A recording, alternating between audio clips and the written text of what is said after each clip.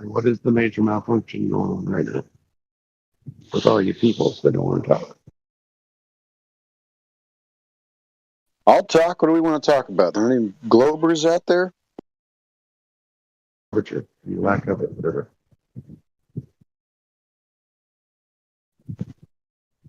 How's my levels? I'm using an adapter for my Type-C cable. Is it all right? I had someone Leveler? message me like 15 minutes ago and say, "Do you want to have a flat Earth debate?" And that's why I was in the check-in room. I was like, I was trying to get him in here. It was Aardvark. Did he message any of you guys? Aardvark? Negative. Yeah. Well, I mean, I see he joined the server. I mean, I checked. Well, maybe he'll get back with. Maybe he just Wants to debate. patience or whatever. But He wants to debate about what? flat Earth. What's there to debate? Well, I mean, I guess we'll have to find out if he ever, jumps in here. So, Aardvark, if you're listening, get your ass back in here.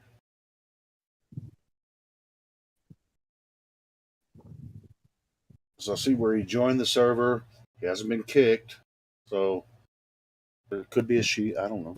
He or she. That's the only pronouns I use. Yeah. I mean, some people deserve the pronoun it, but, well, not because of a good thing there. For the sake of being cordial, I don't call them it. Right. Yeah, that's not usually friendly words. I was just listening to. You guys know who Chris Jericho is? Mm-hmm. A wrestler. Mm-hmm. Yeah, I do. Yeah, have you ever seen? He's been. He has a podcast and he talks about I guess he talks about a lot. I don't know what he talks about, a lot of stuff, but he has David Weiss on there. He's had him on there a few times. He just had a new interview with him, and I was about to jump in here and play that interview if nobody was going to talk. But if you guys want to listen to it, we can just listen to it while we're waiting for some Globies to jump in. Yeah, sure. Why not? Right, cool. Yeah, I listened to like the first 10 minutes of it. I was like, this is pretty good so far. And yeah, and Chris Jericho's he's pretty popular all around the world. People that love wrestling, man, they like Chris Jericho. But his podcast is pretty cool. It's pretty popular. So fun to hear, someone like that. No, I know. I was just curious. Talk about flat Earth. Have you ever listened to any of his interviews with Dave talking about flat Earth? Good stuff, man.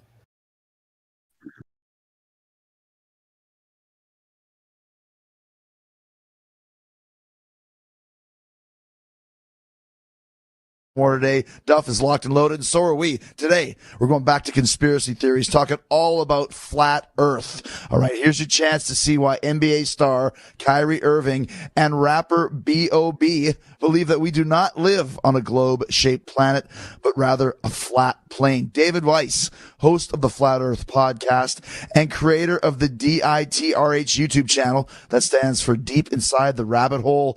He is here with us. I heard him on Keeping It 100 with Conan. David is here to debunk common arguments about globe-shaped planet Earth, explain all the research he's done that points to the Earth being flat, and he offers some explanations as to why mainstream society does not embrace the flat Earth understanding like he does. He also wants to make it clear that he's not a member of the Flat Earth Society, and he'll tell you why you shouldn't trust their information either. David Weiss is talking about Antarctica, solar eclipses, the North Star, circumnavigation, and even the way airplanes fly as proof that we live on a flat Earth. It's all about science, and he'll explain that as well. David was actually a skeptic about flat Earth, as I'm sure many of you are, most of us are, and he spent years trying to prove that the Earth was a globe, and he failed in all his pursuits. All of that research led him to the understanding that we do indeed live on a flat Earth. So let's get into this flat Earth understanding with David Weiss right now. Okay, so something that's been intriguing me for a while, and I've heard a lot about it, especially over the last few years, is the concept of the flat Earth and then the flat Earth society. So I'm with kind of an expert in the field, maybe the top expert in the world of flat Earth. Is David Weiss here, calling from New York, like you said, a nasally Jewish sounding guy from New York. Well, thanks for including that in the show. But it's interesting to me the whole concept of this. And I know there's a lot to talk about and a lot to get into, but do you find that over the last few years that this whole, I guess, theory to some, reality to you, has kind of hit in the mainstream in a lot of ways? Oh, it is expanding amazingly. Every time I'm on the phone with customer service, I was just on with AppleCare. At the end, I asked him a question. I said, "Is the Earth flat or round?" And he said, "It's flat." So it's getting out there. People are asking questions.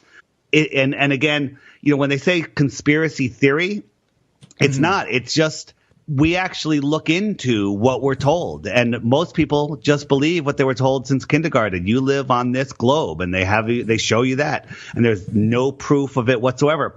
I'm with you and all of your listeners. It sounds insane. But that's just because we've been indoctrinated into believing the utter nonsense of the globe. Well, and the thing is, too, like I said, like our show here, we talk a lot about this, and I am on the other side of the fence when it comes to like something like the moon landing. I don't believe that it really happened the way that they say it did. So it's not like I don't believe this theory. I just don't know a lot about it. And like you just mentioned, everybody's starting to talk about this now. Now, David, how did you get involved with this whole situation? And have you believed this for years, just recently? Go ahead. Yeah, I'll answer that. I've answered it before. Belief is the enemy of knowing, and people just believe what they're told because we're trusting human beings. We want to trust what authority tells us. We want to trust people. It's our nature. But we've been lied on such a level that even people that are awake have a hard time dealing with it. And the way I came across it, I did a podcast called Deep Inside the Rabbit Hole for 3 years, a weekly podcast, 2 hours an episode, where we discussed all the different deceptions that were happening in the world. And in the third year, a couple people started sending me flat Earth stuff, and I refused to even watch a 1-minute video. Utter nonsense. I even banned them from our social media. I ignored them. And then one day, speaking with another prominent researcher, she said, for all I know, with all this deception, we could be living on a flat Earth. And I was like, what? And that's when I started to dig in. I said, I'm just going to debunk this, make this go away. And if you truly look into what you believe about the globe, you will find out that it is nonsense. Well, and what kind of brought you to that? Because you're talking about how we grew up this way, and of course we've been told our whole lives that the Earth is round, and you've seen the pictures of it from space and all that sort of thing. So what kind of led you to believe that what these people were telling you was completely the truth? I tried to, for quite a while, tried to disprove it. I was trying to get this out of even a subject to talk about because it's ridiculous. But as you look into it, everything, there's 3 categories that things can fall into. Works on a ball Earth, works on a flat Earth, or it could work on both. And there's many examples. But what you will find is nothing falls into the only works on a ball Earth basket. We're told by Bill Nye, the scientism guy, that here are the proofs that we live on a ball. Ships going over the horizon. Right. Gravity. But all of those things have been disproven. We were all shown that 3-masted ship going over the horizon and it disappears from the bottom up. That was a very deceptive video. As each time the video cut, the camera was lowered. And when you go into the distance, you do lose the bottoms of ships and the bottoms of buildings and the bottoms of mountains in the distance. But that's because of an atmospheric phenomena, and we can prove that. It's not just us saying that. We have like a time-lapse video of across a bay, across a big lake, and you can see the beach and the buildings, and throughout the day, the beach disappears, the buildings disappear, and then it goes back to the beach. It goes up and down just due to temperature and humidity levels. Okay, but if you're talking about, let's say, like the sun setting, or the sun, when you watch a sunset on the beach, for example, it slowly goes down beyond the horizon as the world turns. That's kind of the way that that you would see this? So you believe that when you watch the sunset, you're falling over backwards at about 1,000 miles per hour, which is almost double the speed of sound. That's what we believe. It's everywhere, and it's literally brainwashing adults and children to believe in this heliocentric nonsense. The sunset. Now, again, everyone that's listening to this, have a pen or your computer or your iPhone, whatever, and I'm going to give you places to go, videos to watch, because you shouldn't believe anything I say. You have to check this yourself. And when people say, oh, it's on YouTube, let me tell you something. YouTube is not an information source. It's just a platform. It's a platform that has everything on it, and nonsense and real stuff. It's just a way to share information. So you're asking about the sunset. Yeah. It has to. It's difficult to do on a podcast, but I'll explain it the best I can, and I'll tell you where to go to watch some videos. When you look up at a cloud, imagine there's a white fluffy cloud above you, and you have to tilt your head back, and you look straight up at the cloud. Now watch that cloud go off over the water into the distance. At about 20 to 30 miles away, that cloud is almost indistinguishable from the horizon. If you drew a line from your eyes to that cloud, from your point of view, it would be a parallel line with the ground. Sure. Can you see that? Yeah. But imagine if somebody was standing under that cloud and can see that line. They would see a line from 20,000 feet in the air sloping down to your eyes in the distance. Mm-hmm. So it's a completely different way to look at it. So when the sun, our local sun, is above the earth, just as it appears, it travels in a circle, just like the moon does. They're the same size. They're very close. As it goes away, that line of clouds in the distance becomes what I call a cloud horizon, or an atmospheric horizon. You can only see so far until the atmosphere becomes opaque. And as it goes past that, it gets eclipsed. Mm-hmm. And there's some videos. So first thing to write down is my YouTube channel is DITRH. It's just the initials of Deep Inside the Rabbit Hole. And there's a playlist on there called Sunsets. And if you watch a bunch of those videos, you'll start to understand how your eyes work, how perspective works, and how the angular limit of your eyes is. When something is right in front of your face, it has a wide angle. You're seeing it maybe at a 45 degree angle. As it moves into the distance, it gets smaller and smaller and smaller. When that angle becomes less than 0.02 degrees, it's invisible to the human eye. And that's how things disappear, on the horizon. The sun is just getting eclipsed by the cloud horizon. And just another thing, it's that is actually this is the most complicated part of flat Earth. The rest is simple. People say that the sun remains the same size as it moves away from you. Therefore, they say that proves the ball. That's nonsense. 99% of us, when we see a distant sunset, we're seeing it over water mostly, or where there's lots of humidity in the air. And as the sun moves farther away, it gets bigger in magnification, atmospheric magnification, but it's getting smaller due to perspective. So it's kind of like a delicate dance where it looks like it remains the same size. However, in the winter in the north, if you notice, the sun is actually bigger for the last few hours of the day, mm-hmm. versus in the summer for the last few hours of the day. And that's just because it's farther, but it's being magnified more. Again, wrapping your mind around this is difficult, but if you focus, they've indoctrinated us in school not to think. They just have us read and repeat and not think for ourselves. And that's how we've gotten into this mess. So you're saying it's almost like an optical illusion if you're talking about a sunrise or a sunset? It's not an optical illusion. And again, this is for you heliocentrists out there. You're not going to like it when I say this. The sun is not a physical object. The sun that we see is a reflection. It's a projection of the real sun. And we see it relative to our own position. You remember how the moon and the sun used to follow you in the car as a kid and your parents told you were an idiot? Yeah. Well, you were right. It does follow you. Like if you and I were on a beach during sunset, a half a mile apart, you would see the sun's rays across the water coming right to your feet, mm-hmm. and I would see it coming to my feet. And I would see the sun in a different position than you do.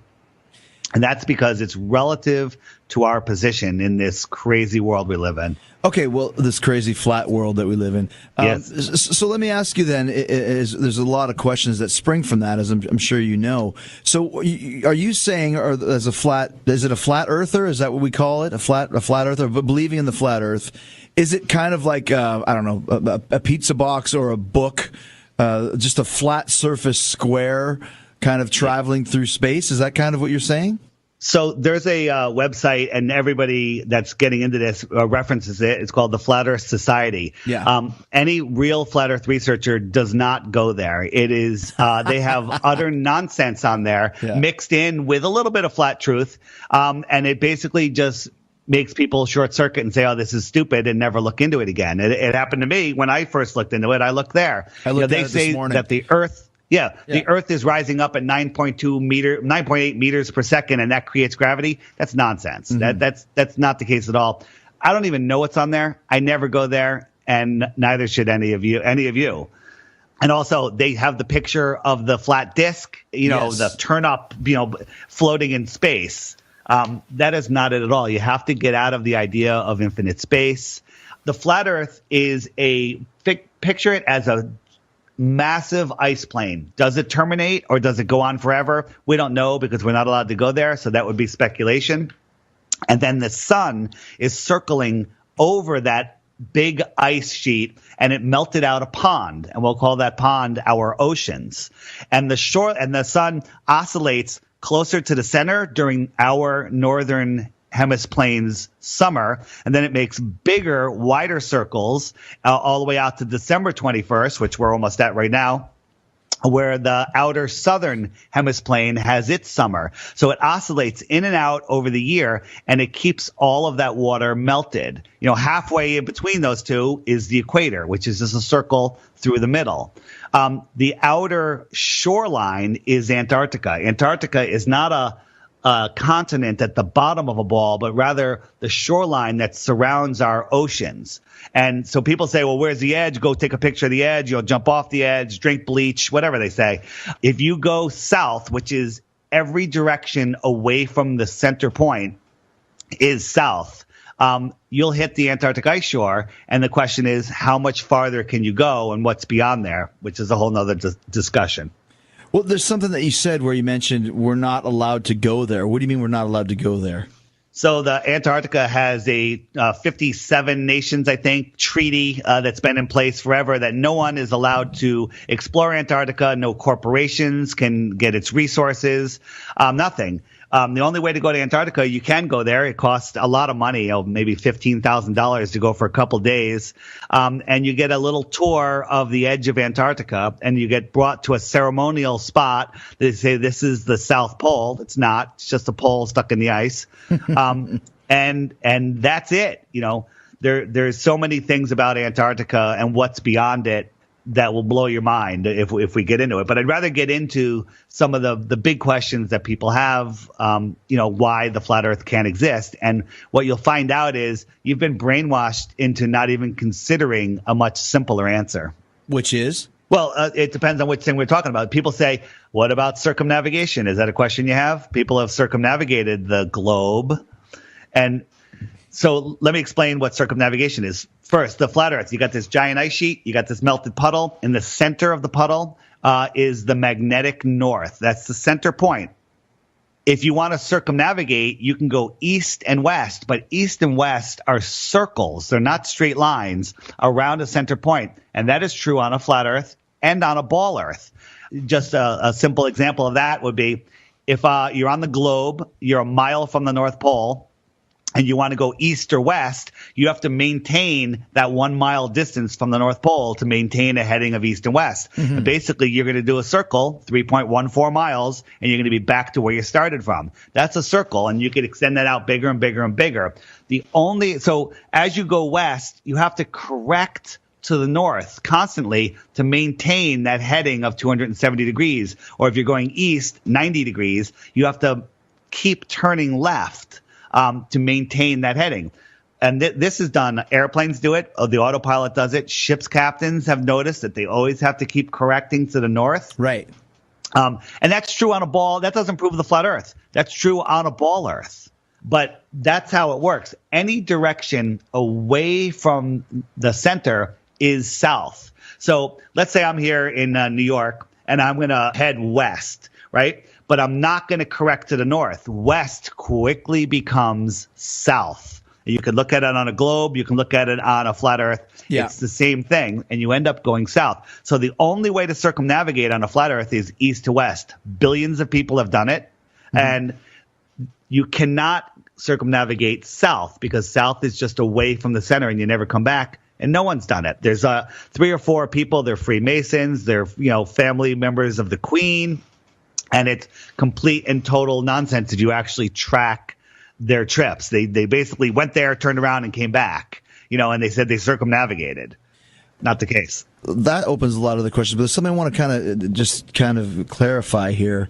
When you mentioned that, I said, what is this, kind of like a pizza box flying through space? You said you have to get rid of the idea of space. Are you saying this is kind of like just like a dimension that we're just on one flat plane and there is no space around us? Or how are you justifying that? Yeah, there's that. That's a really big question there. And to understand it, our world is a flat plane.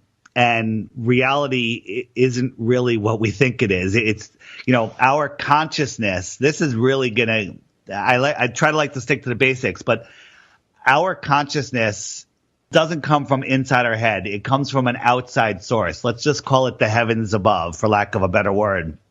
And we're having this physical experience in this physical world. It's a realm, a flat realm, and it's surrounded by a toroidal field. Again, explaining this on a radio show makes me sound like a lunatic. There's a great video that if you really want to jump into it, it's on the Sage of Quay Radio Hour channel on YouTube, and it's called The Cosmic Egg. Mm-hmm. Watch that, your head will explode.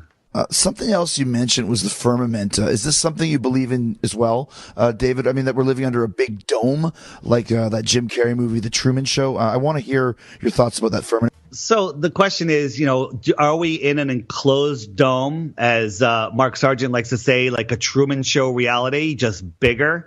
Or, is it a glass dome? Is it, is it water? Is it an energetic dome that we just can't get through? Or is it an endless plane that possibly has other puddles or other surrounding rings of civilization? The answer is we don't know the answer, but there's a lot of evidence saying that there is some sort of enclosure.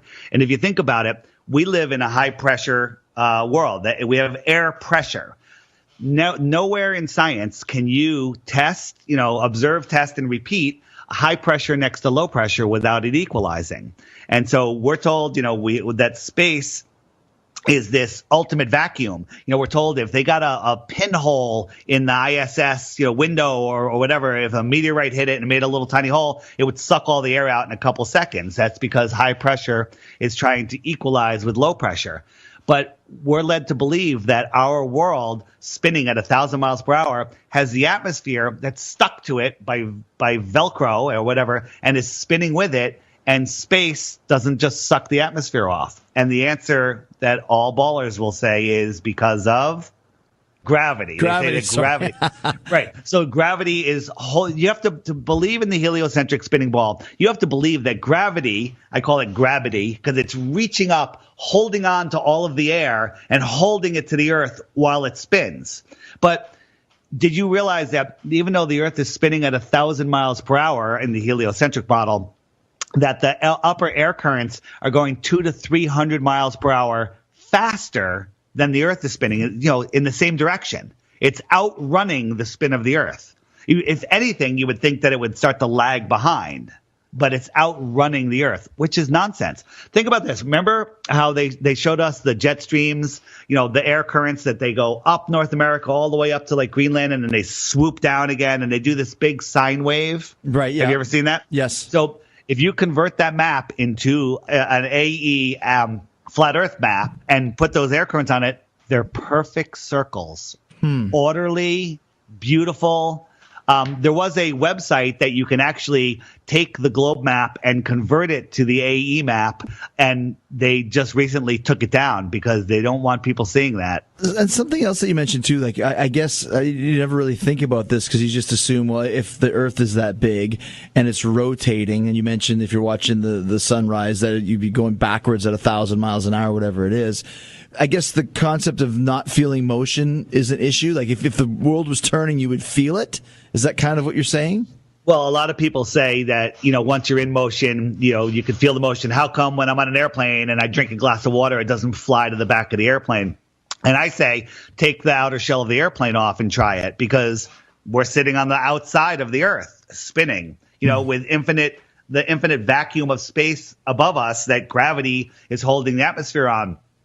If space is a vacuum, like they tell us, you shouldn't be able to drink through a straw because your lungs are creating a much lesser vacuum, and you can pull liquid and air up and away from the Earth. If gravity was holding it down, you wouldn't be able to do that. Wow, this opens so many questions and thoughts. Right. I guess kind of another just basic question is, why would we be told these things from birth that we live on a ball if we don't? Yeah. That is the big question, and the answer is so incredibly powerful once you finally come to realize it. And it's because the ruling elite families that know where we live do not want us to realize our true potential. We are not just these random specks of dust that a monkey farted and here we are. Mm-hmm. We are incredibly powerful spiritual beings, and I don't want to scare people away by saying that,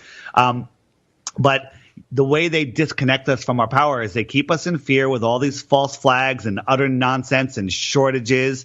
They keep us locked in a prison. We live on a ball. There is no more. Imagine there's so many reasons, but imagine with all of the nonsense that's going on in the United States alone right now, if you found out that there was other lands out there with other people that you've never even heard of, without tyrannical governments that you could go to and live in freedom, do you think there would be a mass exodus? There's a book called that you can't find anymore.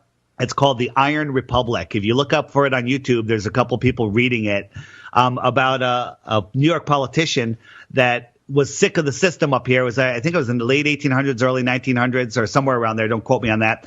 And he got a boat and a crew, and they went to Antarctica, and they found an opening in what he thought was the continent. And they went through, and they came out into this other ocean, were lost for months, and then they came across another land, and a boat came out to meet them, and the guy said, "Where are you from?" And he said, "We're from the America." And he goes, "Well, you're at the Iron Republic." And the guys on the boat said, "Where is that?" And he said, "It's equally distant from the Antarctic ice wall that you are, but we're just on the other side." And it's a whole amazing short story about their adventure out there. So it's like, instead of space holding these other possible races and species and all this other stuff, you're saying it could be in our own world here, just outside of the wall of Antarctica? So right now they're pushing the big alien agenda. They're brainwashing the crap out of us to believe in aliens and stuff. I mean, we're supposed to believe that extraterrestrials are traveling billions of miles, light years. We'll talk about light years in a second, coming here and then crashing in New Mexico.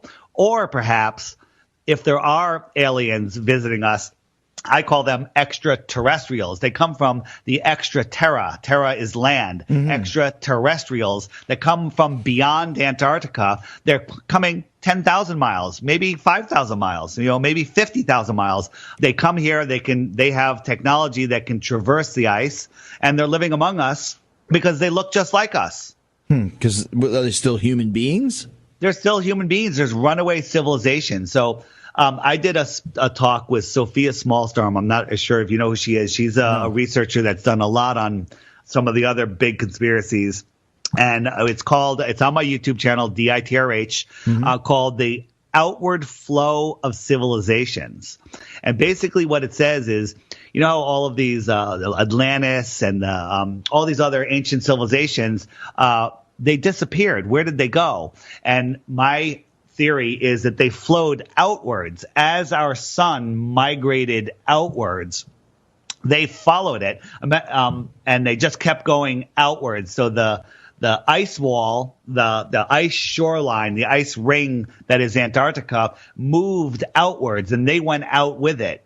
And there's core, they do ice core samples in Antarctica, and they're finding tropical climates, tropical past below the ice. So these people moved out with that ring. The center ring moved out, and these civilizations are in these different rings. Again, it's hard to visualize it, but I have a video talk with the images. It's called The Outward Flow of Civilizations, and it's on the DITRH YouTube channel. Okay, but so let's say you're talking about, like the tides and the ocean waves and that sort of thing. Wouldn't that be dictated by the moon in the sky? Yeah, that I'm just writing a note to remember to talk about light years. Okay. So this is the official story is if you imagine the globe in front of you and the moon above it, and we're told that the moon pulls the water on the top part of the globe towards it. Wherever the moon is, we'll just call that the top. It bulges towards it. But there's also another high tide on the bottom of the globe, and that's because the moon is also pulling the Earth up and away from the water that's below it. I mean, that should sound utterly ridiculous, but that's the official story. When in fact, the reason that there's tides with salt water and not fresh water is because the tides are caused by an electromagnetic, for lack of a better word, tug of our electric sun and moon system. And they pull the water as it moves around. And the reason that we have bigger tides when the moon is full is because that's when the moon is powered up. Think about this. We have a new moon, which means it's just not lit up by the sun's reflection, but it's still there. Why isn't the tide just equally as big? Because the gravity's still there. It's the amount of energy that the moon is producing, the electromagnetic field. And I jump forward here. The moon is not reflected sunlight. The moon is its own light. Next time you see the full moon, take a good look at it, and you'll see that the light is even all the way around it. Right. If it was reflected sunlight, you'd have a hot spot, you'd have faded edges. It's not the case at all. So you say the moon is a light source unto itself? Yeah, it is, but I believe, and I don't have proof of this, but there's lots of evidence that the sun is like a giant Tesla coil, and it is lighting up the moon. So depending on the position of the sun, the moon is getting that electricity and lighting up, just like a Tesla coil would light up a fluorescent bulb. Okay, well, what about, for example, a few months ago we had a total eclipse. Isn't that the shade of the Earth kind of coming across the moon and the sun? Again, just anytime you come up with one of these things that you think proves the Earth, just think back and say, who told you that? And it's Bill Nye, the scientism guy. Well, our school, when you grew up in school, right? Well, yeah, but they tell you that. So think about this. We're told that a lunar eclipse is when the Earth comes up in between the sun and the moon when they're opposite each other. So a lunar eclipse can only happen when there's a full moon. That is the case. But there's been over 50 documented eclipses where the observer can see the moon well above the horizon on one side and the sun well above the horizon on the other side. And that eliminates the Earth as the cause of that shadow, and I'll put shadow in quotation marks. To make it worse, the shadow, the darkening of the moon, comes in from the top, not from the bottom, when it would have to come in from the bottom if it was the Earth. So then, Bill Nye says, we know it's the Earth because only a sphere could make a circular shadow. Well, that's, again, nonsense. If you just take a light and a ball and put the light on it like it's the sun, and take the edge of a book or anything, straight edge, and put a shadow on it, and it's a curved shadow on a ball. And I'm not even saying, by the way, that it's a shadow that's darkening the moon. From a straight edge, from a flat Earth, from a ball Earth, it has nothing to do with the Earth. Are you calling him Bill Nye instead Bill, of Bill Nye, the scientism guy. Yes, scientism is a religion. Of course. You know, by the way, flat earthers is just an easy way to say flat earth researchers, people that actually look at what they're told and do tests. We love science, but science has been hijacked by a religion called scientism. And that's when a guy in a white lab coat tells you something and you don't check it out. Everything that they tell us about the Earth, you can't prove it. The scientific method, observable, testable, repeatable. There's none of that in globe Earth thinking. Okay, and what about the pictures of the Earth that we've seen from space? I love how you're laughing at all these things. Obviously, these are all questions that you've been asked and probably asked yourself. But every science book, every scientism book will show pictures of the galaxy, including the Earth and all these other planets that are in it. Right. NASA provides us with lots of pictures and images, and they'll tell us about them all the time. And the Himawari 8 satellite sends us a picture of the Earth every 10 minutes with real-time weather data. It's amazing. One thing they won't send us is photographs, a photo or a photograph. NASA will never use that term, photo or photograph. They'll send us images and pictures, okay? Those are not photographs. On my channel again, DITRH YouTube, there's a video called showing how they fake planets. If you just Google, Earth from space, just look at it. They're paintings. They don't even match. They have the USA is twice the size in one of the pictures as it is in another. We recreated the Earth in Photoshop, and it looks better than NASA's picture, to be quite honest. And then the Himawari 8, we found the NASA server. They have this open, unlocked server file where they have radar weather data. They have the blue marble flat depiction painting. You put it in Photoshop, you wrap the weather data around it, and there it is. There's a real-time picture of Earth, but it's a picture, not a photograph. So you keep talking about NASA. Is NASA behind this as well? The only purpose for NASA, the saying is, the only thing NASA has put into space is your imagination. And NASA was here, and it was put into existence with when they discovered. I think it's when they discovered that there is a barrier in Antarctica. So I think it was 1957. That's when the Antarctic Treaty came in. That's when NASA, right around that time, was created. And they told us about the Van Allen radiation belts. Right. That we can't get through them, although we sent guys to the moon 6 times during President Nixon's presidency. 6 times. They said, we're going to the moon. A year later, we sent guys to the moon, and to today, we can't send a guy into orbit. Right.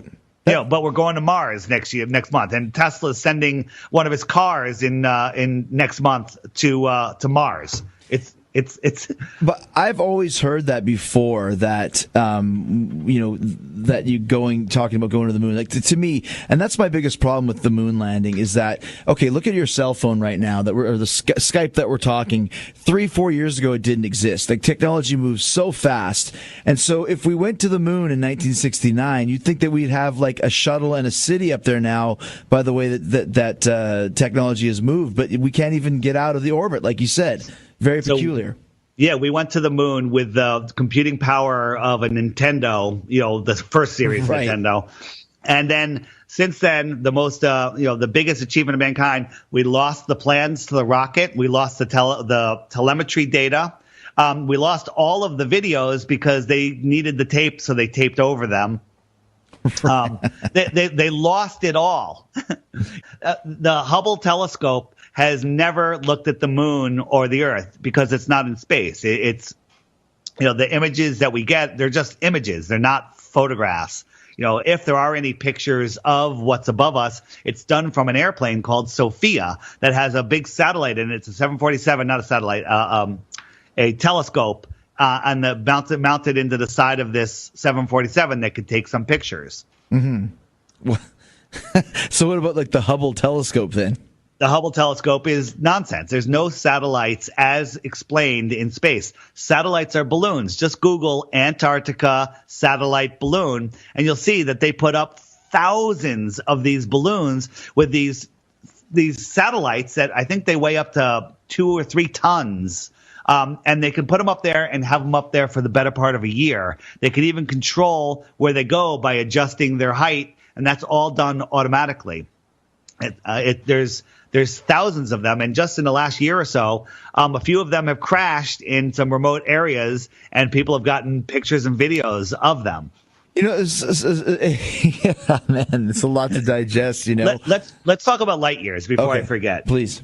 So we're told that there's other suns and planets out there that are light years away, hundreds of light years. Okay, let's talk about what a light year is. The sun, our sun, we're told we've seen the scale model. And if you think about one of those blue gym balls, those big yoga balls, that's the sun, and the earth is a pebble right next to it. Make sense? Sound about right? Sure. So imagine you're on that pebble, and I have the sun literally just an inch over the pebble, and you're on the Earth pebble, and you look up. The sun is going to fill the entire sky. Agreed? Agreed. Sure. It's the entire sky. So now we're going to move it to its stated distance of 93 million miles, which is 8 light minutes away, and it reduced from the entire sky, horizon to horizon, to the size of a dime held at arm's length. Agreed? Yes. So you're holding a dime at arm's length, looking at it, that's basically going to cover the sun. So it reduced that much in that 1 unit of distance. If I doubled that distance, how small would the sun be? Make it better. If I 8 times the distance, could you even see it? Well, in theory, no, right? Right. And that's 1 light hour. Okay? 8 times the distance is a light hour. I'm not even talking about a light day. Week, month, year. We're talking hundreds of light years. Nonsense. And if you get into it a little farther, light has the inverse square law where it has to get 4 times the amount every time you half the distance. It's utter nonsense. You wouldn't be able to see it. Light doesn't go for billions of years, endless, even through empty space where there's nothing there to block it or whatever. Light is an energy wave, and as it goes into the distance, it spreads out and it peters out. And that's part of the reason why we have day and night. We can have nighttime. There's another video on my channel. It's called Day and Night on a Flat Earth, I think, but that'll help you find it, where at a certain time of the year, at a certain latitude, you can look forward in one direction and it's daylight, blue sky, and look backwards, it's pitch black. Yeah, sure. Yeah. But that's just because light doesn't go. And also, again, I'm blowing people's minds up here because there's a million questions. Yeah. Daylight and sunlight are not the same thing.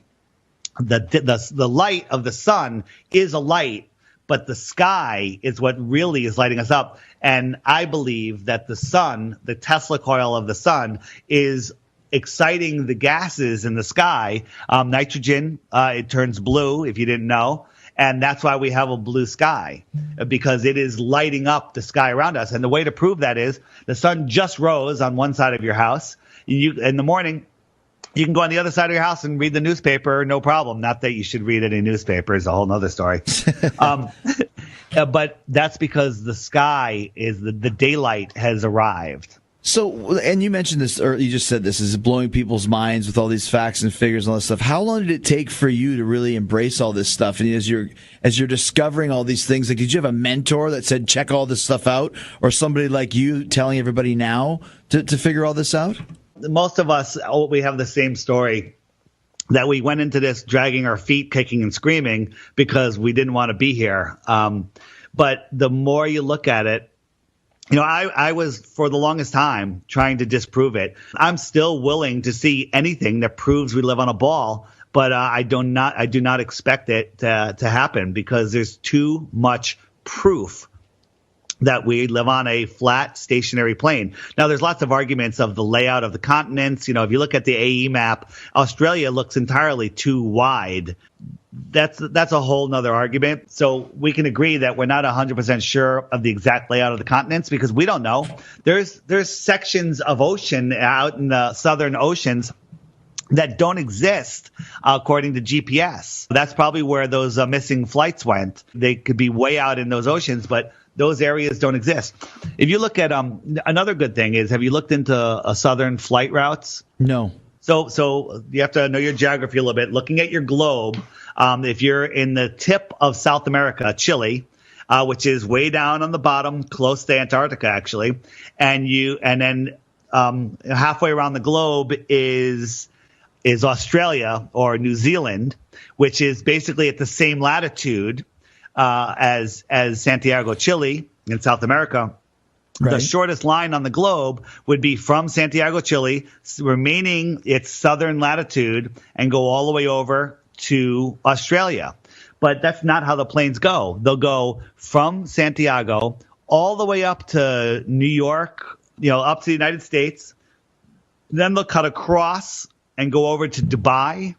And then they'll dive back down all the way to Australia. This big, giant U or V. Mm-hmm. And we all taught, the shortest distance between 2 points is a straight line. And the reason that they do that is if you put that line on a flat Earth map, it's a straight line. And airplanes fly level over the Earth plane, not air globe, not sea curve, sea level, airplane. Words have meaning. So you're saying that they specifically don't fly that way because it would prove the existence of a flat Earth? No, the routes that they take doesn't prove the flat Earth. But if the Earth was a ball, why wouldn't they just go there or just jump over Antarctica and come out on the other side? Shortest route ever. Right. Instead, they go way up into the northern hemisphere, all the way across, and then back down. I think like 90% of the people live in the northern hemisphere. It's some way offset number. Traveling in the north, flight routes make perfect sense. You can go straight line. You can take the northern route. No one goes over the North Pole, but they go close to it. And you can go they call it the Great Polar Route, and you can go over to China or to any Indonesia or wherever, or you can go east or west and get there, making a circle around it. But nobody has ever gone over Antarctica because it's not at the bottom of a ball. Wow. Okay, so if you're in the sky, though, the horizon is curved. No, that's another thing. Everyone says, "Oh, the horizon is curved. They can see it from an airplane." What you're seeing, there's a whole bunch of things. One, airplane windows have a curve to them, so that'll throw you off a little bit. But let's say you have a straight window. The horizon always rises up to your eye level or just about your eye level. But the problem is when you're at altitude, the horizon doesn't quite make it to eye level because the atmosphere basically blocks out the remaining distance that you can't see. And when you have enough atmosphere, like if you ever been to a mountainous area where you have mountain after mountain after mountain that you can see, each one gets lighter and lighter and lighter until it becomes blue sky. And it's just because you can't see it through all of the particles in the atmosphere. You with me? Mm-hmm. Yeah, I got you. Yeah.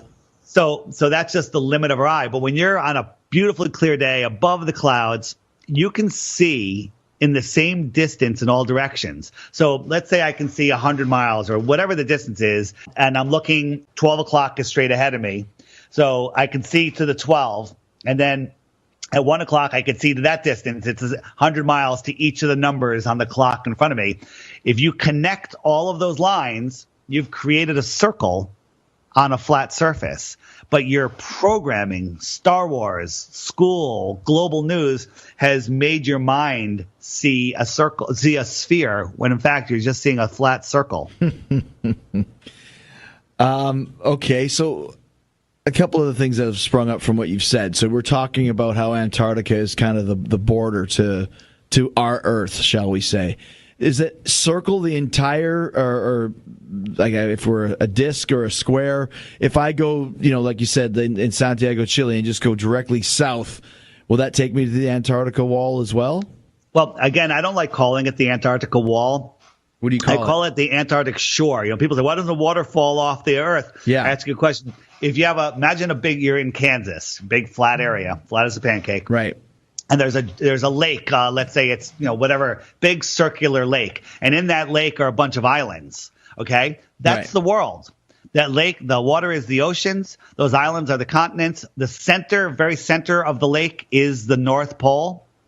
And you could sail all around those continents. You could sail clockwise. You can sail counterclockwise. That's east. Clockwise is west. Right. And then you could sail away from the center or any straight line from any point will eventually be going south. And what will happen if you keep going? you'll hit the shoreline of the lake. The question I ask is, why doesn't the water fall off the lake? I guess because there's no edge, because it's not an edge. It's just the end of the ocean, and Antarctica is the shoreline that holds our oceans in. Our sun doesn't get out far enough to melt that. So now you get up and you get your dog sled and you start going, you keep going straight.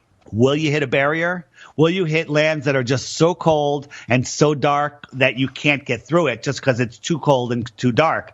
Or is there a barrier? Or will you come across another thermal pocket with its own sun? Don't know the answer. Well, no, because we've never been there, like you said, if that's Correct. the case. So is there some influential people that believe this as well? Because you would think, let's say, if all it would take is a Richard Branson or somebody like that with the money to go, we're going to Antarctica and we're going to go past this kind of crest or shoreline or whatever you want to call it and just keep going and see what happens. Yeah, so that, again, the flat Earth is the biggest secret of the elite. This is the most important thing to keep us depowered. We'll get into that at the end. Richard Branson, Tesla, all of those guys, these guys are either completely robotic morons, that have been brainwashed, or they're just in on it. I kind of think that they're just in on it because there is no other space programs. NASA it controls the minds of the world as far as space travel. There are some bigger names that know the Earth is flat that cannot come out, because if they come out, they lose everything. Mm-hmm. There are people within the elite that want this to come out, but again, they're not speaking out because they'll lose everything.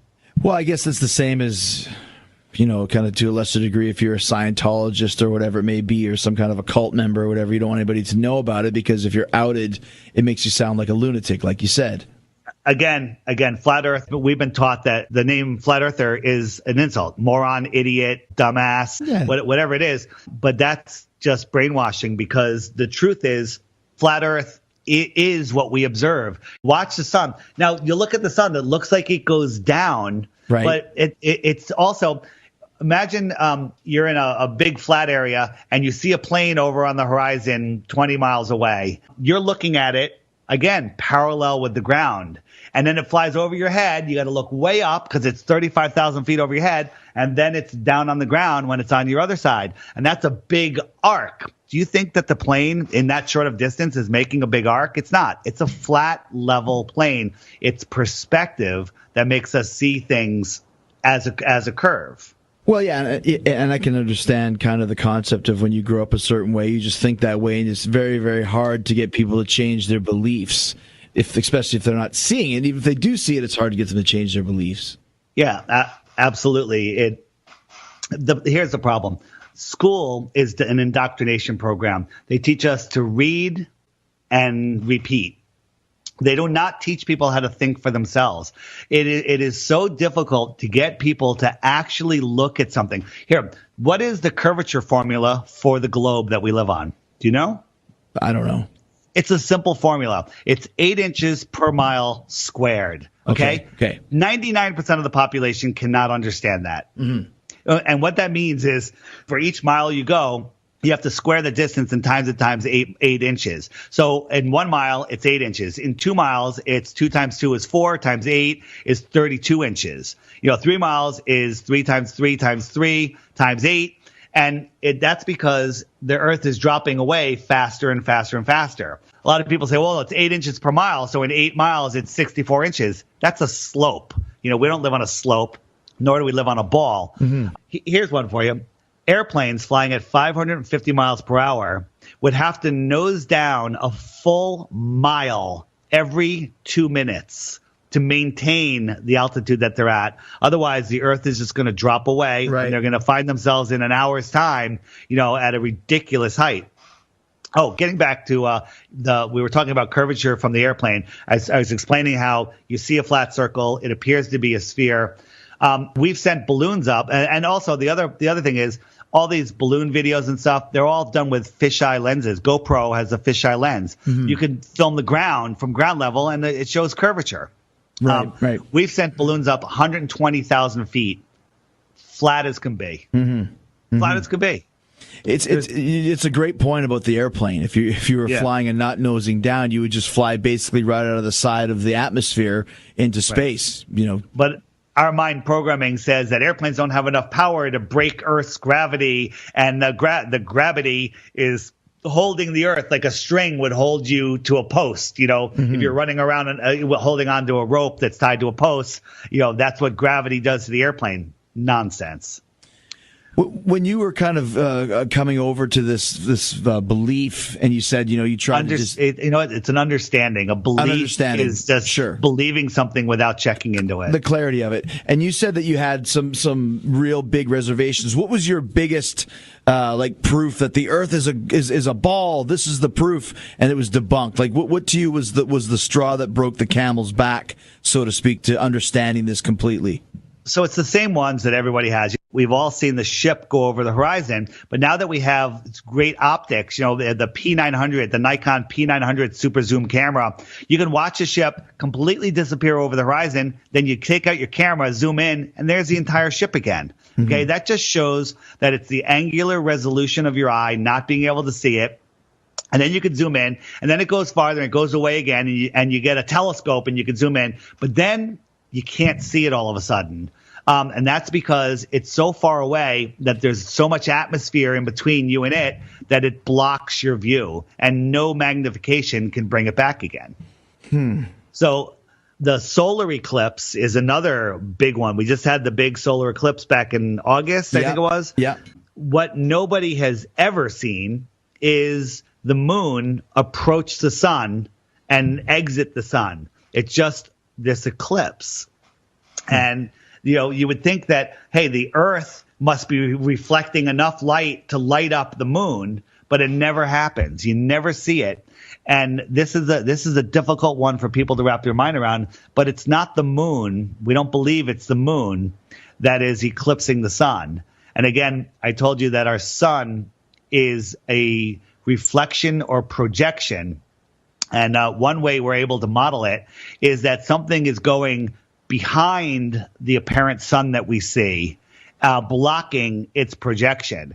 Again, there's another video on my channel called Our Projected Sun Eclipse or something. You'll find it in the first, 20 videos. Oh, by the way, all the videos on DITRH, they're all under 5 minutes, right? I made it easy for our fluoridated, vaccinated, GMO'd brains to understand.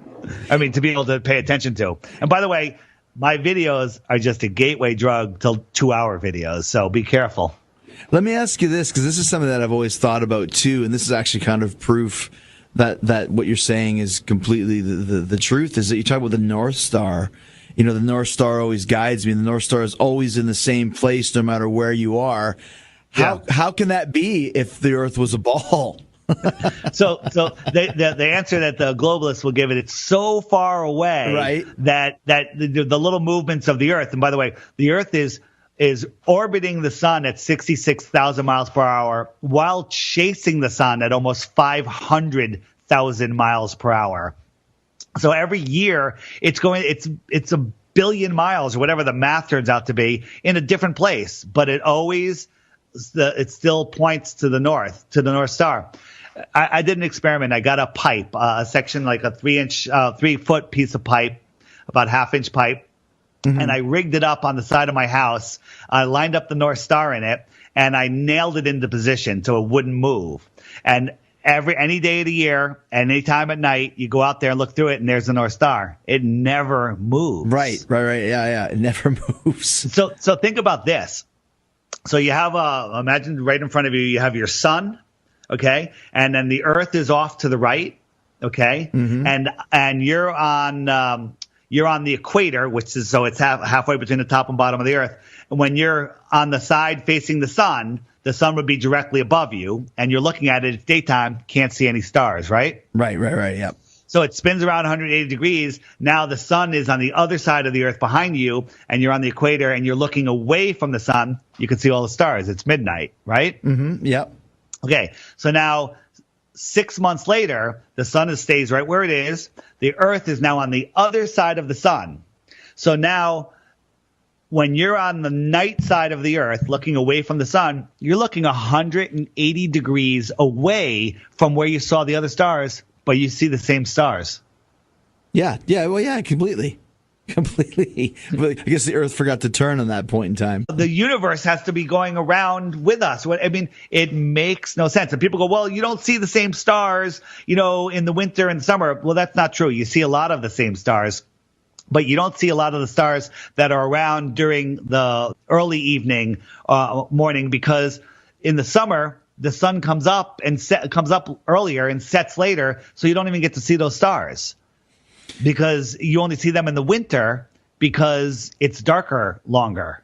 So when you have all these evidences and all this proof and everything like this, David, so what is your overall mission? Are you trying to educate the world into this? Do you think there's a chance that people will believe what you feel is the truth? Chris, this is a crazy world. The stuff that the elite are doing is beyond what even an awoke person can deal with. And if people realized that we lived on a flat Earth, which has a lot of implications, it would end their power. It would end their ability to rule over us. Because I have some good news for everybody. You have free will. And the elite can only rule over you if you agree to it. And they have a rule, and it's called, it has to do with free will, where they have to tell us what they're doing. They do it through predictive programming. They do it in movies. Twin Towers, take it, Mean Gene. With one goal in mind, to defeat, or should I say demolish the Twin Towers? Or should I say demolish the Twin Towers? They tell us what they're doing, and that way they can say, oh, well, we told you, you just didn't understand. And they all the false flags that happen, they tell us ahead of time. I grew up, I'm a science guy, astronomy. I loved it. We evolved and we're here and we're random specks in an infinite universe.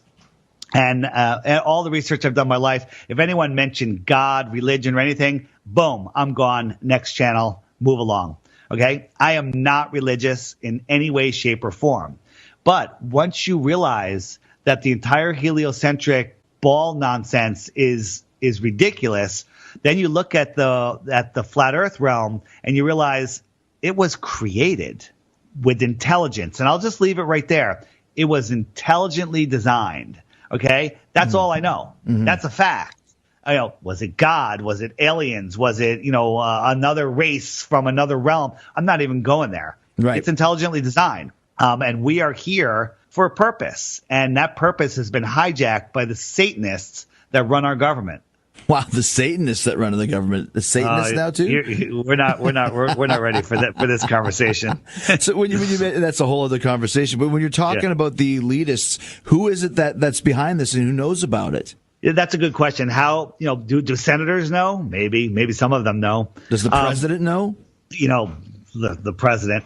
The president is either a hopeless puppet that's sold out for their position. Mm-hmm. I'm talking about all the presidents. Sure. If you say, Republican, Democrat, that's left arm, right arm is the same monster. It's the same thing. Either they have no power or they know, or they've literally sold their souls and ended up in this position for a purpose. They orchestrate everything. They know years in advance. 9/11 was orchestrated in so many movies beyond any doubt that it could be a coincidence. The Economist magazine, how they always have those crazy covers that are predicting the future. Mm-hmm. So I think it's in 1978. They had one that said 2017 will be the year of cryptocurrencies, the year of digital currency. That was before the internet was even invented. Right. Here we are with Bitcoin. And here we are. With Bitcoin, It's insane. All of this stuff is orchestrated. You being in the pro wrestling, we spoke about this the other day. Is where we had was it Hulk Hogan and Randy Savage, where they were the mega powers? Yeah. And they were fighting the Twin Towers, which was, I think, Big Boss Man and Hakeem. Yeah. Hakeem. They were the big towers, and they were going to make the towers come crumbling down and the announcer says, "Are you going to continue your terrorist attack?" Right? and the Twin Towers are going to crumble down, and they made these hand motions. I mean, that is predictive programming. That's not a coincidence. Wow, I mean, this is a lot to bite off here, David. And like I said, I mean, if this is all true and this is all, like you said, this is an understanding you've come to, are you now an enemy to these people? You know what? It doesn't matter whether you're an enemy or not. It matters if you're in fear, because if you're in fear, then they own you. They can take you. But if you're not in fear and you remain grounded and clear in thought and spirit, I don't believe they have any effect over you whatsoever. I've even tested it out with run-in with the police, and I held my rights. They wanted my ID. I said, I don't have to give you my ID. And then I kept asking them if they were detaining me, and they let me go. You didn't have to give them your ID? Isn't that kind of a... No, you don't have to give your ID unless you're being arrested for something. Oh, cops don't like that sometimes when you know your rights. Well, I held my own, and in the end, he respected me. In the end, he gave me like a look like, good for you. Right. And it was amazing. And meanwhile, my buddies that are watching this, their jaws are falling out of their mouth. They're like, they would have bent over and taken it. Sure, of course, of course. Just a couple last things here. I wanted to just ask you about something else that I was kind of reading about. You kind of mentioned it was talking about the Antarctic Treaty, and that's kind of a treaty between countries to protect the wall, shall we speak, the shore, shall we speak. Protect the lands of Antarctica. There's the story of Admiral Byrd, who flew over Antarctica and found a continent that was bigger than the United States that no human has ever set foot on. I don't know if that's if he's part of the story, if that's part of the disclosure, or if that's slipped out or not. But when have you heard 57 plus countries agreeing on something forever, where there's tons of resources? There's oil, there's coal, there's all sorts of stuff down there. Precious metals and who knows what else. When have you ever heard, that many countries agreeing on something? And it can't even be discussed until 2040. So 2040 is when they can release the reports and release the evidence and the proof? No. 2040, you can start discussing, like Exxon could say, hey, we want to go down there and get oil. So governments of 57 countries are down with this and know what's going on? So here's the thing. Governments, wars, they're all made up. The Cold War with Russia, how many battles were there? Well, none. Zero. None. There was none. No, it's all right? fake. Yeah. They're all in this together. It's, America is the military wing. London is the financial wing. The Vatican is the religious wing, and they're controlling the whole world. All of these wars are to get the Rothschild central banks into every country. There's only, I think, 2 countries left, which is Iran and Syria. And that's why they're dying to get to war with them, but they can't until we give them permission. Just like 9/11, we gave them permission to go invade all those countries. They couldn't have done it without our permission because they need us to consent. Wow. All right. Yeah. So last question. What's your statement to people about all this? Is there kind of a mission statement that you say, like, get your head out of your ass and see what's going on here, or? Yeah, that is a good one. Get your head out of your ass. The whole thing, conspiracy theory, that was a name that came up by the CIA came up with that just to discredit anyone investigating anything. They've hijacked it. What's the word I'm looking for? It's not conspiracy. It's whatever. It'll come to me. Yeah. Again, don't believe anything anybody tells you. You have to go check it out yourself. You have to look into it, and you have to get rid of the brainwashing. The top 21 questions that you have are in a video called A Stranger's Guide to Flat Earth, 21 Questions. You can just look for that on YouTube. A Stranger's Guide to Flat Earth, 21 Questions. Watch it. It's 45 minutes long. It answers your top 21 questions, and then you can do your research from there. Because believing in the globe, once you understand what you believe in, you'll wonder how you ever believed that before. Well, I think a lot of it is, like you said, because that's the way that it is, and that's the way we were brought up, and that's just you don't question something like that. Why would you? You know what I mean? Yeah. The other thing is, how can so many people keep a secret? They couldn't even keep a blowjob secret in the White House. With Clinton. Again, another nonsensical event. We don't know how many people know. I think it's a pretty small number, but I think there's also plenty of people that know what's going on with the world. And once you realize where we are, who we are, and what we are, I could understand how these elite look down upon the masses and like cattle, like they don't really matter, because it's a weird world we live in. It's a construct that is far different from what we are taught. Well, it's absolutely fascinating food for thought, David. And like I said, you mentioned about 10 other things that we can talk about, so we have to definitely meet up again and talk some more stuff. But thank you so much, man. And the Flat Earth. Let me throw in one more thing. I do the Flat Earth podcast, available on SoundCloud, iTunes, everywhere else. The Flat Earth podcast for an hour of audio, or it's a little over an hour. If you want to listen to that, my YouTube channel. There's Jeranism, which is another great channel for longer videos. It'll blow you away. Just research. Also, the Facebook page, the Flat Earth Podcast Facebook page, just go to the videos on that page, and you'll find that the top videos that will answer all of your questions. And Flat Earth is Jericho.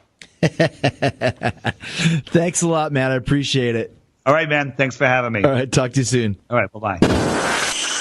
Thanks to David Weiss for the fascinating conversation. So much information to get you thinking. And whether you believe it or not, I like having guests like David on because he believes it. It makes for a great story and a great interview and a great guest. And like David said, it's more about questioning everything for yourself and not just believing everything that you're told. So check out his podcast, The Flat Earth Society. Flat Earth Society. What? God Man. no. Come on, Normie. Get your shit together. We can't do it all for you. You got to do some of this by yourself. Jeez. I really enjoyed listening to that, what I heard of it. David is the man, bro. I really like listening to the dude talk. Obviously, he's highly intelligent. Yeah, anybody still there?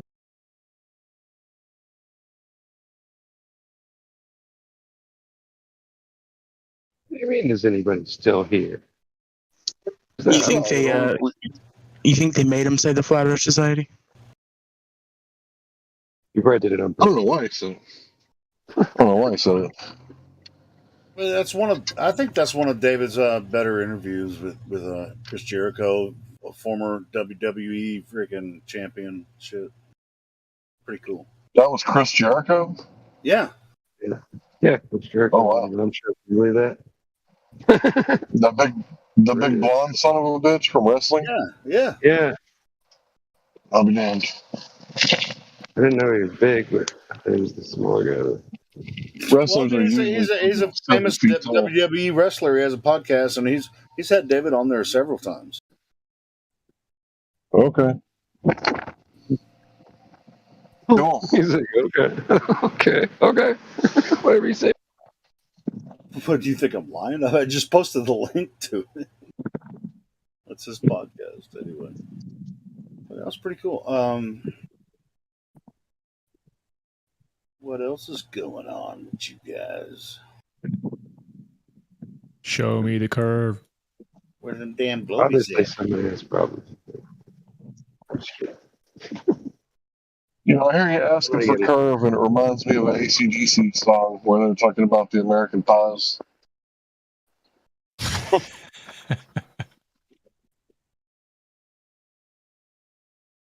The girl's got that bubble booty over here. Bubble booty.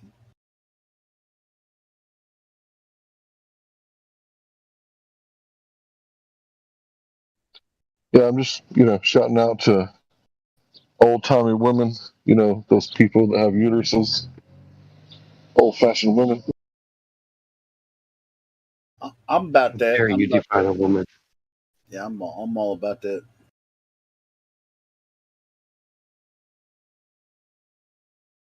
Oh, careful.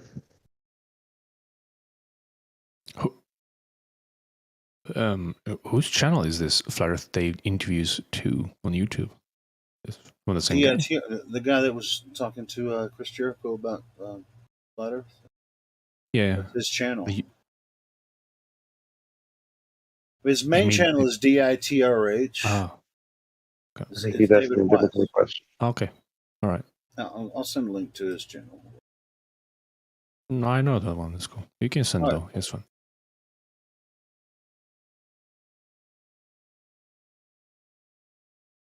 Yeah, that's David Weiss, man. That's his channel. He's been doing this for longer than I have. He's like triple OG. I was following him before he came across Flat Earth.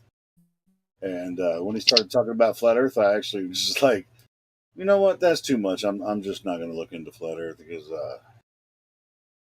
I was all about a lot of his other stuff. When he started talking about Flat Earth, I was like, nah, I'm gonna look for something else because this sounds really dumb. And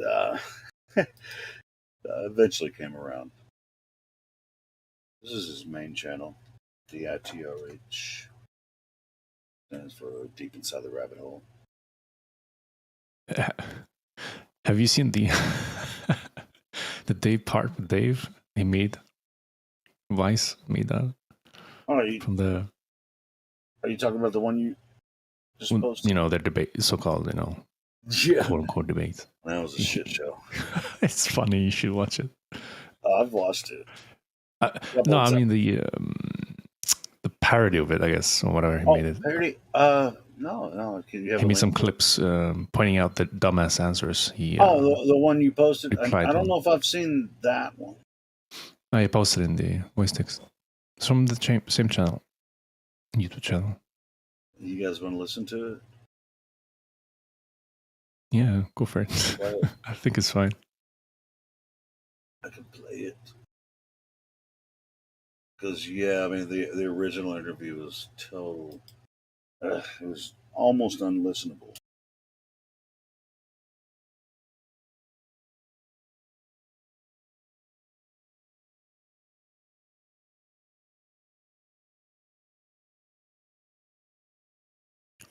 The bot is muted. Yeah, the bot's weird. Hold on, let me do this. Yeah.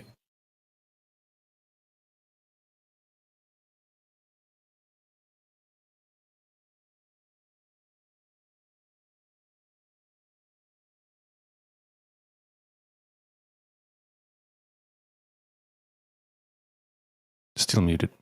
What the? Just right click. Oh, okay. Yeah, I know. Right click and unmute it.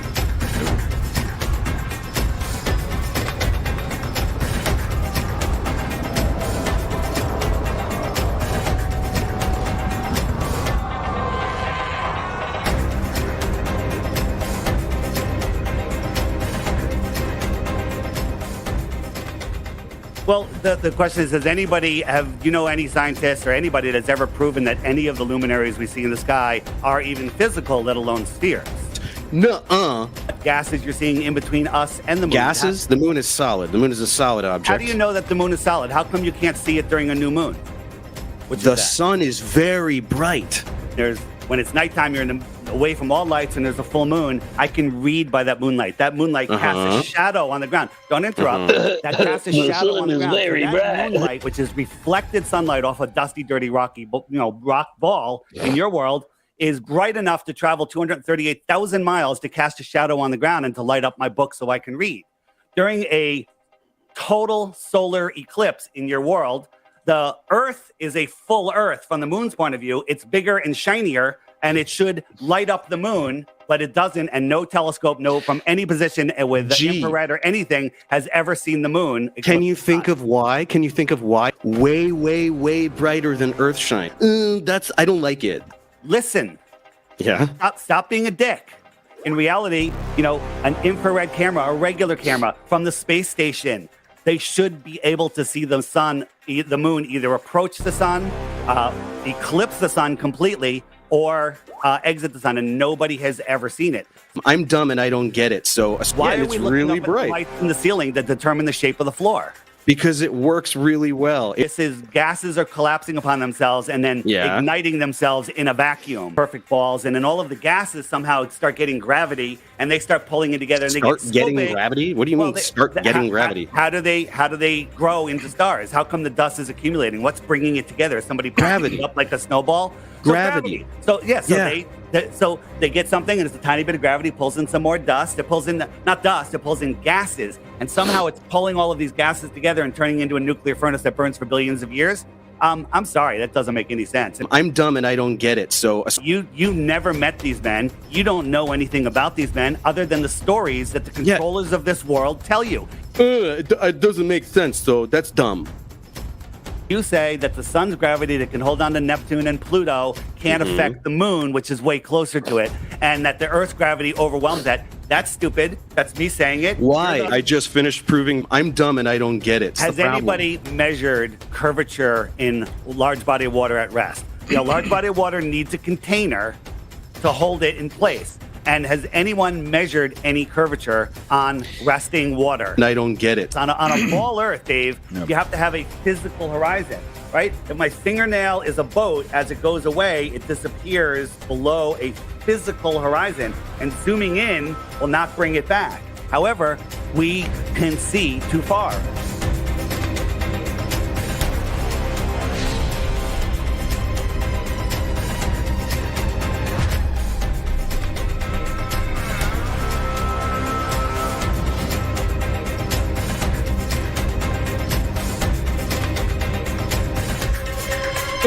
It doesn't make sense, though. That's dumb.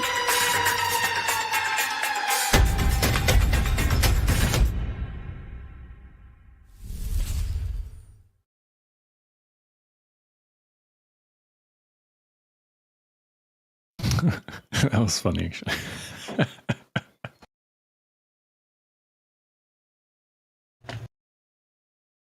Well, there you go, folks. That's a professor for you. No arguments. You're done. Well, he's not Only a done. professor. He just calls himself Professor Dave. Exactly.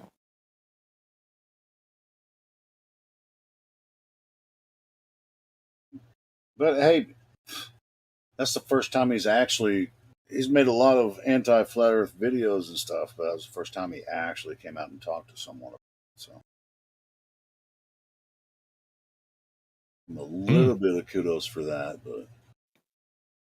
but he proved exactly what he's going to do every time he talks to anyone like us. You know?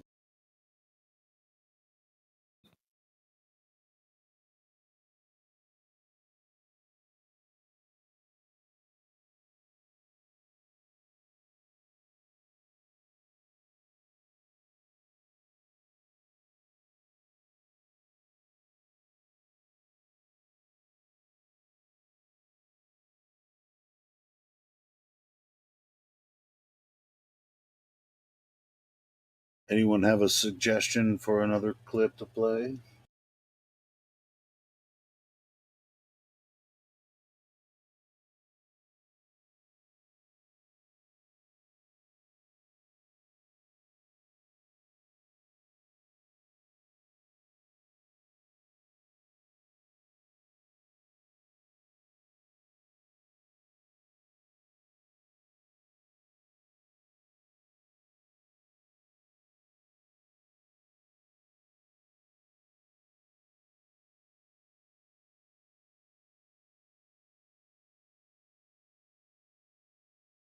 Guys hear that Witsit and Kai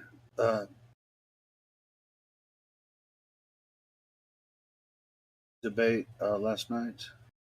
Whatever you want, man. Sounds good to me. Well, I was just wondering if you heard it. Yeah, I think I heard some of it the other night. I mean, I uploaded a video of us doing live commentary while they were talking. I don't know, but it's pretty funny, bro. I don't know if I want to play that or the original. It's up to you. Whatever you think's more interesting. Saturday night, what the heck, right? Unless somebody else has an argument.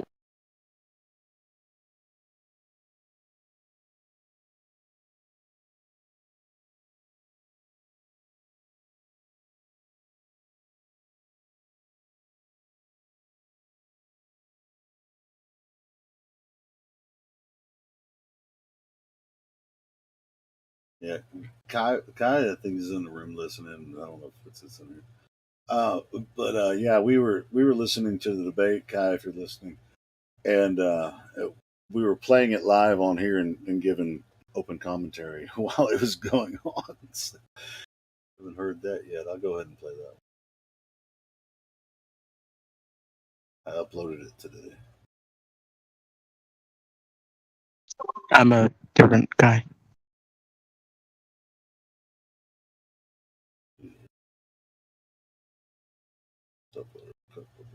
Oh, here it is. Modest.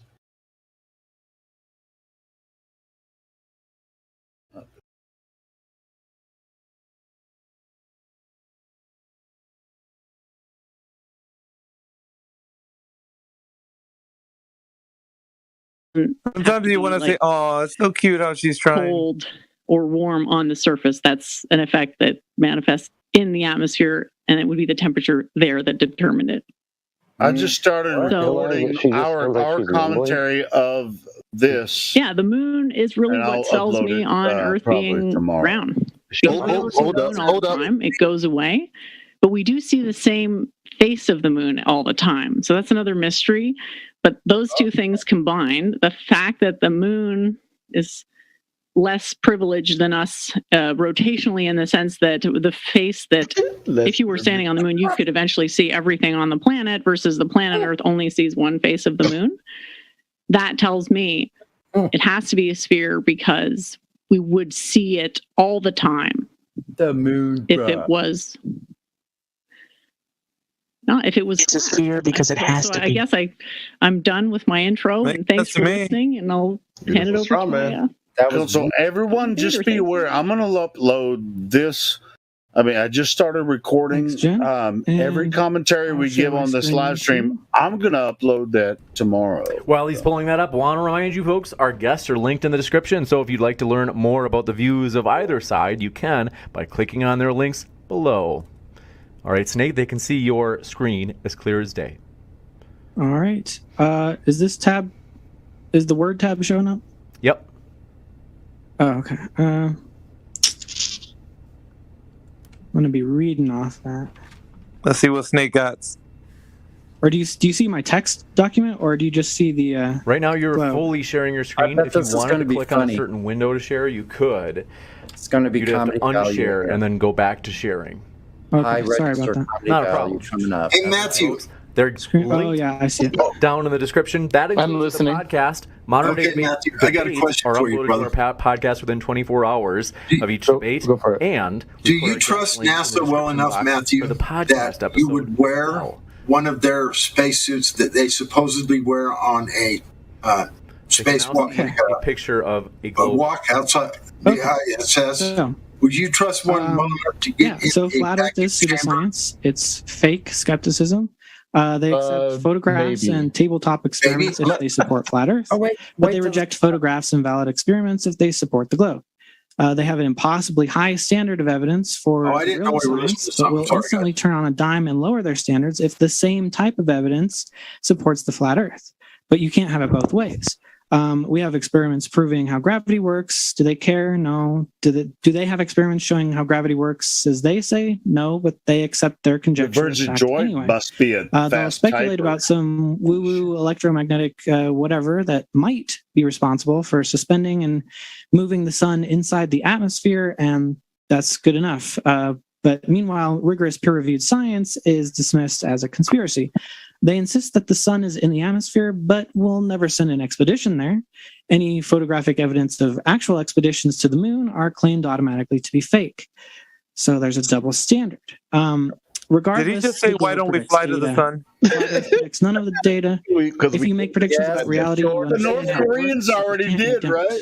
He Flat said Earthers can't even accommodate the data. They're saying that the sun's in the atmosphere, but they never made it. I just want to get a mic check real quick. At all possible costs, because all flat math, if Issa was here, he would like, man, the reason that they flight paths, flew to the sun is because they landed on the dark side of the path of the sun. sun and moon, etc., etc. Mic check loud and clear. Flat Earthers there at night. don't have enough real confidence or practical skill to make a map, let alone send an expedition to the things that they claim are in in the atmosphere like the sun and I wonder moon. if he made a map. Nor will they even try.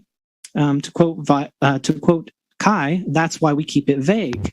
Yeah, you guys aren't trying so it hard doesn't enough to matter go to to the them sun. That's because all the I'm evidence saying. is a After I record, it's all lies, this so they is can just recording, reject it. I'm going to send it. I'm going to send it to Steve. I'm going to send it to Instead of Steve. facing the possibility that they might be wrong. This is terrible. Flat Earther However, Bob Nodell bought a laser gyroscope to prove no rotation. And then he on its measured own, a 15 however, degree per hour it's only rotation, because I and know he dismissed it rather what than could be accept the responded possibility. with. He had no idea what he was I talking need about. Witsit and Flat Kai Earther Jaronism to proved fucking water curvature. bring hellfire down. He dismissed it rather than They will. This is the this is the Globestern in their presentation on this misrepresenting part. what physicists actually say about the subject.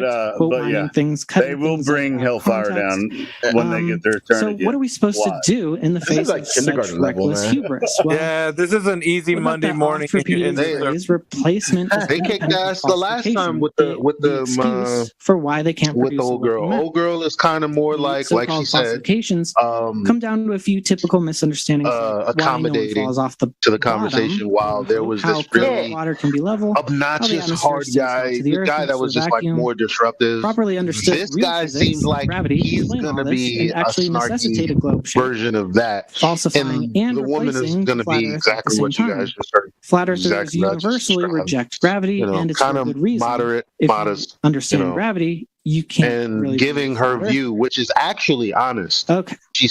I'm saying she's gonna give it. She's honest and ignorant, right? She's honest. And I'm not even. So it's not that. I'm saying she actually sticks to the rhetoric other that than gravity. That's I would like unlike to explain how the stars rotate in different directions depending on the hemisphere because it's not physically possible on any flat plane. Is he just reading a book or something? What is going on? Yeah, this guy's definitely more of a thirdly, the feed you saw for most of this presentation was a dancing around live feed from the Himawari 8 Japanese weather satellite, a non-NASA installation. I think you give us better and flat earthers can falsify it at any time. Just go find weather data that contradicts the unfakeable live feed. This is what you have to do with. They will not do this. Contradicts the and the only other photographic evidence I want to bring up is the photos of water at really hot news information about the globe. Well, somebody got it. And with that, we're going to jump into open conversation. Let me jump into this. Though, folks, as mentioned, a lot of juicy debates coming up that you don't want to miss. For example, at the bottom right of your screen, I'm pulling up this new one. Are trans women women? It is going to be a controversial one between Vosh and Dr. Bogardus. Next month, do yourself a favor, don't bother. Hit that subscribe button. With that, we're going to jump into Steve open conversation as mentioned. Thanks so much. He has a heart for this, but otherwise he wouldn't do it. I mean, okay, you keep on talking about experiments, so I think Kai has a question. Yes, we have a question for Taylor. So Taylor, what are the 3 constituent parts of a scientific experiment? Well, you're looking for a specific answer, so why don't you tell me?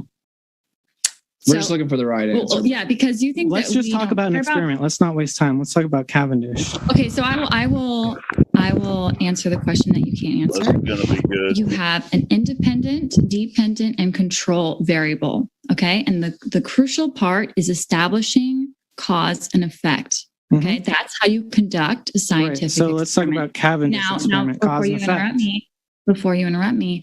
So when we're talking about gravity, that means you have to, if gravity, space-time has to be the independent variable, you have to be able to manipulate the independent variable. And that is not what the current science, which is actually pseudoscience, is ever doing. So no, you don't. That's just a lie. So let's talk about the Cavendish. Cavendish wasn't trying to prove gravity, but go ahead.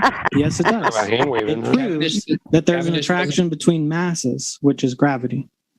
Cavendish wasn't trying to prove gravity. It doesn't matter what he was trying to prove. It matters what the experiment shows, and the man Cavendish is irrelevant. So what does the experiment show? It shows an attraction between mass. End of story. No, it doesn't actually. Yes, it's actually very inconsistent. End of story. So are you claiming that you always get the same results? No, that's the point of experiments, is you can repeat them. Right, as less than a 10%. Sometimes the experiments have errors. There's a torsion element to it. Some people get the torsion element wrong. Okay, so but Can't have the string have any torque in it. Do you agree that if you do an experiment 10 times and then you only get the right result one time and you dismiss the other 9 to user error and just cherry pick the one out, that's not actually science? Mm-hmm. So 99% of the time you get the same answer, and it's mass attracts mass. That's incorrect. Which is How did he get also been super. How did he get that from what Winston just said? Wait, I want to hear it. I want to hear it. I want to hear it. No, Cavendish was not overturned by Einstein. They still use that experiment. Newtonian physics. So you said mass attracting mass. That's saying that gravity is an intrinsic property of matter. That's Newtonian physics. It was superseded in 1915. Gravity is no longer considered an intrinsic property of matter. That's fine. There's still an attraction between mass. Well documented if you just research it. I can pull up some academic quotes for you if you would like. There's not an attraction. I remember you mentioned something about a stationary plane and a dielectric plane. Would you? Yeah, where's the experiment for that? Wait. Before that, would you like to concede that? Absolutely not. You're lying right now. That is a experiment that absolutely shows attraction between mass and mass. When you put two heavy masses next to each other, they will always be attracted to each other, and you can take out the many variables. That's what the torsion bar is for. You take out the variable of spin and torque. You better hit them with the electromagnetic, anytime you put the whatever magnetic force is stronger. They will attract each other. You can hit them with it right now. God damn it! The other way. You can put the masses on the other side, and it will immediately be pushed to the other side. Yeah, but we don't want. Okay, again, you're just saying that, but I've actually researched it in depth. It does not consistently work. The real problem, I'll just go ahead and cut this off. You're lying. I'll go ahead and cut this off at the head for you, man. You didn't control for the variable of electrostatics, which is 10 to the 39th power stronger than gravity. So even if it was consistent, which it objectively isn't, the attractive force there that's objectively and measurably there is 10 to the 39th power stronger than gravity. Can you rebut that for me? Yep, because you can you can test for that by the actual physical answer there, if you want to get technical, is that gravity acts over 1 over r squared. Falls off as 1 over r squared, and electromagnetism falls off as 1 over r cubed. So what you see is exactly what you'd expect, but you have to interpret it correctly. It's a question. Why are we even able to stand up? I mean, let's, Oh no, she did. No, wait. Basically, what they're saying is that we this big globe and we're sucked into towards the center of it because it's so massive. Lady. And then the question becomes, well, why aren't we just a big flat pancake on the ground sizzling? And the answer is because we have electrostatic torsion holding us standing up. I mean, in a way, it's a bit of a miracle that we're able to stand up and ambulate so easily. Anyone's trying to program a robot to walk. Invite her to a dinner party. She doesn't. I've never heard anybody say that. She doesn't. I'm being a bit hyperbolic here, but just so you know, the electrical gravity torsion, equilibrium point, that's exactly what you would expect. It's just that when the gravity force is 1 over r squared versus electricity is 1 over r cubed. So in very close distances, electricity is much stronger. Over longer distances, gravity is stronger. But that's just a balance point. That's called a begging the question fallacy. So we're actually disputing that very thing. He just invoked Newtonian physics, which is over 100. You're lying again. So are you saying Einsteinian physics is mass attracts mass? That is an observable fact. Whether you're Einsteinian physics or not. Does the theory of relativity say that mass attracts mass? No. No, but it doesn't falsify it necessarily the Newtonian. Now she's about to contradict herself. The theory of relativity doesn't say the sky is blue either. Okay, so what you're saying is that you were trying to prove a gravity that was proven to no longer work in your model, and it had to be updated to the theory of relativity. It didn't have to be updated. Mass accelerates towards mass. Mass no longer was not overturned by Einsteinian physics at all. It doesn't matter if it's electrostatic or not. Mass accelerates towards mass, whether it's electrostatic or not. Okay, yes, I understand. First of all, gravity is the effect of the bending and warping of space-time according to the theory of relativity. That has superseded Newtonian physics. The reason electrostatics is important is because of the debate. Well, you're trying to prove something that doesn't even happen to exist in your model anymore. So irrelevant. No, that's a lie. It exists. If we're going to Gravity discuss exists in gravity, Einsteinian physics. Stop lying. Not mass attracting mass. I want to be sure we hear Mass from Kai. accelerates towards mass, yes. Just do you No, it's not the same something to say, Kai? geometry, man. James. Fuck. All I was going to say is for some weird reason, it's not showing me. Discussing gravity, we need to understand the supposed. It sounds like Winston and Kai are smiling behind what they're No, you saying. only need to know its behavior. This was yesterday. Because it's just like No, but they need they're not even understanding what they're Only need to know its behavior. But this was Here, recorded let's yesterday. ask They this need to question. do So something you said that about gravity's him, been proven which over I and knew over by because that was the same Can you thing that I describe the didn't like difference about between the other correlation debate. and causation? They need to do something about him Causation interrupting, is something that is and caused by he's something saying else. things Correlation is unjustifiably. just appearing And at the instead same of time as explaining to something else in the us data. his position, And how he do you needs to stop him differentiate and between the call two him in the on academic his world? claim. You eliminate variables. You have an So he can independent, illegitimize him control so that he variables. can And the continue key part speaking is to manipulate the uninterrupted independent by this variable peon. and see if it But of course, the dependent. I'm not really a So debater, when they so were I can't really say what studying, You know what's would be really best. cool about this? We're just giving commentary here, listening to it live. what was the independent variable and the dependent? Yeah, I'm variable? just somebody on the sidelines trying to tell Mike Tyson how to box. That's all. No, when they actually. Wow, I don't know how anybody can listen to this. Listen, you guys, y'all gotta take turns. Y'all gotta take turns, please. We say this all the time. It didn't work anymore. They had to update it to Einsteinian physics. Are you not I'm not talking about Newtonian physics. I bodied them the last mass attracting mass is Newtonian physics. And actually, hilariously enough, Newton said, please do not attribute that to me, because the idea that innate brute matter could attract innate brute matter and act on it through the vastness of a vacuum is to me so great an absurdity that no man with competent faculty of thinking and philosophical matters could ever follow. There it is. That was eventual. Why you interrupt so much, bro? Why you interrupt so much? Why do you go waste time so much? Yeah, because he's Just in case Jen has anything to say. We haven't heard use from you in a while. Newton anymore. Do you have anything? Yes, shut him Jen, up. you're muted.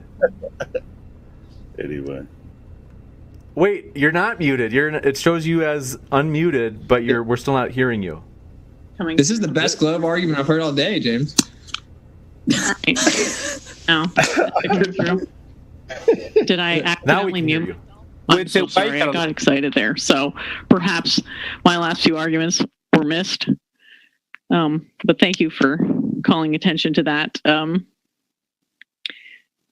I was interested about one of the arguments in your opener, which is just maybe taking a new direction about, you mentioned that you can't see the stars. Now, just to clarify, is the claim there that you can only see stars within the Earth's atmosphere, and once you're like too far, it's blackness or something? What could you refresh my memory as to what the hell is blackness? That's a great question, Jen, because the claim is not consistent. So we'll start with Neil Armstrong. At first, they say that because of the glare of the sun, you cannot see stars because of that. Then he, in another interview, he says that the sky in space is a deep black from the view of the moon, and also cislunar space, which is the space between Earth and the moon. So that is the original claim. Now, that has been updated with recent astronauts that have gone to the ISS. Some of them say we can see stars, whether we're on the sun side or not on the sun side, whether it's day or night, we can see stars all the time. It's the one astronaut said it was so bright because of the stars, it's almost light. But then other astronauts on the ISS say it's a deep black, that there's no stars. So it doesn't stay consistent. We don't actually know the real answer, because these astronauts that have been to the ISS, the same location, have different recollections of their eyewitness testimony, which in a court would be very suspicious and should be treated the same. Yeah, so what's happening is they're just lying again, because they know that they're taking the statements out of context. Above the atmosphere to not see stars anymore? And you will be blinded by the sun. You can look to the right and you will see the blackness of space and stars. It's like looking into a flashlight. You can't see the flashlight, but if you turn to the side, Here comes you can Captain start seeing Answer things again. everything. And you guys know what you're doing. Don Pettit said, we're not lying. We actually just played it for everyone to listen to it, dude. We did more research than you did. We didn't have to read from a paper or anything. So. No, you clipped it out. So Don Pettit said, I'd like to respond. Okay, you call us a liar, but I mean, we played it for the audience. And you need another word. If I wanted to take a page out of your book, I'd take the next minute to blow you about how only the stupidest, dumbest, and most idiotic could ever believe something like that. It's true, but I won't waste time like that. That's what you said in your argument. So no, I described what pseudoscience is. So, when you take clips of people saying, we can only see the blackness of space, and then you take a clip of someone saying, when you're looking at the sun, you can't see stars. He tried to, but this motherfucker you're keeps quote talking. lining, you're taking When they asked what the independent variable was, that was the great question. Because stars, if you don't have that, can't see stars. Then we remove that context. You're not testing your suppositions. It's pseudoscience. Wait. We just played a video, and one of the astronauts says that during the light of the sun, you can see stars, and one says that you can't. So you're wrong. No, because it depends on which direction. No, even during the day. They said even during the day. Right. Which is why you trim the context, because it matters whether you're looking at the sun or not during the day. So if you're not looking at the sun, you can always see stars in space. It depends. Then you would disagree with a lot of different factors. There may be two effects. Are you familiar with something called snow blindness, or it's an effect when you go skiing? Like this, there's a reflection. Oh my God! Bless her heart. Sort of just go to snow blindness. Anyway, there's all sorts of different. Elijah, you need to speak there big time, man. I guess you're probably a bad example. We're just pointing out they have contradictory statements. He's trying to say that we're misrepresenting them. We played it for them. I encourage everyone to go look at it. It's possible that within the atmosphere, there's more twinkling caused by the atmosphere itself. It seems maybe that you're having trouble understanding how there can be an atmosphere. Did you give any thought to what I said last time about the moon being the thing that's holding the atmosphere in place? That sounds wild to me. But it's totally wild because we have to contend with what are apparently contradictory but not contradictory boundary conditions or binding. Oh, she's getting a little saucy. Yeah, that's a bit saucy. The speed of light is 3 times e to the 8, so that's like 3 with 8 zeros meters per second. Step aside with it. Let Kai handle this. Very fast compared to the speeds that we're used to. It's a global. Sorry, go ahead. Global conspiracy, but they can't get their story straight somehow. Stop self-projecting. Yeah, our story or the astronauts who literally say you cannot see stars. Okay, and these are just a few of, there's so many of these clips. They say you cannot see stars in space. It's called a hostile witness, bro.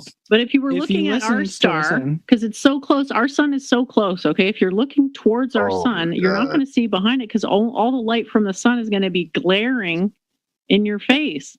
Then Don Pettit literally said, even when they're looking at the sun, they still see stars. You can see all of them. That's what they're saying. Said when it's daytime. So.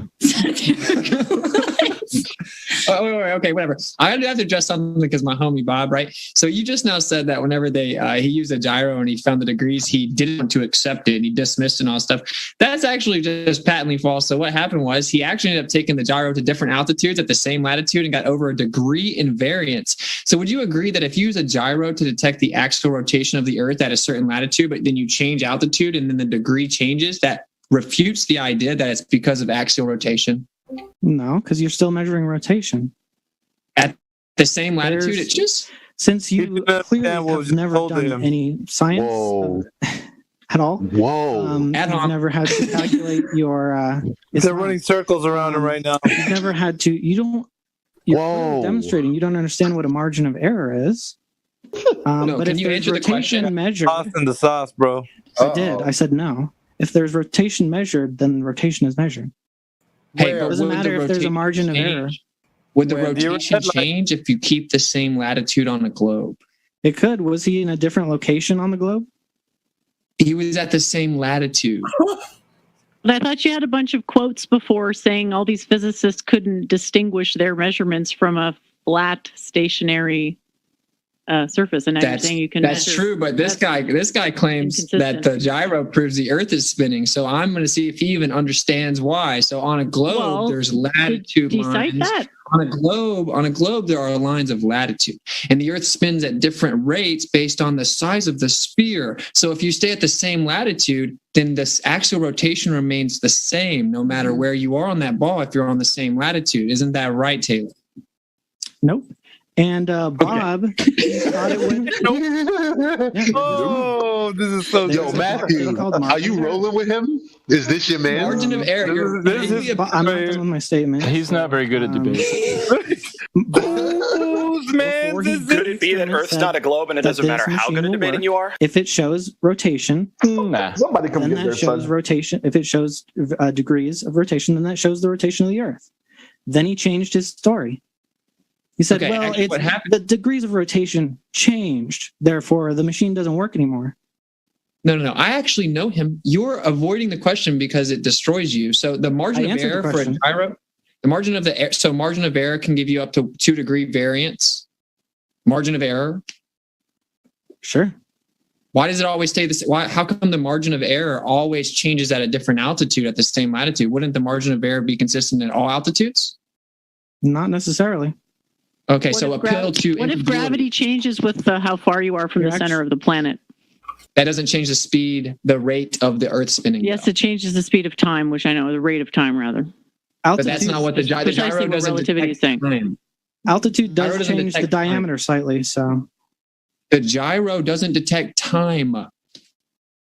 So try again. I said nothing about time. Okay, so here's the deal, man. What you're saying that he's lying. The truth is that the gyro, right, a ring laser gyro, I didn't say he's lying. It uses the Sagnac effect, okay? It was discovered by a dude named Sagnac. He says it's a vortexual movement in the ether. Now, he was not aware of that at the time. He said, this is interesting. We have 15 degrees. It doesn't look good right now. So then he kept looking into it. He decided to test it further. Actually, a professor told him an idea that you can test to see if it's the vortex of the ether moving or if it's the Earth moving by keeping a certain latitude but changing altitude. When we did that, it changed over a degree based on the altitude. That debunks that it's because of axial rotation. So you make up the ether, even though that was disproved. Okay. So you can't respond to my point, man. So yeah, he's not responding. We can move on. You're invoking a magical field to describe how your experiment failed you. No, I'm not invoking a magical ether field. Is a magical field.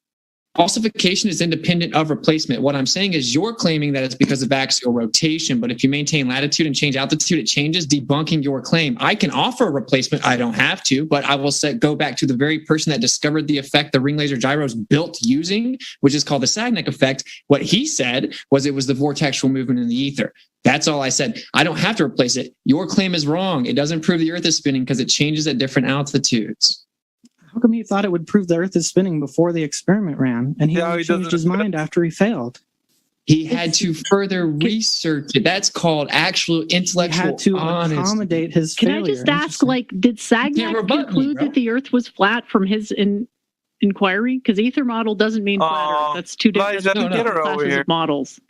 That's right. But in his opener, he tried to call out Bob and slander him. So I exposed him for not knowing what he was talking about. And I told the true story because I know him personally. And the truth is he went to different altitudes and it debunks the claim of axial rotation. It's unsafe to mention the ether, though. His slander in his opener. So it has nothing to do with if the Earth is flat or not. That's true. Even though it measured axial rotation both times. Interesting. It literally didn't, though, because it changed up. So you can't actually replace the model. One reason is what I already mentioned, is stars. I'm just responding to what you said. You claimed you can replace the model, but that's the reason you won't make a map. Kid like 17? I did not claim he's very inexperienced, man. He's not ready for this. He wasn't ready for this. It's not even experience. This isn't a game. Somebody inbox me. I'm not going to tell y'all who. Well, talking about My next point would is you gonna like be to the same. come The stars debate? spin in different I'm directions. trying to depending on start up a hemisphere, and they YouTube channel. Just go in Listen, a straight line on I'm not the equator. playing So with explain you that on a guys. flat This plane. isn't a game. Okay, well, This first is of all, they quite all go in the literally same direction. enslavement. So when you say that they spin And in I'm different trying directions, you're just to patently wrong. All stars go east to west. live out They don't my go in a purpose. different direction. They all go the I'm not same trying to direction. play Whenever you games. look south, you're looking in a Build different channels and direction. So then you have I clockwise and love you all, counterclockwise relative to perception, correct? but I'm here to tell the Yeah, truth. but that can't change no matter how many times you spin around. No, it changes based on which direction you're viewing it. No, it doesn't. Perspective It changes of- on which hemisphere you're on. You can look in any direction on the northern hemisphere, and it will spin, I think. Yeah, he's trying to get clicks on his channel, man. That's what he's. This Look in guy's. any direction on the southern hemisphere, it'll spin counterclockwise. Well, no, I Because mean, clockwise and somebody in counterclockwise are relative to anyway. perception. They all Elijah, I think you're hot micing, bud. No, I'm talking to Mickey. How is this? But my You bad. can't get that spinning effect on a flat Earth. Well, the sky is spinning, my man. So I guess you need to catch up. But We if showed they're you spinning- mainstream physicists telling you that there's no terrestrial observation that proves that the Earth is moving. We even quoted Einstein saying that. Yeah. So do you think that means that the Earth is not moving? Just because I we think can't measure it? Well, no, I think it's the default position because to do anything in the real world, whether it be fly planes or helicopters or shoot interballistic missiles or use railguns or anything the military does or even electromagnetic coherent what you propagation just of said? weapon systems, we have to assume that We can't measure the Earth spinning, dielectric so plane and that does it that doesn't mean it's move. not That's the moving? default position with all practical Isn't weapons. it? You're claiming Right? something antithetical. Well, that's to that. because the technology is being deployed at close range to the surface. Okay, 100 100 Oh miles. my it's a scales God. thing. Well, 100 miles? what's the alleged radius my of the God. planet? Oh my 3,959 God. miles would What? be 6,666 feet at 100 miles. You're That's the a big difference. You physicist. missed your target by over 6,000 feet. Student. Yes. So She's asking the questions, man. Okay, Like that. What do you I told mean? myself a long time ago I wasn't going to try to do math on Right, you're a shows, but I physicist. You- appreciate the pushback. None of you know anything Yeah, about it's all good. geometry. I mean, but this is the Right. point. The overall arcing point, right? It's a I don't different wanna talk subject. some stuff. I My want to bad. just be like mansplaining. But here's what I'm saying, right? So we had the default position with all evidence. You're making a claim antithetical to that. Now, there's a misnomer where in the world everyone thinks flat earthers are so dumb. Oh, you think the Earth is stationary? You're crazy. But the truth, we've proven that the Earth is spinning. But the truth is, even Einstein himself will tell you that you cannot prove the Earth is spinning from the Earth, and that all these physicists will tell you that. But then we have no-name people that appeal to authority, those very authorities, saying that it's been proven from the Earth, which just shows ignorance of the subject. All we're pointing out is that we have the default position. You have the burden of proof if you're claiming something antithetical to that. Well, we have models that make predictions that we can then verify. So You get him, girl. The live satellite feed from space shows live weather conditions. You can go debunk that anytime if you He thinks it's live. in the weather. You think it's like Video live from 24/7? space. We got Is models. that what you think? Yeah, No, it's literally not. It has like 10 to 15 minutes in between each shot. You didn't know that? it's live. You can't Photoshop. I can't even Photoshop a thumbnail in 10 minutes. So You don't think you're supposed You to just suck. So you're supposed to 'cause Photoshop he sucks. every piece of weather data from an entire half of the globe every 10 minutes. The That's clouds what don't you're even telling match me. half the time. You're just making stuff up. Then go show me We where. have. Go check out Globebusters. It's Sunday. Show me Actually, where give the me line- one. can I just ask, like, in your model, if the Earth is stationary, what's moving? The sky, the The stuff in the sky. sky. So Bro. there's a vortexual movement in the sky, and that's where everything moves. That's why Polaris has stayed the same place forever. And they But there's reset. Everything moves. So that, don't you think that would take a lot of energy?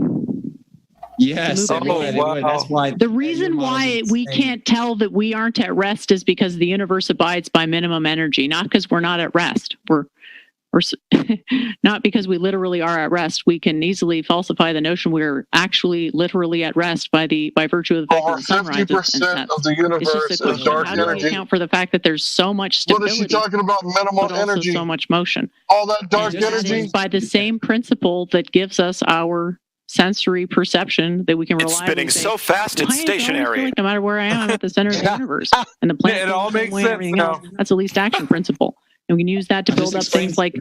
Go ahead. So what I was going to say is, I believe one of the quotes, I don't know if we included this, but there's no celestial observation that can be done to differentiate whether the Earth is moving or the heavens above are rotating.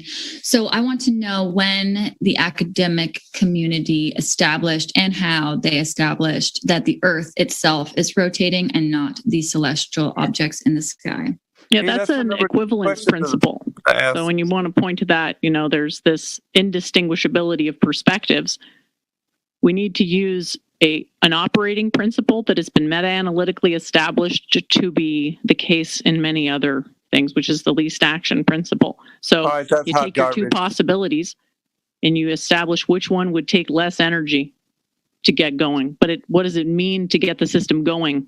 What does it mean to energize a system? Where does our planet get its energy from of motion? That's a very hard thing to think about, but go ahead, please. So you're just talking about a philosophical argument. I'm actually wondering how did they actually prove it? How did they? They assumed globe spheres, and then they model gravity as an attractive force in that, and it's, I guess, close enough. The three body problem doesn't have a solution. That is an issue. This is why Jen is an MVP, is because she's intellectually honest. As she said, they assumed globe, but we want to make sure, how do we know the assumption is correct? How do we know that the Earth is actually rotating? And they gave us a speed too, 1,000 miles per hour. So how did they get that amount, that measurement? Well, she answered it, right? And so I applaud you for that. I applaud you for being honest. And to be fair, to help you out, it doesn't prove one way or the other, right? Like the fact that it was an assumption and that you can model it out, that doesn't prove or disprove it, right? But the point is that it's just an assumption. And you're right that for the Earth to be stationary and everything in the sky move, there would require a field of energy that is immense. But who's to say that's not the case? And Nikola Tesla would say that any attempt to explain the movement of celestial objects without a field of energy is a futile pursuit destined to oblivion. He was just a literal genius. So yeah, there's a field of energy, the sky moves, Polaris doesn't move. To claim otherwise, and you say it's just the least action, it's at rest, we're spinning, revolving around the sun. It feels like we're at rest. I'm not even at a point of saying what's actually happening. We have to start with what it feels like, because we're building these principles up intuitively and perceptively. So we can all agree that it feels like there's a center to what we're experiencing. It feels like we're in the center of the universe. That's kind of nice. But anyway, that doesn't make it real, is my point. What could it be real? We can account for that by saying, well, there's this tendency for the universe to just be like ultra lazy. So even though it has intrinsic motion, it's also ultra lazy with how it dispenses that motion. Whoa, so you're navigating between two boundary conditions. So what we've done now is look at the evidence, and now we want to say, okay, well, what actually explains this? And it may be a question of, well, what is the most reasonable shape to assume that the planet is? And then we can build a model from that, rather than looking at data to then try to infer what the shape of the planet must be based on data, because any interpretation of data requires what is she arguing for the globe or attacking it? Hot garbage philosophy, man. On the get-go to actually build the entire model from.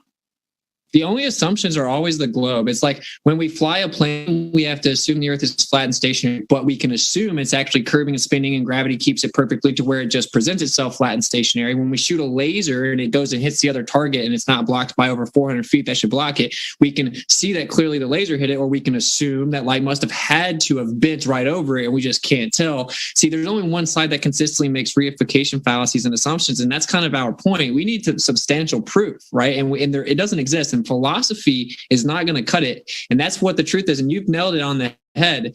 Those will tell you that it's a philosophical discussion and that the geocentric Earth can never be disproven, but we avoid it at all costs because of the horror of a unique position. That is a philosophical bias. That is not science. And if we can at least have that honest distinction made, then we'd be happy to let the chips fall where they may. Make your own decision. But it's not modern times where we're painted as crazy people denying science. No, we're denying philosophy and religion. That's what we're denying. Mm-hmm. So did you want to jump in here, Taylor?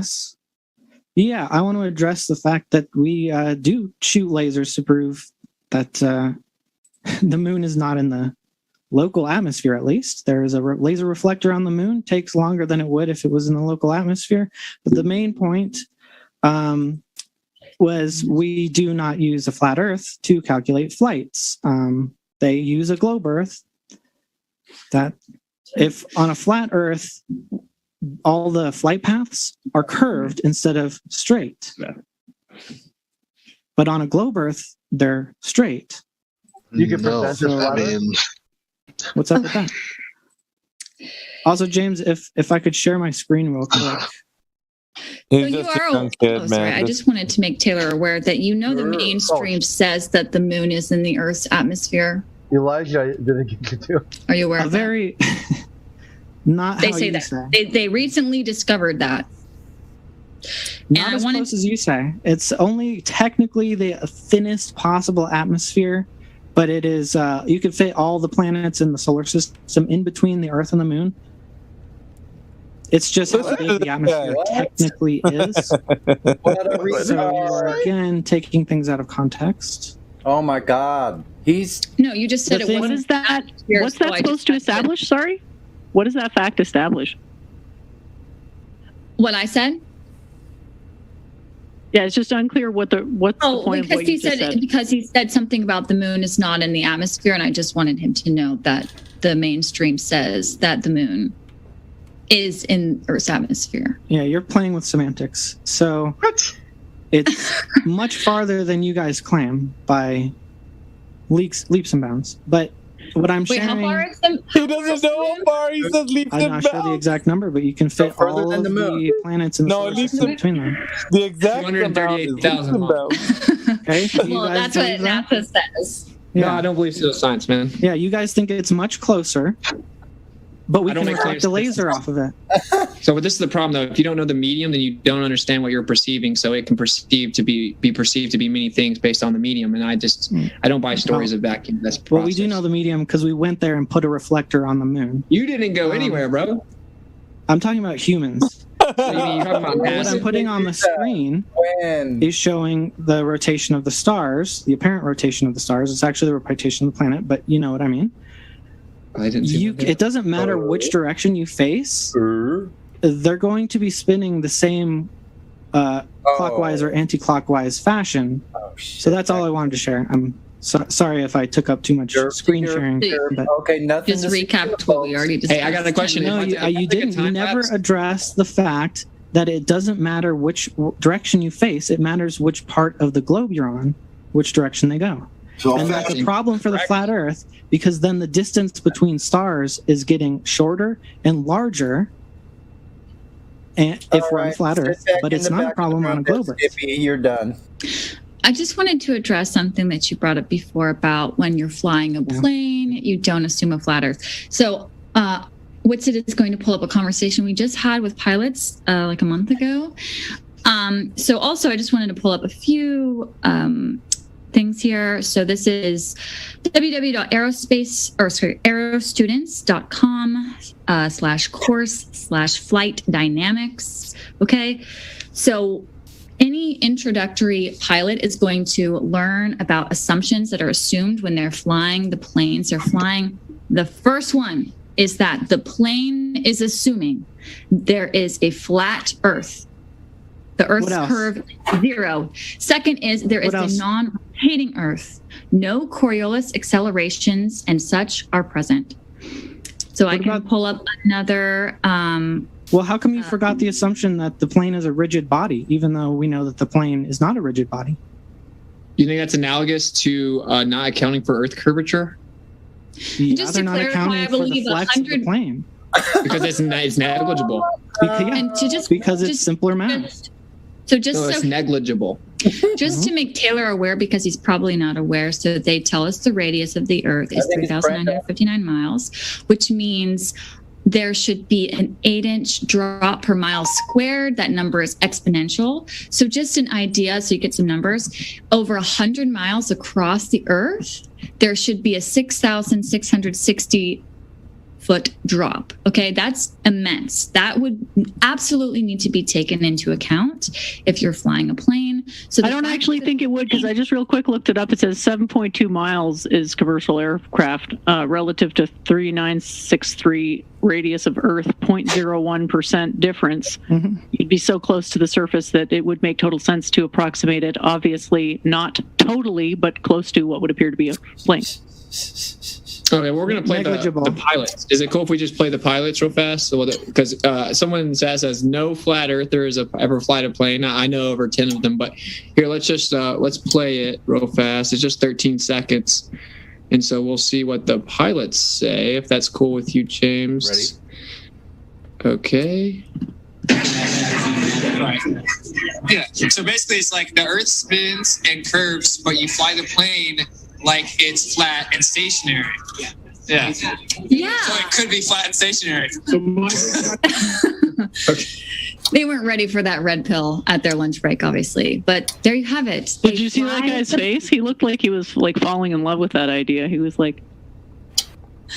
There's so many, there's tons of videos. They obviously get shadow banned on YouTube, but there's tons of videos where people just ask the pilots, hey, do you account for curvature or rotation when you're flying the plane? No, man, we fly it. If you're flying at 0.1% of the size of the planet, you wouldn't expect to account for curvature. Can you accept that? It's a very small. What do you say? Gravity's dipping you down? No, the idea is that you have imagine a sphere that just is super big, okay, and you're an ant on that sphere. You're a teeny tiny little nothing. It's approximately flat when you're on a very small area of it.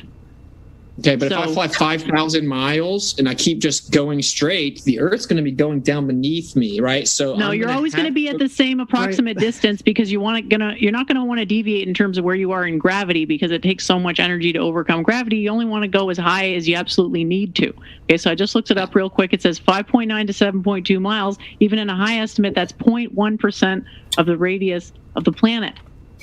Do you want me to tell you what the actual pilots say? You want me to tell you what they actually say? So they say they maintain altimeter pressure zones. They use altimeter to maintain pressure zones, and they go up and down, and that's what they're fluctuating. And he says gravity is actually going to take you around the curve without you noticing it. That's the official explanation.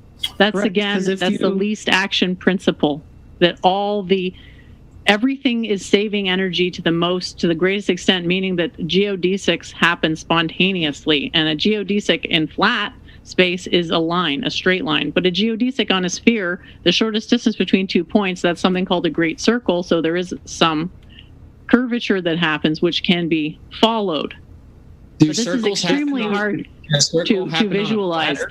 I wouldn't start there if I was trying to actually understand what's going on here, because you got to really put yourself in the position like you're an ant on an anthill trying to figure out something that is inconceivably larger than you. So it makes a lot of sense to acknowledge what seems attractive to believe, but also to realize that have to do with their previous to conceive these things. Doesn't mean we can't eventually get to the right answer, but we should be very cautious and skeptical. But they let her.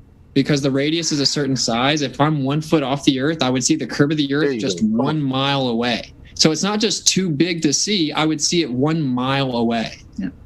If you start flying off of the Earth in a straight line, eventually you're going to be going basically straight upward. So you're going to have to actually be adjusting to maintain a straight upward position. You don't need to adjust. It has to conform with the ball. It wouldn't be going up. You would have to actually be dipping the nose down to conform with the curve of the Earth. You would have to adjust and try to go straight up if you were flying off of the curve of the Earth. You don't have to make any adjustments to maintain a level position because the forces automatically align, drag, and just the aerodynamics of the plane will always put it level. You would have to increase the engines in order to keep going at a steeper and steeper angle. Okay, your answer is gravity pulls the plane around the ball. If you don't want to absorb it, I don't care. That's objectively what it is. But here's my question. I actually said aerodynamics. We fly the plane like the Earth is flat and stationary. So could it be flat and stationary? No. So it would be different. We'd have to fly planes different on a flat and stationary Earth? It would be impossible based on what physics we observe for it to be flat and stationary. It would violate gravity, which is something we can. Gravity was made to explain Gravity was made to explain the Earth being a ball, though. So that's so backwards. We came up with gravity to explain omnidirectionality on a ball. That's why we proposed gravity. Then we're still trying to figure it out. We've never discovered the graviton. The theory of relativity doesn't work when we apply it to the universe. It's off by 95% with dark matter and dark energy. We have numerous problems. Quantum mechanics has completely dismantled relativistic applications. And Newtonian physics had to be thrown away 100 years ago. We keep gravity because it has to exist for the Earth to be a ball. No. We don't know the Earth's a ball because of gravity. We know gravity exists because the Earth's a ball. That's called a begging the question fallacy. I have some more documents I would like to read. I just have some more documents I would like to read that again reiterate the same thing. This one is from www.faa.gov. The engineering analysis and design of the aircraft dynamics model for the FAA. Okay. It says on page 32, the observant reader will notice that the aircraft equations of motion were calculated assuming a flat Earth. I have another article here. This is from nasa.gov/API/citations, a mathematical model for the CH-53 helicopter. The helicopter equations of motion are given in a body axis with respect to a flat, non-rotating Earth. I have so many of these documents, by the way. This goes on. There's like over 100. So for you to say that they are assuming, and we have the video of the pilots, they absolutely do not account for a globe or a moving surface. They're flying over a flat and stationary plane. It's not even able to be argued at this point. You can say no, but you have not provided. The math is calculated as flat because it's easier, because it's negligible, because the up and down direction, what is that, pitch and yaw or something? It corrects itself. You don't have to pilot the plane to dip down. Okay. Let's move on to the thing you ignored, which is the flight paths, which are mapped on a globe. There are numerous flight paths that debunk the globe, though, so that's a very bad argument. Emergency flight landings where people were dying or giving birth, they had to land, and they landed in a place that would not fit on a globe. Also, we would take tons of paths that we don't take. We would take tons of paths that we don't take on a globe. There's direct shots across a globe that we never take. But when we look at the flat Earth map, it makes perfect sense. And we are not claiming the flat Earth map is perfect because we don't listen carefully, because you love to bring up how we don't have a map and somehow that makes the Earth a ball, right? This is why I tell you falsification is independent of replacement. The reason we can't make a map is because we don't have an accurate central point to start the Cartesian coordinate system. So it's impossible without an accurate central point. It's illegal to go within 500 miles of each direction of the North Pole. So that's the problem. So for all the Globers out there that love to talk about the map over and over, it's an impossible task because we don't have access to the central point to map it out. No, it's not. You might have to file some paperwork, but it's not illegal. So it has to be approved. You claimed that there were locations on the Earth that don't exist on a globe? What? No, I said that the emergency flights. And they need to get back to the they landed, and I believe, I can't remember specifically. One of them had to do with Alaska, but where they landed did not make any sense on a globe. It would have been far out of the way. Okay. Another flight that people observe that's very suspicious is there should be a direct flight from, for example, Buenos Aires, Argentina to Johannesburg, South Africa. Okay, that would just be the tip of South America to the tip of Africa. In order to get a flight, the best flight that you can get, the fastest one, you have to stop all the way in the Netherlands. Okay, it's not a direct one. That would be a great example. Was that you, Elijah? The globe. But you think you're frustrated now? Look at the chat. Look at the live chat. You want us to share the screen and show you that flight path? Holy shit! Those people are out of their minds. Sure, because I got a flight path to share with you as well. Cool. We have all kinds of them. There's a flight path that goes right past that. We're about to show you the actual flight path, my man. And so I don't understand why Globers bring this up. It's really weird. It's really weird. Because it debunks the flat Earth. It doesn't, though. It doesn't. That's what I'm trying to explain to you, my man. Flight paths don't help you. I promise. Well, I don't think we ever got. I can't hear you. Oh, Jen, we lost. She's having mic trouble. You're muted, Jen. Can you hear us? It happened again. Okay, no worries. I'm so sorry about that. Boomer tech here. I agreed with you that it ought to look flat if you're sufficiently close to the surface. So it's not about looking flat. It's about being obstructed. Makes sense to model it as flat, even if it's a sphere? Yeah, it just happens to work out perfectly. That's the answer. Gravity makes it work out perfectly. Gravity accounts for the curvature that you would have to account for. That's the actual answer. We know the answer. You're basically staying at the same level of the gravity field because that's the minimum energy solution, is to deviate minimally from a stable gravity field. So if you can get into a point where you're between two pressure gradients and you're sort of sandwiched between them, you just ride that and it remains stable approximately if you're at a same distance from a globe. Well, you have to go up and down, actually. So actually, you don't just maintain the same. My you have to go up and down. We have a 13-minute conversation with pilots explaining it in depth. Just get back to. And our point is, it's just to address the misnomers. It's like they say, you can, if you Google it, you can see the curve of the Earth from a plane. No, you can't. I just now asked 2 pilots right after our plane landed, do you see curvature up there? No, of course not. So it's flat up there. Yeah, of course. They don't even hesitate. Anyone that's actually flown a plane, I used to work at an airport, I know many of them, everyone knows that the Earth looks flat in a plane. Everyone knows you fly the plane like it is flat, and everyone knows you fly the plane like the Earth isn't moving. You can say, well, yeah, it just appears that way. The equivalence principle, relativity, it makes it look that way. Gravity makes it look that way because of the relative size, okay? You are 0.1% of the size of the total planet off the surface. So the amount of area that you're capable of seeing relative to the total surface is quite small. Okay, so Google's definitely wrong when it says you can see the curve of the Earth from a plane then, right?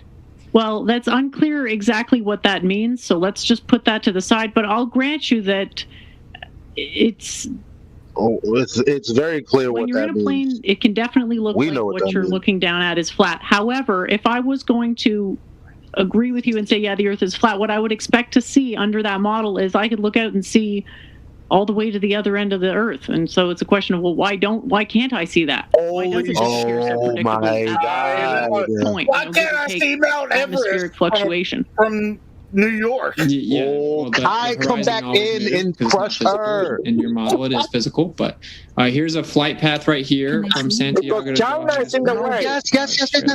Shut up. Let Kai speak. So right here, you see on flat Earth, it's a straight direct path. No, Kai said, let me speak. I knew because I knew she would have. Out of your way. Because I know what she would say to that. Down. Yeah, I know. You could fly straight across the South Atlantic Ocean, but no, you go hundreds of miles out of your way and come back down.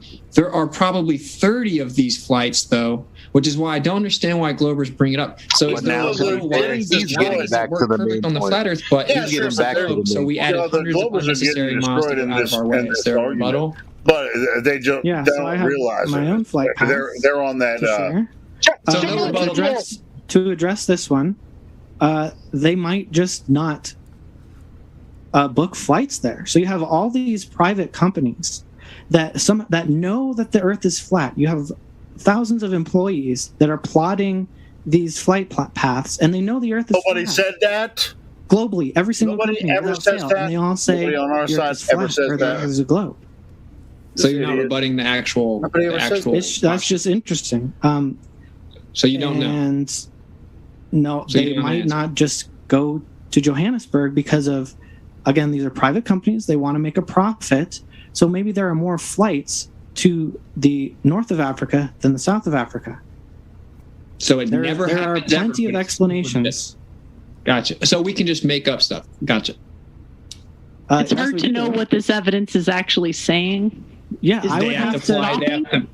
You would have to fly that why they do this. That's the most direct path on a flat Earth. They have to fly that way. Mm-hmm. That's why they do it. It's not because there's probably a reason. No, the reason is that's the only way you can go there. That's the reason. That's why there's not one flight that exists that goes from Santiago to Johannesburg over the South Atlantic Ocean. It goes up and comes down because on a flat Earth, that's the direct path.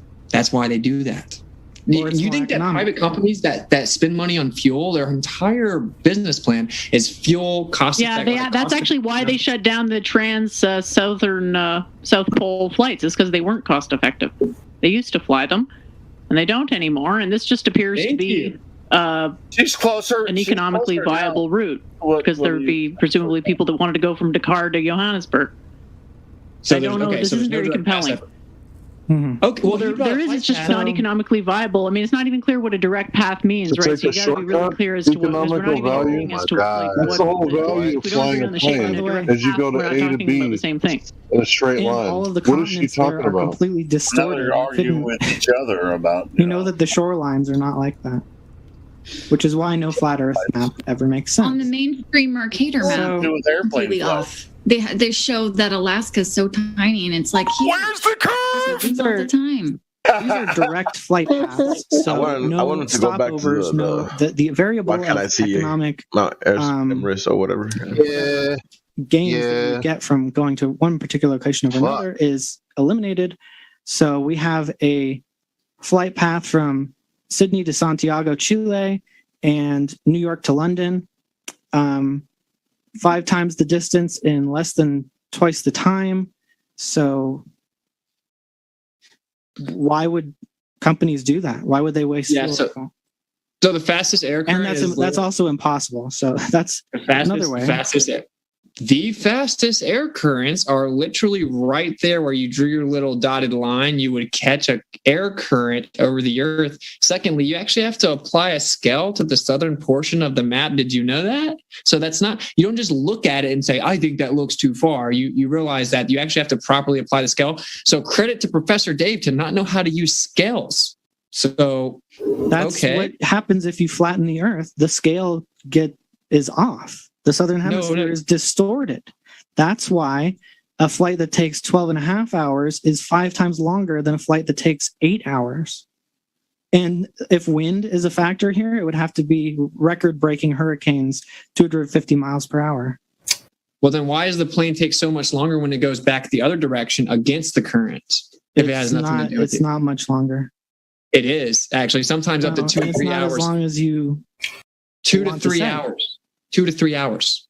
Yeah. So that's not going to speed up 5 times.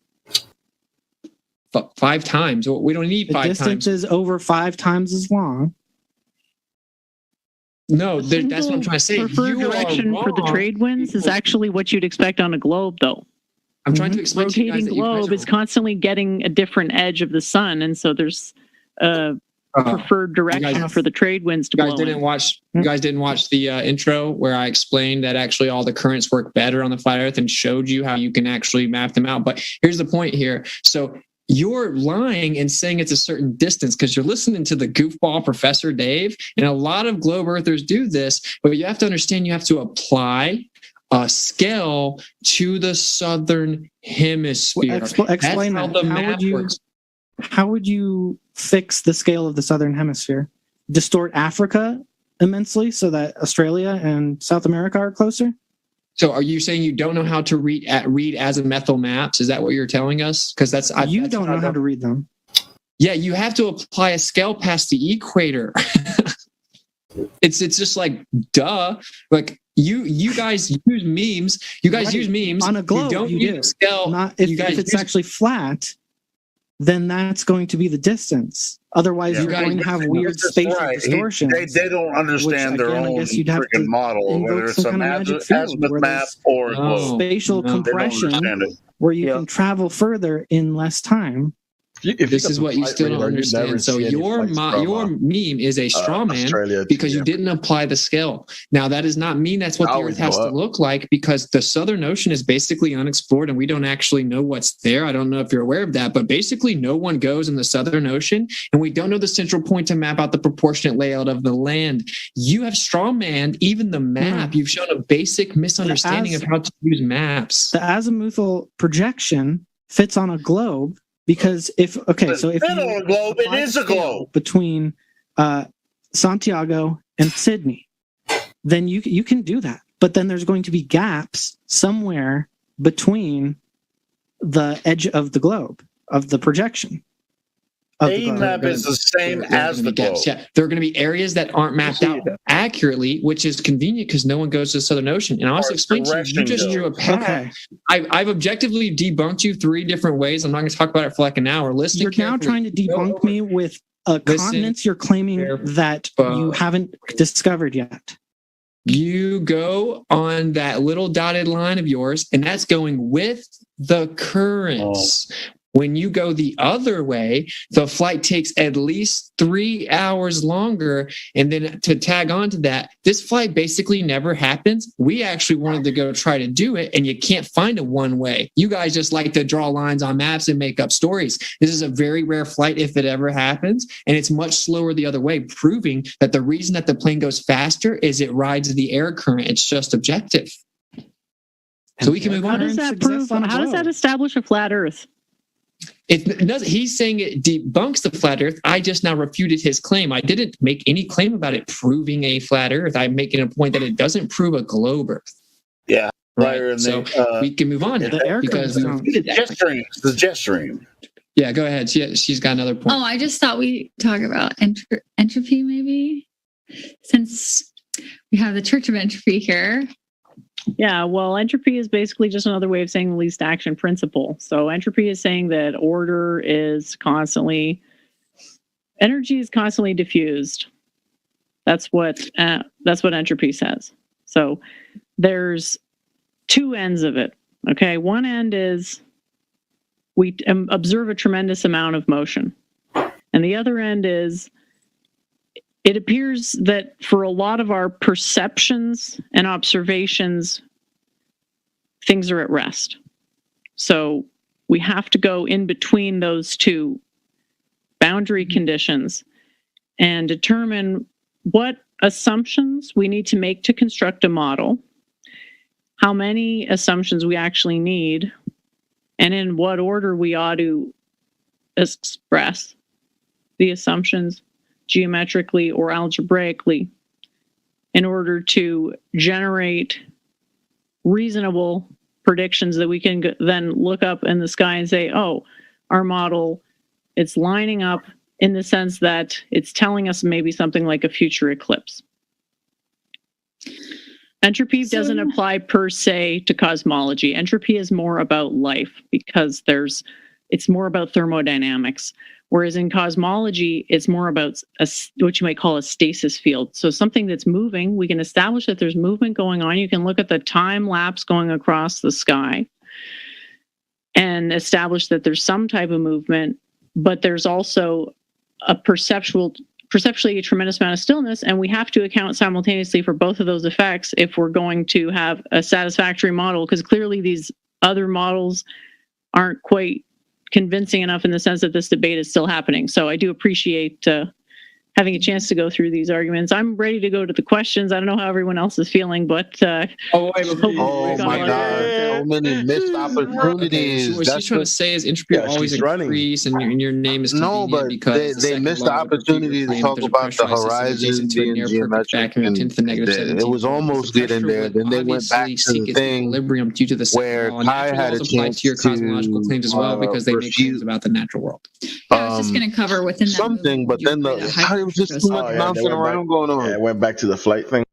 Not necessarily, because pressure is defined relative to a container. You're not always dealing with it. We know that. And that's where mechanics is really complicated, is when you can't conclusively say where it makes sense to claim that there is a boundary, because there is no actual boundary, but there are pseudo boundaries and a conservation in some sense of pseudo boundaries that you can use as a model. Pseudo boundaries.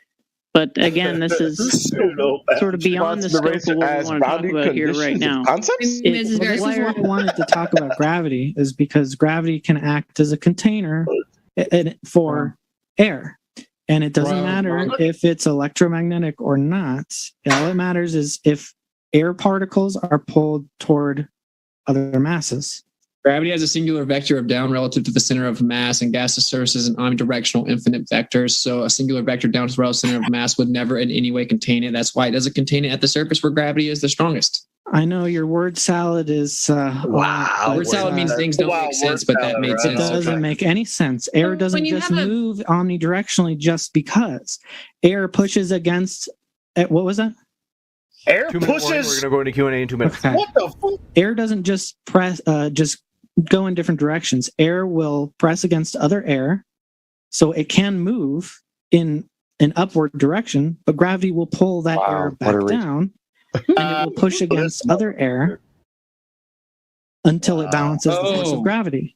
You have a vacuum chamber and you open up the vacuum chamber. What happens to the air? Double down. Chamber? Here we go with the double down. Surrounding the vacuum chamber. You have a vacuum chamber and you open the little latch. Yeah. Okay. It goes. What happens to the air outside the vacuum chamber? What will happen? It pushes into the vacuum. It rushes into the vacuum because letting them do of air pressure. Take their shovels. High pressure and goes dig their own grave right here. Why? So if you have this vacuum up in the room and then there's gas below it, and then you opened up the vacuum, would the gas pressure still go up into the vacuum despite gravity being there? Yes, because it's being pushed by the other air molecules. Okay, thanks for playing. Yeah. We can't extrapolate this metaphor to the scale of the planet because what you're talking about is a clear boundary. It's something that was vacuum sealed. Please say and you opened it and pressure you calibrated. You can't then analogize that to the cosmos because there's no clear boundary. And I'll go ahead. When you look at the scale in the academic world that you could have gas pressure without containment, and they cannot show this. In the definition of gas pressure. Gravity also. It's in the definition. Chemistry.elmhurst.edu. Gas pressure is the collision of gas molecules against the container.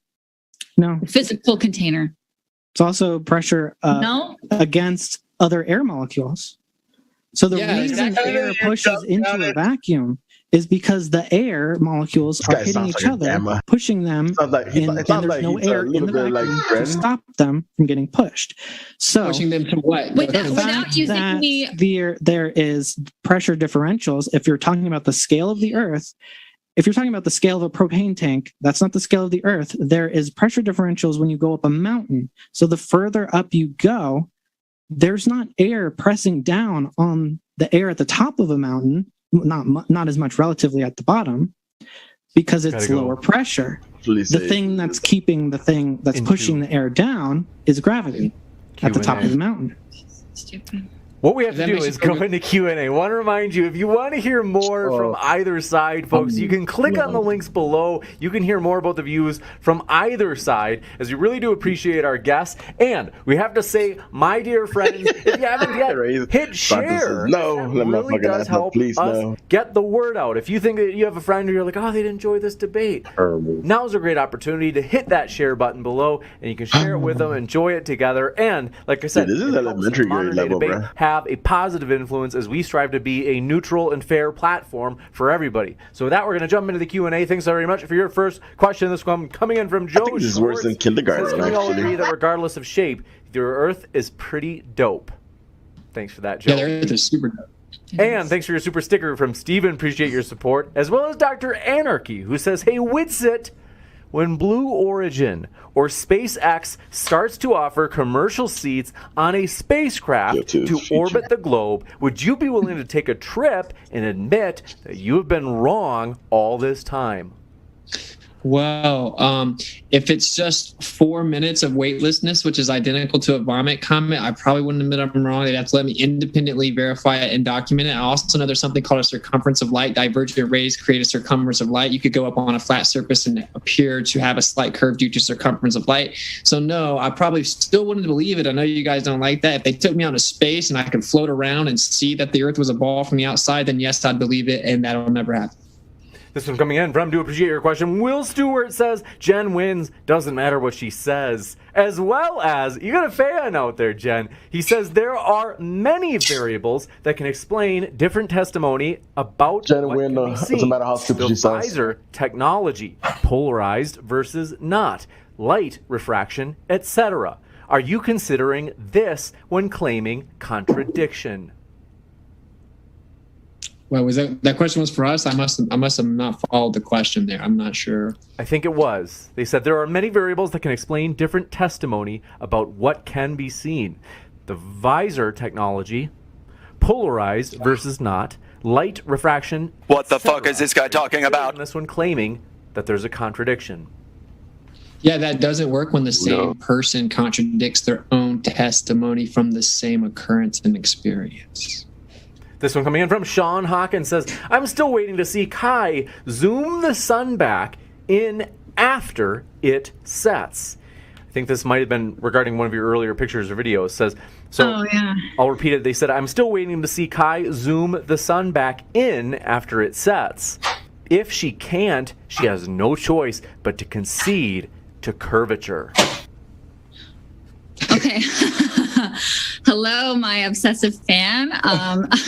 There's videos on YouTube, but also once the sun disappears because of perspective, so once it's actually disappeared beyond the vanishing point, then you obviously can't bring it back. So, but there is no curve. It's simply perspective.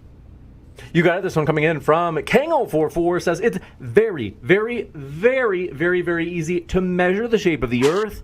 Humans did it 2,500 years ago.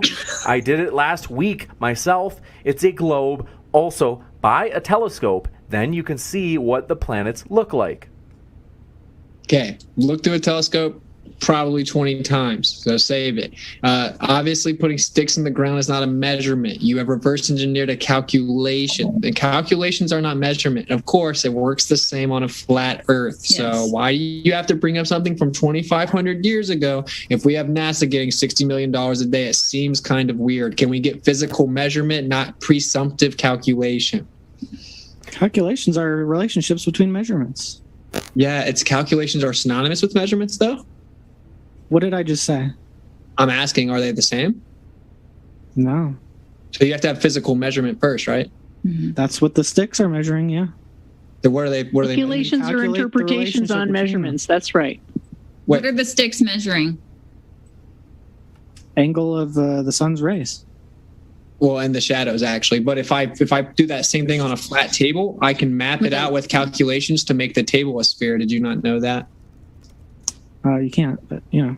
Okay. It also presupposes a distant sun, which they had no way of establishing, and assumes no refraction.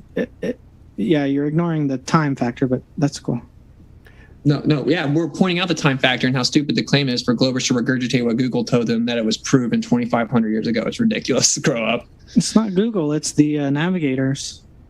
There's no primary documentation of this actual occurrence. Did you know that? Okay, so we can move the next one. This one coming in from Kango44 says, showing the planets through a P900 and saying, quote, look, the planets are wandering stars, unquote, is the very height of dishonesty. Anyone can produce very clear images of the planets with a cheap telescope. It's so funny because the definition of planea was wandering star in the past. Yeah, and actually when you look at them, the telescopes, they pulsate. You'll never actually make a static observation of the lights, which is the entire point. And actually there seems to be an analog and digital difference, which is why the P900 catches the cymatic patterns. This one coming in from Balthazar228 says, do either of the flat earthers agree with Alden's theory of level Earth? Not familiar. Gotcha. That's it. They're just trolling you. I just wanted to see what you'd say, though. Okay, this one coming in from, it's one of Vosh's memes. But Will Stewart says, there are many variables that can explain different testimony about... Well, we got that one. Sorry about that. Ilabaka, thanks for your question, says, Witsit, why hasn't Bob published or repeated his gyro test at different elevations? If that's true, he'll get fame and a Nobel Prize. What is he waiting for?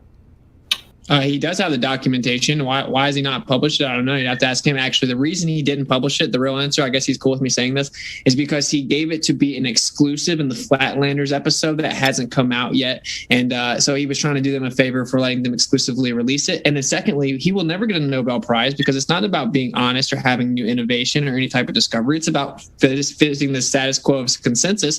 And you'll just get handwave dismissal like we got from Taylor earlier, where he's like, no, margin of error. You're a liar. Margin of error. So that it doesn't really matter, to be honest. But there's your answer. Didn't you just go on and on about how Einstein overturned paradigm of physics? So that contradicts what you just said. No, because it still fit within the consensus, actually. That was thanks for making my point, which was Michelson Morley debunked the fact that the Earth was supposedly spinning, so theory of relativity had to come in and throw their little cape on to save the heliocentric model I was talking, and so then it was once again fitting into consensus, which was my point, so we can move on.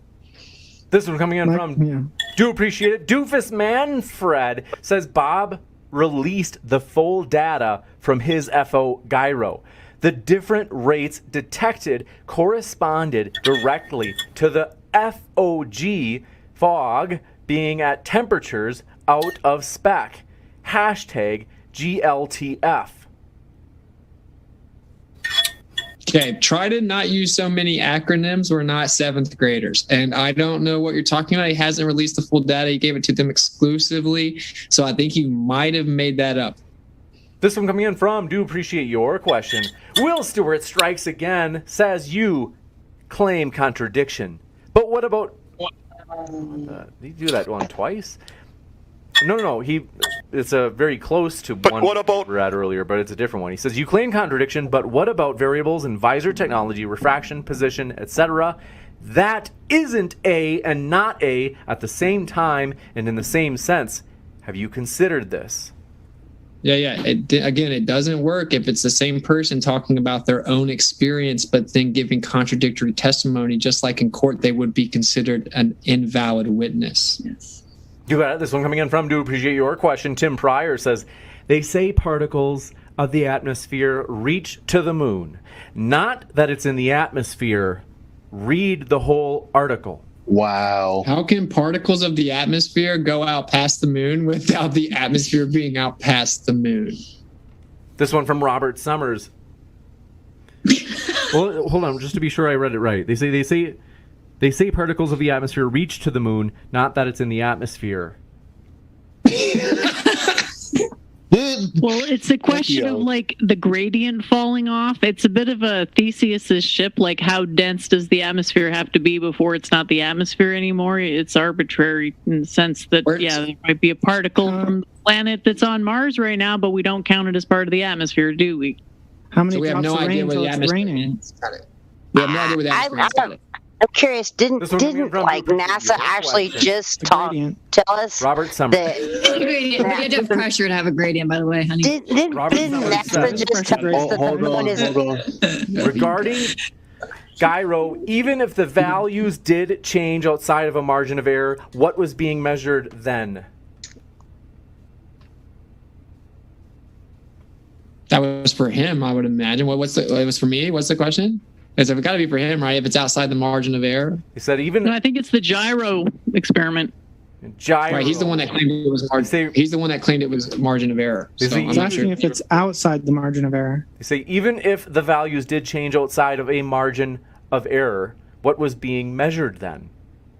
Yeah. The change in the vortexual movement within the ether. So if you had a tornado, it's wider at the top and it's smaller and tighter at the bottom. So you're measuring a differential of movement based on the vortexual motion. So it would change with altitude at the same latitude. On the globe, it would stay exactly the same at the same latitude. This one coming in from, do appreciate it, Will Stewart. Oh, he's hungry. He says, if you maintain 30,000 feet round or flat, you fly at 30,000 feet. Whether the Earth is round or flat. Round, you stay at 30,000 feet. Flat, you stay at 30,000 feet. It's not flying, it's flying perpendicular. Explain. Yeah. Okay. So the difference is on a globe, to maintain 30,000 relative to level, you have to actually be going down as opposed to just maintaining over top of a horizontal, which is what we actually assume it to be, as well as sea level to get your altitude in the first place. This one coming in from Nuclear Creation says, so if we are living on a flat Earth, can we fall off of it? And since we supposedly live on the flat part, then what the F is on the other side?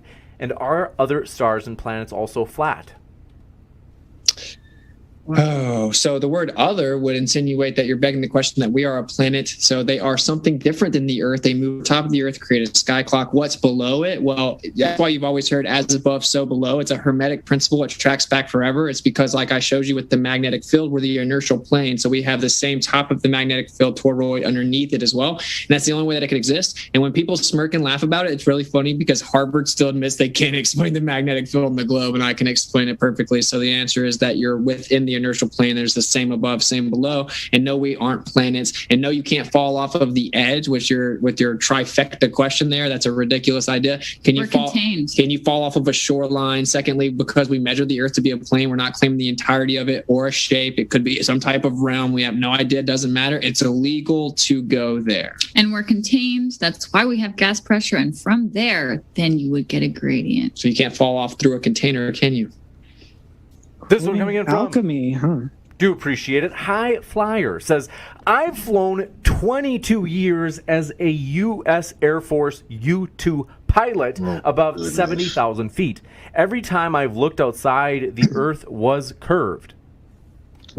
Okay, so I want you to really listen carefully to this. There's something called the circumference of light, based on Rayleigh scattering within the air. You can see that so divergent rays have a circumference of light. Now you can use AutoCAD or whatever to explain this to you. If you go up over a flat surface, the circumference of light based on certain altitudes will actually give the illusion of a slight curve. Of course, it doesn't actually match the globe predictions, but secondly, you can't see the actual curvature of the globe from 70,000 feet according to your own math. And Neil deGrasse Tyson, which says 62 miles, you can't see it. So it's really, I'm not even saying you're lying. Because the circumference of light over a flat Earth, it's possible that you could perceive that, certainly if you really want to believe it, because that is what happens with Rayleigh scattering and a circumference of light. But you wouldn't see the physical curvature according to your own model. Got it. This one coming in from Do Appreciate It. Ayla Baca says, Witsit, you know when there were direct... They're killing these questions, too. When there were direct, actually, this might be even better than Antonio the debate flights. SA might also be most definitely. San Antonio. And I should probably. And what is it? I forgot to say it now. I should probably cash out. Not cash out. What is it called? Do you want to somebody knows? Asking him to talk about the no, it's like Antagio. I just don't know how to pronounce it. It's like because he didn't get to actually talk about it. But they're probably by now they're not going to get to the end of all the comments. When there were direct Chile USA flights, I think they go through all of them. Santiago. In Santiago charters, many of them. Why? Probably right. Because it's profitable. Other times, not so much. Elijah, don't you think Steve's a fair moderator? He's really good at what he does. Because you're following the jet stream. Yeah, he's literally going over top of the air current. That's why when you go back the other way, it's significantly slower. Makes no sense. Really moderate. No, he listens. Might have Ilabaka corrected me. He's got to control. Not a fucking moderator. He's not moderating, but he listens and he lets people speak their mind. Thanks for He's a clarifying fucking that, idiot. Ilabaka. And then Nuclear Creation says would love for flat earthers in debate to respond. I don't know if they mean to themselves or to the other speakers. Whatever, John. Anyway, Dan the Machine, or maybe it's to their previous question. Dan the Machine says, how do you have a quote-unquote southern hemisphere on a flat Earth? Is it circumference? If so, what's west and what's east? So that's why when I said hemisphere, I quoted it. I air quoted it. East to west is relative to center. We travel using a compass, which is north, which points to the center. You go east and west. That's why you can circumnavigate on both a globe and a flat Earth. It is not mutually exclusive in any way. East and west is the same relative to north. Gotcha. And have they asked that many questions? From 2 seconds, as I mentioned. Our guests are linked in the description, folks. That includes if you're listening via the podcast. And Javid Ben-Cosme, thanks for your question. Well, maybe more than and Kai just saw Shi Lin on Jake's stream. She believes the biblical map is flat, square map with North Pole in the north edge, not the center, and South Pole in the south edge. Would this map be considered? I'd have to see it and look out the specifics. Like, to be honest, it's very open right now, and anyone that's an honest researcher and looks into this knows that we don't know the accurate layout of the land, and only people that have a bias are going to say otherwise. So I would be interested to see any and all projections. It's worth looking at. This one from Robert Summers says, wait, Witsit, are you asserting they wouldn't allow you to become an astronaut? You need to be a Freemason. Oh my God. Yeah, I'm not big into drinking baby blood or being like Freemason, dress up in the dark, playing like dress up with grown adults, so maybe not. This one coming in from, do appreciate your question. Whiskey Whiskey Brandt says, "Why haven't you guys presented one globe proof?" I think that's for you, Jen and Taylor. Ooh. Yeah, we have. So when did you stop beating your wife? I'm sorry, go ahead. I didn't want to go down the same road as always, just presenting the same exact arguments. I think we made a pretty strong case, but a proof really depends on your standards of proof. And Taylor said it best, you know, if you're going to be skeptical, sort of behooves you to be uniformly skeptical. And it's clear that there's a level of skepticism being applied to the globe, even though the evidence does clearly support it, properly interpreted, that's just not being applied to the alternative hypothesis, which sadly doesn't appear to be specific enough to really mount what might be necessary to a proof of disproving the opponent's position. You got it. Word salad. Very good. I know, right? Ron Tronimus says, actual alleged outer space is pitch black. There are no stars in space. Explain, Taylor and Jen. What was it again? They said actual alleged outer space is pitch black. There are no stars in space. Now, explain, Taylor and Jen. I really want to take this one if it's okay, because let's not say that there are no, we can't establish that there are no stars. Maybe the testimony of some of these astronauts went up and they said it was very dark. But let's think about what's going on here. We just had some experiments show us that the atmosphere is really big. What is that doing? It's a lens. What does a lens do? Focuses light. That's why you get the twinkles and all those super fun, beautiful, spiritual geometry, what have you, effects. That's Lenses all the combined Yeah. effects of the water in the atmosphere, which is what makes this such a great model for that, because it's got a tremendous amount of conservation of structure, even though it's Let quite lenses focus light, but let them tell it. Taylor, anything? Refraction because of you don't accept wacky doodle picture air evidence of from stars in differences the sky, but in you temperature accept picture evidence actually of the Earth being distort, flat, even like though the oil rigs. Like laws of perspective it's insane. don't work for flat It's Earth. They insane only when work. you do it. They only fit a globe model, et cetera, et cetera. I mean, it's the double standard of evidence. Again, Yada, yada, yada. I don't know what else. We can't send everyone to space yet, so I don't know what else you want other than pictures. Physical measurement of Earth curvature, probably. Yo, or just prove that you can have gas pressure without a computer. fucking. But we'll move on. We don't wanna, yeah, it's all good. This one coming in from, do That's appreciate easy. it. Kana Bear, let me know if I pronounced it right, says boats don't fall over the edge of an imaginary sphere horizon. We see way further. The globe model was made using flat Earth elevation angle measurements. Taylor. The globe was That's a lie. There you go. I think he's gonna say The that. globe model was made using flat Earth Or you're elevation lying. angle measurements. No, Global I don't know. model was made using He doesn't angle even know what measurements. A he's lot saying. of different things. Yeah. Actually, No. originally sea navigation. They couldn't make flat maps work, so Wow. I mean, I hope Yo, no, shut up. I got that This right. is why I don't like Dave. Like, he's trying to move it along. Thanks for Nah, Whitson, if we that find a was grain of sand an 1 mile from the absolute beach, does that mean the beach goes wrong. that far? that was This guy should get a PhD in philosophy. That was deep. I don't understand. I'll read it one more time. That sounds like a. Okay. Basically, the question is how many grains of sand is a beach? So if you have a couple pieces of sand from the beach scattered on the road, does the beach reach to the road, or is that just How a many piece of the flat beach that's on the spots road? does it make? Oh, we're talking about the atmosphere. Oh, okay. Oh, you're saying analogous to the How many atmosphere. I flat get it now. spots on Earth does it take to make Yeah, it? yeah. If there's a magical vacuum sitting next to an atmosphere, even though gases have no intrinsic shape and that's stupid, then the gas that keeps going out would still technically be part of the atmosphere. At what point in time do you draw the line? You don't have a road or anything like that. At the moon. At the moon. Right at the moon.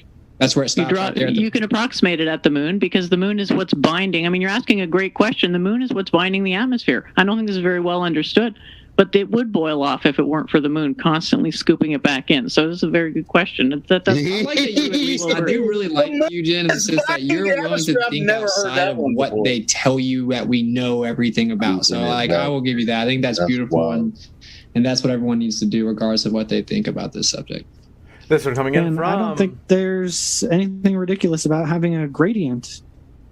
We can observe. Yeah, me either. The only way you can have a gradient. But listen, man. The reason you have a gradient is because you have gas pressure. Gas is constantly being introduced at the surface level. Most of the gas is coming up from underneath the surface, and we have an electric gradient going up 100 volts per meter on the Earth. So if the Earth is flat and contained, that's exactly what we would have. Okay.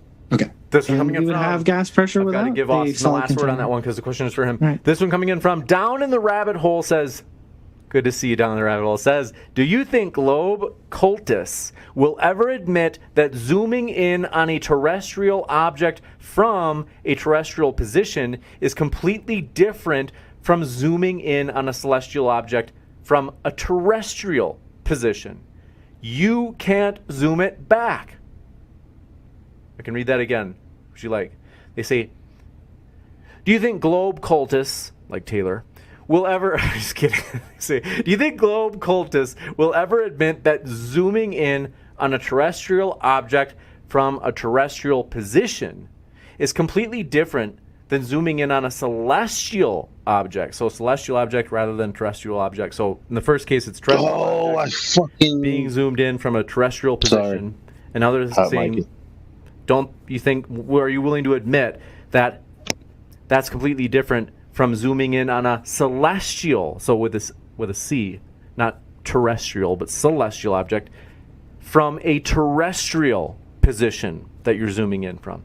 They said you can't zoom it back. Wait, how are they different?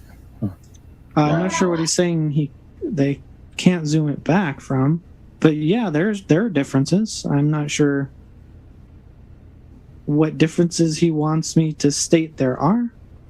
But I don't know. I guess the one comment I have is the reason you can't zoom back things that go over the horizon from that are on the terrestrial level is because of the curve. And the curve does not rise to the actual horizon line, which you would expect from linear perspective. You got it. This one coming in from Annie at Purdue. Let me know if I say this right. They say, nowhere in my flight training was I taught to fly as if the Earth was flat. Instead, I was taught the 4 forces of flight, which imply the presence of gravity. But how come whenever you were trained, they had to negate the gravity vector and you don't ever have to account for it when you fly? No one, it's a ridiculously egregious straw man to say that we are saying they teach pilots in pilot school that the Earth is flat. No one's saying that. It's that when you fly the actual plane, you do not personally account for curvature or spin. You fly as if you don't have to worry about that. And you do also not have to make any type of accounting for gravity other than weight itself, of course, which is called lift. It's a plane. So yeah, you have to fly the plane like it's flat, bro. I'm just not understanding why you would have to account for those. Because the ground would be dropping down beneath you, bro. And if the Earth is spinning, I'm going to land on it. If I'm landing on it going west, then I'm going relative to the Earth spin. If I'm going east, I'm going relative to the Earth spin. But we don't have to account for any of this. North, south, east, west. We land on runways every which way. We get to fly the planes as if the Earth is just sitting there perfectly still and it's completely flat, but actually it's spinning and curving and gyrating sideways and going around the sun and all this other nonsense. So it's just the answer is relativity fixes all of your problems. That's the answer. It makes it look like it's flat. Even though it's never been scientifically validated. And it's a reification fallacy. You can't treat physical properties to conceptual abstractions, including a privation, which is the absence of anything. So it's actually stupid lunacy on its face. This one coming in from, do appreciate your question. Perpetual Motion says, if Chile and Greenland, and that's... if Chile and Greenland are separated by 8,000 miles... This is... Folks, you got to do me a solid. Sometimes it's like the I don't understand. So I'm going to read it just as it is. They say, if Chile and Greenland,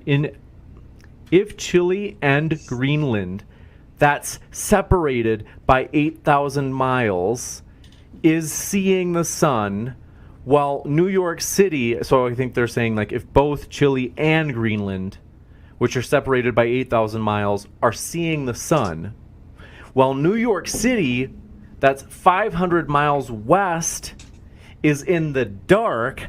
How does that work on a flat Earth? Turning a ball in front of a lamp solves it. Man, oh my goodness, man.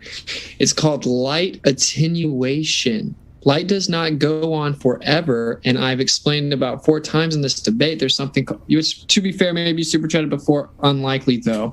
It's called the circumference of light, based on the divergent rays. There's Rayleigh scattering of light. Okay, it's a well-known phenomenon, and so is attenuation of light and absorption rate of light. So the idea that the light should go on forever is ridiculous and antithetical to physics that we know exists. It's called a straw man. This one coming in from Daniel Hakel, says, just here to say you got to get David Weiss Flat Earth Sun Moon Zodiac Clock app in the App Store, presumably, on Android and Apple devices. Love you, Dave. Oh, I think they're saying, Dave, we hope that you get this app so that it can be used on Android and Apple devices. Let me know, Dave, if I got that right. Or Daniel, let me know if I got it right. Robert Summers says... sorry. I was going to say, take the Flat Earth Challenge, watch the video of the day for 2 weeks, and you will definitely probably question the globe, at least, or be a flat earther. This one from Pivot Cyroy says, shout out to the builders of the Dutch... let's see. Afsluitdijk, one of the longest dams in the world, which you can clearly see curve over the horizon, and which's calculations take into account the Earth's curving during construction. Every single time that people say this, it's not true. They don't actually account for the actual curvature rate, nowhere close to it at all whatsoever. You can't even build things if you don't maintain level. Secondly, where you claim it's going over the curve of the Earth, that's going to change every single day. So is the Earth breathing in and out? Or are you going to see more of the dam at one point? How does that work? It's because it's all based on atmospheric conditions. So the atmos changes throughout the day. It changes how much you can see. The Earth doesn't breathe in and out. So the dam isn't consistently obstructed by a physical location every single day, and the same amount of the dam is hidden. That's just patently false. And they do not account for 8 inches per mile drop either, because that would be absurd. You got it. And thank you very much for your question. Robert Summers says, so the answers to my questions were to, in all caps, assert that flat Earth is some kind of tornado or something, and that all astronauts are baby blood drinking Masons. Evidence for that? Oh, okay. It was just a joke. I don't know if they actually drink the blood of babies, but they are typically Masons. Some of them don't admit it, so yeah, that would be speculation. But they all like to throw up I can't even do it. RV Truth will slaughter me. But they throw up the signs consistently. So the point is that, yeah, I wouldn't be allowed to be an astronaut. But what was the first part of the comment? Not the blood drinking part, but the a tornado. Oh, yeah. So, no, I didn't say the Earth is a tornado. I get you're trying to be facetious, but it's that's a good analogy, a whirlpool, a tornado, of how it's wider, then it gets tighter, because that's the vortexual movement in the ether. And the actual ring laser gyro you guys use to measure the Earth's spin was discovered uses the effect called the Sagnac effect, discovered by a guy named Sagnac, which said it was the vortexual movement in the ether, which also explains the Michelson Morley. I was explaining the movement of the field of energy over top of the Earth that you're detecting when you look at interferometry patterns in its ring laser gyro. This one coming in from, do appreciate it. Cana Bear says, boats don't fall over the edge of an imaginary curve horizon. You can see much further than globe model sphere calculations. The globe model was created using flat Earth elevation angle measurements. I think, Cana Bear, we read that one earlier, but I don't know if you missed it, but we did. Maybe you went to the bathroom, but we'll give you This was exactly the same one that I read. But so if you guys want to respond, let's humor them because they really want to hear your response to this. I think it was a little bit different. But yeah, I don't know how you get a globe from flat Earth measurements if it's flat. How is it producing a curve? And the reason you can sometimes see further than the calculated curve of the globe is atmospheric refraction, which can make the curve appear less curved, but cannot make flat appear curved. Gotcha. This one coming in from Shane from Kentucky. Thanks so much for your kind words. Says, James, you're a legend. Thanks for all you do. Seriously, thanks. I really do appreciate your support. And also, I gotta pass the credit on to the guests. The debaters, the guests, are the lifeblood of the channel. We appreciate them so much, my dear friends. I've got to tell you, they honestly make this show awesome, and so we want to say a huge thank you to them. And Amanda sent in I've got to put this in the old description box because I mentioned it once, but nobody, I hadn't put it in the description box. We have on Modern Day Debate is on Venmo. In case you are like, listen, I want to submit a super chat, but I don't like supporting YouTube because, YouTube takes 30% of super chats, like right off the top. And so if you're like, hey, I don't want to, I'm not really big on giving more to Google, that's fair. We do have a Venmo, and I'll put that in the description box. But Amanda said, don't forget to smash that like button. Thank you so much for your support, Amanda. Seriously, that really does mean a lot. We are encouraged by that. And it's true. Don't forget to hit that like button. We really do appreciate it when you do support the channel that way. But one last thank you. Austin. Dave, have you ever considered reading the questions that they send off YouTube? Like if they PayPal'd you or Venmo'd you and a question, that way they'd still get the perk of it's just an idea. I try to kind of do that because they take too much of it, man. The little grabblers. 100%. Yeah, that's what I was saying is that I'm going to put it in the description box so that way people can access it in the future, is that we do have PayPal and we do have, we'll put that on the top of the description box just for anybody who's out there, and we'll make sure it's like always in there because some people, I don't blame them. I think everybody in some way, frankly, I think YouTube tends to go after any extreme view, no matter which direction, like politically, for example. Like if you are far enough left, I think that YouTube may actually censor you. And I think if you're far enough right, YouTube will censor you. And so I think I sympathize if everybody has a little bit of skepticism about YouTube. I think that YouTube's trying to please the mainstream. And so anybody too far out in any direction, YouTube, I think, is not always dropping the hammer. Yeah, I want to say, Austin, Kai, Taylor, and Jen, it's been a true pleasure to have you. Thank you. Thank you so much. They're linked in the description, folks. Do you want to hear more about their views? I bet you do. I mean, you've been listening this long. What are you waiting for? So I'll be back in just a moment with updates about upcoming juicy debates that you don't want to miss. So stick around, and I'll be right back, folks.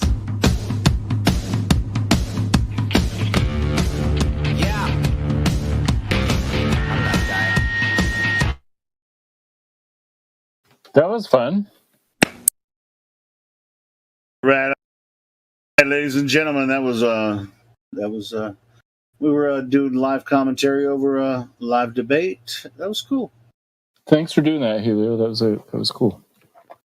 What do you rate the Globers, Matthew, from 1 to 10? They did like a 4 at best. Dude, Matt, you got to get on that show and show them what's up, man. I don't know if I can think on my feet as fast as Witsit, and I don't know. It'd be interesting. I mean, look, dude, they get flat earthers on there sometimes that don't know their ass from a hole in the ground. So you could probably go in there and show your ass, bro. How would I? You've been talking to us, bro, because he does. Witsit goes on there once in a while, but some of the flat earthers that he gets on there, you could tear him. You could tear him apart. What other fucking idiot flat earthers are getting on there and being stupid? I mean, that Australia guy. Yeah, there's several. Is he not good at talking? He's not from Australia. Yeah, Flat Earth of Australia. I think that's his name or whatever. He's not a good debater. He's not a master debater. He's a shithead. I like that one, Dafflo, master. I know. I came in a little hot on that one. It'd be so funny if I debated somebody on that. Okay. I'd rage quit. Well, it's just like the reason that a lot of us don't get on there is because obvious reasons, but we'll support Witsit on there. Yeah, I mean, it's just like he's going to get like super chat, and just like he said right before the end of the thing, he's like, "Yeah, I love the super chats, but every single super chat you give me, YouTube takes 30% of that." It's like, cool. There's a better way to actually support the channel. But anyway, hey, Nitro's back. Hey, what's up, Nitro? But anyway, that's pretty good.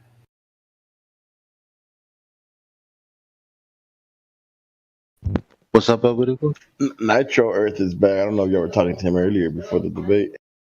Matter of fact, I recorded that, and I'm gonna contact Steve. I don't think he'll mind if I upload it, with our commentary and stuff.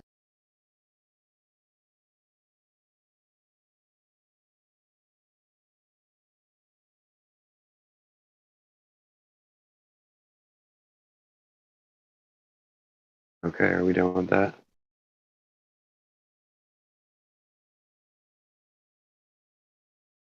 Does Nitro think he lives on a ball, or is he I gone thought it already? was done the first time.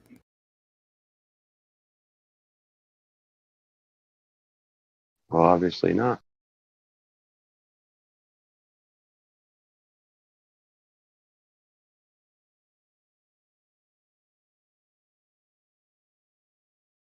Checking of the mic.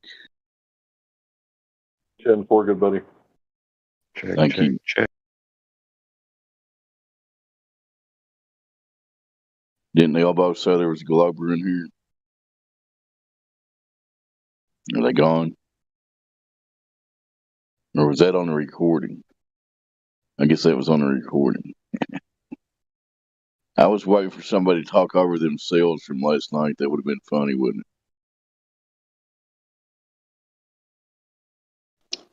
Yeah, I didn't even know that was a recording of the recording. Somebody could rumpus themselves. So it'd be great. Yeah.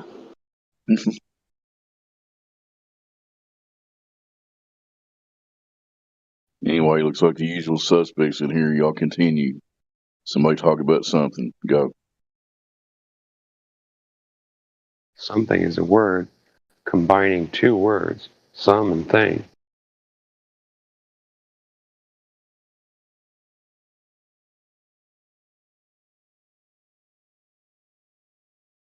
Does that answer your question?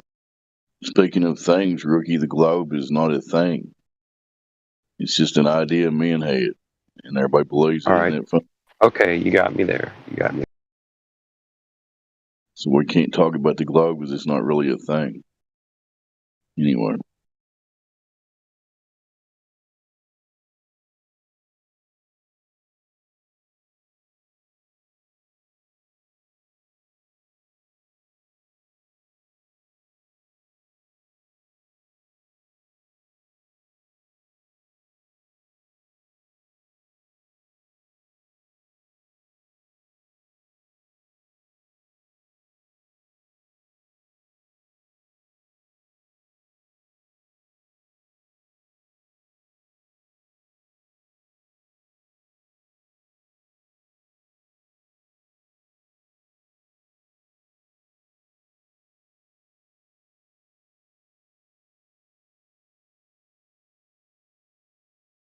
I'm going to go see if I can go fishing in some other servers, maybe bring somebody back. I'll see you in a little bit. You're going to go fish for some men.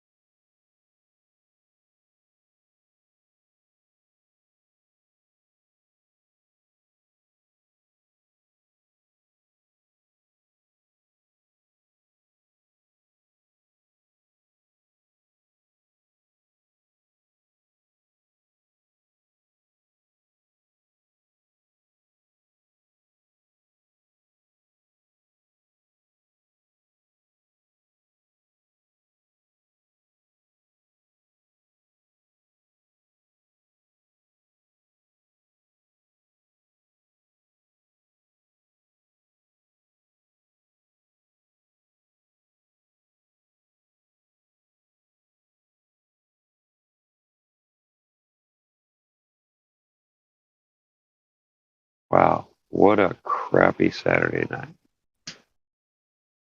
You guys are really, really boring, you know that? You're just boring the crap out of me. No, nobody? Okay, fine.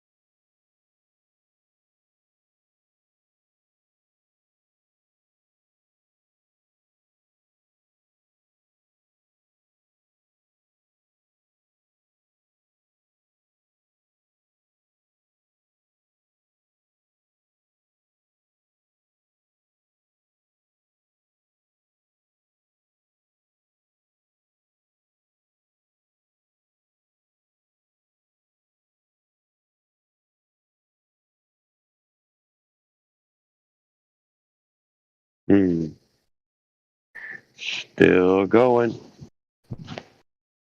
What's going on, people? Anybody? Nobody? Nobody wants to argue with me? Tell me I'm dumb or anything? Nobody? Come on now. Somebody, anybody?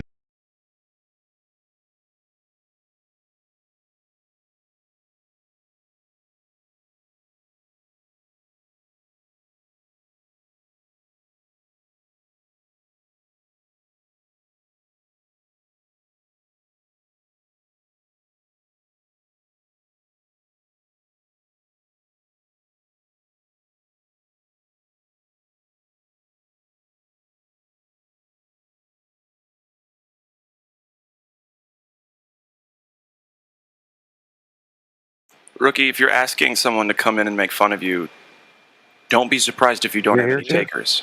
Yeah, don't be surprised if you don't have any takers on that one. Why? Because I'm so funny already? You're a good dude. No one's going to come in here and be like, fucking Rookie. Oh, come on. Come on. Somebody. Although that is what you say. If somebody's really bad at sports. Does dislike me, I'm sure. Yeah, well, you fuck don't have to give them a reason. That's true. You send them my way. You feel me? Send them my way. Send them my way. I'll kill them. I did not say that. I'll moiter him. Punishment. I'll moiter him. Definitely punishment. It's a figure of speech, dude. I stick up for people all the time. You know, I used to hang out with the special education students in high school because the jocks would always, throw food at them and punch them in the arm and stuff. Mm-hmm. So I would just fuck it. I don't care about all y'all normies. I sat with the special education students for like almost a whole year, and they're a lot more fun than the jocks and the stoners and all that shit. Yeah, I worked at a YMCA for a while. I donated my time. The girl talked me into it, of course, but I'm not saying I wouldn't have done it otherwise. But nothing wrong with that, though. It actually made me realize there was a lot more to life than I actually thought. You know, like it surprised me that I got so much enjoyment out of just helping kids do their homework and stuff that had trouble with it. Kids that didn't have like other, older brothers and sisters or parents that could be around all the time. So it was kind of interesting. It's like a Boys and Girls Club thing. It wasn't YMCA, it was Boys and Girls Club. I'm sorry. Anyway, you know what? They're both the same to me. Right. Well, maybe not. I don't know. They got this thing called Big Brother and Big Sister that I always wanted to do. Yeah, that's similar thing too. But I hadn't heard about it until the last decade. Yeah, I actually know a few people that actually had one. And I was like, really? You never told me that? And they were like, well, why would I? Like, I don't know. I mean, you would think you would have brought that up at some point. Yeah, I get the feeling there's a stigma attached to people don't want other people to think that they had to have this kind of help, so they don't talk about it. Well, yeah, that might be it. Yeah, I could understand that anyway. Yeah, but I don't think this was that. I don't think that was the problem on this particular case. I mean, dude, sometimes you just forget to tell people important shit. You just space it. Yeah, that's always true too. Good point. Well, that was a cool recording earlier.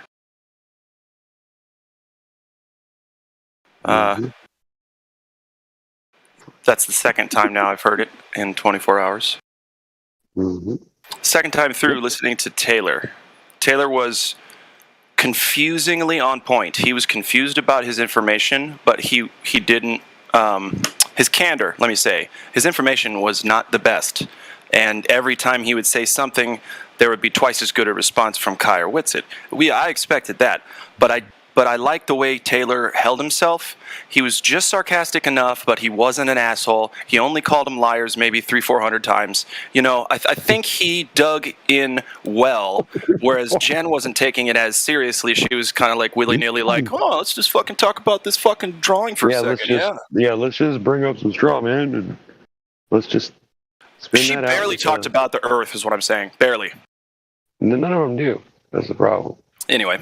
They usually argue. Isn't that really what you do in a debate? Is you tear down their... I mean, if you don't have an argument against it, then you just tear it down for what it is, right? You hope that they don't catch you or call you out for it. I'm a little bit old. I'm a little bit older. I need younger people's help here.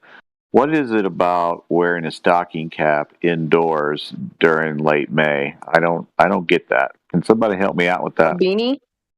Okay, whatever that was he was wearing. Can somebody help me out with that? Yeah. Oh, wearing a beanie indoors? I don't know. That's a good question. They're comfortable. I looked Some fucking Americans don't like tornadoes or chilly weather or food without no taste in it. I mean, if it was January, it'd be okay. Well, maybe, but it's kind of like late May, and I'm just kind of I saw that, him wearing his little cap indoors, and it's I know I'm old and I'm old-fashioned, but he might be bald, dude. I was going to say it might be that he had hair coming out the back of his whatever he was wearing. Okay, well that doesn't mean he's not mostly bald. That doesn't mean that he's not bald on the top. It was just it was just an inquiry. I was just making conversation. I'm going to answer seriously. I went to high school with a lot of kids who would do that. The skater kids would always wear beanies and such. And it was mostly because in the wintertime they'd go after school and go skateboarding, and they'd need that beanie on their ears, so they didn't get that cold. And so it kept some of the heat in for them. But they just never took them off in school. It becomes part of their, their shtick, part of their image, and they just get comfy wearing it all the time. And sooner or later, you're going to have to be asking him to remove it at a funeral. It's probably the same reason why I used to wear a jacket in the wintertime, or in the summertime, and then in the wintertime I'd be outside playing in the snow in a t-shirt and shorts. It's just the way kids are. So that's why you're a flat earther. No, I'm just kidding. Well, that's what my stepmom told me. I was like, what are you talking about? She's like, yeah, every summer you'd wear your jacket out in the summertime. She goes, you'd be wearing a jacket. I go, well, maybe I like the jacket. Yeah, I was going to say, it's probably a sick-ass jacket. She's like, no, you would wear a jacket, like a winter jacket. And I'm like, I don't remember doing that, but okay, if you say so. And then she's like, and then when it was snowing out, you'd be running out there with no jacket on, and you'd be like playing in the snow. And I'm like, well, what's wrong with that? I just didn't want to take the time to put the coat on. I just was excited. Well, and it's when I was young enough to be playing in the snow, I wouldn't be cold at all, no matter how cold it was, because I was so fucking excited. I still play in the snow whenever I see it. I was so fucking excited to get out there and I was sweat in my big ass clothes and fucking come in stinking. That's why you don't wear the big clothes. You just run around. I know. I didn't learn that. And you don't need clothes, bro. I know. I didn't learn that until I'd been skiing and snowboarding for a bunch of years, and I was like, wait a second, I don't have to wear all this shit. Well, I mean, you don't want to be caught out in the elements, because even though you feel warm, you could still be freezing to death. But there's that. I do know that. I do know that. Yep. But I mean, that's just terms more. However you say that, conflict of terms or whatever. What is that damn statement? Contradicting something. Contradiction in terms. That's it. There you go. Something silly like that. Well, listen, I just wanted to pop in, say hello, and I love you guys, and I'm always thinking about you. And see how you did that? What? See how you just made the show. See, you just made life. I know, but now I have to go and do some things. I'm trying to clean up and all that. But I wanted to pop in, say hi, maybe start a back and forth. Like a weasel, huh? Popping in. Nice. That was good, I thought. But y'all fill the dead air with some banter, please. I'd love to hear it. I'll be back in a little bit. Well, I'm no good by myself. I can neither confirm nor deny that, Rookie. Wait. Somebody just said, I'm sick of these MFing planes flying over a MFing plane. Nice. That's good. I like it. Yeah. Huh? You get it? I get it. It doesn't make sense, but I get it. Sometimes things don't have to make sense. Sometimes the less sense they make, the more catchy they are. Did I say that right? Yeah, I think I did. Like the globe? Maybe. Pretty catchy. The world's most famous meme. Most famous? Really? I didn't know memes were famous. It's a meme of, what people think the world looks like. Oh, yeah. So it's like been copied on the internet more time. Yeah, it is. It's a meme. It's not real. It's just, like a cartoon that caught on, an idea that caught on, Funny how that is. But I still think that there could be a deception even bigger than that.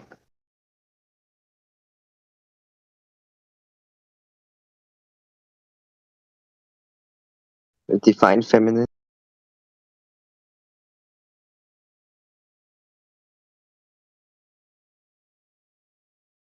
What did he say?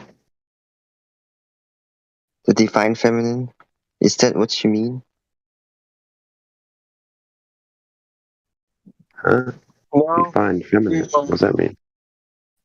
He's talking about the divine feminine and the divine masculine. The divine. Sorry. Yeah, we weren't talking about that, I don't think. We were talking about the globe as a meme.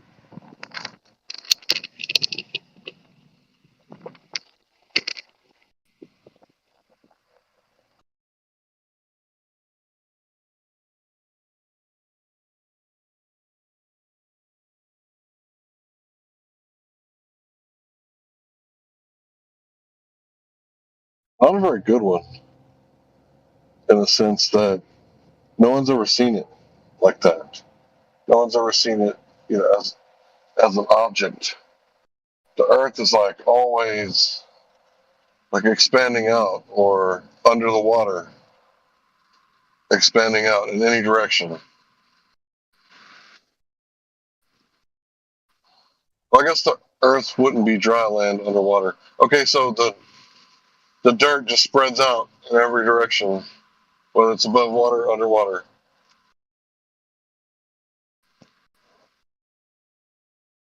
Oh, you're talking about the expanding Earth theory? Is that it? Is that what you're talking about?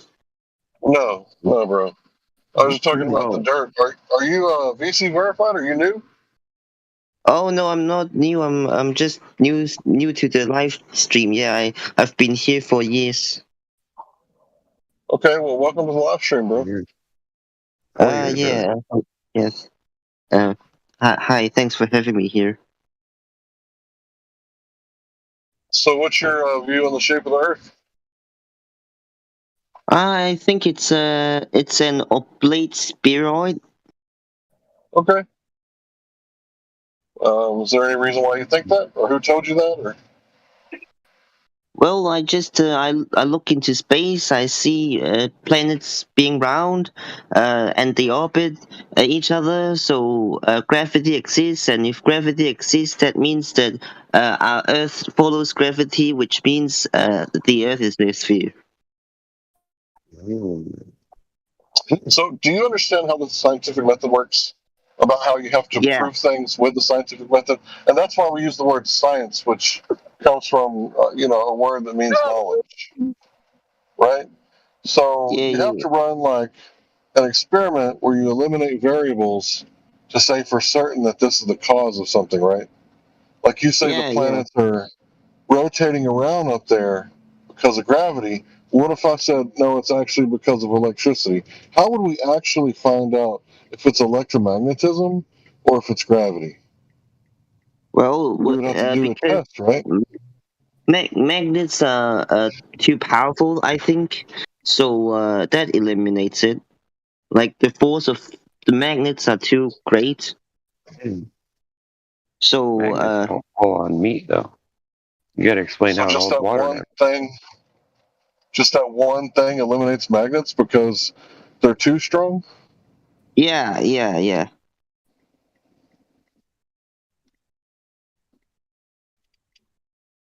So I wasn't really talking about magnets. I was talking about electromagnetism.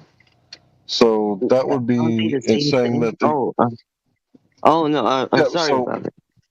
It's okay. So electromagnetism would be like the Earth's shields. I'm sure you've heard of the Van Allen radiation belts and the other belts, the Kuiper belts, and all the different types of belts that surrounds the Earth.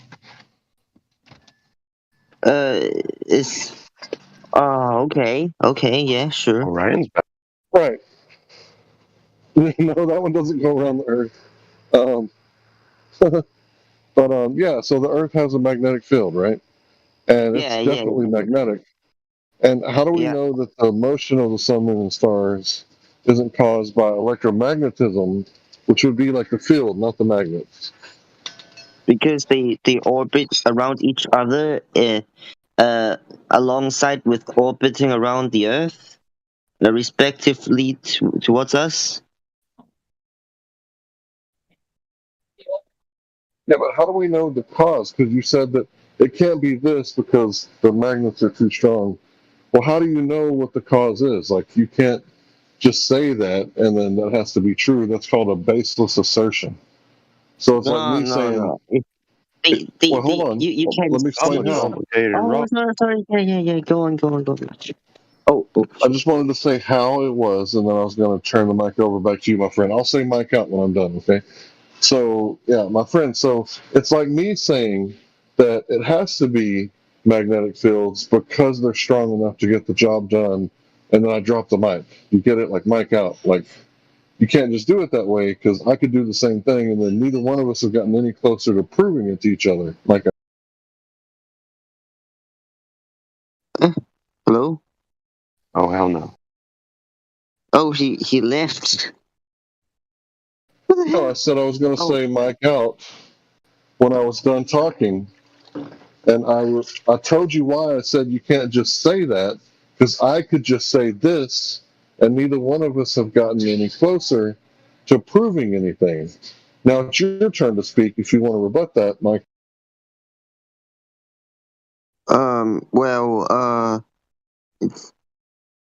So you can observe the planets through a telescope, and some of them orbit around each other.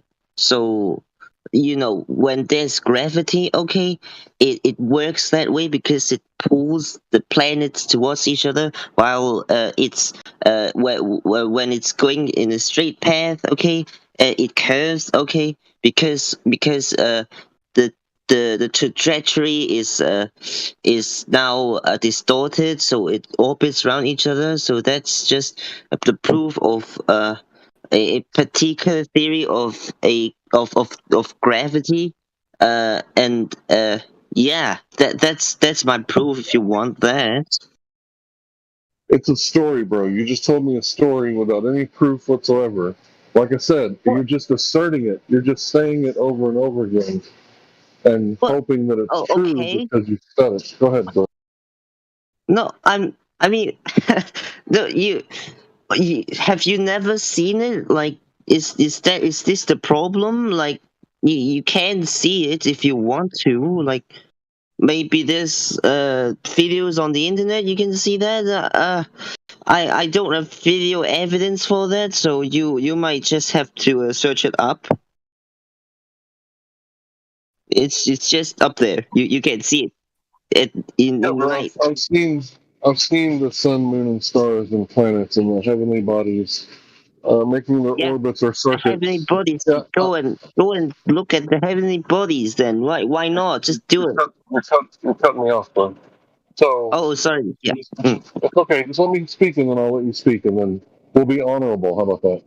All right. So let's do that. So yeah, just because you see heavenly bodies in motion, making circuits or orbits roughly once every 24 hours, and other patterns that you can see that sometimes take years and months to complete the orbit or circuit, that doesn't prove that it's gravity doing it. It's just an explanation, right?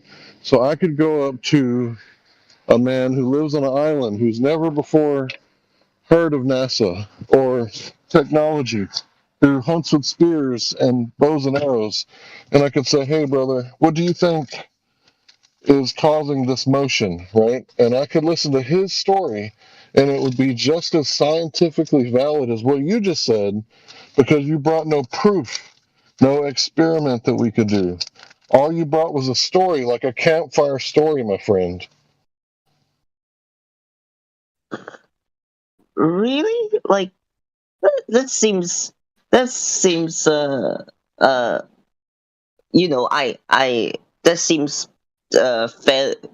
enough. I mean, you're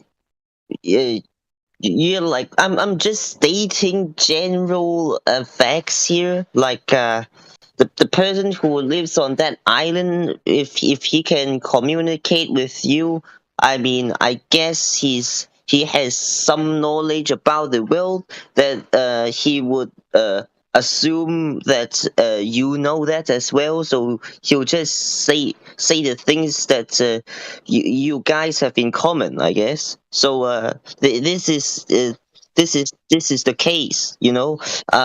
I see the heavens. I see them orbit around each other, and I guess that you know that they orbit around each other. So it's I'm just using a general fact here.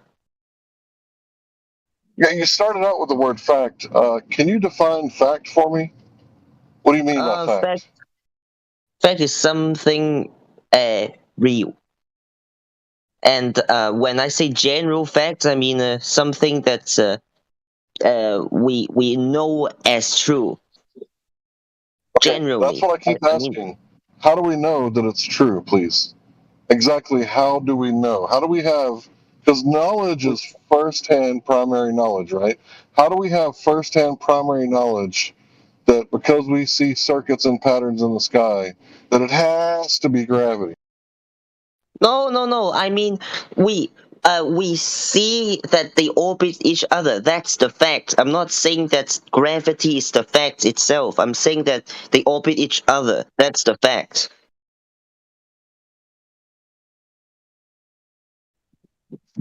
How does it prove gravity? Well, I agree that we see patterns.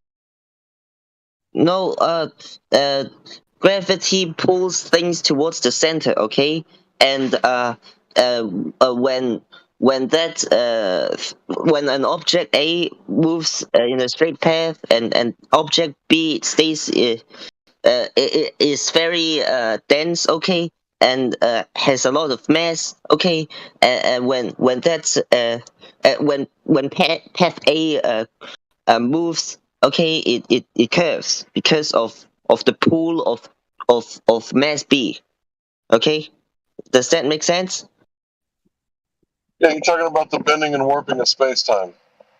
No, I'm talking about a bending of the path where A goes. The bending of the path. So if a tether is pulling, wouldn't the tether be tight? Why would it be bending loose? So you're talking about two planets or masses or objects in the sky pulling towards the center. Now, I pulled a car not that long ago, and when I had my foot on the brake and there was tension, it was a straight tether. And when there was loose tension, meaning that it was let go, meaning that I wasn't holding the brakes, then the tether had a curved path. So, in your analogy, you have a tether made out of no material, no matter, no mass. But somehow this imaginary tether is pulling two objects towards the center of the mass. How do I prove that? And how is that a fact? And how is that something that I have firsthand experience of?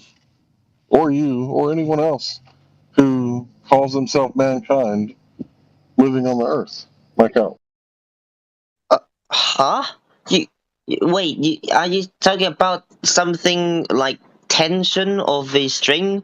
Is that your analogy? Like imaginary string without the string. How do you have a string without the string? It's you have the string. Exactly. Yeah. Why not? Yeah. Okay. So basically, I disagree with space time. I think it sucks. I think space time sucks, and the rope hypothesis, okay, is better than it. So if you want a model, I mean that's the model I'm using. What hypothesis?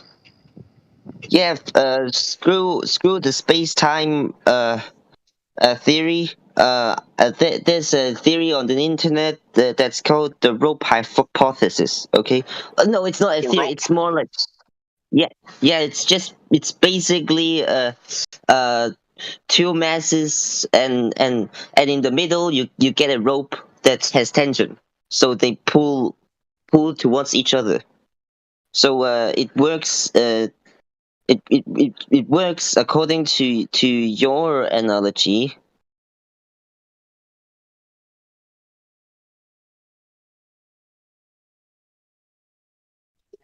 Yeah, because I actually had to use a rope.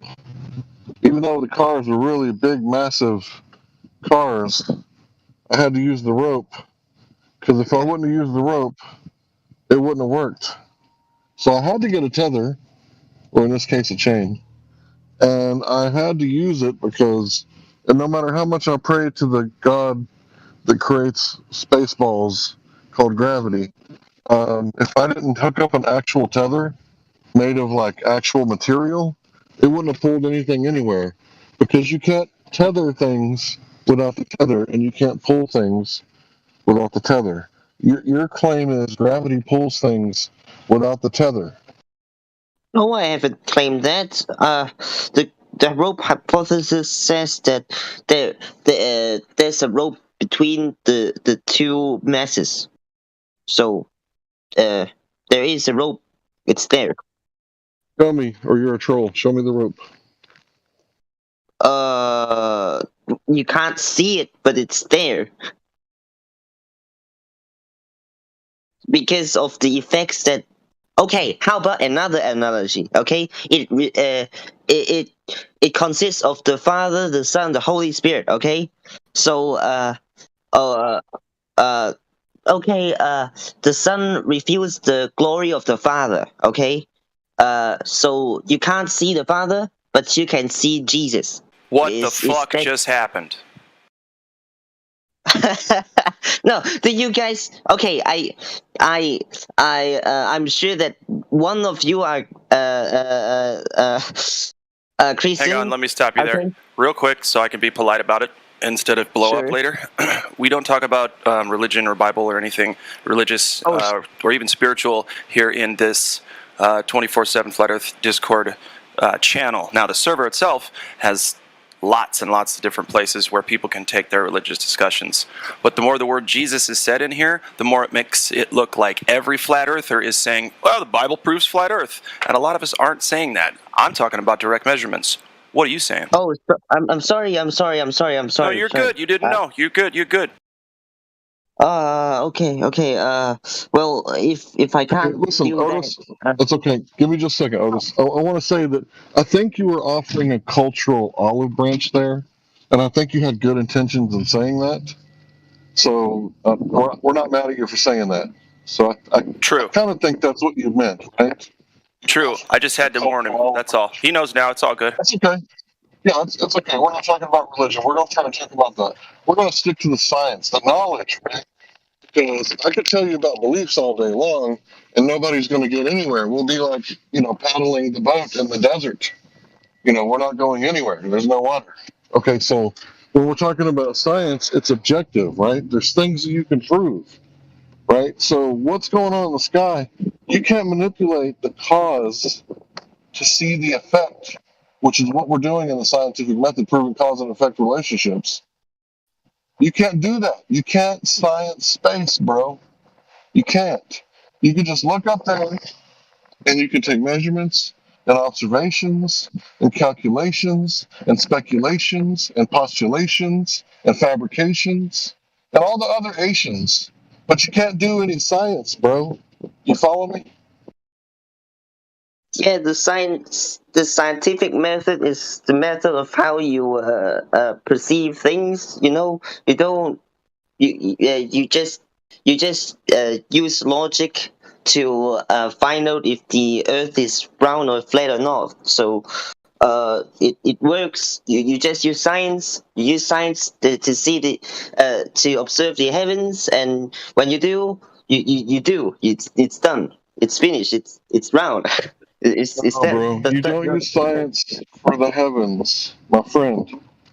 I'm gonna give you I'm gonna give you a primitive way of the scientific method, how it probably first started out. Okay, so let's say there's a caveman, and he finds a hot spring. We got those near volcanic activity. You know what I'm talking about? Where the water's hot because it's near the volcano. Yeah. Okay, so he sees the water boiling. He wants to know the cause. So his natural observed phenomenon is the water boiling. He wanted to know what caused it because he dropped his fish in that water and then later ate it, and it was great. So he wanted to know how to replicate that. So he thought, okay, the water was really hot. It burnt my hand when I got the fish out of the water. So what if I add heat? So he adds heat to the water, it boils. He takes away the heat, it stops boiling. What did he prove with his hypothesis that heat causes water to boil? What did he prove? He proved that when he used heat, the water boils. Excellent, my friend. So that's how the scientific method works, right? You manipulate the cause to see the effect. So how do you manipulate gravity at the galactic center where the black hole is? You can't turn it on and off like a light switch, like you can with the flame. You can't manipulate space. You're only a man, right? I think I got it. So, mass B, okay? Let's go back to that analogy, okay? Mass B is that on and off switch, okay? And without mass B, you don't get the trajectory, okay? Does that make sense? Like you okay?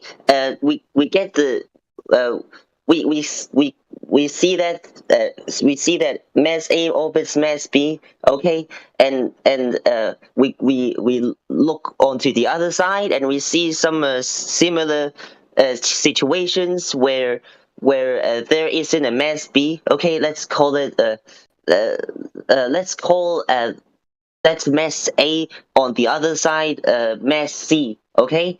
And we can observe that there ain't a mass D over there, okay?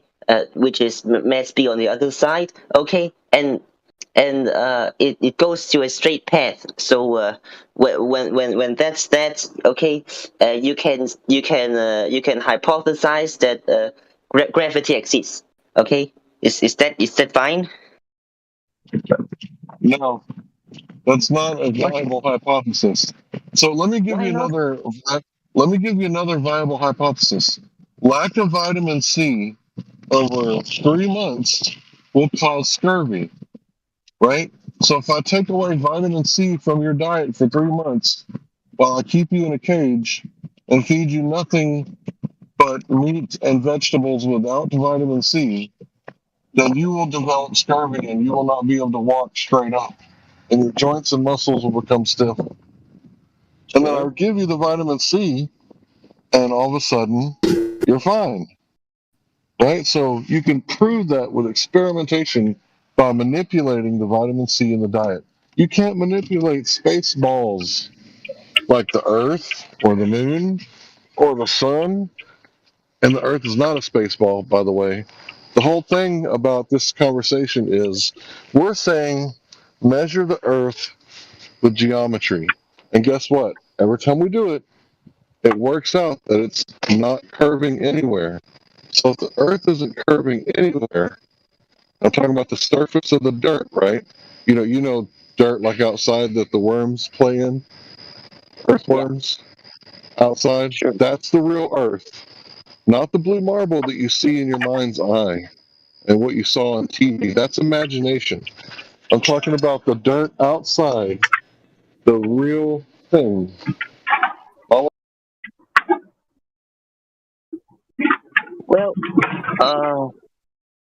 Well, okay. How about this? Okay, when mass A, okay, has not yet reached mass B, okay, it travels in a straight line. So that's the off button for you. And when it reaches B, okay, it orbits. So that's the on button for you. Okay, that's like remove uh, removing vitamin C and giving you vitamin C again. False analogy. Why not? Okay, so why? How did you make object move and object? How did you make that happen? We're talking about objects in space. How did you do that? Moved in the first place. It moved in the first place. So you didn't manipulate it. I haven't. I just observe it. Yeah, that's the thing about science. The scientist has to manipulate the cause to see the effect. Let me give you another example, my friend. Let's say me and you, we go to a new country and we're in the hotel, right? And we're arguing which light goes to which switch. And the night falls and we're still arguing and we haven't flipped any switches. And the next day comes along and we're still arguing. And it's a pretty good argument, right? Because this light is in the kitchen. Sure. Because this light's in the kitchen, I bet it turns on the light that's in the kitchen. And you're like, no, that doesn't make any sense. We're not going to know until we start doing what? When are we going to have first-hand primary knowledge? Which light goes to which switch? You don't have to physically change and manipulate anything. Back to the You're avoiding my question. You're avoiding my question. Oh, I'm sorry. Okay. Yeah. Pay attention. The independent variable has to be manipulated. You don't have to physically. You don't have to use your hands to do it. Like when Yeah, when you do have, though. No, you don't. Like, why did you have to use your hands personally? Hold on. You Well, don't that's need a because it's scientist called to do the direct. science. I'm sorry. I'll be quiet. No, you're good. I just wanted to say a direct measurement is from A to B line of sight. You physically put A there, you physically put B there, and then you physically put a line between it with a laser. That's getting your hands dirty. That's doing the work. That's all that's required. When someone else do it, does that still count as science? No. Well, for them, yeah, empirical for them. But if you don't do it yourself, you can't say you know it measures flat. No, but they're doing the same action though. Doesn't matter. It doesn't matter. I didn't see it. I'm not going to take someone's word for something. I'm going to find out for myself every time. You see it. They just do it for you. They do it for, like what, on a video? No, face to face. They that do would the be same me actions. physically performing the thing with that person. It'd be the same thing. Yeah, it's the same thing, right? I'd be present for the measurement, yeah. Yeah. So when you look into the sky, okay, and you see it, okay, it doesn't matter if you use your hands or not. The mass would move for you to see it. What does looking in the sky have to do with measuring the nature of the flatness of the Earth? Because it proves gravity, and when it proves gravity, whoa! You said that proves gravity. What's gravity? The definition of gravity is a mass, the force that pulls mass together. Oh, mass attracts mass. You're talking about Newtonian gravity. What about Einstein, who superseded that with the bending of the conceptual space and time? So you're just going to ignore the fact that Einstein disproved Newtonian gravity and just say gravity is mass attracts mass? Screw Einstein. Newtonian. So you're just going to pick and choose which definition of gravity you want to take when and where? Yeah, that's what words are for. Oh, okay. All right. Just pick and choose your definitions, and that's fine. Yeah. And so when you tested gravity, what was your independent and dependent variable in testing gravity? Or whoever you watched and witnessed test it? What was the dependent and independent variable? I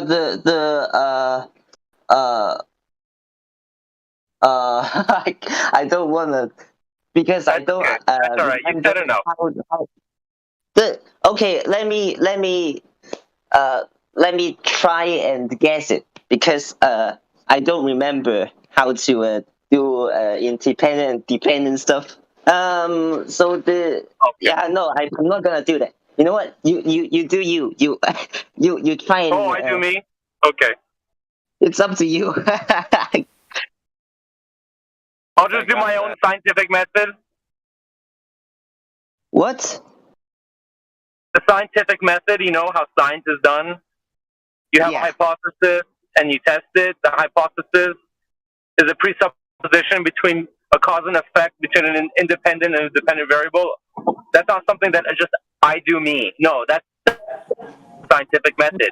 And you want to go ahead and claim gravity and schmravity when you don't even know how to test it or how to even define it. No, I gave you the situation. You have to apply it for me, because I forgot how to distinguish what's independent or dependent or not. Listen, bro. I'm gonna make it real simple for you. The light switch is the cause. The light bulb is the effect. Me and you are in the hotel, brand new place. We've never been. How will we achieve knowledge? First-hand, primary knowledge of which switch affects which circuit and therefore which bulb. How will we find it out?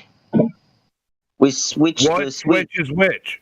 Yes, you manipulate the cause and you see the effect. Now you know how to do science.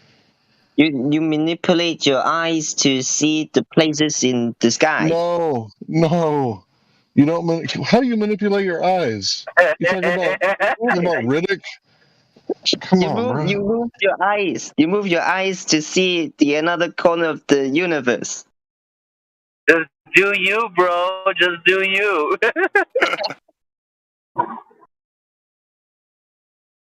It's not do us or do you. It's we're just trying to teach you about reality. So it's like saying, hey, you do you. No. We're trying to do everything and show you what it's about. So, Otis, are you in space? Yes.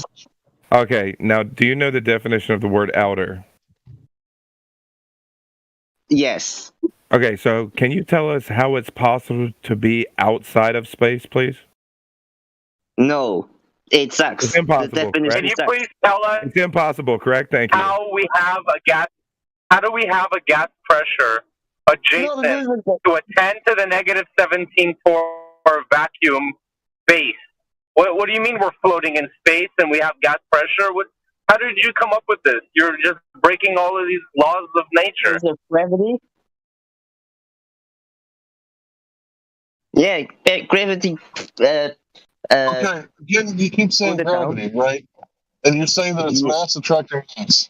If mass attracts mass, then I should just be able to open my propane tank in the morning, and when I get home at work, there will be more propane inside the tank than outside of the tank, right? But that's not how it works. I have to take my propane tank to get gas for my stove, right? And when I come back, it's 250 psi, right? If I were to open it, the gas is going to spew out in all directions until it reaches equilibrium. How come all that gas doesn't attract more gas? Because you say that mass attracts mass. Gas is material, right? Yeah. So how come it doesn't attract? Whoever's claiming that, can you explain to me that mass attracts mass? Can you explain to me what evaporation is? Evaporation is something gets heated. It gets less dense because the molecules bounce against each other, and they expand. And then what happens with gravity then? Why is gravity not all of a sudden not affecting that? Why is it going up instead of down? Up instead because it's bouncing against each other, and the force is larger than gravity. Oh, it goes against gravity and goes up? Huh? Yeah. So gravity is supposed to be pulling down the atmosphere, but when water... Hello? Hey, Otis, I have a quick question that's completely off topic. And gravity pulls down. Okay, go ahead. Sorry. Yeah, why are you going to say gravity works here, but then in evaporation, we can't say gravity is pulling down gases anymore. Heavy-ass water molecules. Do you know what a cloud is? It's a bunch of fucking water. Why is gravity not pulling that shit down? Why is gravity all of a sudden not working anymore? Because it's light. Light. Because it's vapor. So that's right. It's more dense. It's more dense than the atmosphere. I don't get where you're getting at here. What I'm getting at is that you want to say that we have a gas pressure because gravity is pulling gas down. I'm trying to tell you that in all of our experience of reality and nature, gas expands in all directions with no bias with a down to fill the container with which it's in, and the only difference is density. There's no gravity. You don't see puddles of gas on the ground. You don't sweep up out of your driveway in the winter some helium gas puddles. Because gas, the ideal gas, the laws of gas, they all say through Brownian motion that gas expands in all directions at the same time to fill the container. Yeah. What is this? Which comes from PB equal out of V. Where is your V if we're connected to an infinite vacuum of space?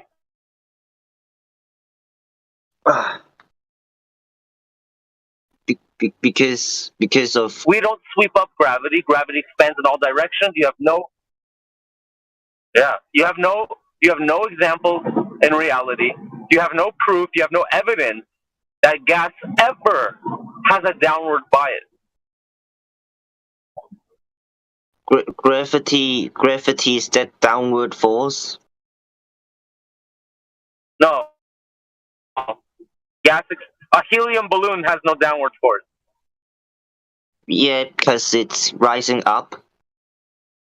I mean, the opposite force that it's experiencing is going to be the force of the friction of the atmos that it's going through. Yeah, the friction that it's facing on its way up, that's the force. But gas expands in all directions. To fill the container, you fill a box up with gas, it doesn't collect at the bottom of the container. It fills the container. Gas will not collect at the bottom of the container. The gas is lighter than the air, so it rises up. Yeah. Okay. So is that the second law of thermodynamics, which quotes entropy, where a system with a higher gas pressure would move into a system of lower pressure. Do you agree with that? Yeah. Okay. We have an atmosphere of 760 torr pressure at sea level, adjacent to a 10 to the negative 17 torr pressure. According to the second law of thermodynamics and entropy, the gas from a high pressure system will move into the low pressure system. And you will have the gas getting sucked out of our atmosphere if there was a vacuum of space adjacent to it. Because gas expands in all directions. Brownian motion, ideal gas law, volume. Well, let's say that you have a bottle, okay, and it's full of oil and water and stuff. Portal? What do you mean a portal? What does that mean? A bottle. A bottle. Of water. Yeah. Bottle. You got to say it with that nasally white person thing in your voice. Bottle. Yeah, whatever. So you got that thing, okay? You got a container, okay, and you have water and oil and stuff, okay, and it flows to the right density equilibrium, okay, and you now flip it around and it's the same. Why is that? It's not the same. It's all going to separate again. Where the lightest is going to be at the top and the densest is going to be at the bottom, which is a density disequilibrium, not a force of gravity, which is not even a force. And it's quoted and cited and referenced everywhere that gravity is not a force. You have to think of it as a force. It's clearly that it's a density disequilibrium. It has nothing to do with gravity. It has to do with density. What? You flip it around and it goes to the same position, and you're telling me we that know what you're talking about. Come on now. If I had some olive oil and I had some vinegar and I flipped it around, it's gonna separate again. It's gonna find that the denser solution will have, a relatively downward bias. But whatever you want to call downward, it doesn't matter. If you had a leftward bias, then the left would be the new down. But that's not gravity. That's density. That's gravity. That downward bias is gravity. You can't have that downward bias without gravity. Hey, there's something real quick. Density bias.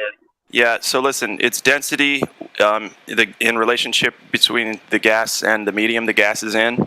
So fluid dynamics explains everything that gravity is supposed to be able to explain. The thing is, fluid dynamics are laws. Gravity's still a theory. What gravity is a theory? What? No, it's a law. It's still just a scientific theory, not a law. Until you have an independent and a dependent variable where you've tested gravity, it's just a conceptual, theoretical, mathematical concept. Yeah, I stand corrected. It's not even scientific. It's just some fucking theory, dude. It really is. Right, like I said, it's a story, campfire story. Look at my spear. I sharpen my spear. What if I drop the spear? Oops, gravity works. It's a story, brother. There's no science behind it. But listen, I can manipulate the cause of the oil going down, right?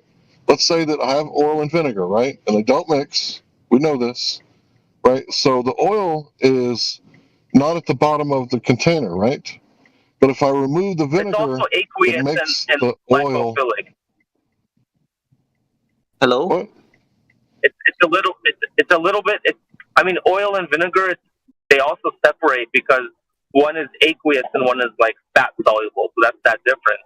But if you look at different densities of objects, it all reacts to the density and not due to some magical non-force that you're making up.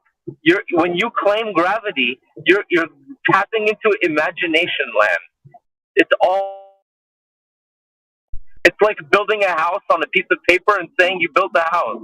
You have the blueprints maybe, but you never actually built a house. There's no gravity. It's all density. Your gravity, your big G, your little G. Come on, man. Well, no. But you just need the idea to prove anything. You don't have to actually build anything. No, ideas all you need are is an idea pseudoscience. to prove anything? Yeah, ideas are pseudoscience. You have to back them up with research, evidence, experiments, measurements. Yeah, and they are ideas. The ideas, they work in the metaphysical sense. They're not physical. Metaphysical. Correct. Metaphysical, non-physical. Right, non-physical. Right, so this is the second time you've invoked God, right? You're talking about the metaphysical. How many angels can dance on the head of a needle? We're not talking about philosophy. We're not wanting to talk about. Listen, bro. Listen, bro. You're talking about a tether with no material tether attracting the mass without the rope, right? If I want to catch a horse, I'm gonna need a rope. Because believe me, no matter how much, after I make one out of hemp, right? But before that, in the planets, there's no rope. You keep invoking like maybe God did it, the God of the gaps. Have you heard that? Every time with gravity, it's all metaphysical, like angels and God and angel hair, right? That doesn't really exist. It's not real. It's metaphysical. Then what are you guys doing with proving stuff? If it's not metaphysical, We use I don't. scientific method. You prove you don't prove metaphysical. It's meta. It's out of. It's beyond physical. You want natural science and reality. How you create pharmaceutical medication, chemistry, organic chemistry, physics, and biology. That's all physical. You're not going to get some metaphysical medicine. You're going to get some metaphysical engineering that's going to build some metaphysical bridge that's going to get you from one continent to another. You require physical measurement. And when you measure gas pressure, when you measure an elevation angle, when you're measuring drift, it's all flat.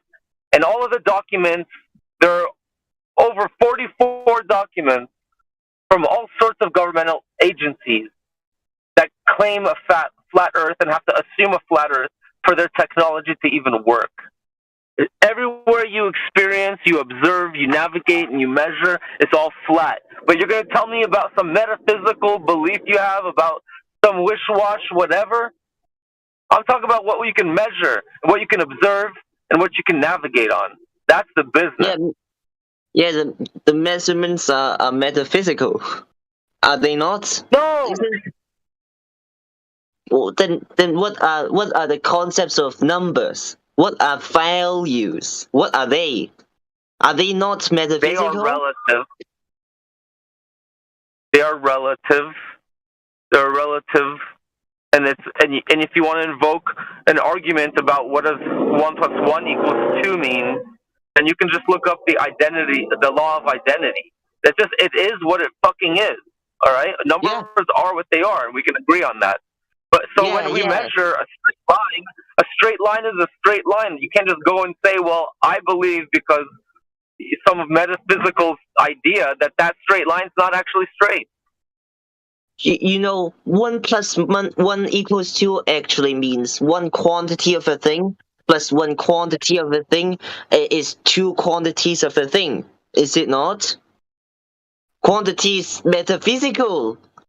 But when you observe that thing, in my experience of research, quantitative versus qualitative, quality is more of a metaphysical, a subjective experience. But when you're talking about quantitative, that's more of an objective experience. It's something that you can quantate, observe. Step 1 of the natural science method, and that's observe a natural phenomenon. You don't have any observation of a natural phenomenon that you can manipulate in effect. What? But so what's 1 plus 1? What? It's what? I don't get it. But what should? Okay, so what are you doing? What are the measurements are you doing? Okay. They are not physical. No, they are. Yeah. Yeah. Do you know what trigonometry?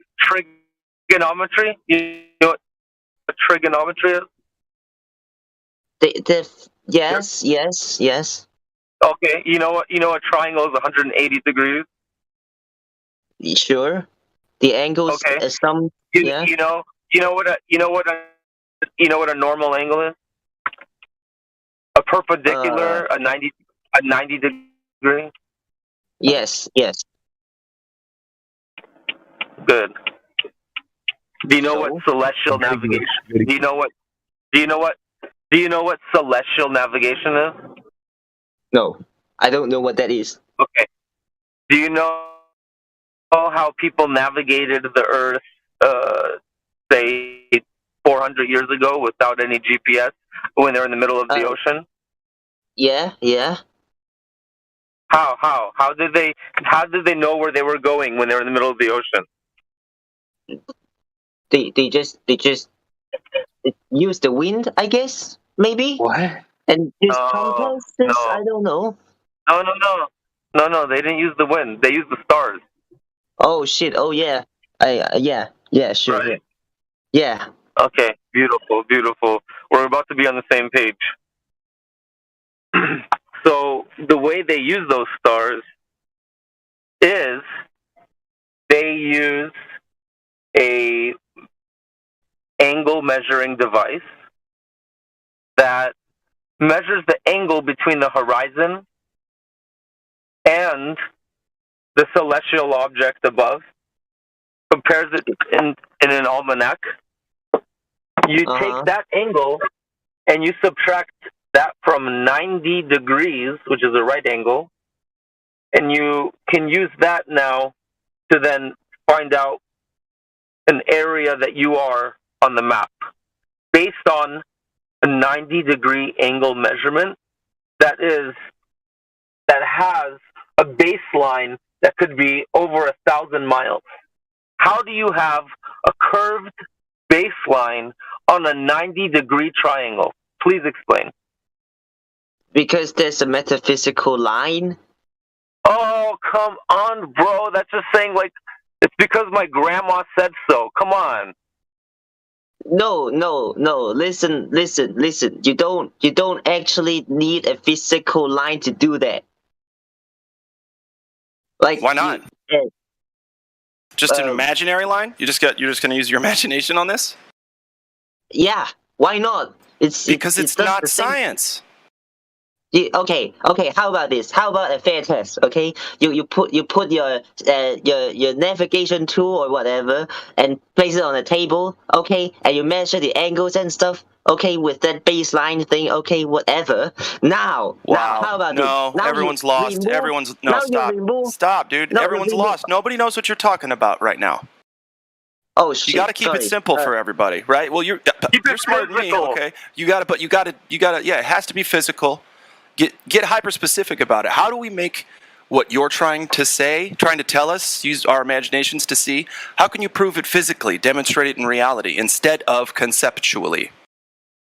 You use a table, and you remove the table. Done. That's the line you need. he has a tangential plane. But you're looking at a physical object. You're looking at a physical object, which is the horizon. Why all of a sudden you're using an imaginary line? You're looking at a straight line. Because the Earth is curved, and there ain't a line there, so you just put a line there. Using an imagination. Have you ever heard? Wait, hold on. Have you ever heard of a Nikon P900 or P1000? No. Oh my God! You're in for a treat. Let me tell you, this camera at 1 foot observer height. You understand, according to your 3959 radius heliocentric model, the horizon should be no more than 1.22 miles times the square root of the observer's height in feet. So at 1 foot, you shouldn't see more than 1.22 miles before an object starts to be obscured by the physical curvature of the Earth. Now you have cameras who are zooming in at, like, say, 1 foot observer height, seeing things that are over 20 miles away that should be obscured by curvature. It's refraction. Refraction's causing that. What is refraction? Dude, either you believe in geometry or you believe in the globe. Those are your two choices right now. What do you even know what refraction is? Yeah, it bends light. How? When?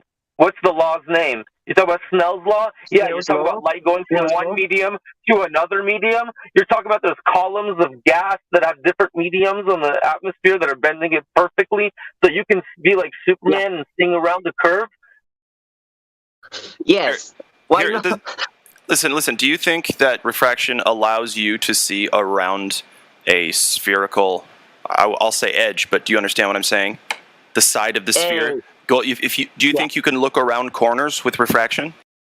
Yeah. What? I'm done. I know. No, you're imagining things, brother. You could do that with mirrors, yes, but not by itself. Yeah, tell him that refraction makes the Earth looks flat, right? It makes the curve looks flat. Tell him. Look, I have my glasses. My glasses bend light perfectly into my retina and then through my lens, and it compensates.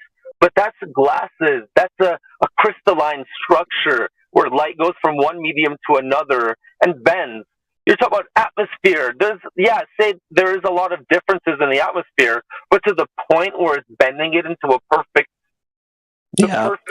curvature. And second of all, you require terrestrial refraction for that, which is 7 over 6 the radius. R. And to know what R is, you want to tell me that light is bending around the Earth at the perfect way, but you don't even know what the radius of the Earth is, and you're not going to give me some calculation that says based on that imaginary radius, light's bending at this round. But it's all imaginary because you don't even have a radius. Why do I mean, I don't know if you need a radius or not, but if you want that, you Google it. It's there. Hold on. And how did Google get that answer? Science. Okay, and what science was performed in order to directly... Hold on. What science was performed in order to directly measure from the center of the Earth to the outer edge, i.e., determining radius? Hearing from others. No. Who went there and did it? Did somebody dig a hole all the way to the middle and say, okay, it's this long? Like, if they didn't do that, they don't know the radius. I hope that makes sense. I forgot. It's probably some guy walking on the Earth. I don't know. Probably, yeah. Now you're getting it, yeah. No, wait. No, I remember now. There's someone, okay, he walked from one side of the Earth to the other and back to where he started. Okay, Yeah, Forrest Gump. What? No, he measured the whole thing. What are you talking about? And used Admiral Byrd? pi r squared. Okay, he used pi r squared. Yeah. I think that makes sense. Yeah, he moves somewhere. Right okay, right back to where he started, and he used pi r squared. There you go. Case closed.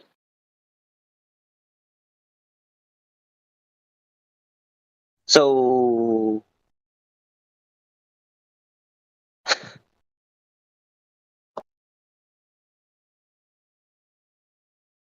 What? There's an interesting video about someone actually trying to drill down to the center of the Earth. It was performed in Russia, and they went at it for like 24 years, and they only got 7.6 miles deep after all that time. And what happened is they hit a barrier which they couldn't penetrate. They weren't making any progress for like 5 years, so they just covered the hole and gave up. There was a material that they could not penetrate. It just the drill bit would just stay there and spin. It got too and hot. They tried. Yeah, 5 years. It's called the Kola Super Deep Borehole. So we have no way to know what's beyond 7.6 miles. Even under the ocean, when you go under the ocean, about the same depth, you see these black pools of water in the ocean. And there was a guy in a submarine, I think it was a National Geographic or whatever. He was making a documentary about the ocean. And he's in this little submersible. And he tried to dip down into this pool of dark water. And it was so dense that his boat would not submerge. His U-boat, his little submarine, it wouldn't drop into it. It was like a super dense, different type of water. So I don't know if that's what the Russians were hitting or they were hitting something else. That it was like a barrier. I'm not saying that water under the ocean is what the Russians, it might be below that, but I think there is a layer where you can't penetrate it. There's a layer down there. There's no such thing as a core of the Earth. Sounds like a bedrock in Minecraft. Yeah, pretty much. That's where they get the concept. And if you look at, my nephew is a flat earther and he plays video games like that. He also plays Fortnite. And he told me, he's like, they tried to crack the sky in season 4. They shot a missile at the sky and they tried to crack the dome. And you can go look at season 4 on Fortnite. They shoot a rocket at the sky and it cracks. Like the model most flat earthers would use has some kind of barrier, like be it a dome or whatever, a containment over the Earth, over a circle. And there's a containment over the sky that holds the atmosphere in. So the dome would obviously, it'd be a hemisphere. That's the sky. But the ground beneath us is flat. You can prove that just by the water. If you do experiments over water, you can prove that it's flat. You can prove that it's level. When something's level, it's flat in all directions. There's no curve anywhere. So according to the globe, all of the water on Earth should have a convexity. It should have a bulge in the center, a high spot. But it doesn't. Don't have to do that. They don't. Why? Why does it have to be level? Like if 70% of the Earth is covered in water, the water has to conform to a ball. So that means it all has to be curving around this ball. So if you can prove that it's not curving in one section, let's say we use one section of the water, be it a lake that's 10 miles across, if we can confirm that that particular water is dead flat and level, it's safe to assume the rest of the water is level as well. And we've tested it everywhere, and we come up with the same result. It's dead flat. No, you gotta be further than that. No, it's not, dude. It's that simple. I mean, if you can prove convex water, then you can shut us all up. But none of us have. None of us have ever seen.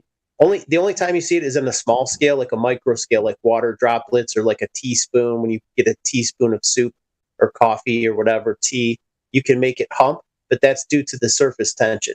Once you break the surface tension on something that's the size of a coffee cup, the surface is dead flat. I'm pretty sure someone has done that. Yes, not very hard. Sorry, let me say just this. Some guys in 2012 from Brazil did travel to Lake Titicaca at Peru.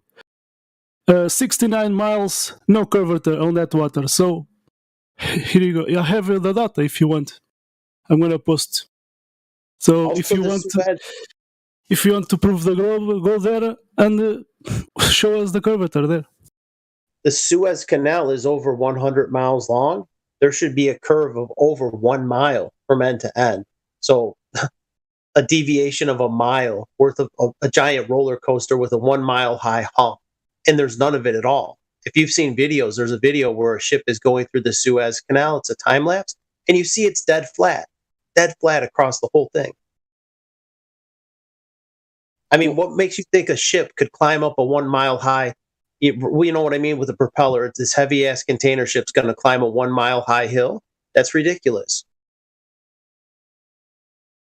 Why not? Why not? Oh, God. Do you ever observe water with a curve in it? Yeah, you see waves and such, but I'm saying, like, let's say in an undisturbed body of water, it's always flat. You wake up in the morning and you go to the lake, if there's a peaceful lake, and you wake up and the water's like a mirror. It's a flat like glass. That's the way water always is when it's undisturbed. No, because you're viewing it in a very small scale. You're very small compared to the water. It doesn't matter. There's people. Okay, there's pictures across Lake Michigan from 60 miles. What the guy said there from one in Peru from 69 miles. It's not just a one-off experiment. You could try. This is something you can do for yourself. Don't take our word for it. Go look for yourself. Go get a picture out. If you've ever been to a lake or to the ocean and you've taken a picture of the water, go look at it, put it on your computer, and draw a dead straight line over the water, and you'll see there's no bulge in the center. How about this? You go to the another side of the earth, and then you tell me you can see the person that's on the other side of the earth. Okay, then you can't see our limitations to your eyeball. Your eyeball is not some superhuman device. Everything has limitations because you're looking through air. Have you ever seen air that's perfectly clear? It's not. When you take air, it might look clear at a certain distance, but there's always a limitation. Plus, your eyeball has a focal distance. Your eyeball can't see infinite distances. According to you, your measurements shouldn't make sense. No, it makes sense. Something that's not bending. If I've taken a measurement on one sample, right, and it's everything. We know all water is homogeneous. I don't have to measure the entire length. I could do that. I could survey it. If you want to look, go Google something. Go Google the surface elevation for Lake Michigan and tell me what it is. What the hell? Okay. Go do it real quick. Surface elevation for Lake Michigan. What the hell? Just go to the other side of the earth, maybe? Just go do it real quick. Go do it real quick. Lake Michigan's 300 miles long. Nah, I'm lazy. You're lazy. Well, just do it. You're on your computer, right? Nope, I'm on my phone. You're on your phone? You can do it on a phone as well. Nah, fuck I know. If you can't find it, I'll tell you. Well, he won't trust you. I want him to do it for himself so he could actually get the result. Like, get the result and say, okay, here's the result, Google. He's going to think we're lying. You picked a great spot to do it, too. Lake Michigan is perfect. Nah, I'm not gonna do that. Okay. Yeah. Not going to do it, right? Yeah, because I'm lazy. Well, that's obvious. There are other proofs of the Earth that's round and stuff. So I don't care. I don't care about the observations of the waters and stuff. Oh, observations and measurements. Okay. It's a measurement. It's an official measurement. It's not just an observation. It's a statistic. It's an official statistic. I'll tell you what it is. It's 577 feet above sea level. And if you do the same for Lake Huron, it's also 577 feet above sea level. And it goes from Chicago to Canada, hundreds of miles. And it's all the same. There's no bending. It stays uniform in height. The entire height is a flat surface. And how about this 1877 miles, 2 buildings? They did the surveyors. They did the geodesic measurement between the top and the downs of these 2 buildings. You know what the measurements was? The same. So no curvature. 1877 miles. This according to the sea level. So where is your globe? You see, these are surveyors. Okay, they know what they are doing. So where is your globe? There is no globe. What? He used the angle of elevation and stuff. Maybe. I don't know. I mean, this is from INCRA, Brazil. It's a government institution. So one of top 10 in the world. Okay, they know what they do. Okay, if you want, I can give you the coordinates, all the data, the equipment, they use it, and you go there and bank these guys. Okay, because 1877 miles away. Okay, those 2 buildings should be tilted. But you know what? There is no curvature. The same measurements at the top and the downs of these 2 buildings. Okay? Okay, sure. So where is your globe? Have you any proof? Or just indoctrination they give you in the school? Nothing. You have nothing. You have to go to the field and prove it. Not just talk. The others will do it for me. I won't. I don't have to do it myself. Yeah, because you are lazy and you buy all the fantasy. You eat fantasy through the TV. You know, all CGI talking about space, whatever. If I have proof, if I have one proof, then I'll just run with that one proof. I don't have this proof. This much things, it's too troublesome. Yeah, you know what? I have 2 guys, one lady and one guy that they do work at NASA, and they talk about flat Earth. Okay, how about that? Ex-employees from NASA talking about flat Earth.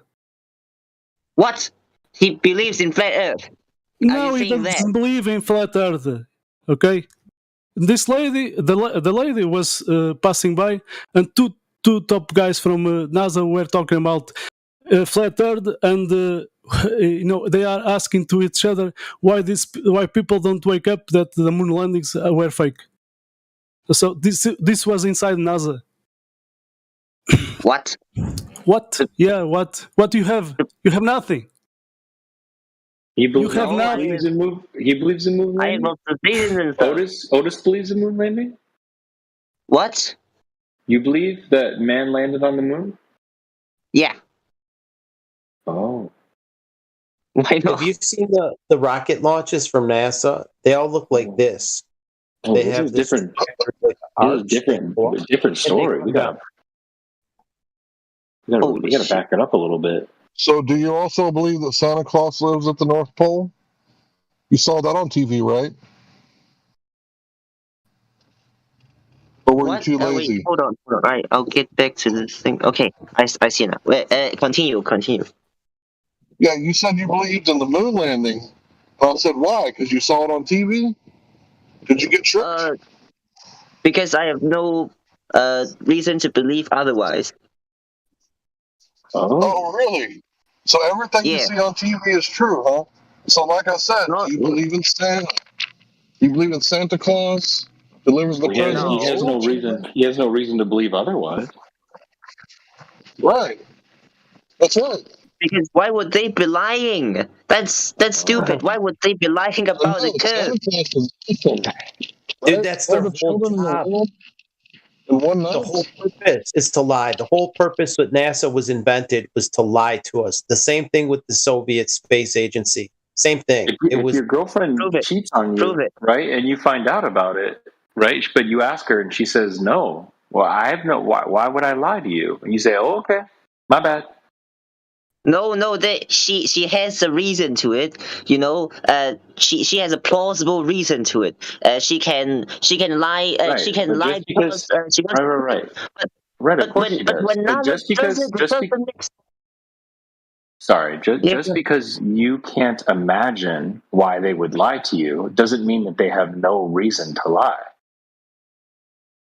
Well, because I've simulated the possible outcomes in my head multiple times, and it's enough for me to conclude that they have no reason. The lack of your imagination to imagine why someone would lie to you does not mean that they aren't and can't be lying. Well, it's how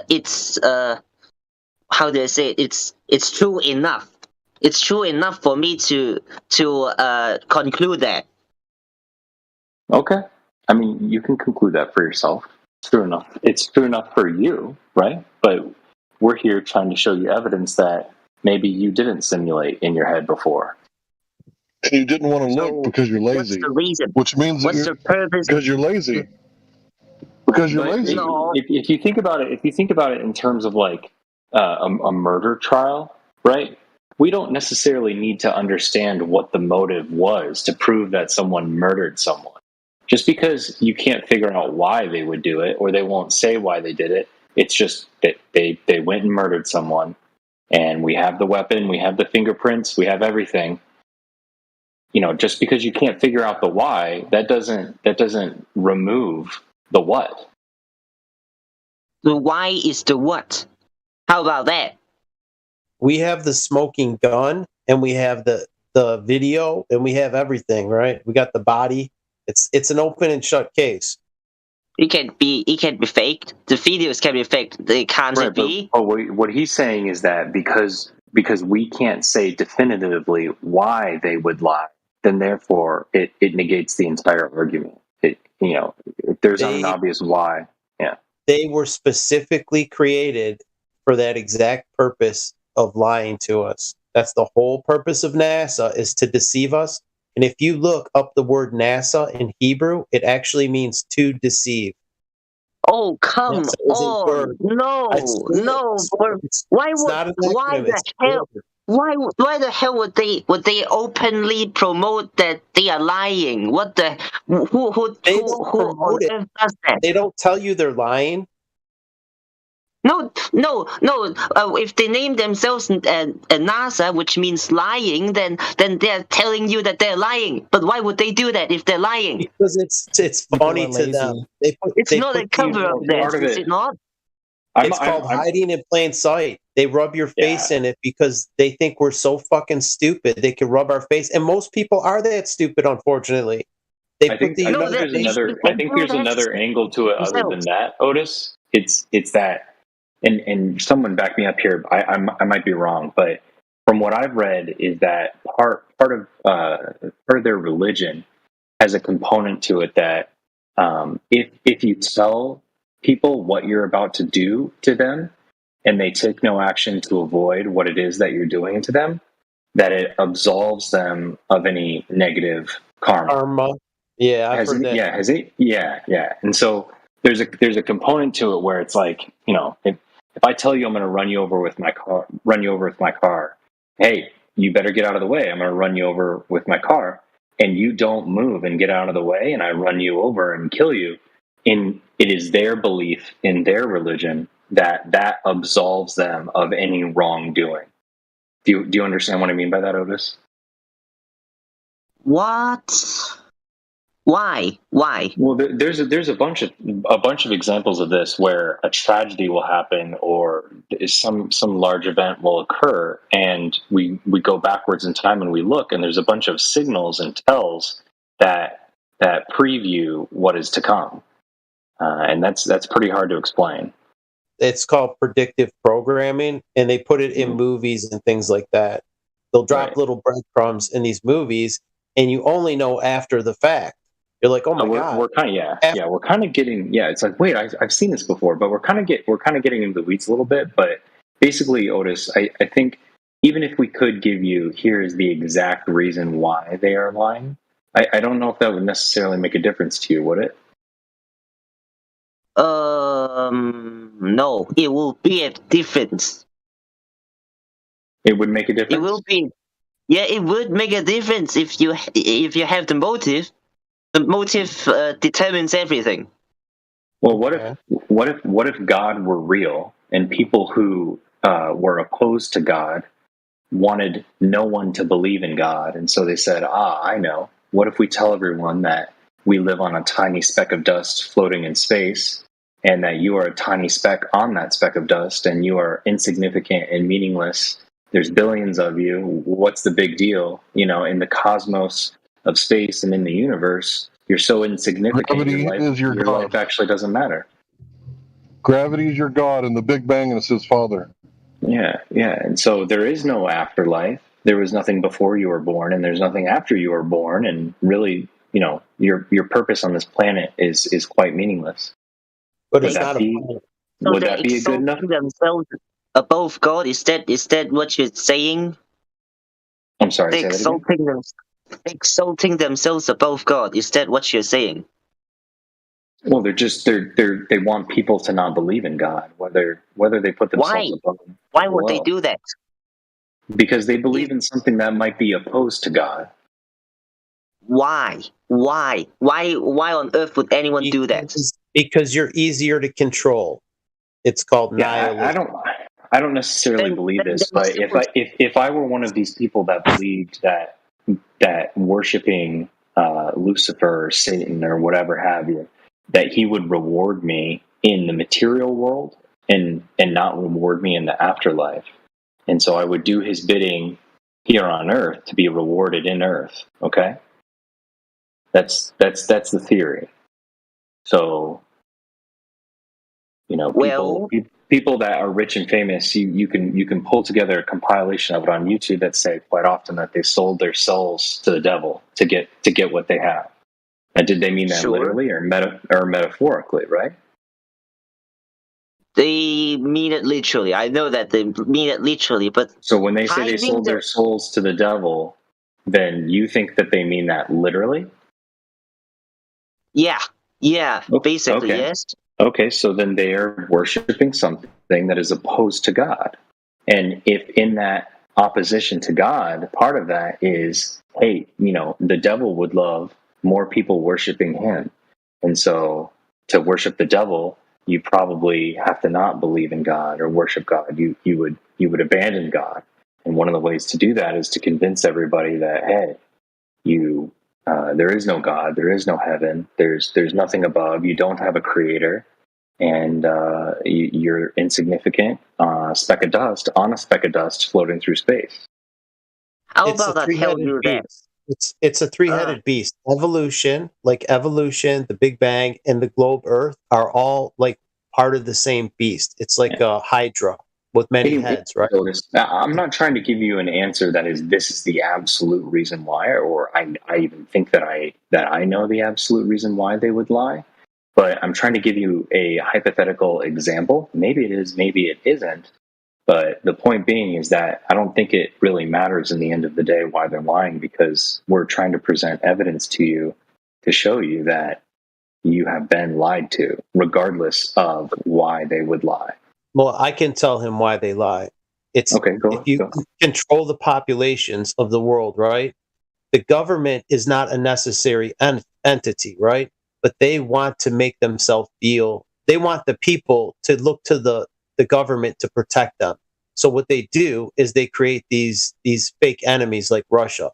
Russia was the enemy of the United States. We had the Cold War with them. China was allegedly an enemy of the United States. Oh, we got to watch China. China's our enemy.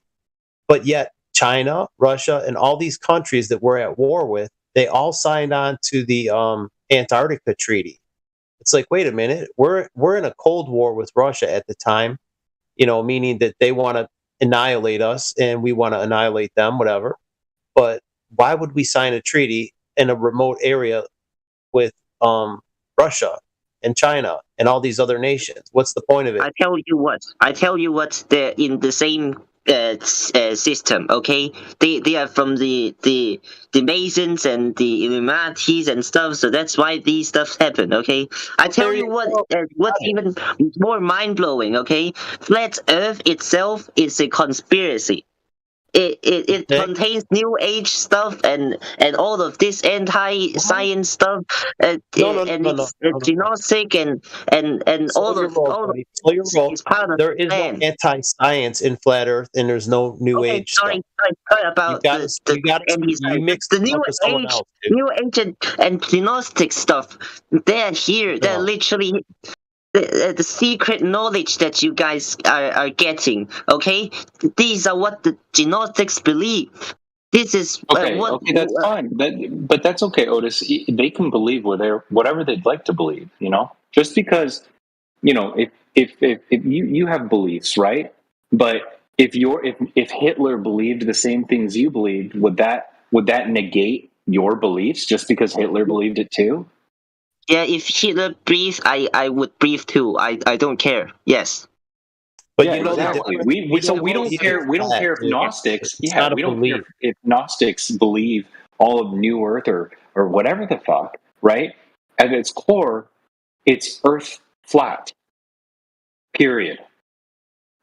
Other people in other places can add on to that a trillion other things. That doesn't matter. That doesn't negate what we're saying. What the fuck? Belief requires faith. We don't believe it's flat. We know it's flat. It's not a belief. It's something we can measure and we can confirm it. We know for a fact that it's not a ball. We know it's flat. And it can be measured. Everything can be proven. That's science. There is no science. Believing isn't knowing. How about that? Sorry, what? No, belief is faith. Belief is faith in something you can't prove. You believe in it, but it requires faith. That's what belief is. Everyone believes in at least one thing. That's even the atheists that believe something. Okay, but you're confusing the two words. We don't believe in flat Earth. It's not a blind belief. Like you can believe in God, but you can't prove God. I can prove there's a creator, but I can't prove what this creator looks like. Is it a man with a long white beard? I can't prove that because I can't see him, but I see his works. All this, the flat Earth, proves intelligent design. It proves it was designed by a creator. And there's you have to believe in something to make a logical assertion, bro. You need a belief. You got when you know something, evidence. It's a belief. You have evidence. You don't need a belief. You have proof. You have evidence. There's a difference. No. It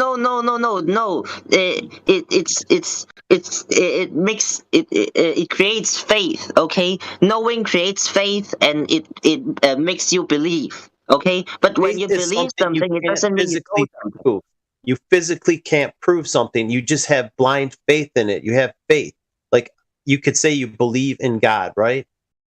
But there's a difference between something you can prove.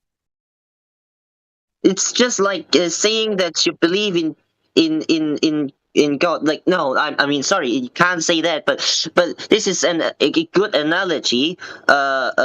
You know that he exists, okay, and then you also believe that he exists, okay. No, It's how it it's not a works. belief. It's different at that point. You don't have to believe it. You can prove it. It crosses. Can you prove? Otis, can you prove anything? What? Is there anything in your life that you can prove to be absolutely true? Yeah, God. What? No, I mean, I can prove that I can walk. Okay, could you prove that your mother is your mother? Yeah. Yes. Yeah. By the You end. could do you could do that, right? Yes. Okay. Do you just know that that's your mom? Yes. And you believe that that's your mom, and you know that that's your mom, right? Yes. Yeah. But separately, you can prove that that's your mom. So those are three different things. You believe that when she says that I'm your mom, you say, yes, mom, I believe you're mom. And then you're pretty sure, you have a knowing that that's your mom. And then if you were unsure a little bit, you could pluck her hair out and your hair out and take it to a lab. And then you could prove, oh shit, that is my mom. Yes, so? Okay, so what we're trying to say is that belief and knowing and proving are three different things. They're different, but that doesn't mean that one can't be the another. You've crossed a threshold. When you cross a threshold, you're like, you know what? I don't believe the Earth is a globe. And then when you pass the threshold where you have evidence that it's flat, now the flat part is provable. It doesn't require belief. Belief is a blind faith in something. Belief can also overlap with a proof. What? Belief can overlap with proof. So if you prove something, you can also believe it. Yeah, exactly. It becomes factual. It doesn't. The two are not. It becomes factual. It's possible to believe factual things. Belief and fact and proof can overlap. They are different, but they can overlap. No, it's not the same anymore. Once you have evidence, it's no longer a belief; it's a provable fact. It's still a belief. But you can still believe it, but it's not just a belief, right? Right. It's so not just a belief. When you're telling us, there's another layer here where you're incorrect about what the facts are. So just see any Glober for an example. So what we're trying to say is that when we're showing you provable measurements that there is no curve, that it is no longer just a belief. It's something that we're proving. Where you cannot show us measurements of a curve, it is still a belief.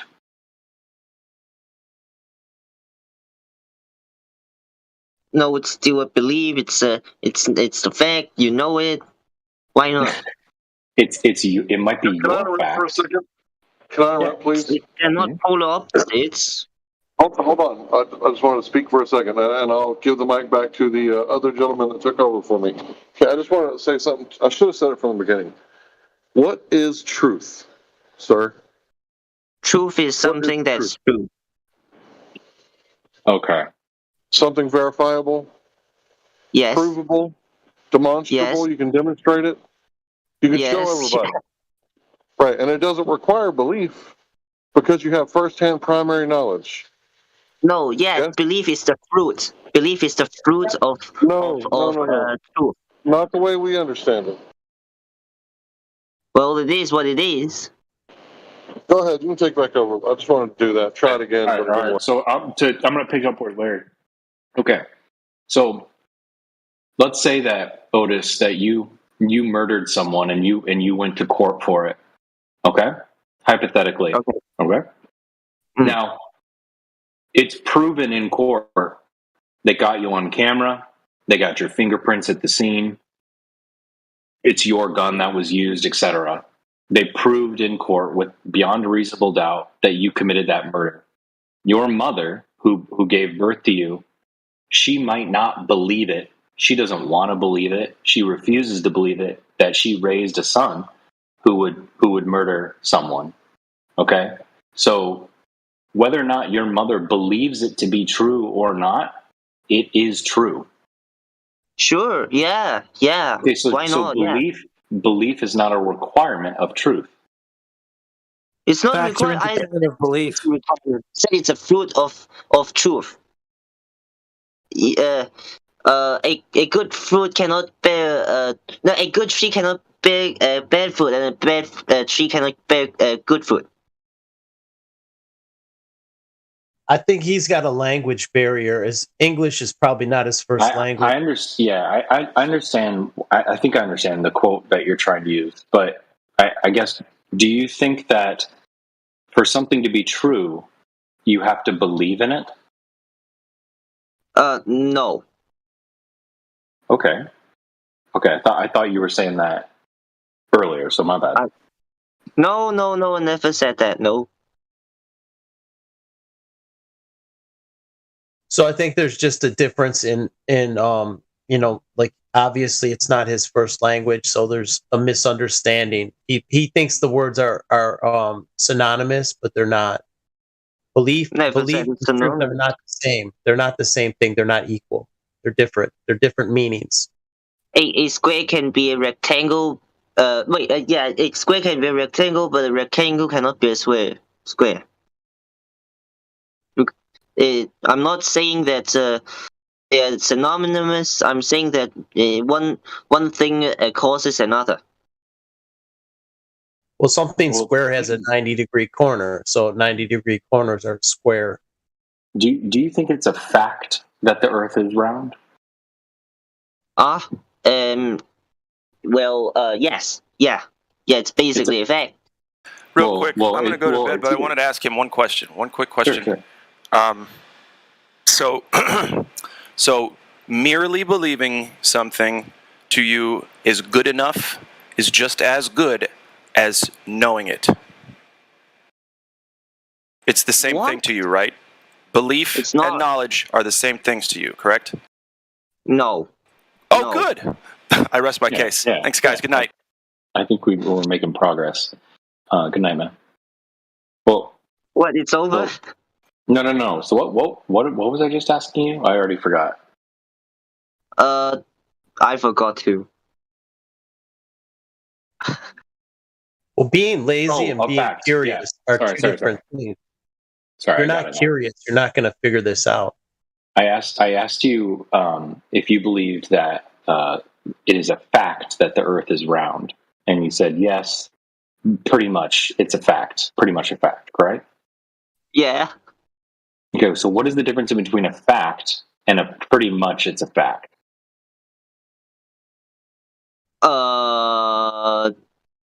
It's the same thing. So why did you have evidence, man? If you have no evidence, can you provide one piece of evidence that the Earth is a globe? And if you look into it, you'll come up empty-handed. There's actually a reward. 3 Bitcoins if anyone can find proof that the Earth is a globe. You win 3 Bitcoins. 3 Bitcoins. Holy shit. Planets orbiting each other. What? The sky. You look into the skies and you see that the planets orbit each other. Right. All the planets, you know what they are? What are they? They're little lights that we observe in the sky. We observe the planets and the stars, and you know what? They all turn the same direction. Yeah. And there's one central star in the middle, and it doesn't move, and that's Polaris, and it lines up with the magnetic pole, North Pole. There's one right in the center. They turn like a record. It changes position in 10 or 20 or 100 something years each. Polaris? Yeah. No, it doesn't. And it always remains the center. Hold on, Otis. The center of rotation, Polaris. Yeah, real quick, what you're saying about the planets, though, when you look up at the planets, right? So, if you could, can you imagine that you are shrunk down to the size of an ant, and you are standing on a pool table, like the game, pool, the game that you can play at pool? No. It's like where you have a pole in your hand and you hit a pole on some balls that roll around on a green table. Billiards. Oh, I think I know what that is. Yeah, just continue on. Yeah, there's like multiple balls and they have numbers on them, and you hit them in the holes on the sides of the green table in the order of the ball number. Okay, Are you familiar with the game? Sort of, yeah. Okay, great. So there's like 9 balls on the table or whatever. And so, there you go. Are you looking at chat? Can you see chat? Oh shit! Fuck! I have to. Oh yeah, I see it. Yeah, I see it now. Yep. Okay. So imagine you're shrunk down to the size of an ant, and you're standing on that green table, and you look up, and there's nothing but balls. You can't see anything, but there's just all of these balls around you. Okay. Would you look down? Would you look down on the green table that you're standing on and say, "Oh, well, then I must be on a ball as well"? No. Okay. Now take that same thought to what you're standing on right now. You look up and you see a bunch of balls in the sky. That's all you see are balls in the sky. And so what I think you just said a little bit earlier was, then I must be standing on a ball. It doesn't have the same effects. They don't orbit each other, so.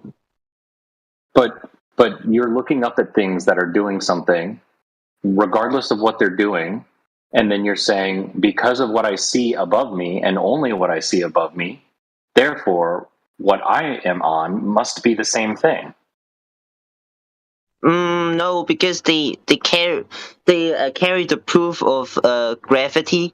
So when I see gravity, I see the Earth as having gravity, and thus making it a ball. You see gravity. Yeah, I see proof of gravity. You do? Yes. Proof of gravity. Do you know gravity has never been proven? No, because when you drop a pen, it falls to the floor. Okay. So that proves gravity. Does that prove mass is attracting mass? That's never been proven. The mass attracting another mass, because it would work in all directions horizontally as well.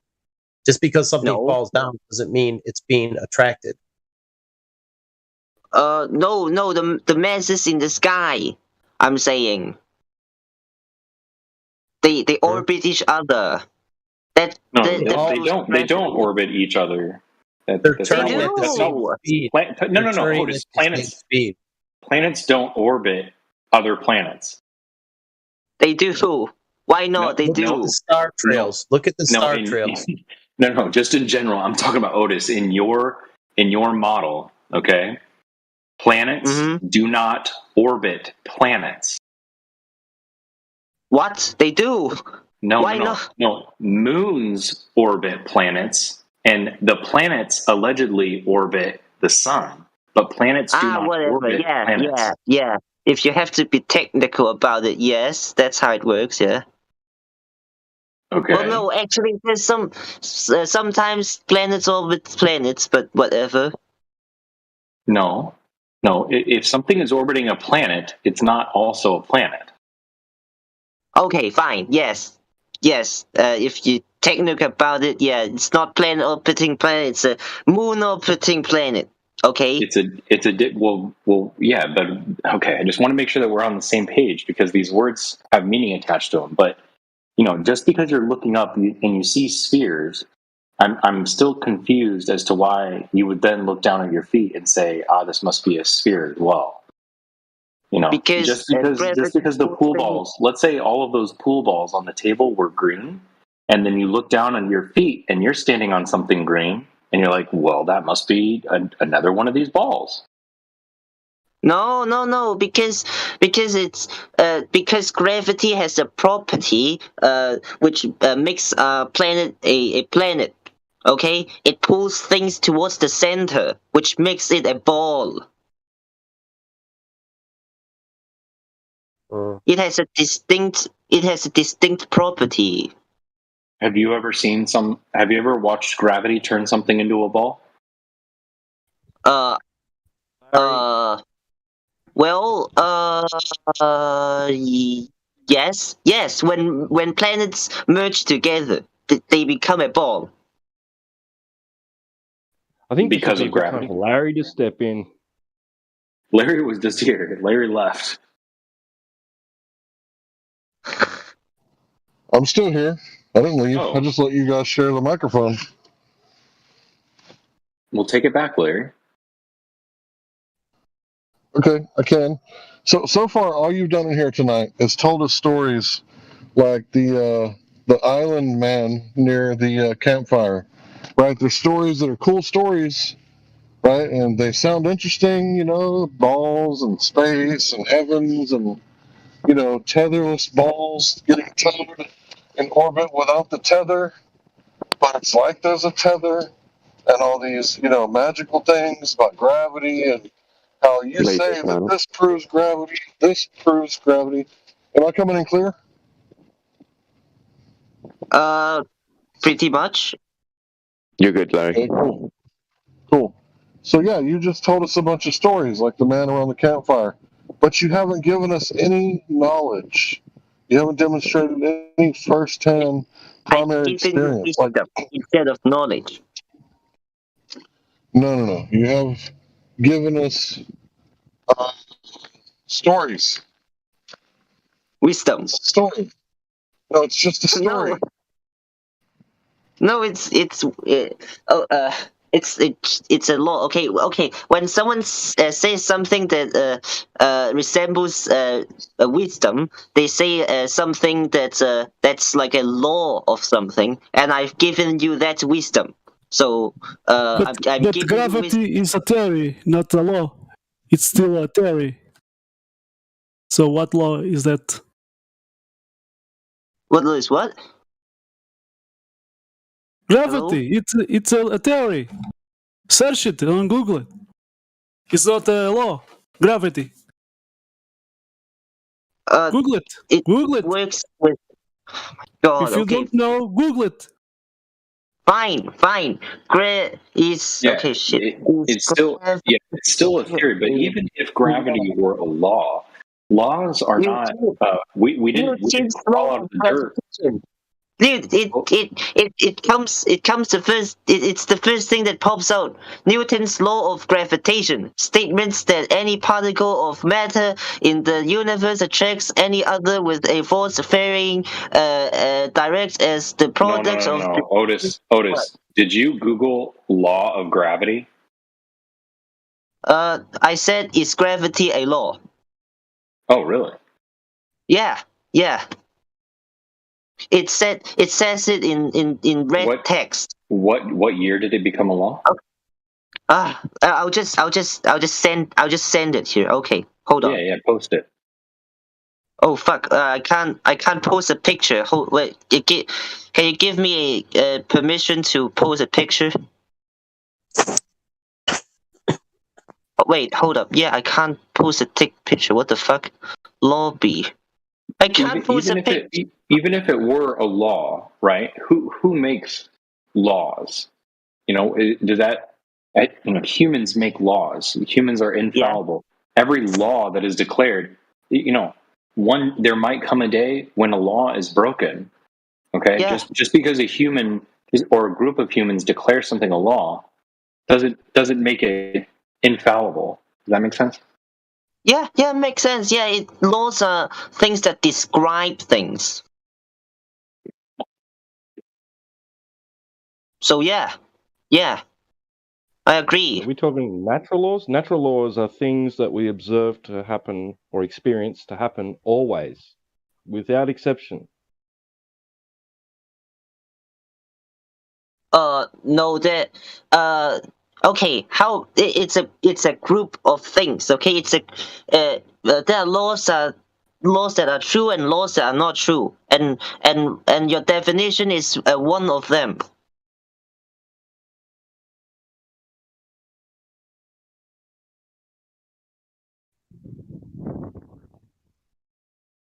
How about that? Yeah.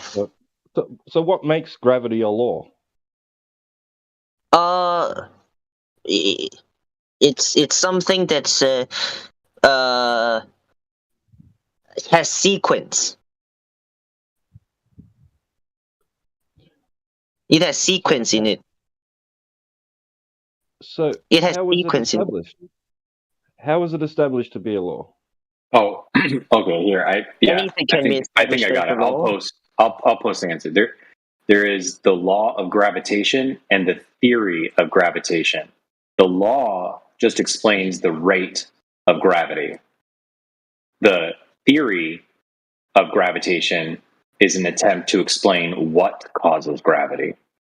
Yeah, Right, so we're talking 9.8 so meters those per are two second per different second.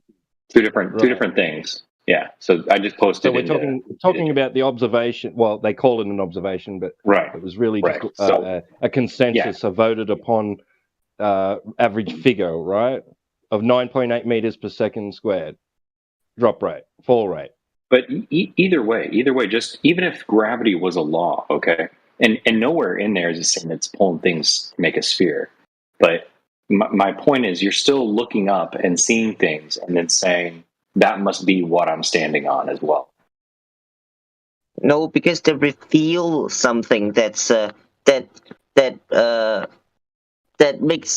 proves that the Earth is a globe. It reveals things. Here's a question. Here's a question for you, Otis. Let's say I constructed a cube, a space station that orbited the Earth, and it was in the shape of a cube. It was very, very large. Let's say that it is the size of the moon, and the material that I made my space station out of was so rigid that even if there were the same amount of gravity that the moon has, it wouldn't be strong enough to collapse my space station into a sphere. It would always remain a cube. So my cube, about the size of the moon, is rotating around the Earth, and I'm born on that cube. Okay? Now, I look up. I walk around on this cube my whole life. I know nothing other than this cube that I've walked around on, and I look up into the sky, and everything above me is balls. What shape am I standing on? Oh shit! It's a cube. Exactly. So I'm just trying to show you, with this hypothetical, that just because everything above you is balls and has gravity, that cube that you're standing on too has gravity as well in your model. But at the end of the day, it is still a cube and always will be a cube. Okay. Well, the Earth ain't that rigid, is it? Well, we don't know. We don't know that. But what I want you to see is just a moment ago, you knew, right, that it was a sphere because everything above you is a sphere and everything that they all have gravity and the Earth has gravity. And so that must be what you're standing on. But if you can just take a moment to try to imagine a scenario where that logic doesn't apply, which the cube space station that we just did works, your logic and your reasoning of this is how I know that the Earth is a sphere, it doesn't work. But water isn't that rigid. Water, we observe water on Earth. But even in your model, right? The water, okay, is held in a container of Earth. It's not like the ocean would go all the way to the core of the Earth and like half of the Earth is water. You know what I mean? So we're not talking about water being rigid. We're talking about stone. Stone can be rigid, and stone is what's going to hold all that water. Well, the water is it has large enough amount of water. My argument isn't even about rigidity. So we don't have to talk about the rigidity of water or land. All I was trying to show you is that the logic that you applied of I'm looking up and I see spheres that have gravity, and the thing that I'm on has gravity, and so gravity must have condensed this thing into a sphere as well. That logic is false. That's faulty logic based on the example that we just walked through. I could give you 10 more examples that have nothing to do with rigidity. My point is that your logic that you were using that assured you that you live on a globe isn't correct. Well, we can use the ratio between the rigidity or something. Okay, and if we do, we know that it curves. because it's not enough rigid. Well, and, I beg to differ because, I think somebody was talking about in the examples a little bit earlier was that, you can only go so deep into the ocean before you can't dig any deeper, and you can't dig through the ground until the drill bits stop working. It's actually pretty shallow. So we don't. I would say that we're probably not very sure of how rigid the actual core structure of the Earth is. Well, it doesn't. Okay, how? So it doesn't matter. Whether it doesn't matter whether the core is hard or not. The water above it is not rigid. So it coats it, and what we're trying to observe is the surface. If the surface is curved, then my point makes sense. So the water coats the core, so it doesn't matter what the core looks like. It just matters what the outside looks like, and it's in a sphere. The physics of water tells us it's flat. The surface is flat. No, it's a different wording. It's not. When they say level, it's not actually flat or something. It's flat according to us. I think. I don't know, but I'm pretty sure someone else can answer that. No, I'm talking about hydrostatics. What the fuck is hydrostatic? I don't know.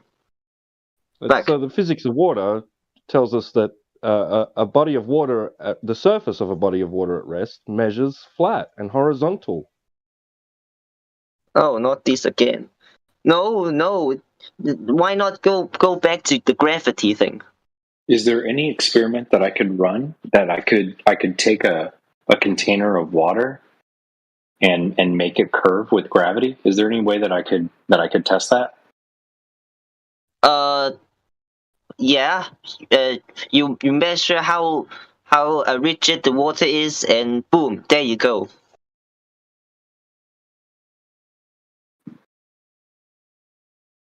No, I'm saying, is there any way that I could create a container of water and I could measure the curve over that container of water?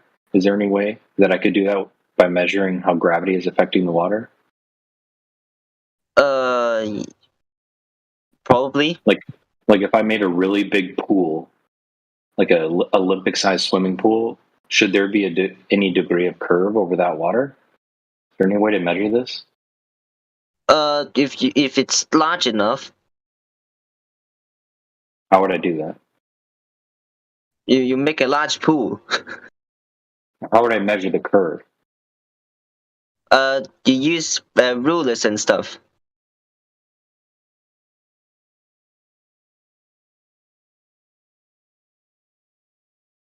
And the angles and stuff.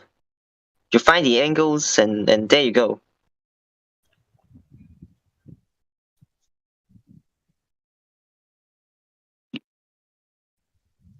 Do you know the rate at which it should be curving?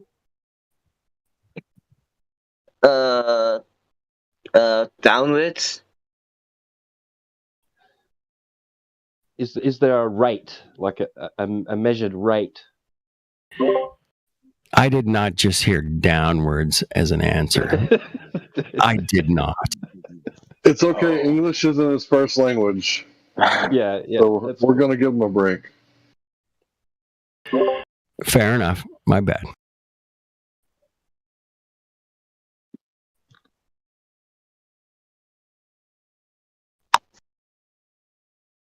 So the rate of change in elevation is going to be curvature, right? Because you need vertical drop. Like if you stand Army Man on the top of a basketball, right? The horizon away from him is going to be dropping down, right? Because it's a small ball, but you get the point.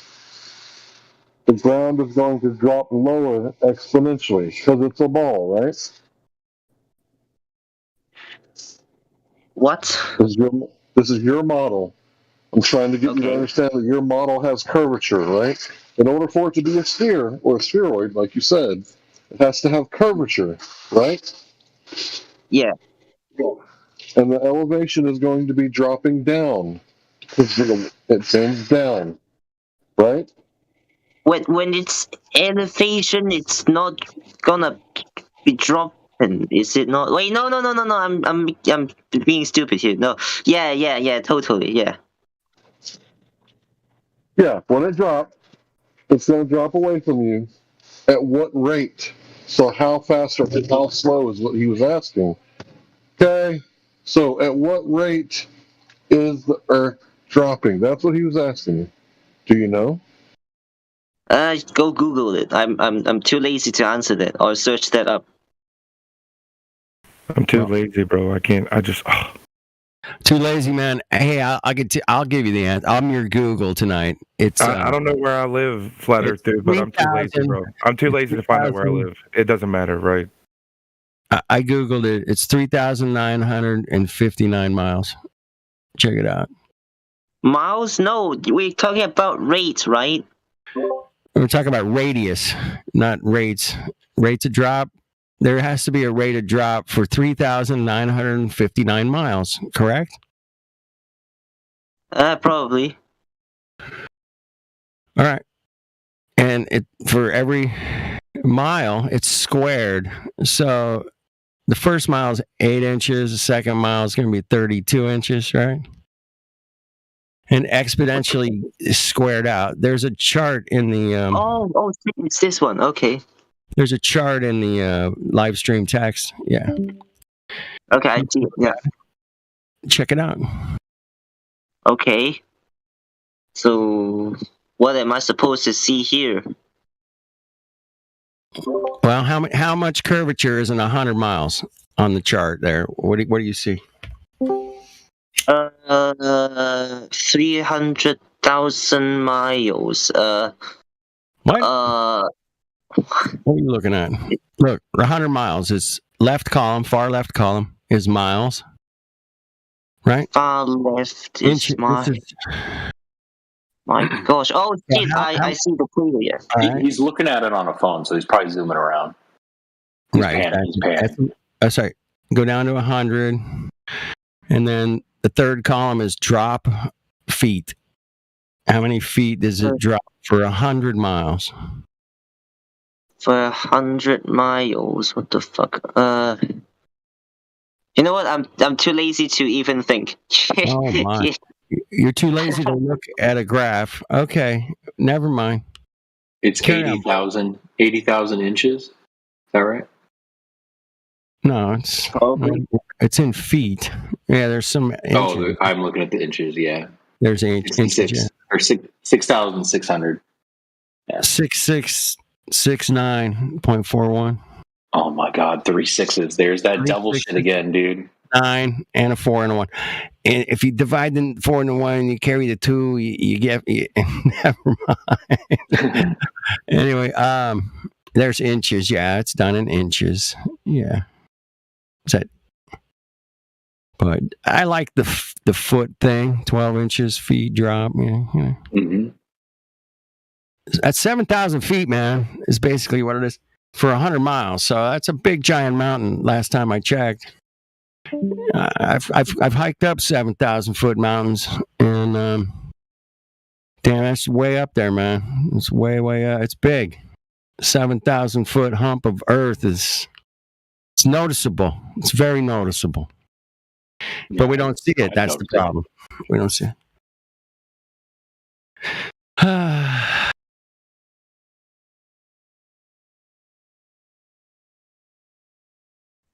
Do you get what he's saying, Otis? Sorry. I have no idea what he's saying. He's saying if you travel 100 miles, have you ever traveled 100 miles before? Yeah. Like 100 miles away from where you were born? Yes. Okay, he's saying that if you travel 100 miles in one direction, then there should be 7,000 feet of drop. Drop of what? Oh, forget this. The curve you would be experiencing. Forget this. If you drove 100 miles, it's not going to work. Or you flew 100 miles in one direction, the Earth below you would drop 7,000 feet. That's the rate of the curve. 7,000 feet after 100 miles. Do you got that? Do you get? Do I need to convert that to centimeters or what unit of measurement do you use in your land? Fuck it. I give up. Okay, you win. Okay, bye. What? All right. I knew that was going nowhere. I could tell. He's like, I'm too lazy to Google it. I'm like, I'm too tired to look at your chart. I'm like, okay, well, that's you're done. Oh no! Was it the 7,000? He's like, shit, dude. I don't think that is a lot. It's a lot. Yeah, it is. 2 strikes, you're out, man. In my game, a bit of a language barrier as well. Definitely language barrier and a little bit of an attitude barrier as well, man. Poor guy. Anyway, how you guys doing, man? I just dropped in and take a cheers with you guys. I must say though, I think that guy was actually, in contrast, kind of polite in contrast to most people that are like that. Because normally they just yell cuss words or the N word over and over again, and then we kick them out. Well, we get all kinds around here, but we take I muted him when he left, so when he comes back, he's gonna have to listen for a little while. And I think he developed space aids. Also, yeah, oh no! Did you give him the tag of space aids? I mean, I certainly did. to come into a flat Earth server and not know anything about said globe, you're asking for trouble, man. Straight away.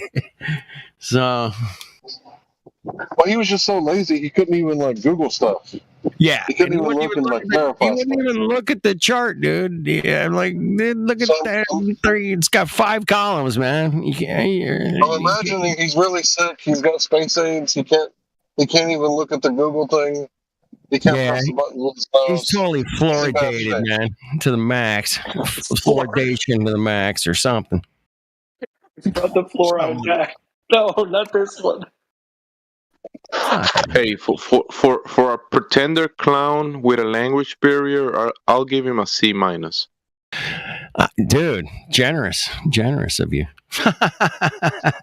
Yeah, he can come back. It's just somebody's going to have to unmute him for him to. I give him a D for showing up, but Yeah, a D for different. Yeah, well, I'll leave it at that. I will not add to that.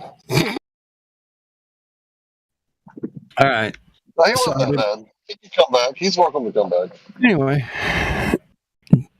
did you guys have fun today in here? Was there some good stuff? Dude, I totally checked out today, man. I was listening a little bit earlier, maybe. Just for a minute. Didn't hear anything. You guys I don't know, they were talking about growing tomatoes or something. Wasn't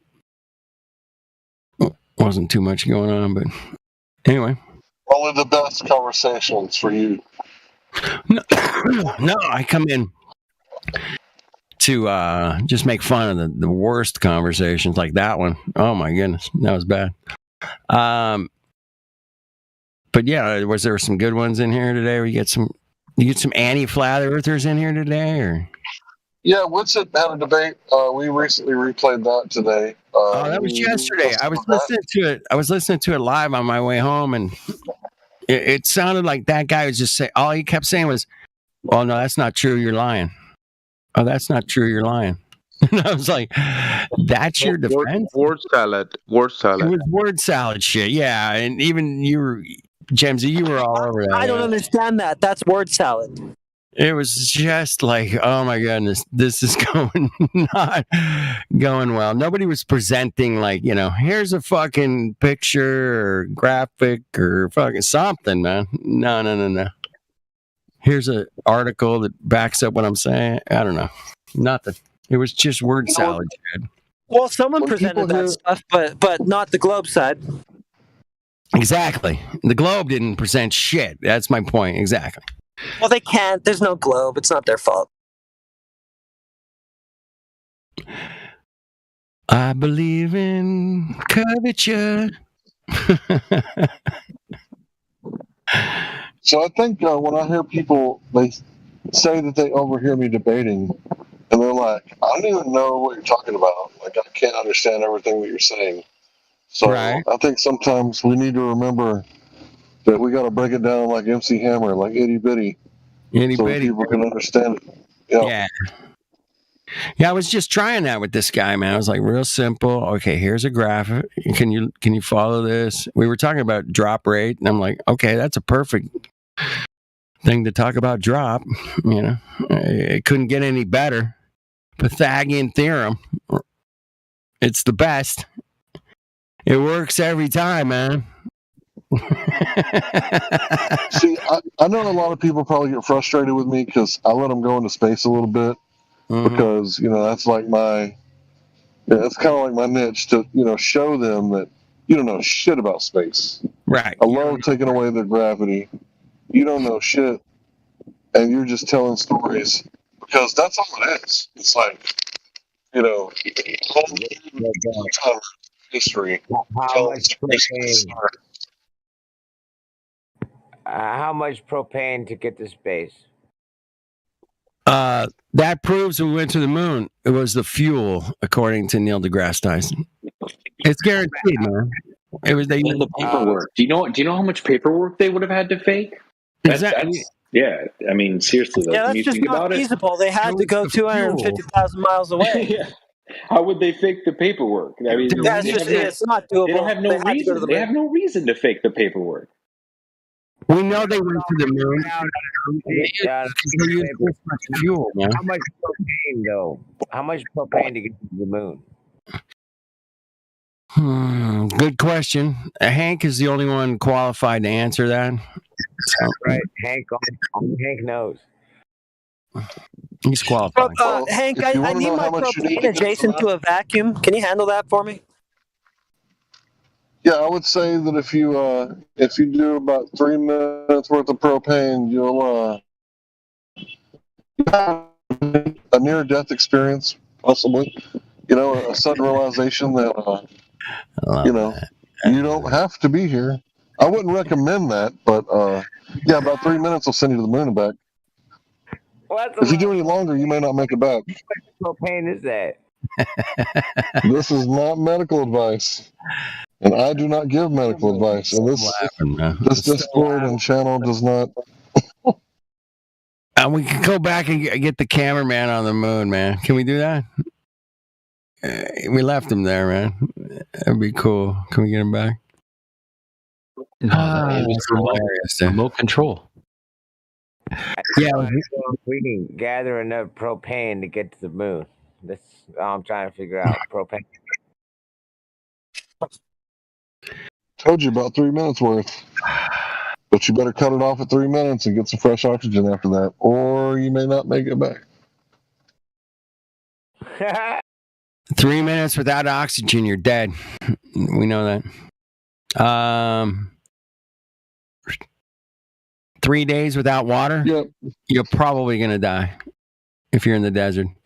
You might make it longer if you're not, but and then about 30 days without food, for average. Some people can fast, longer. But what if we had a propane refueling halfway there? Well, it's a good hypothetical, man. It's pretty hypothetical, and it's an interesting thought experiment. I'll give you that. But that picture of the flag with the astronaut and the Earth above it, dude. All right, that picture right there, man. That is impossible if you look at where they landed on the moon, man. Supposedly landed on the moon. The narrative says they landed on the moon. And that you'd have to look straight up to see the Earth because it wouldn't be like that far down on the horizon, man. It would. Hey, man, are you talking about how the Earth looks really small and actually smaller than the moon does from, Right. Well, that's a different argument. He's talking about the angle. He's saying you'd have to look straight up to see the Earth, not straight outwards. Right. in front of you. Look up. It would be straight up. I checked the angles on those, man. They're almost at like 80 degrees or 90. It's pretty, yeah. Good luck with that. Let me know how it works out. Hey, Flat Earth dude, you just mentioned the guy they left on the moon who would point the camera upward as they're taking off. I was just thinking, you know, 2 days from now, it's Memorial Day. We should make a memorial for that guy. Or we should make a memorial for the globe. Hey, we left that man there. We left him there. Right. He's still there. We need to go back and get him, man. I think it would be the right thing to do. But we had an hour's worth of air. Which, you know, he's gone by now. He's gone? Oh, shit. Shit. Yeah. Don't you think? I think we should go get his bones and bury him proper. Give him burial. Don't you think it'd be pretty He's still sitting in the studio alone. What you gonna do? Like we're in a hurry.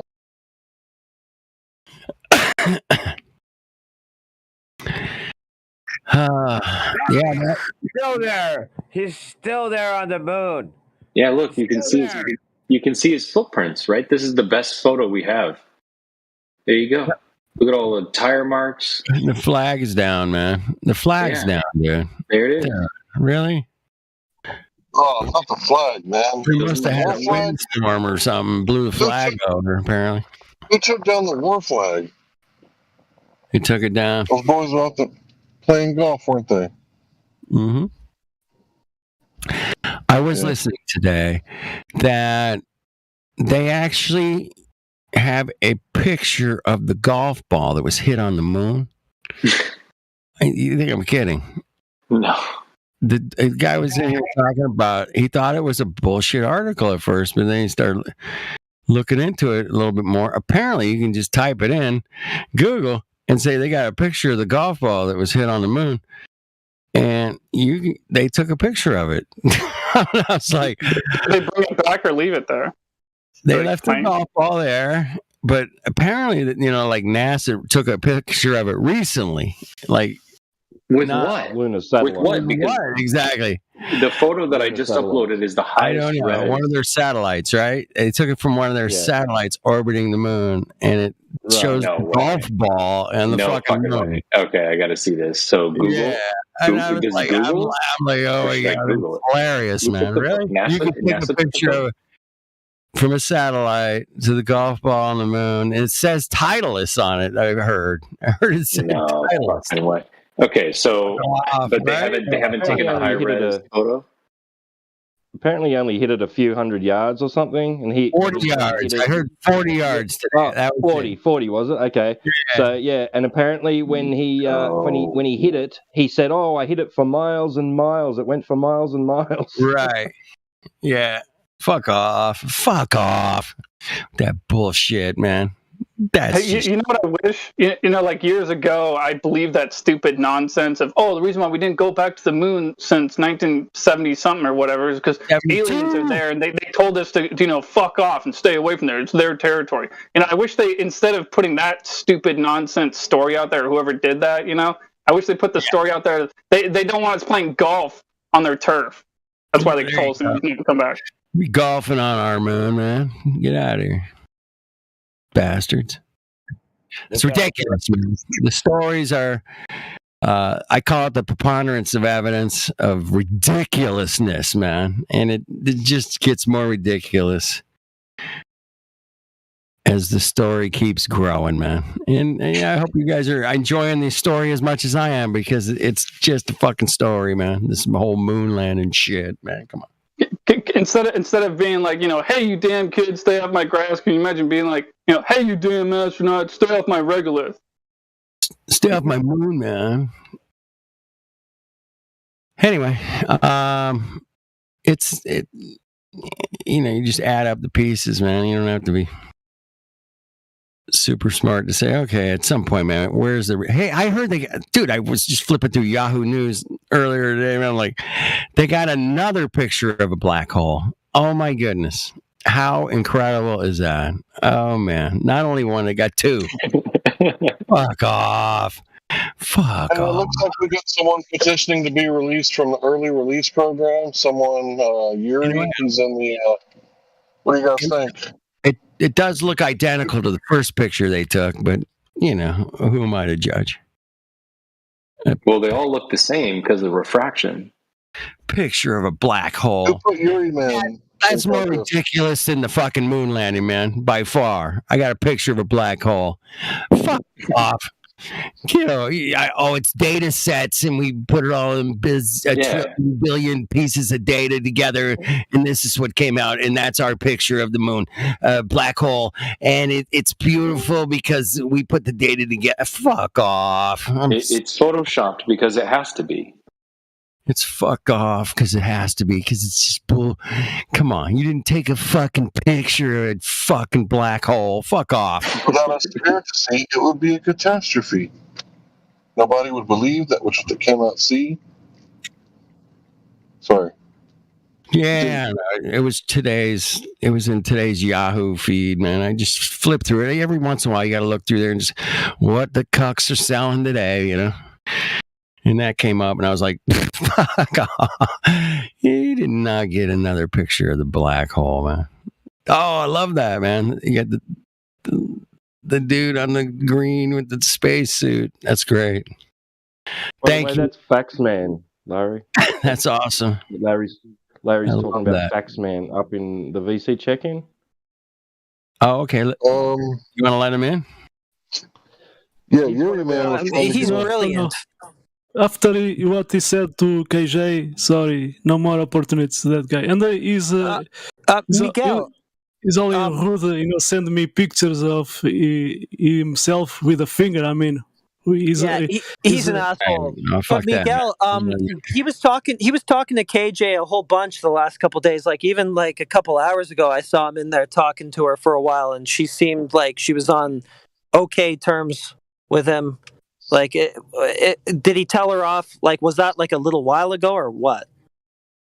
I did post at the lock room that when I did a screenshot about what he said to KJ. So yeah, 1 month ago. Crazy. Should I give him the highly suspect rule? Yeah, he's highly suspect, but I mean, we know what to suspect at the same time. So, well, everybody's going to now. You call it highly sus, bro. Yeah. I'm just kidding. Sus, man. That's a whole term, man. I've learned this decade. Decade, I think I learned that one. Sus, bro.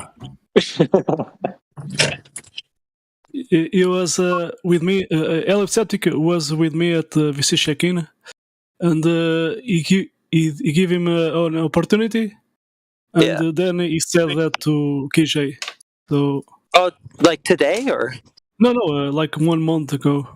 Yeah, because she's been talking to him a lot, and she seems like somewhat okay with him, I guess. But I don't know. You'd have to ask her. Yeah, I'm not verifying anybody tonight. I don't think that's a good idea. I mean, whatever it is, he does the same thing with everybody. Like he will suddenly just start spazzing and swearing and shit and calling you names. Yeah, exactly. Whoa. I don't mind the swearing, calling names. That's a whole nother ball game, man. Fuck off. I mean, from this guy though, I can't do anything but laugh. All right, well, we'll just keep it tight here. Let's chill out for a minute. Yeah. Let those guys up there, if they send them down here, that's on them, right? Yeah, it's on their hands. Yeah, so whatever, man. I trust those people at VC check-in, man, 100%. They know what to do. For the most part, I fucked up a couple times. I let some guys, it was really cool chatting with them. Like I'm chatting with you guys. We're laughing about shit. He's like, "Oh, you guys are cool." Blah blah blah. And then they get in here and then they go full retard. And it's like, yeah, you just see them turn as soon as they get in here. It's like a whole other person all of a sudden. I'm like, no, really? Oh, I got burned. Thanks. Yeah, that happened. Yeah, that's happened to everybody. How do you suss that out? I don't know, man. You got to feel it. You learn by those experiences. I'm more intelligent now. I'm like, wait a minute. It's different though, one-on-one. Like there's a whole different dynamic, the way that you talk to people and stuff. Totally, right? When it's that situation, and they get into the live stream and it's all these different people, and I don't know. It's totally. I warn them. I go, dude, man, this is the hot house, man. You're going down to the big house, bro. And everything we're talking about is going to trigger you, and it probably will end bad. You warn them? You warn them? I always warn them. I go, dude, you going to the big house? I go, these guys are going to eat your lunch, dude, because you don't know nothing about the globe. You better learn the globe before you even go down there. That's my advice. You got to know everything about the globe. Maybe we should gate it. No, that's a good point, though. What if there's a step in between VC verified where first you're being interviewed, and then we did an interview. Okay, now you need to go. Here's the information you need to read about, and then the second stage we ask you 5 questions, and if you can answer those 5 questions, then you've done the required research to now join the chat, and you can start off on a little bit of a footing. Like a graduate. Just one extra step. Classroom, yeah. Why'd you gotta know about globes fake? Well, you got to know everything about it. I mean, you got to know a lot about it, man. How big they tell us it is, and how fast it's spinning, how far it is from the moon, the stars. You got to know the rotation, radius. You got to know the circumference. You got to know a lot of shit, man. Very respectfully, man, you may have a logical, I gotta tell you, if everything is fake, and if that is the Satan is, if that's all fake, then why should we have to know the measurements, and why should we have to know the geometry of the fake? We could just trust our senses. Hey, Smurf. Exactly. I mean, that's next level class, though, man. That's not, right out of the gate class. You gotta learn a little bit of it. You gotta learn the deception, man. You gotta learn what they've told you it is, and then test it for yourself, man. That's the smartest way to do it. What did they tell me? Man, I mean, at the very least, they should come in here and already know that boats don't disappear over the horizon. Like if they can, because if they just understand that alone, that at least gives us a jumping off point. Because if they come in and start saying that, it's like, oh my, they haven't looked into it for a minute. Right. It's a clue. It's a giveaway. It's a tell. It's one of those things, man. You just somebody didn't really. They don't know shit. I mean, you could stop 100 people tomorrow and go, "Hey, man, what's the circumference of Earth?" And be like, "I don't know. It's big." And that's it, man. Nobody's gonna go 24,901 miles and go, "Yep, got it." 100 people. You're not gonna get one that knows it. Not one. Or there's one that about the P. With you, I'm just pointing out, I trust my eyes, my senses, and Amen, bro. I couldn't agree with you more, man. Trust your eyes and senses. Dude, you're crazy. You need to trust the experts. Yeah. We've been debunked. Wow. Why don't you trust the science? Your senses have been debunked. Trust the experts. My senses have been debunked. I cut my finger off using the table saw because I don't know. Space is safe and effective. We know this. Dude, I always know where the saw blade is, man. I can trust my senses, bro. And depth perception and eye-hand coordination. Good with that. No, the human sense is all debunked. I love that, man. Somebody make a meme. All human senses have been that's a good one. Oh, shit. And that's how we know that the perfectly measurably flat Earth is a globe. Yep. Just because you're wrong, basically. Can we sense refraction? Well, it's one of the few things we can sense. I got to think about that for a second. Shit, I'm going to have to get another beer for that one. Damn. Go ahead, I'll give you another drink. Sense refraction. One of the only remaining senses is refraction. Can we sense refraction? Great question, man. Best question I've heard all year, man. That's the best question I've heard all year. Guaranteed. Fucking. No. I got a better question. we find a glober that can make sense when he's talking about refraction.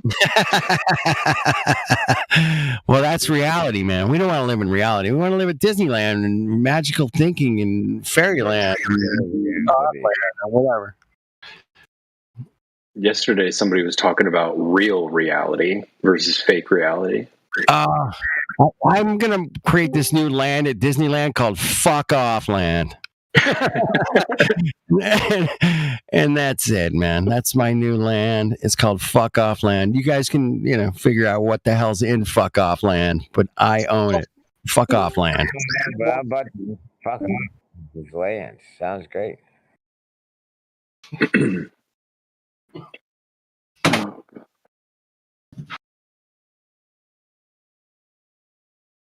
I just want to say thanks to Flatty 2.0, Sleepy Joe, and Central, and more people that have been in the Vichy check-in people. So thanks. Mm-hmm. No problem, bro. Thanks for the shout out. So keep going, and one of these days, one moderator will give you a gold. Hey, you're not going anywhere. You're gonna stay right here. All right, so you go. Noise. Yeah, man, it's all good on the gold. Even I'm just here because the flat Earth. Fucking Sleepy Joe. Yeah, get people in on the deal here. I agree. Thanks. Good. Cheers, everybody, man. Cheers. Having a beer.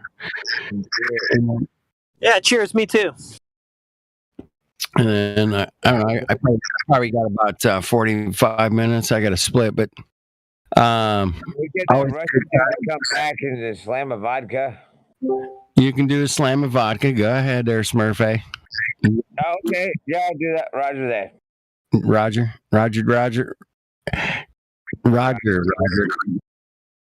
Not here for the gold, just here for the flat Earth. How does one learn how to be a VC verifier? Is there a training program? Yeah, well, I learned it the hard way. I just said, I'm going to go. I went and checked them in. I never actually said, okay, you're allowed to go down there. I don't check people in that way. I'll go in there and talk to them. Say, great, you sound good. I'll put in a good word for you. I'll talk to a moderator, and they'll let you in. And that's kind of the way I roll with it. I don't want to be responsible for sending somebody in here and having them fuck it up, man. But you guys are so good. You guys are so good at smelling out bullshit that I've seen very few people last more than a minute when they try to go fucking full on fucking Mongotoid on us. Yeah, they fucking don't last more than a minute. They're gone. Responsibility. So I feel pretty confident that I can sense almost anybody down here, and you guys are going to sniff them out in less than a minute. Boom, gone. I think you should just take up that responsibility, man, and just embrace it, dude. Just do it.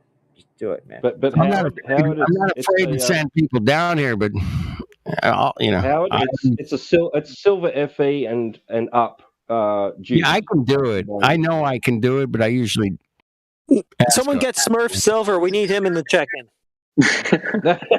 Yeah, go Smurf.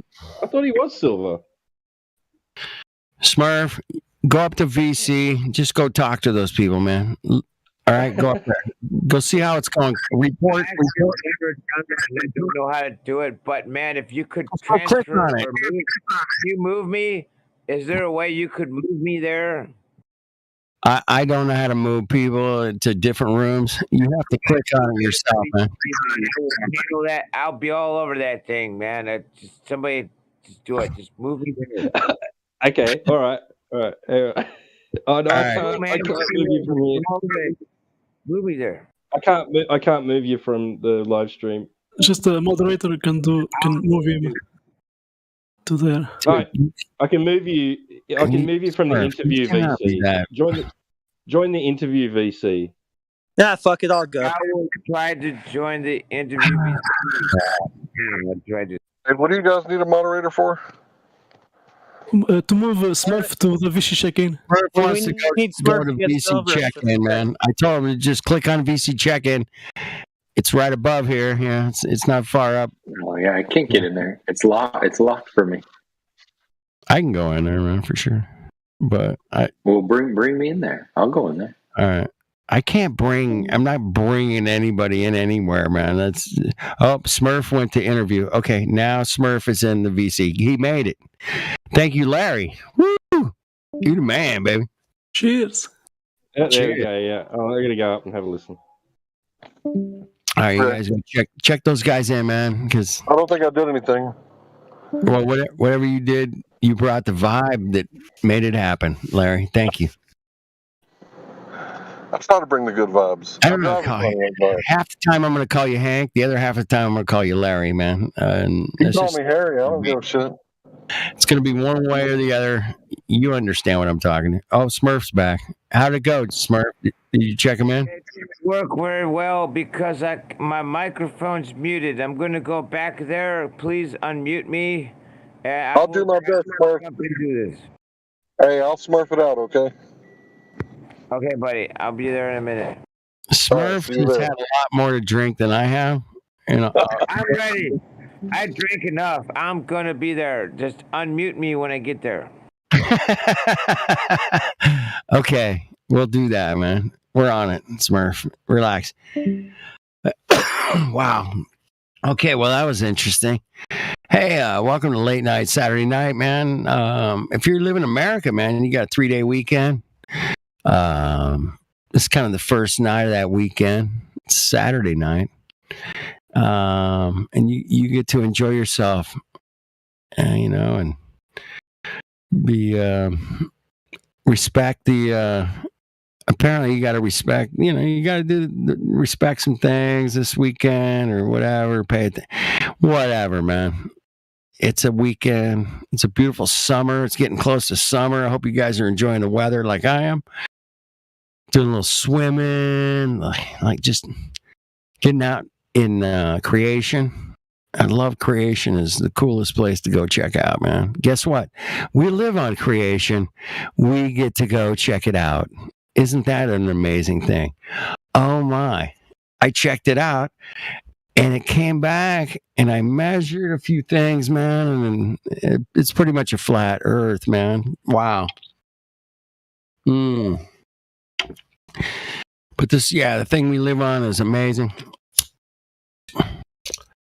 Waterfalls, oceans, clouds, rain, snow. You got, oceans and waves. I love waves. Which gets trees and ants. Ants are an amazing thing. The list goes on, man, forever and ever and ever, man. And we live on Creation. And it's just a cool place, man. And we can check it out and measure it and do different observations with it. Yeah, really cool observations, man. Stars, you can observe the moon, the sun. Look up and observe Polaris and observe Orion's belt. That's a cool one, man. I dig Orion's belt, man. It's a good one. Beautiful lights in the sky, man. Beautiful. Scientific evidence for what they are? Anybody? Does anybody have any scientific evidence using the scientific method to prove that stars are made of dog poop or whatever? Whatever they say they're made of. Yeah. I don't think you have scientific method evidence for that shit. I don't think you do. But we can observe here on Earth that hydrogen burns at this color 10 trillion miles away. It burns the same there. Therefore, it's definitely hydrogen up there in those beautiful, shiny little lights in the sky. It's just burning hydrogen, man. We know that because of the color. And there's no other place in the world that has that color except hydrogen. That's it. guaranteed that those things in the sky are hydrogen burning. Guaranteed. Spectrography. What? Run that by me again there, Kenny. Oh shit. Do I have a scientific method for that? No, man, I don't have that.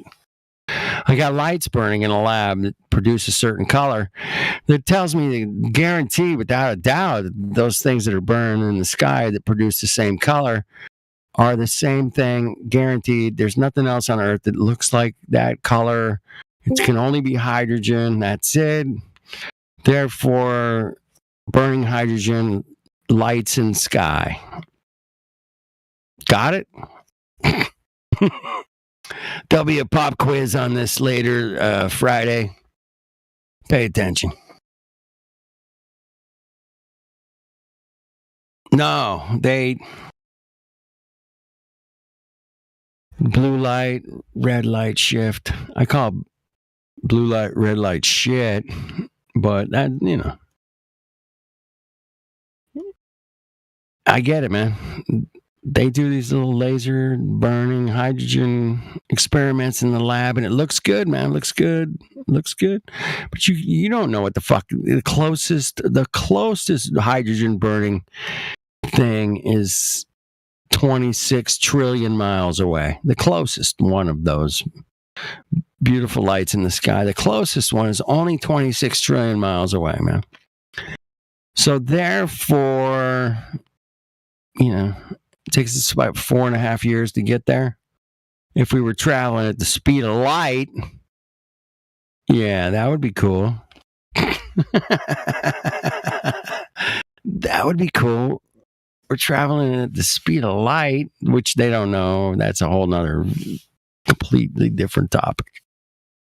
Speed of light. It's highly disputed, man. It's highly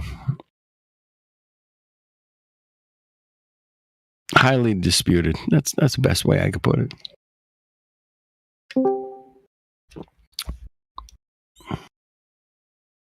So VC check-in must be good. Everybody cruised on up there, man, and checking in some new people. So we'll be holding tight here, man. It's pretty busy up there in VC. So I'll just hold it tight here for a minute. Anybody want to jump in, talk about lettuce or rain or lights in the sky? And we can talk about that. I just grew lettuce the first time. Yeah, in my garden. Yeah, see? Yeah.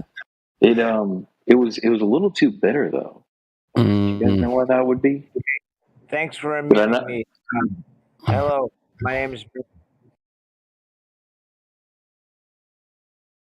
Hey, I went to the VC check-in. It didn't work out. That was a mistake. It didn't work out. I thought it was going to work out so good, man. I knew that if you had like 6 beers and go into VC, that it would be okay. It would be fine. I get it. I believed you, man. I had faith in you, brother. I had faith, man. I mean, if I had 6 beers, you guys would like, get that fucking guy. I know where you're at. And the Cabernet into this, and there you go. Cabernet Sauvignon. With some cheese. Did you have cheese tonight, sir? Cheese sounds pretty good too. But let me tell you, the Earth is flat. No shit. The Earth is flat. Hey, I checked it out. I measured it, and it's coming back pretty flat, man. It's pretty much flat. Yeah. Kind of flat like a pizza. Yeah. Like it's got a little. It's got some pepperoni in the middle, but it's pretty much a flat pizza. Yeah. Got a flat all across. Yeah, pretty much. Chicken there and there. This VC thing didn't work out, man. Sorry, I'm back here. Hey, you know what? Don't be sorry. Be grateful. Be thankful. Be generous. Be kind. And don't be sorry, my friend. There you go. I try to count my blessings and control my blessings. Thank you. Exactly, man. Keep it real. You'll be fine. these are like simple things we do in life, man. Be generous, be kind. It just didn't work out for me over there. But Yeah. It doesn't work out for everybody in every situation, but you gave it a try, and I commend you for trying. But, thank you very much. I appreciate that. Yeah, good try, man. Good try. Hey, dude, VC check-in is an art, man. It's not. I didn't even last 1 minute there. I know it's tough, man. It's tough room, man. I've had some great VC check-ins, man. Great ones. I've checked in a few really good people that converted to the flat earth through VC check-in. So I feel pretty proud that I spent a bit of time in VC check-in and brought some people down.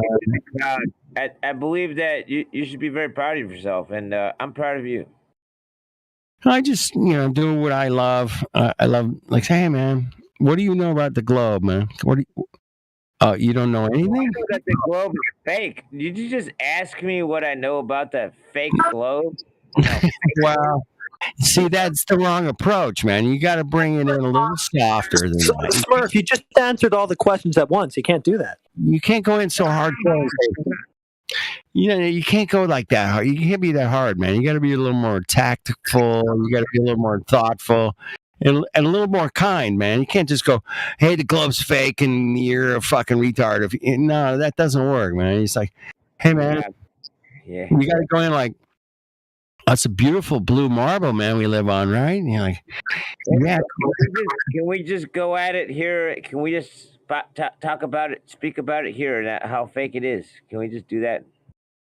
Well, I think that's what we do here 24/7, but I could be wrong.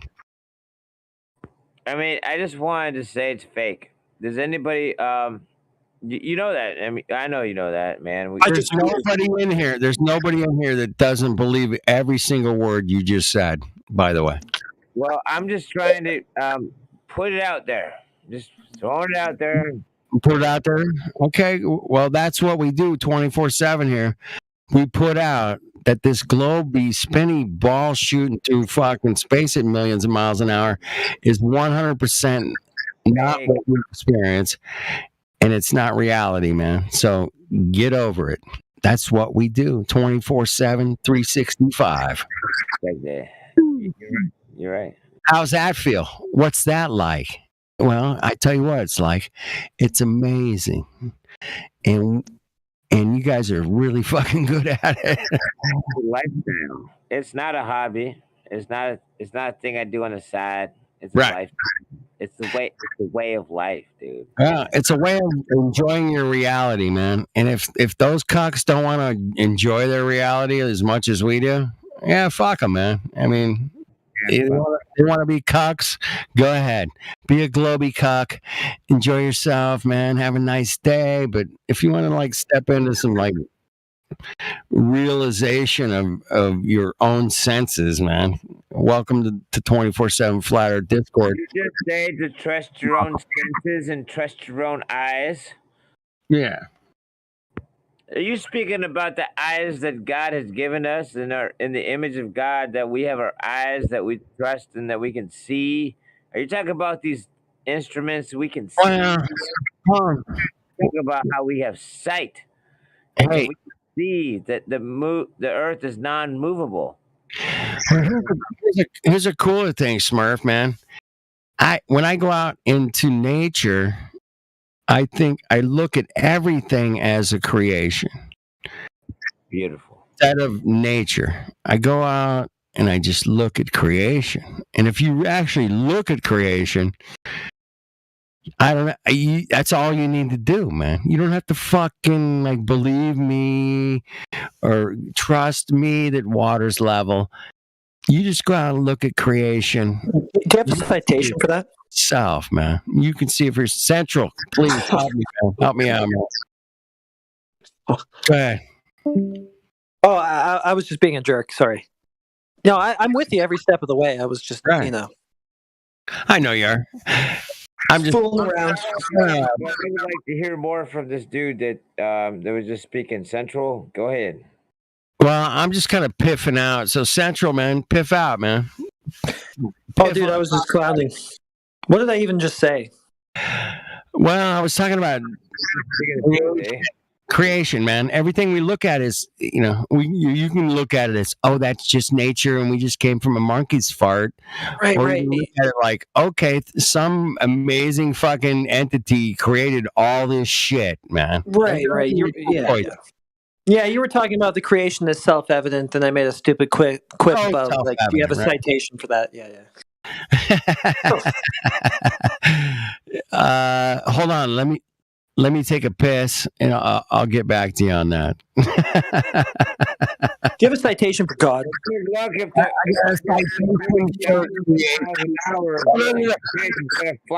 Make it rhyme. Central. If these Globers met God, they would ask him for a citation of his work. Citation for the creation, please. Yes. In voice text ASAP. Thank you. You can't just take a piss if the Earth is revolving thousands of miles an hour. It's going to fly in your face. Hey, the only time when I take a piss, I see bendy water. That's the only time I see it.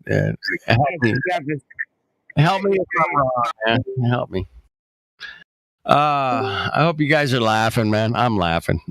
Just, come on here late at night, just kind of like kick it around. I'm just trying to hold steady. This thing is moving thousands of miles an hour, and I'm just trying to hold on, man. It's moving in 5 different directions, and at any time it's fluctuating. Look, right now. If God doesn't have any scientifically peer-reviewed research published in Nature Journal, then I can't listen to him. He's not credible. Scientifically peer-reviewed God citation. Anybody got one? Yeah, no. What peer-reviewed articles does God have published in Nature? Tell me. He's got the Bible, I guess. I find that as funny as I do, man. That is hilarious, man. That's ace. The scientifically peer-reviewed paper for God. That'd be cool. You got that? Well, actually, he does actually. He does a pretty good job for that, but it's been a while. That's not a published peer-reviewed scientist. I can't trust him. QE basically put together like a thesis for God, man. I'm pretty sure. Oh, it's self-evident. I mean, the complexity of the creation, the fact that nobody can duplicate it, just by smashing different molecules. Dude, I learned back in the 90s, man. It's like, as great as humans are, man, they have never, ever even created one blade of grass. No, can't be done. Nothing. It's way too complex. It's impossible. It's not going to happen. It'll never be done. And that one stuck with me, man. I was back in the 90s, early 90s. And my ex-brother-in-law, man, just like dropped that. My ass. Grass. Come on, man. Because the grass has been modified. You can modify things, but you can't create something from nothing. It's never been done. That's never ever been done. You cannot create a fucking redwood tree from nothing, dude. It's not gonna happen. All right. You know what we can do? What we can do is we can inject you with heavy metals. That's important, man. Fuck, man. We can inject this with flat Earth, man. Check it out. The heavy metals. That's the one thing God missed. I'm injecting you with the globe Earth, and this thing's going to save your life. Yeah, guys, look, God fucked up. Come on. God fucked up and made a plane. Just bear with us here. I'm sorry. Go ahead, Central. Oh, I just said that God fucked up. It was supposed to be a globe Earth. He accidentally made a flat Earth instead. Just bear with us here. We'll get it together. That's perfect, man. That's a great analogy. Fuck. I love you get some more mercury in your bloodstream. You get some more mercury in there. Yeah, that's another part that he fucked up. The human anatomy, it's supposed to have more mercury. Just one second. He did. He screwed up, man. Damn, that creator guy, man. I'll tell you. He fucked up, man. That fucked up. He didn't give us all of what we need. I got some special sauce here, man, that I can give you, and you can put that thing in your circulatory system and have a nice day, man. Yeah. Hey guys, my wife is forcing me to hang out. I'll see you guys later. Central, take care of your wife, man. Fuck out of here with you. I got to go too soon, man. Yeah, I got to peace out. Yeah, peace. Cheers. Good to catch you guys, though. Yeah, it was fun, man. I had a good laugh. I'll remember that. That was good. It's always good. I need the scientific paper for. Yeah, God, I need to see his peer-reviewed work. Yeah. What published work does he have in a peer-reviewed journal? Yeah. We'll be looking for that, man. I'm there sure were some other good ones in there too that I forget by now, but I'm going to rewind it and find them. All right, man. Anyway, cheers, bro. Your wife, man. Yeah. See you guys. Cheers, man. Cheers, brother. Taking care of your wife, your family, your kids, son, daughter. Just the people we dig, man. People that dig. You dig your neighbors. Take care of your neighbors. Love that neighbor as thyself.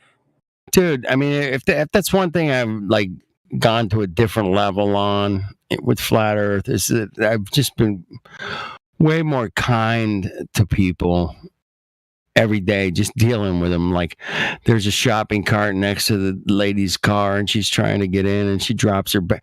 I'm like there to like just help her pick it up and figure it out. And I'm just like, I'm more aware. I'm more in the moment.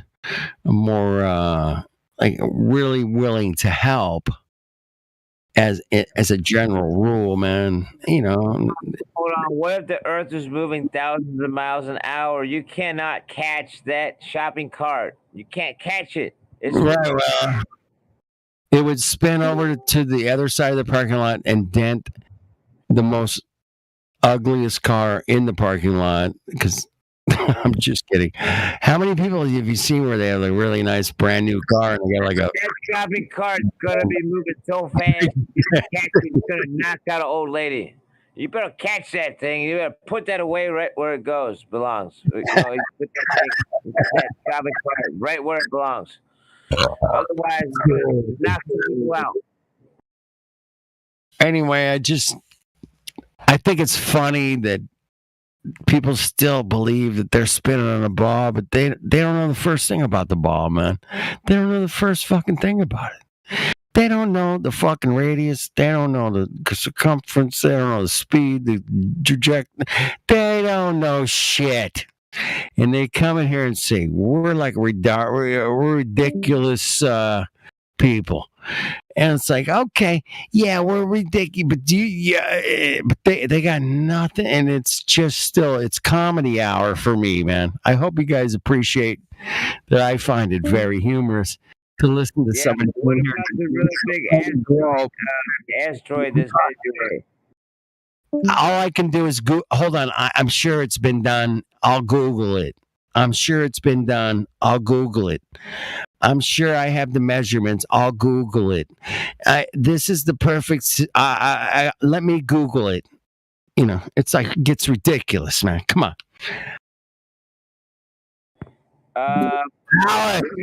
There's something about a big asteroid headed your way, and it's really big, and it's made out of stuff.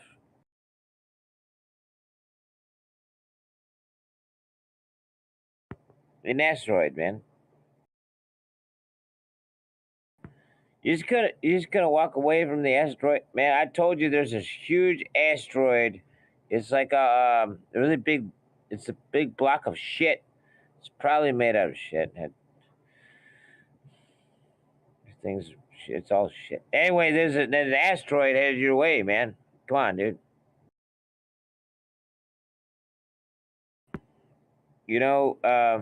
It's the end of the world, dude. I see this thing every 2 weeks. Every 2 weeks, there's an asteroid, and it's coming towards us.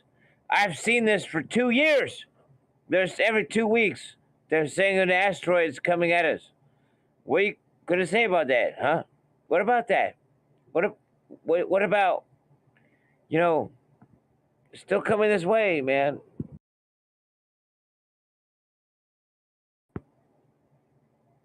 Okay, so I guess nobody believed that. I didn't believe it either.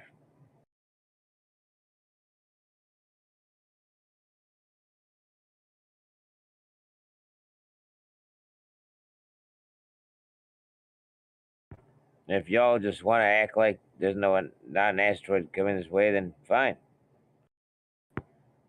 Fine. Either way.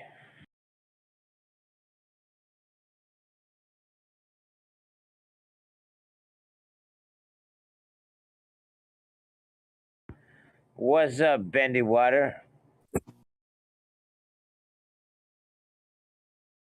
What's up, dude? How you doing? Bendy Water, how you doing, man? I heard about an asteroid. Did you hear about that? Yeah. I've heard a lot about it, actually. Don't worry, Yeah, I NASA's heard got they're all gonna die. Yeah, no, NASA got it. They're gonna laser it with you pew pew. You shoot it out the sky. Yeah, we got to throw a lot more money. Yeah, you're right. It's a lot more money. That's it. You're right. Yeah. Money, a lot of money. Dude, I can find it at my pockets. Guys, got to empty my pockets here. Hold on. Throw everything I have. Throw everything I have. Save the earth.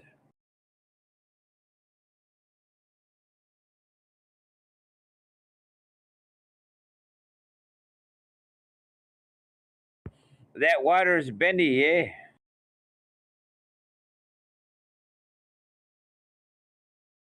Yeah, thanks to gravity. Thanks, gravity. Oh, cool. Gravity. Wait, well, hold on. That theoretically, has anybody proven that yet? Wait. Realistically, no. Are you speaking about that theory of gravity? Yeah, the one that's a theory and not the theory one. Oh, that thing that's not actually measurable, but it's just in my head, in my mind, that I believe in because propagandists and spin doctors have just, you know, told me repeatedly something about gravity that. Okay, is there anybody else here that wants to talk about are we just gonna talk about how ridiculous and absurd this is? Does anybody want to challenge the does anybody have anything, or am I just gonna be talking Hey, Smith, I got something. So I was working in an Italian restaurant earlier today, and I was making some pizzas, right? And there's a bunch of cheese on the counter, and I'm like, gotta move some of the extra stuff, do like a trash can or away from where we're making the pizzas. So I got the idea when I was bored and I had some extra time to make it into a cheese ball, And then this guy I'm working with, he's kind of, a real, he's a wonderful guy, but he's a globe believer. And so I was like rolling up the cheese ball, and then I started to hold it up in the air and kind of move it towards him and jokingly talk about it being a cheese ball coming from outer space, coming to destroy the Earth or whatever. And I was just thinking to myself, what if I were to make the claim that a giant cheese ball is coming to destroy the Earth? It's like equally valid as saying a giant rock is going to do it. I mean, how do you falsify it?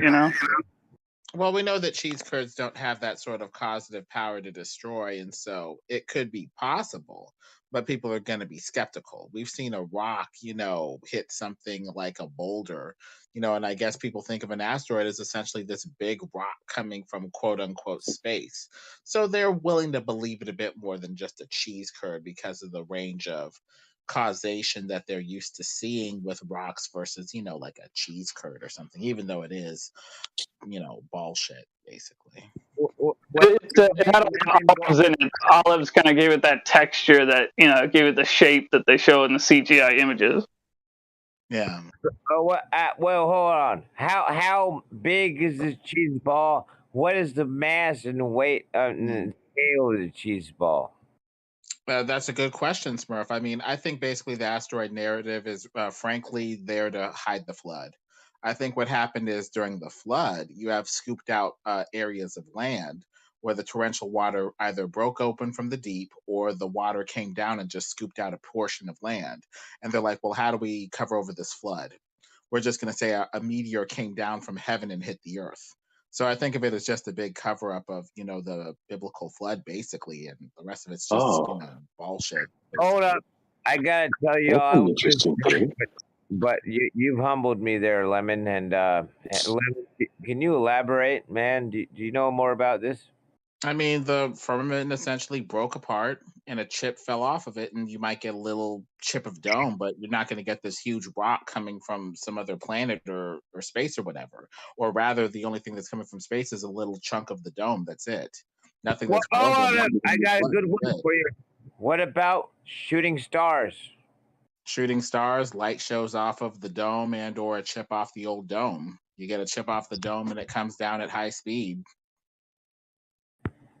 Okay, you're right. You're right, dude. Did you mean comets? Okay, now. Light goes off of the dome. You get similar effects with comets when you shine a light through any sort of solid surface. If you shine the light through the surface at an off-cocked angle, you get a comet, basically. I declare this attack Lemon time hour. This is the hour to attack Lemon. Lemon, can you tell me more about these shooting stars? I believe there's something else other than we're being told. I think it's just a chip off the firmament that comes down at high speed and or ejecta from a volcano. Okay, so now that we've established that you have deep mystery knowledge, I'm going to have to attack you with additional questions. Are you ready? It's not mystery knowledge. It's just common sense based off of assuming that there's some sort of solid sky covering. What's the difference between Lucifer and Satan? They're basically the same thing. Lucifer's the nice part of Satan. Satan's the mean part of Satan, where you do child sacrifice and stuff. Okay, don't go anywhere. Don't go anywhere. I'm going to now back up and try to come up with a better question. Don't go anywhere. Your questions do have a bit of a random drift to them. But anyway, Lucifer is just basically the wisdom and the knowledge, basically the nice part of the evil one. The one giving us this occultic knowledge, this occultic wisdom, supposedly the light bringer of false light and false wisdom. Satan's the meaner one, the one that's a bit more about power and control and domination and stuff like that. Okay. Who runs America? I don't know. The conversation is too random to really engage with. It's wearing me out. I've been drinking, but I tell you, I'm going to try to come up with more questions for you. Well, if they're as disconnected as that, I'm probably not going to engage with them. Not at this hour, anyway. Well, then you just, what about the people in the future and stuff? What about the future? They'll figure it out. Oh God, that's a great one. That's a good one. They'll figure it out.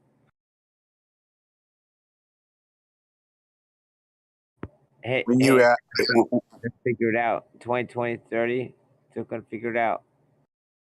When you asked who runs America, are you talking politically or financially or just kind of in general? All together, everything, all combined, everything. Yeah, you have the what do you want to call it, the leftover, the survivors of the great Roman Empire, who are mostly Italian. They have a lot of Italian names. Black nobility Venetians. Oh, very possibly. And you have there's somewhere between 12 and 15 families that have been running the world for the last 1,500 years. There's no such thing as nation states or countries. They're all little puppet prime ministers and presidents, and you have basically 12 or 15 families that sit around and decide, how the world is run. And you have 20 families in total that own 93% of the world's wealth, and because of influence and money and everything else that goes with it, death squads and human trafficking and sex trafficking and drug trafficking. They pretty much control it all. And they've decided in the last 27 months just to kind of come open and, come clean what they're trying to do. If you look at the Pfizer CEO at what he said the last couple of days over at where everybody flew to, climate change, haha, everybody flew to, he basically said that his goal and the goal of a lot of his people was to reduce the world's population by 50% by the year 2023. That is next year. And he said he's well on his way to getting there.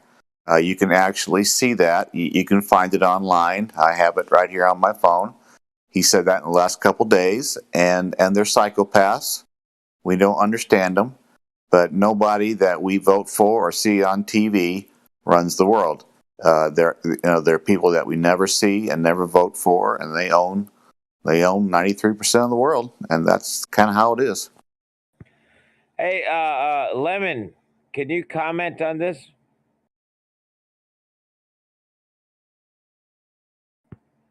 Lemon, can we get some help here?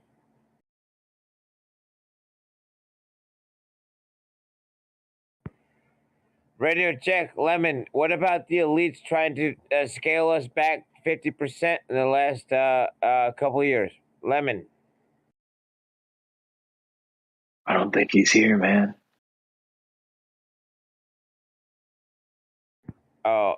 We've got to summon. Okay, the way you get Lemon here is you say ether 3 times.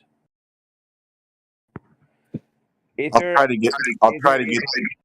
I'll try to get that clip in voice text. I have it over on Instagram. I'll see if I can get it over here to voice text. Yeah. Okay. You do that while I'm gonna get Lemon here. Hello, ether.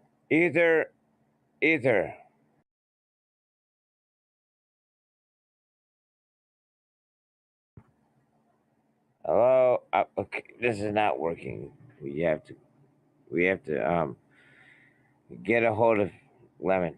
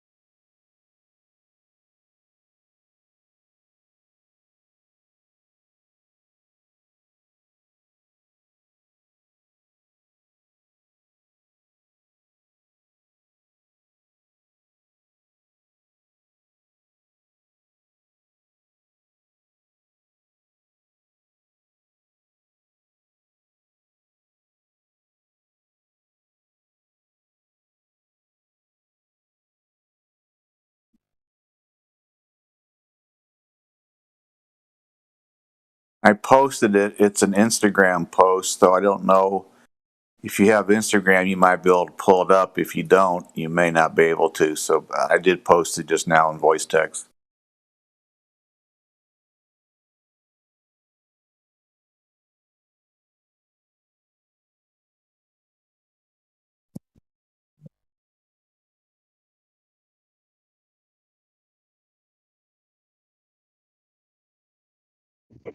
Well, I tried to get a hold of Lemon.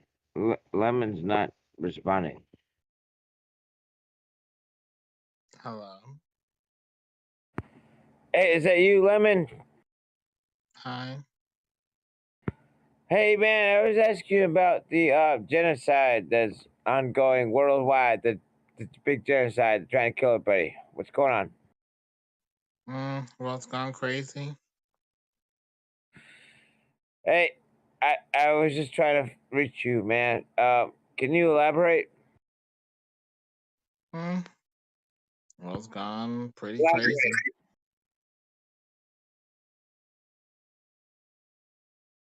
Elaborate.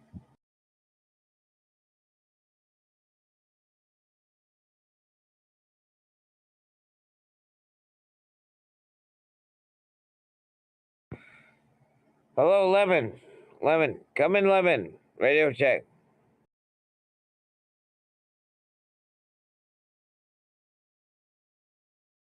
You know what? Fine, be that way.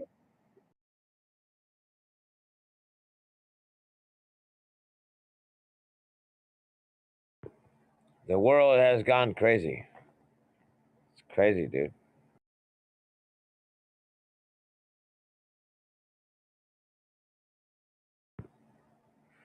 Lemon, can you hear me?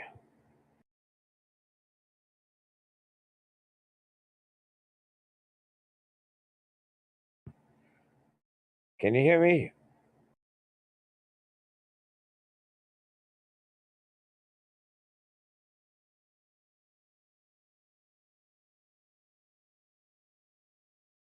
I did post that in voice text. If you don't have Instagram, you may not be able to get it up on and see it. If you have Instagram, it will probably show up and you'll hear what the guy had to say. Thanks.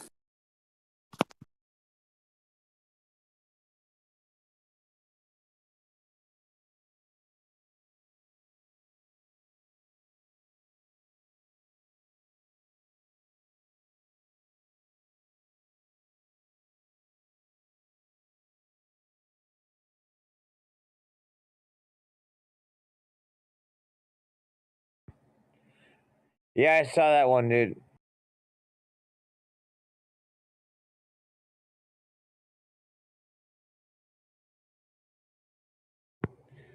Come on, man. Just inject yourself with a bunch of nanobots. Nanobots.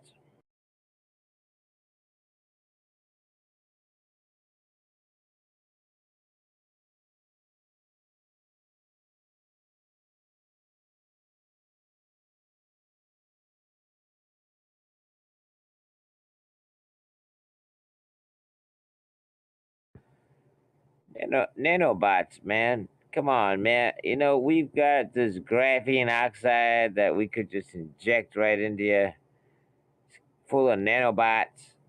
You know, so we can connect you to the Internet of Things, and we want to wirelessly read your mind.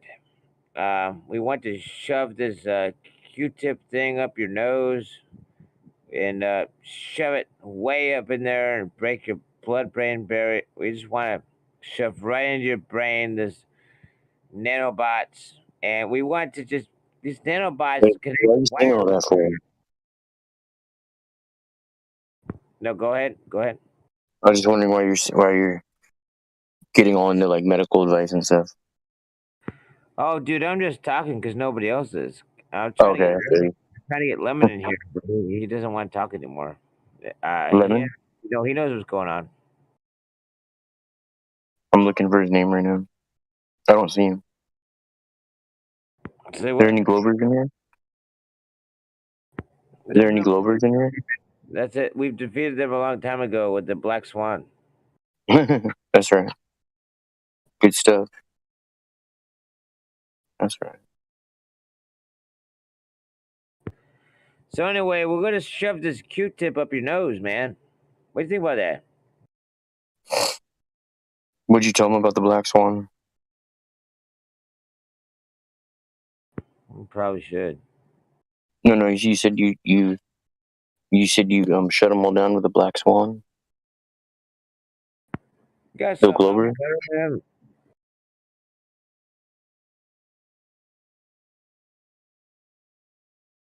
It's a good argument.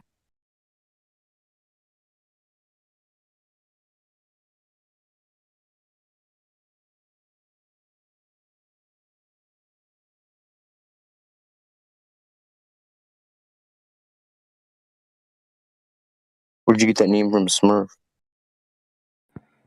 Can you say that again? You asked where I get my name from? Yeah. I came in here and I said that the Earth smurfs around the sun and smurfs around and a bunch of shit, and then people thought it was funny. But the truth is that I came in here with the name Satan, and a lot of people didn't really appreciate that. It was just a random. You know, you asked me, and so the truth is that I ended up with this name by chance. It was an accident. You know what it means? Do you know what mean? What do I know what means? Like to smurf, when you smurf for something or you go smurfing, you go from place to place collecting little things to make one big thing. That's called I have smurfing. no idea what that means, man. I'm just smurfing around, man. Do you have an idea? Yeah, that's what I was telling you what it means. No, I don't really know, man. Your guess is as good as mine, honestly. No, I wasn't guessing. I was telling you that's what it means. Well, I'm going to tell you what, okay? The Earth moves around in a flat way, and it doesn't really smurf around, so. It's cool. Have you had a couple of drinks tonight? Yes. Excellent. Thank you. How about yourself? I don't really drink too often. Maybe like once or twice a year. I usually drink whenever I drink. I get really, really drunk. So I can't really. Guess that we all drink tonight and have a couple shots. Do you have any I'll just guy? I'll smoke my weed and my cigarettes. That's about it. Cool. Well, that's good. You know, Yeah. I appreciate that. That's a good thing. I drink my orange juice. You know what I mean? I make fresh squeezed orange juice. Lemon. I was trying to call Lemon. He's not here anymore. Lemon appears to have left the building, but don't make lemonade out of lemons. You know what I mean? When life hands you Minute Maid. You know what I mean? Yeah. Quiet. Just eat that dog in the grill, man. Just eat that. Huh? These little dogs are something else, bro. They're wild. Eat that dog. Eat it. Eat the dog? What? Eat the dog. Man, you sound like you're a couple Excedrin tablets short of a full medicine cabinet. Yeah, clean that out, man. You got one medicine cabinet? No, I said you sound like you're a couple Excedrin tablets short of a full medicine cabinet. Hey, do you have a medicine cabinet? Sure.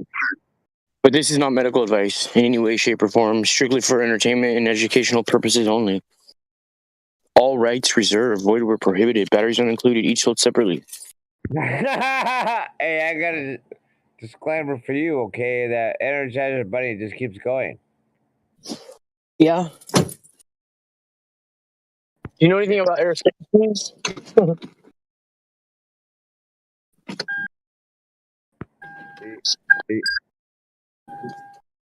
Hey, man, you're just beeping all over the place. Yeah, I just got in my car. Sorry about that. I didn't mean to hot mic. I never meant to hot mic. You're beeping all over the place, man. I never meant to hot mic you, Smurf. I never meant to hot mic you on the mic. Man, I don't care. You're asking somebody that doesn't care. Ooh. I think you don't care. I don't care. I don't care. And they're gonna, try to get me. They're gonna try to get you? Oh no. You don't want that to happen, do you? They're gonna try to mute me. That's what they do here, you know. I felt like saying Zoiks right now when you said that. You know what I mean? Dude, Zoiks! I'm chilling, but one of these days they're gonna try to mute me, and then I've gotta get unmuted, and then they've got to complain, and then we're in a circle and stuff. But you know, I told you what. Go ahead and beep that car. Go ahead and drive that thing right into the. I'm gonna drive that thing right over the horizon, bro. I'm gonna drive this car right over the horizon. You hear me? Go ahead and find Earth. You can. Yeah, right. Do you have any idea where it's at? Why don't you just take that car and why don't you just drive that thing right in the horizon? Yeah, I'm gonna drive it right over the horizon as we speak right now. I'm going over the rainbow. As we speak. Go ahead. Go ahead and speed over that curve, man. Hey, bro. Hey. I just drank a fifth of orange juice. Dare me to drive? Remember that song by Phil Collins in the air of the night about that one guy who thought the Earth was a globe, but it wasn't? And we saw it all, and in his concert, we found him. Hey, just do it, man. Just drive over that curve, man, that horizontal thing. Drove a big Lincoln car over the bridge. So with a kid. Report back to us whenever you've made it. Chauvinist pig. Driving a 4Runner over the bridge. Hey, man, when you get over it, just let us know. Okay, lettuce, like kind of like spinach, but lettuce. It's kind of like that, but it's kind of like I eat chicken, man. But get over that curve, man. Come on, do it. Just come on. Help me! I need help. Go do it.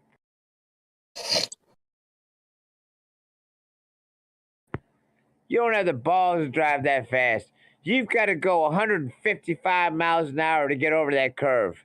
You're not doing it. I have to go 133 miles per hour to get over that curve.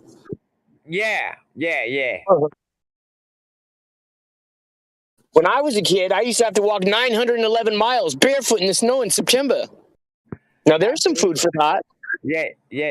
I myself had to walk 2,400 miles to get to school. Nice, bro. Nice. 24,091 miles. Huh? Yeah, I had to walk 2,400 miles to get to school each day. I heard the address to your school was 10 to the negative 17th Torr. Is that true? Yeah. It was kind of one of those sub atmospheric things. Yeah. All right. The boomers gave me a special school suit. I used a school suit to get to school. Oh, that's cool. Yeah, I had to, yeah. True story, man. True story. It really happened. Well, actually, I thought I was watching it live via satellite, even though it was millions of light years away. I was seeing it in real time. Of course, you're watching me from thousands of miles away. Of course, I believe you. Yeah, dude. And they're fucking hammered, dude. Oh, nice. You're not as hammered as I am. You're not hammered. Smurf, you are totally fucking hammered, bro. Just give it up, bro. I love you, man. I love you too, bro, man. I'm just standing here because somebody has to do something in the meanwhile.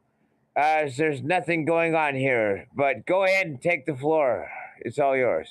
Hey, digital currency has been quite the topic of recent. I actually see commercials now, man, for Coinbase, and NFTs. I don't know if you guys know about those kinds of like digital currencies, and it has to do with transactions on the computer, and it's not something you can hold in your hand, but it is something that apparently can make you some profits, or you can use it to maybe purchase a motorcycle. I don't know, man. I've seen all kinds of activity in the digital currency world that I find very interesting. And if anybody wants to chime in on the digital currency, NFTs. Yeah, I got you covered, buddy. I know everything about it. I will help you personally if you want to message me how to set up a wallet on your personal computer. I will walk you through that. All right. Yeah, I've seen some other guys walk through, get a wallet, deal with different exchange companies, and apparently there's these things called be your own bank. These things called gas fees, man. What do you know about gas fees, man? What do you know? You guys know anything? Kind of made up thing you read on a blog somewhere.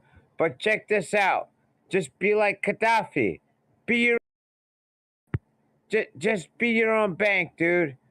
Be your own bank. Walk you through how to be your own bank, man. Is there an acronym for be your own bank? Hold on. Be your own bank. BYOB, man.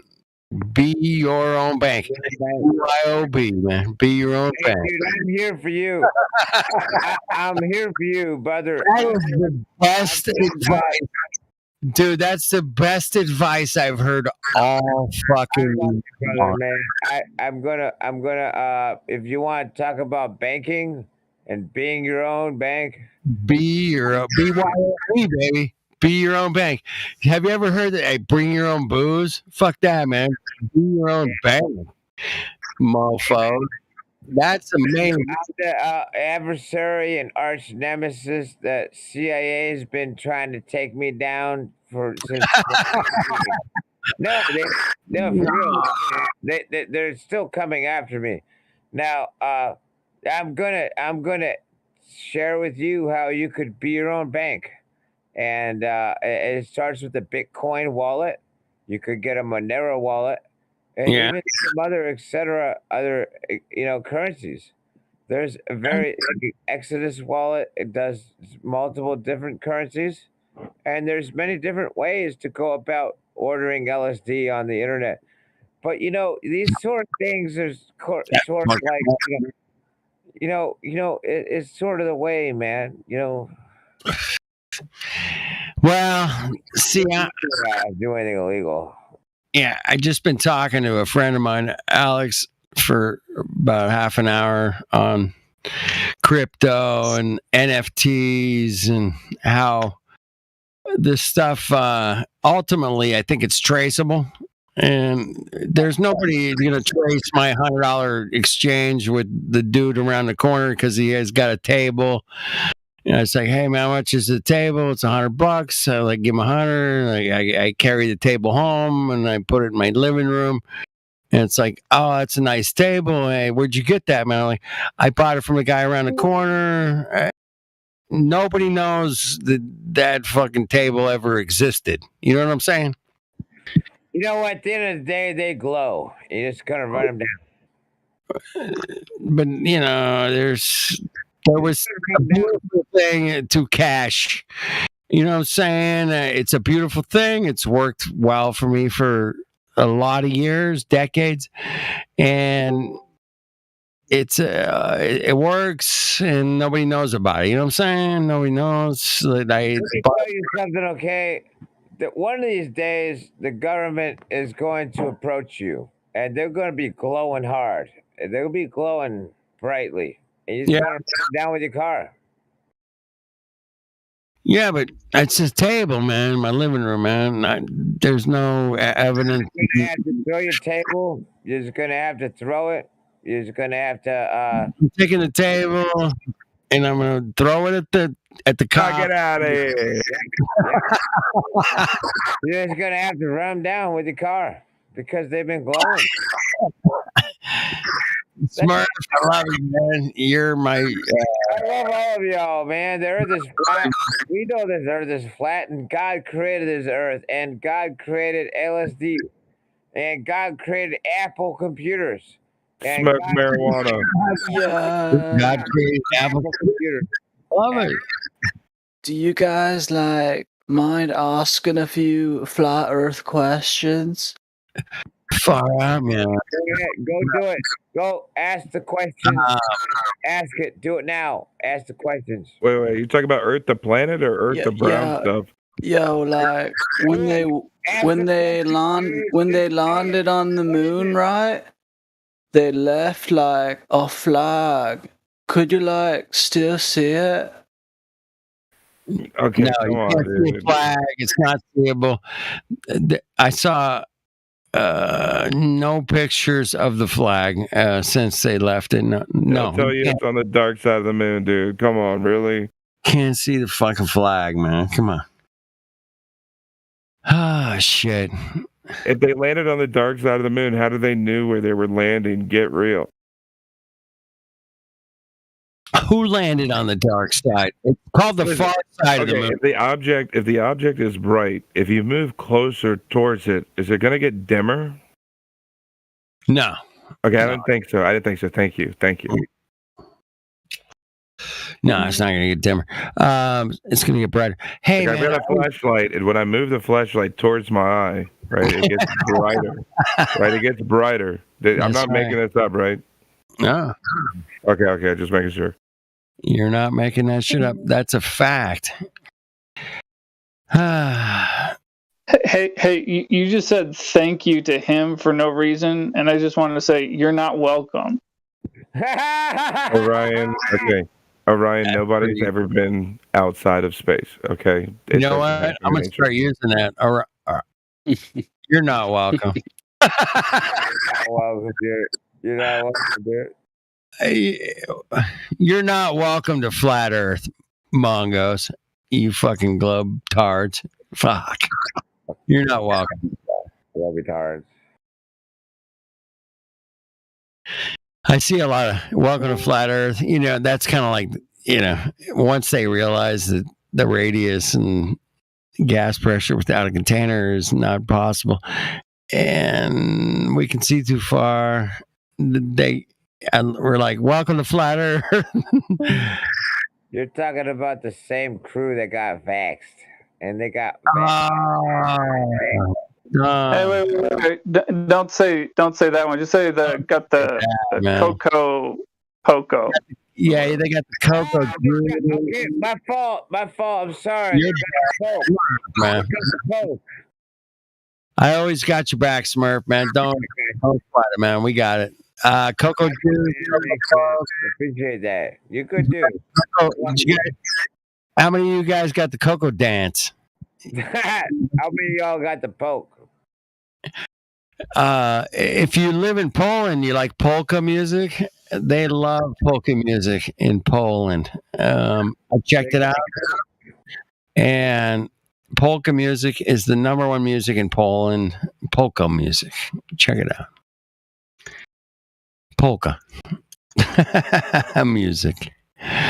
So yeah, man, I love to decode things differently. Everybody has different codes for different algorithms, and it's cool to drop some new codes on the algorithms occasionally because that it confuses them, and they don't know what to do. They don't know what to do with Coco Poke. Polka music. You got the polka music dance. Did you guys drop in and get the polka music dance? Because nobody's that. For this one, I got somebody stole $50 million from me, and I said I was upset, and I have to go to court, and then they might try to poke me with a test. I'm going to kill them. I'm going to fight to the death. I'm not going silently. I'm not going silently. They're going to test me. I'm not going to be tested with. I'm not doing it.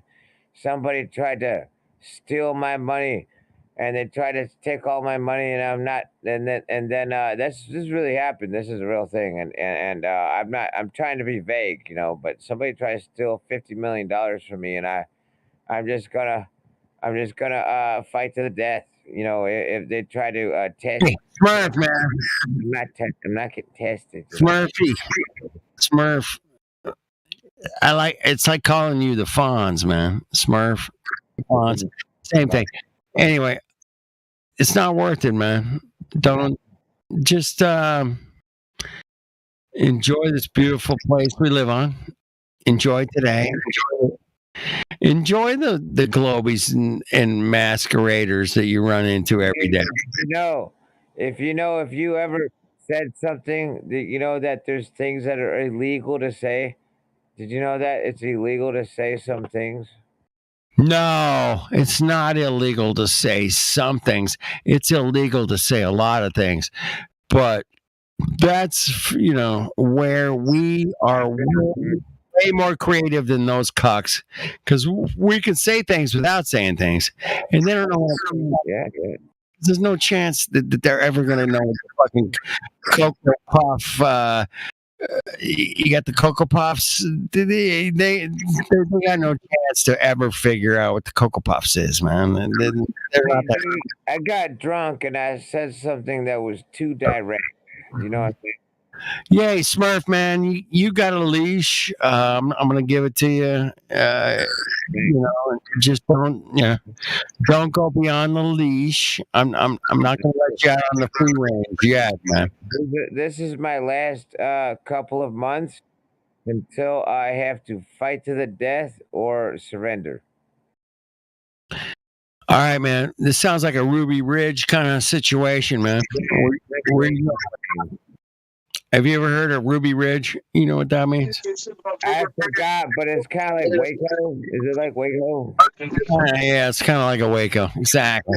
Yeah. I'm in one of those circumstances that I don't want to be in it. I want to escape. I don't want anything to do with it. But yeah, I'm kind of in a Waco situation. Well, if you're in that kind of situation, man, I would say get the fuck out and just travel your own path to travel your own path to a better situation, man. Dude, I've been thinking a lot about, man, traveling out of this thing. Like, if I travel your own path, man. Sometimes you just walk away, man. It might be the best thing, man. I've done it like at least 6 times, man. I just like say, you know what? I'm not gonna fight this. I'm just gonna like cruise on and. I thank you for this, man. Yeah, you're welcome. You're right, man. I'm gonna think harder about. God gave me these legs, and I can just start walking. And you can walk, man. Walking is an option, dude. If you got legs, you can walk. Is definitely an option. And that's in any situation, man. Whatever you find it, man. Sometimes it's just best to walk. Yeah. Everything I do is out of love because I try to be like the sun, and I try to be like God is a transmitter of energy. And as rabbis have explained, that you want to be God-like, and you want to transition from a receiver, conduit, and transmitter, ultimately a transmitter. You want to become God-like is you give energy. There you go.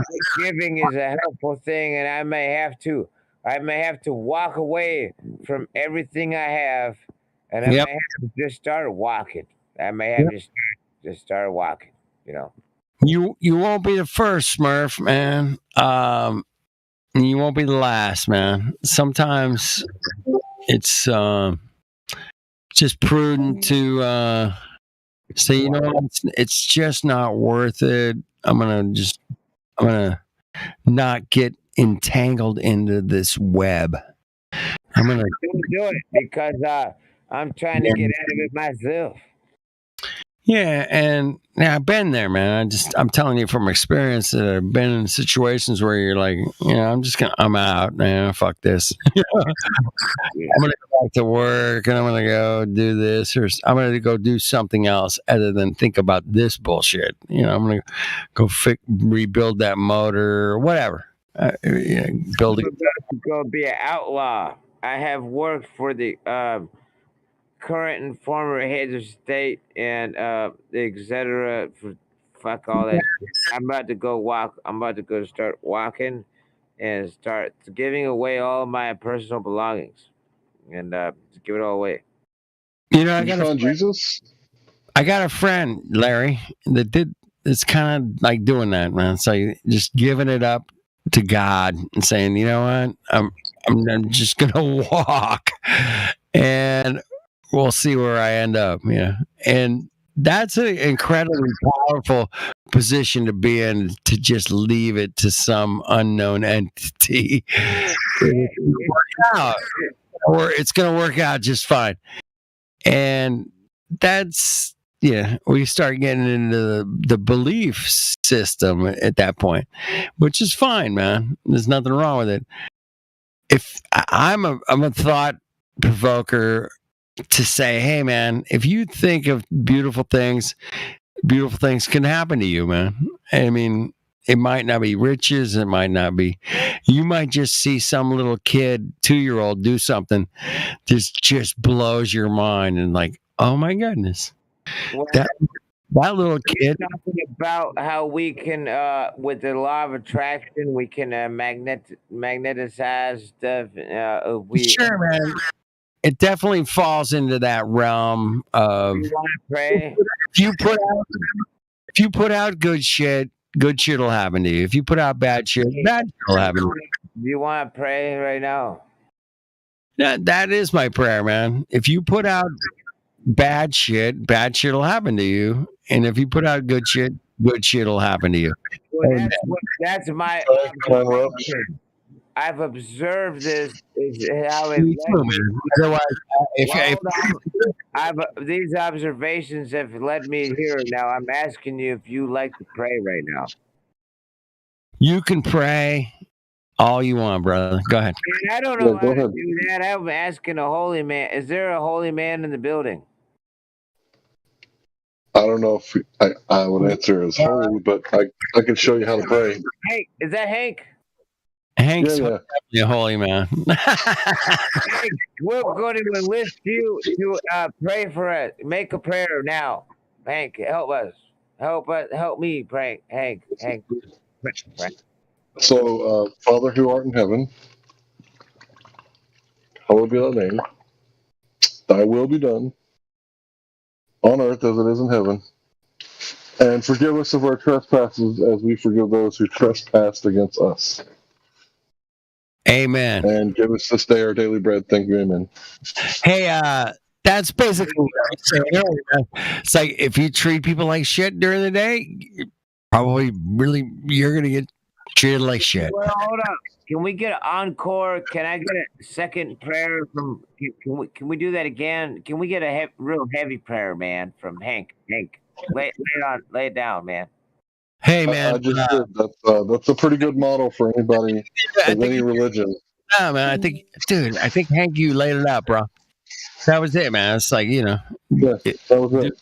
It doesn't matter if you're Jew or Muslim. And God bless. I wish I could hear more from you, Hank. But if that's all you got, I believe, and I'm on board, man. Amen, brother. Amen, bro. That was very timely, man. It kind of fit into what I was talking about. Like, I was wanting to talk about what you talked about. I was hoping Smurf would let me get a word in, because the way that you said it, you got to put out good, right? So what you were talking about is the law of vibration, right? Nothing's at rest, everything is in motion.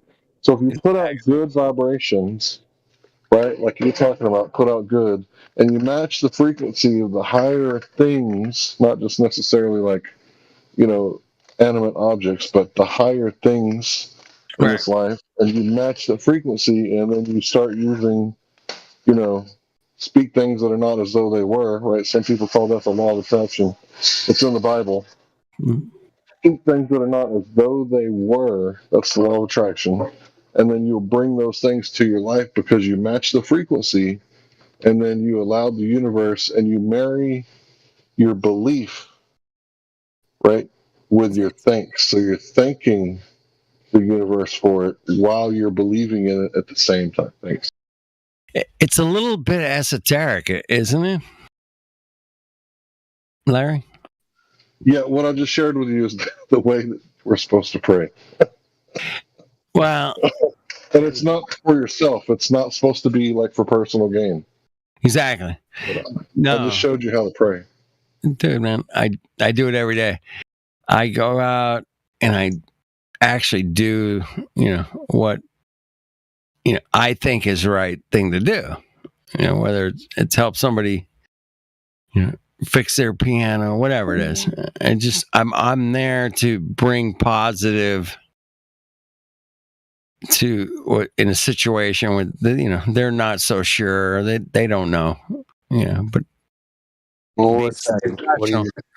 Being a professional, I know how to take care of their problem.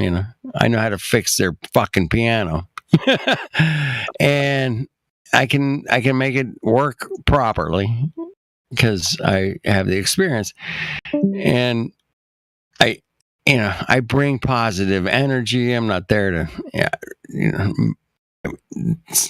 fortunately, they do pay me in these things called dollars, and it works out, man. It always works out, and I enjoy the experience. Can we get an additional prayer from? Can we get a? No. Can you elaborate? Say another. Yeah, sure. Yeah, in Jesus' name I pray.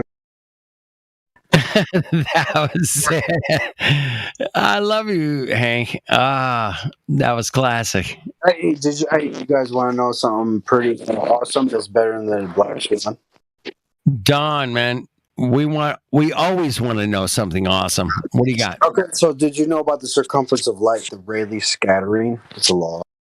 So the incident of a light, if you put the sun in a less denser medium, right, there that fraction. Dude, you're breaking up, man. You're breaking up. Can you hear me now? I can hear you now. Yes.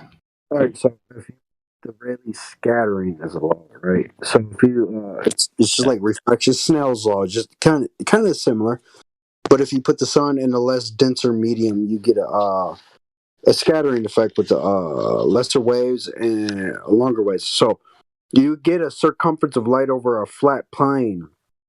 And higher you go in altitude, broader that circumference is with this 360 view. And due to light bending down and up, you'll get a sphere-like object. Apparent. Yes, over a flat Earth. Wow. I have been watching. I need you to drop a couple of links or something, man. Take your time, man. You're still kind of breaking in and out, Don. But I kind of caught the gist of what you were saying about the light scattering. I kind of get that. Yeah. So the molecules in the air, different densities. You got like helium, nitrogen, right? All that stuff. So different densities, right, will reflect water. Yeah, air, that too. Hydrogen. Yeah, fuck yeah, all of them. Yeah. Yeah, no, it casts a circle or circumference of light over a flat plane, and it will appear as a sphere. Everybody. I like where you're going with this, man, Don. It's something I have never. I mean, I know about corpuscular rays, anti-corpuscular rays, but light scattering, man, is a whole. Yeah, that's a deep subject, man. We should be definitely into around here. Yeah. So, but higher you go, depending on the aperture that you have with the focal length that you have, if you can hear me. Yeah, I can hear you. Okay, so depending on the focal length that you have, like 30 millimeter camera lens up to like 100 millimeter, you might have more bare distortion, but it's not the Earth; it's the circle of light and the not retina but aperture of the camera lens. That both globers and flat earthers are correct on sun rays. Light does come in straight, parallel, but it also diverges out at the perimeter. So it will cast a circle of light over a flat Earth, and it will appear as a sphere. There's no doubt about it. Interesting. I got to cut you off. You said it does travel straight at 90 degrees, but at the end, it does. Are you talking about the end being the Atmos, when it hits the Atmos and hits the clouds, and then it starts doing? Yes. Yep. It diffracts. Okay. That makes sense, because at first I thought it was That's the corpuscular rays and the anti-corpuscular rays that we see. Yep. We see it scattering like that, man, and that is the most beautiful thing I've seen with my own two eyes, man. One of the most beautiful things is the scattering of light from clouds in the sky, shooting those rays in different, perfectly symmetrical dimensions of light, particles being lit, whatever it is, man. It's absolutely incredible. You guys have seen corpuscular rays coming through the clouds, right? Right. So corpuscular rays We and love anti-corpuscular. So corpuscular rays and anti-corpuscular rays are due to the Rayleigh scattering due to the molecules in the air. So it takes shape of. It takes shape of. I subscribe to a firmament like dome. There's no way around that. There is definitely a dome, globe, or flats, regardless. Well, hey man, Ron, have you ever seen a rainbow? It doesn't have to be. Hey, has anybody, you guys, you Mongos ever seen a rainbow? Yeah. Dude, that is one of the most beautiful things I've ever seen in my life. Would you guys not agree?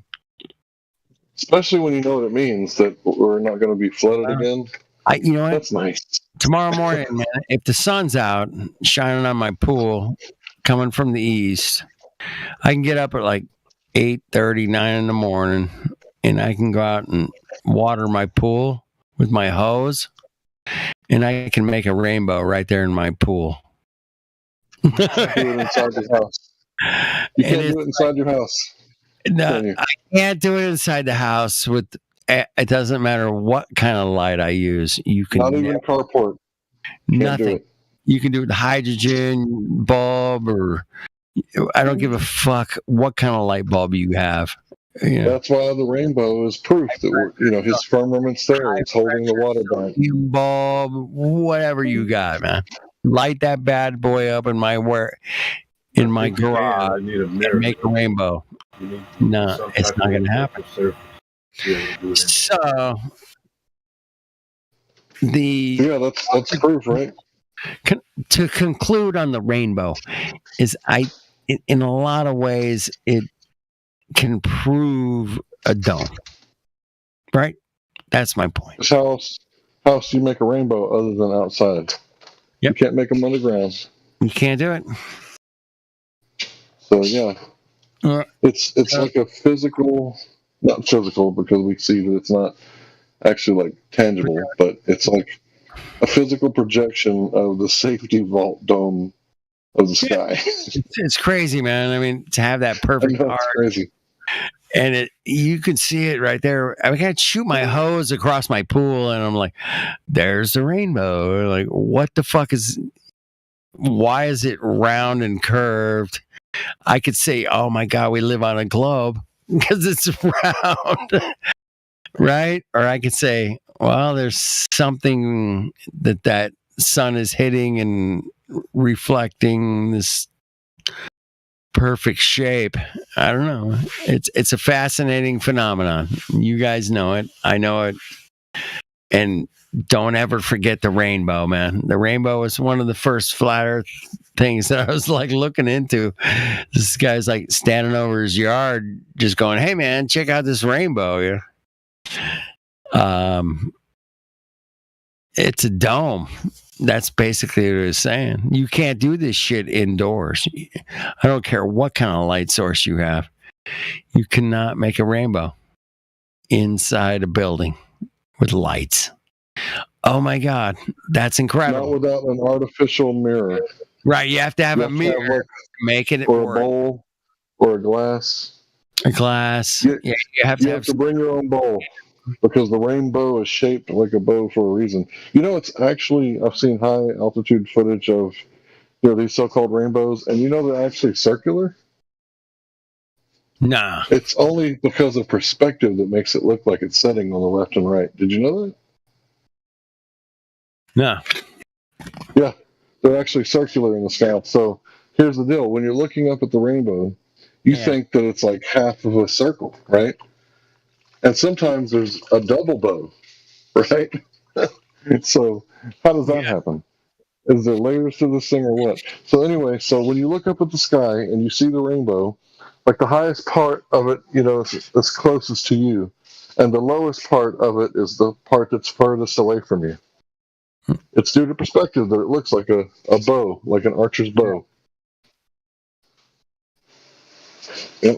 Wow. Facts. That's why we hang out here. Yep. Hey, Smurf. Look for it. Smurf, you got the worst echo of any microphone I've heard in the last year and a half. Dude, I'm sorry, man. I got a phone. People pick the phone. My fault, man. I just talking some shit here, man. The Earth is flat. The Earth has always been flat. Dinosaurs are fake. Hey, I heard there's a new dinosaur movie coming out this year in 22 called Jurassic Park. Have you guys ever heard of this Jurassic Park movie? I've seen television commercials where they're eating hamburgers and hiding from flesh-eating dinosaurs like Tyrannosaurus Rex. Have you guys heard of this new movie coming out called?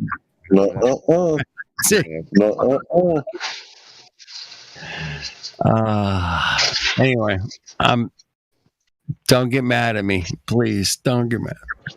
Hey, Jacob Rothschild is in that building. You know, Jacob, if you really were the one guy, then that cameraman wouldn't have been able to get that close to you, bro. You're just a puppet, homie, just like the rest of them.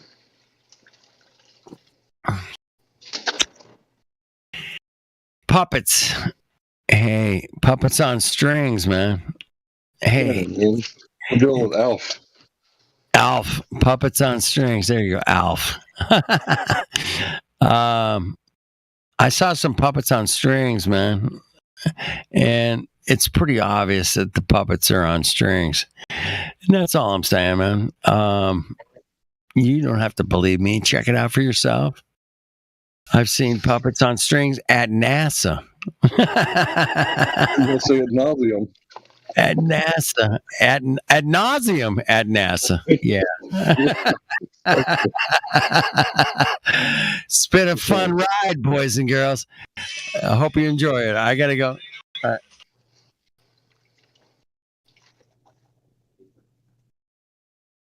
Okay, peace out. Safe journeys. Don't forget to say your prayers. You should meditate at least 15 minutes a day.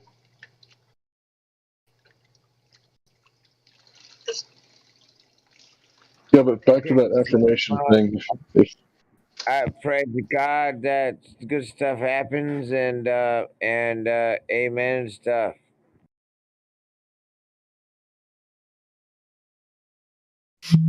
All right. Yeah, that's right, Smurf. I wanted to point out something real fast. So, if you look at the Lord's Prayer, like I said, it's a prayer that anybody could say. I don't think your religion would be offended just by saying those words, in my opinion, from what I know about other religions. So, I guess unless you're a Wiccan and you think the Earth is like Mother Earth, so except for you guys, I apologize. But for everybody else, notice that Jesus wasn't asking. It's kind of like if I tell you, hey, we're going to come over and eat dinner at my house tonight, and you show up and I say, take off your shoes. Like, I'm not asking. So he spoke things into existence in the prayer. And he told you that the faith of a mustard seed could move a mountain. And if you marry your belief with your thanks, in other words, you believe it at the same time, you're going to go ahead and thank the universe or the Most High for providing it. I think that's how it's done. And this has been hidden from us for a long time. So I can't point to one scripture that says all that in all the one spot. Although I did just quote several different scriptures, and I do not have the address, but I suppose if you wanted to know, you could rewind it back. The only part you couldn't find is probably not in the Bible. I think it's in the book of Thomas. That's the marry your belief with your thanks part. Anyway, hope that helps.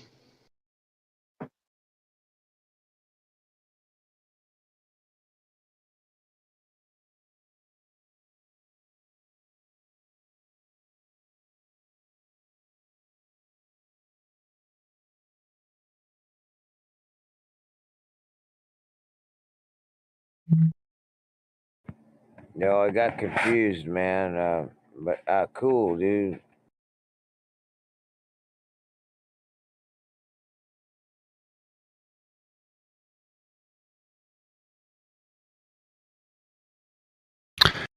Don't be confused.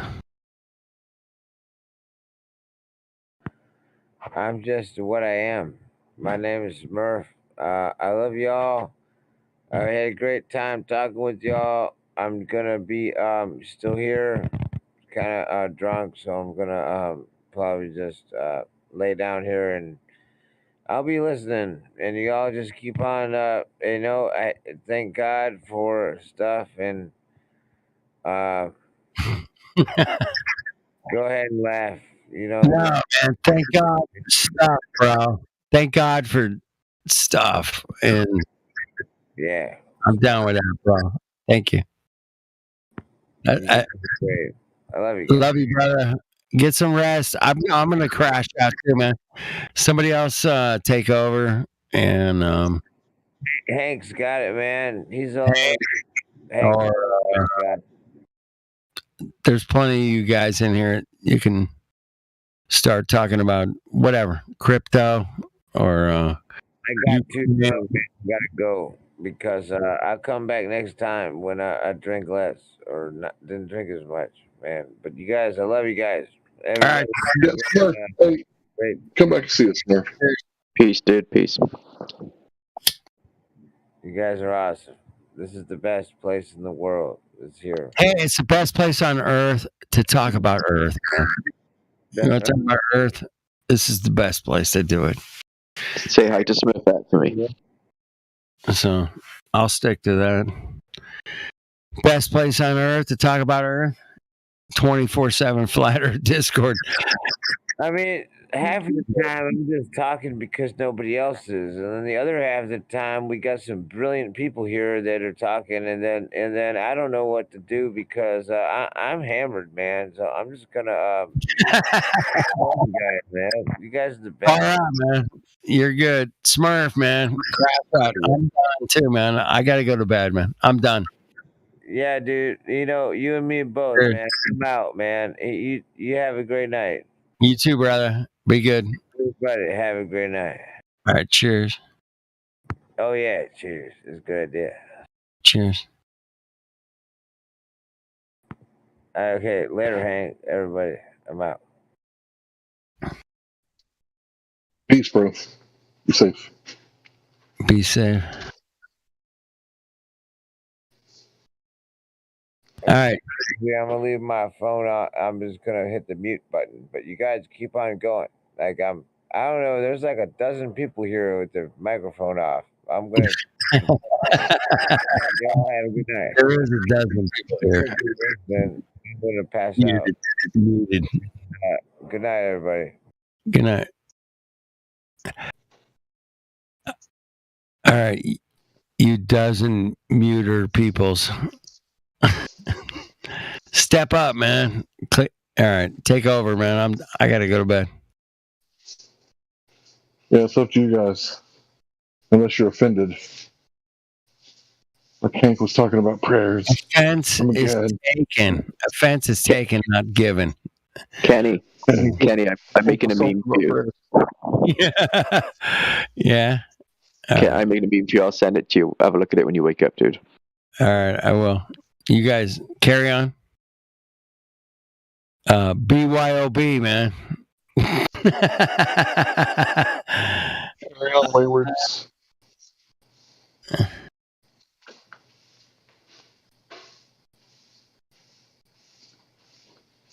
Waywards. Is that a word? Can I make that plural? How do you say waywards? Waywards. Let's say it again. It's going to lose meaning.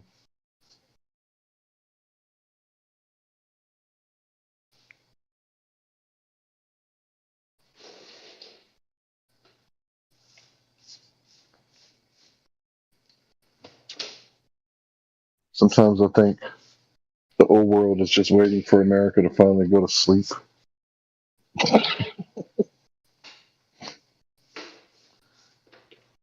Every last one of you Yanks need to It's our turn. No, it ain't like that. It's more like the colonists are in bed. Good. The colonists are in bed.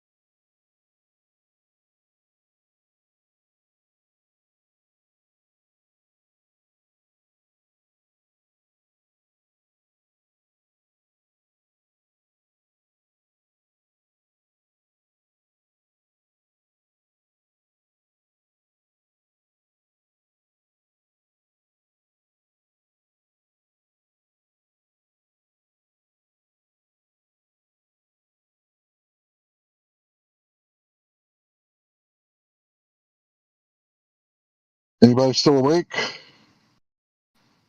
You saw logs? Hope they're not Lincoln logs.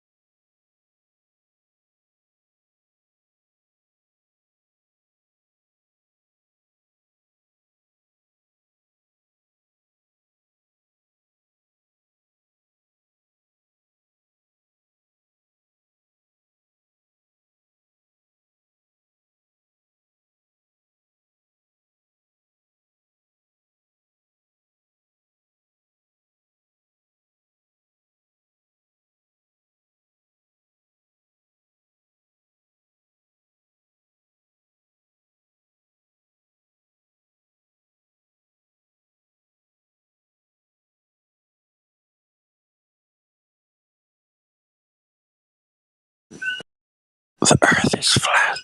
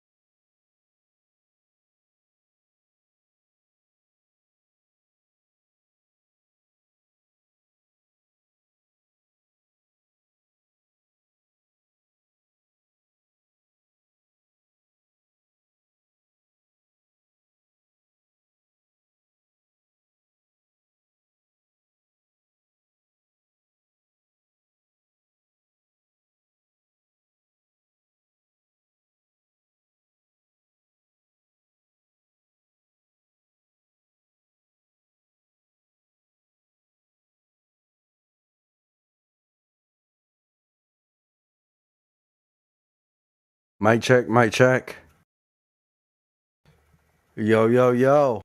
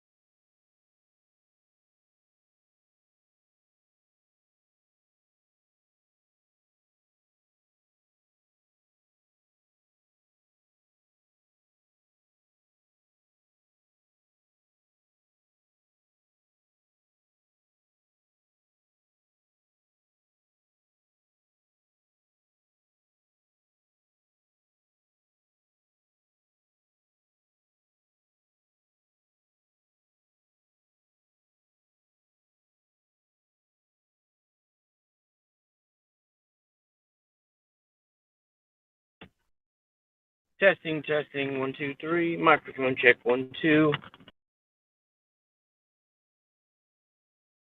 Testing, testing, 1, 2, 3, 4, 5, 6, 7, 8, 9, 10, 11, 12, 13, 14, 15. Lend me your globe and I'll give you my nose. I will try not to look out of key.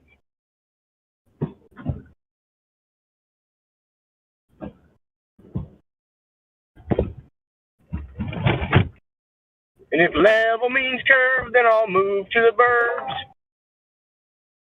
I will try not to be a creep.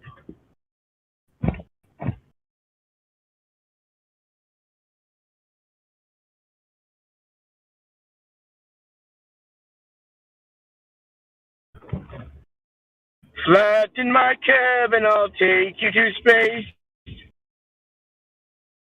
Remember, children, haste makes waste. Have a flat earth with my friend. Come on, have a flat earth with my friends.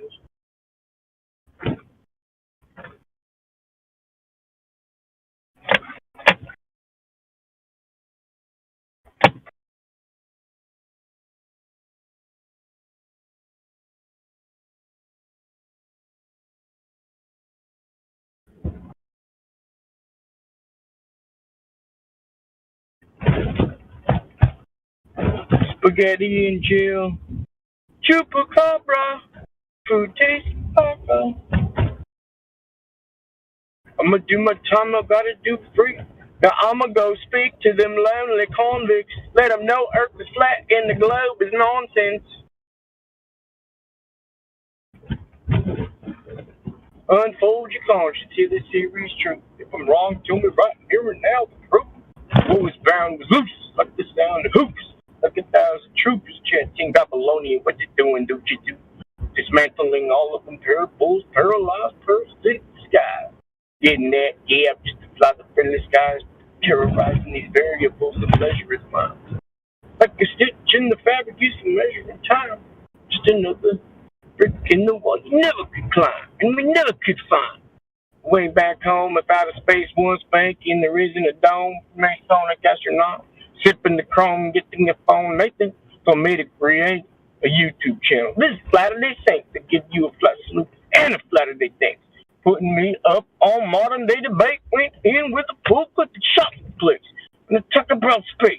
Being sarcastic, visible viruses that keep trying to mess, getting harder laughing, smarter every day, turning on the gas and become martyr. They think can't have gas pressure next to the vacuum of space. Use your own reasoning. I don't even need to give you any reason that it's fake. Yo, you can't have gas pressure next to the vacuum of space. Use your own reasoning. I don't even need to give you any reason that it's fake. Hush, little Helios, don't you cry. Just because Stephen Hawking lied.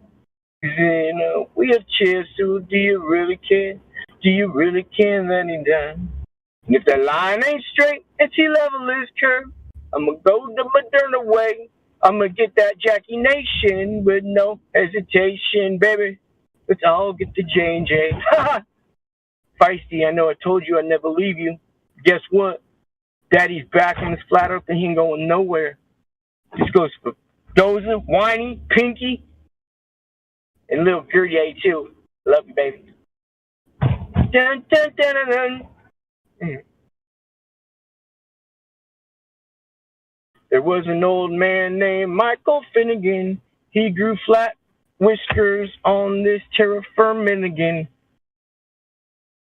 The global religion came back to do him in again. Poor old Michael Finnegan. Begin again.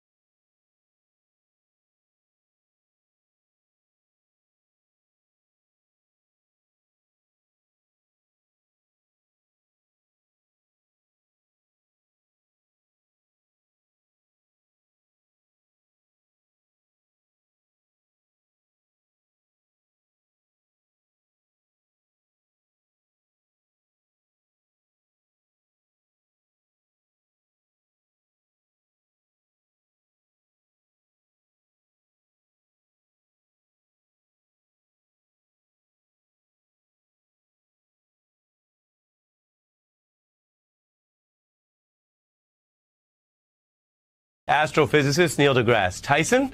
Hi, Neil. How you doing? Hi. I like that sound. A beat favorite. I like that. Hey, you know, if you earn it, you get it. So I got more than one thing to get into with you. I wanted to show viewers, of course, you're right here.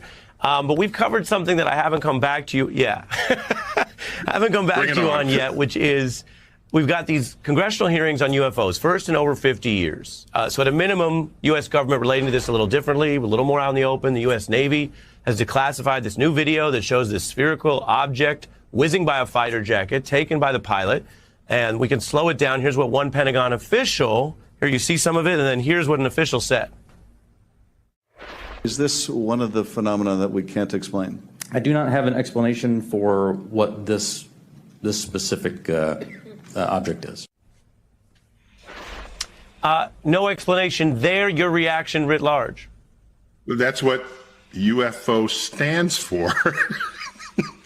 Unexplained flying object. So why are we surprised that a video of an unexplained flying object is described as something that they can't explain? I don't have a problem with that. The issue is when you take this leap to go from unexplained to, because I can't explain it, therefore I know what it is. It must be visiting aliens from another galaxy that happens to be particularly intrigued with restricted Navy airspace. Okay, that's just it's something that didn't show up on Google images of satellite images of Earth or in any of the million views that people take outside of airplane windows every day as everyone is equipped with their high resolution cameras and videos. Just consider that we have crowdsourced any possible alien invasion simply because, last I checked, 6 billion smartphones scatter across Earth's surface. So we got this. If we're visited by aliens, I'm pretty sure you won't need congressional hearings to establish that fact. Well, I read your skepticism, which is always interesting. B, what about the sort of presentation of science, which is technical, and government panic management, which is a sort of a different enterprise? Because I'm sure you've also noticed a shift from the almost hyper secrecy of past decades, worried that people would say anything inexplicable is evidence of, to now they seem to be opening it up a little bit. What do you think about that as an approach? Yeah, I mean, it was always there. The Project Blue Book goes back decades, for example. And as was noted, it's not the first time there's been hearings on such objects. The military has a huge budget. You know, last I looked, it was $600 or $700 billion. I would hope and expect some of that is going to monitor stuff in the sky that we cannot explain. So the fact that everyone is somehow shocked or surprised that the government has thought about this problem over the decades, I'm surprised that people are surprised. And so where the rubber I'm hits surprised. the road, You're surprised that people are surprised. that I'm surprised. Where the rubber hits the road is whether it's just at what point are you going to believe that what you can explain are just aliens? That's all I'm saying. I mean, or believe that if I'm putting this out there, that if the government were actually stockpiling aliens, that they would somehow manage to keep that a secret. Right. Just think that through. Even the janitor, okay, sneak in a smartphone, get a picture of a gooey alien, and the janitor would lose his job overnight and be the most famous, richest janitor the next day when that video hits social media. And I just have a higher standard of requirement for evidence that we've been visited by aliens. Otherwise, it was fine. Yeah, by the way, your thing. I was delighted to see Republicans and Democrats together. It was like, oh my gosh, the prospect of aliens brought two halves of Congress together asking similar questions. I was delighted by that. Yeah, if that's what it takes. And I think I hadn't thought about it that way, but you're right. Some of this stuff getting off Earth and out of the normal conflict allows for a different investigative process at the very least. So that's UFOs. I promise folks Tyson on more than one thing. There's the talk of the multiverse. And if folks don't know what that even means, that's okay. That's why we have Neil here conceptually. You may have heard about this in Marvel films like Spider-Man or Doctor Strange. Take a look. Reporting live from Earth 1, best as I know, but I could be wrong. Explain to us, I don't know if you've heard about this, Neil, but sometimes science fiction can be more popular than the original science. Walk us through what this means as a theory. We're hearing more about it. And is there any relevance to this in people's reality? Well, just to be clear, Doctor Strange appearing in comics long before he got his own feature high-budget film was passing through these portals, from early on. So that's not a new addition to his powers. He's had that for a while. If I were to just toss, as much as I love Superman and Wonder Woman, if I were to tip my hat, it would be to the Marvel community of superheroes, except for Thor in this particular example, because nearly all of them either obtained their powers or explored and developed their powers through science.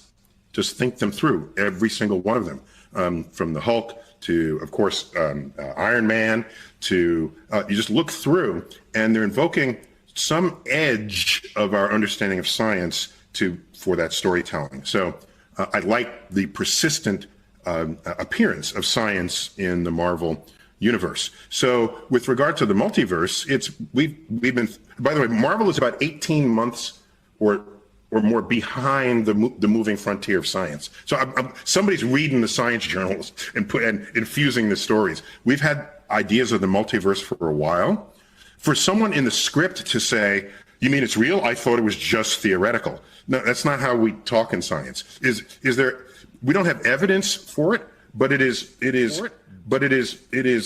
deeply connected to ideas that are successful multiverse for in the Marvel universe. So with regard to the multiverse, we've been, by the way, Marvel is about 18 months or more behind the moving frontier of science. So somebody's reading the science journals and infusing the stories. We've had ideas of the multiverse for a while. For someone in the script to say, "You mean it's real? I thought it was just theoretical." No, that's not how we talk in science. We don't have evidence for it, but it is deeply connected to ideas that are successful in our current universe, right? When we merge quantum physics and general relativity and go to the early universe, multiverses just pop out of that for free, okay? We didn't have to separately invent that. And so once you have that, they're available to us theoretically, and they could exist. We don't know how to get from one to the other. That's where you throw in the science fiction frontier. But until then, let them have it. Let them run with it. I don't have a problem. Far out. I want to turn to one more item. Very far. It is. By the way, that we're learning about. And I got to tell you, Neil, I don't know what people say to you when they come to you on the street, but people talk to me about the world, politics, their views of the press. Press isn't perfect. Press bias. One of the biggest biases of the press is the coverage of Earth at the exclusion of the rest of the entire galaxy. I mean, we're in this big space and we're talking about Earth a lot. And so with that in mind, we have you here, news on black holes. Apparently, you'll explain, but there's an image here of a massive black hole, which is in the Milky Way galaxy, the ring of light that surrounds what the Times calls, quote, a trapdoor in time and space. And they say, audio of what a black hole sounds like. Scientists producing sounds of, this is from a different black hole that's in a galaxy 55 million light years away. Hit it.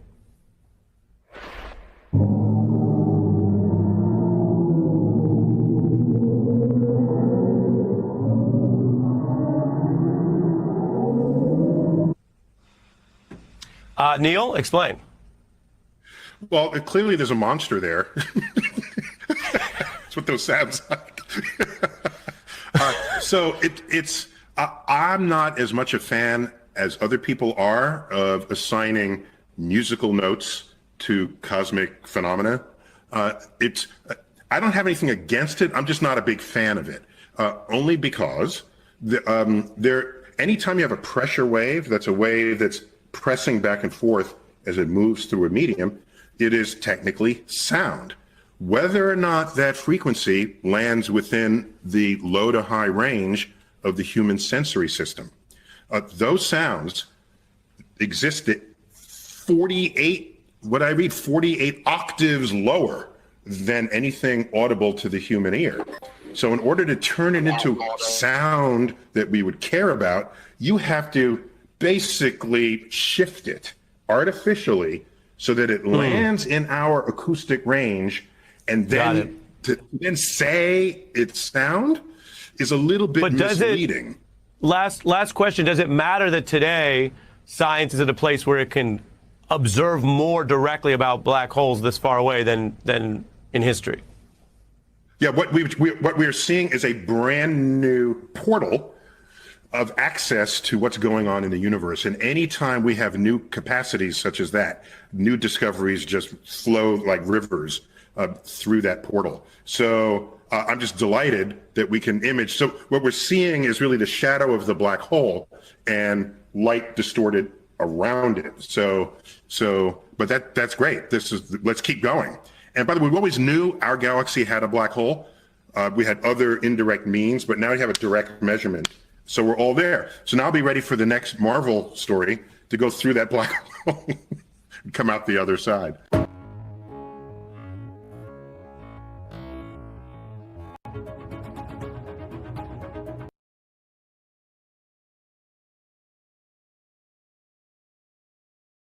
Ladies and gentlemen, This that guy doesn't is necessarily. crazy.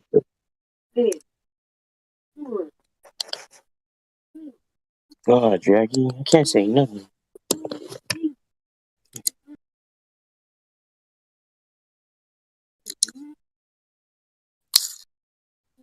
How much drugs does this guy need to take to be able to go to sleep? Yeah, Jackie doesn't like me talking too loud late at night. Dude. I always get yelled at. No, I mean this Neil deGrasse Tyson guy. What? Good one. How much alcohol or whatever he needs to consume to be able to go to sleep? That's my question. That dude's really drunk, huh? Like, I don't understand how someone can call himself a scientist and just talk so much trash. Right? Yeah. It's unbelievable, actually. They're trained. They're basically what they're really good at. Basically, and I don't even think they're good at it, but they're trained to do it. Is a science communicator. You know, they take different classes and get schooled on how to talk to different people in different settings. You know, whatever the main goal is to make you believe in outer space. That's their goal, and they sell sci-fi so well. I guess I don't know how. I don't even know how I ever fell for it, but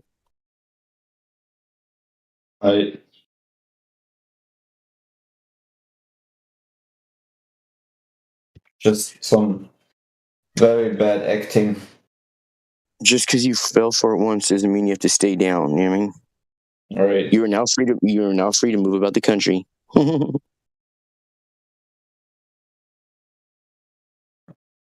Imagine he coming on this Discord. You got me on this Discord so late at night, talking to people who I don't even like.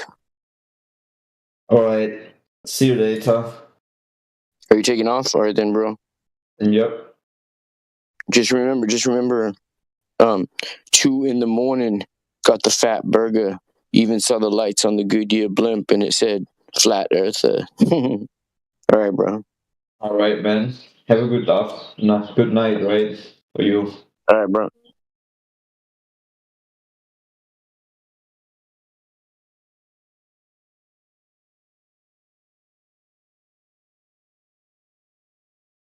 Ladies and gentlemen, it's 2 a.m. Easy flat in the flat off hour. All you men who are alone out there, sitting in your flats, don't flatter yourselves. Saturday Saint Show was filmed in front of a live studio audience. 24/7 Discord was filmed in front of a live studio audience. All rights reserved. Void were prohibited. Batteries not included. Each sold separately. Participating stores may vary.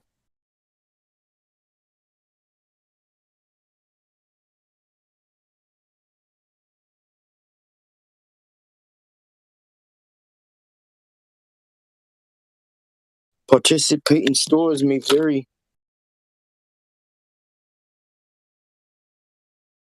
Participating stores may vary. These whores are cherry.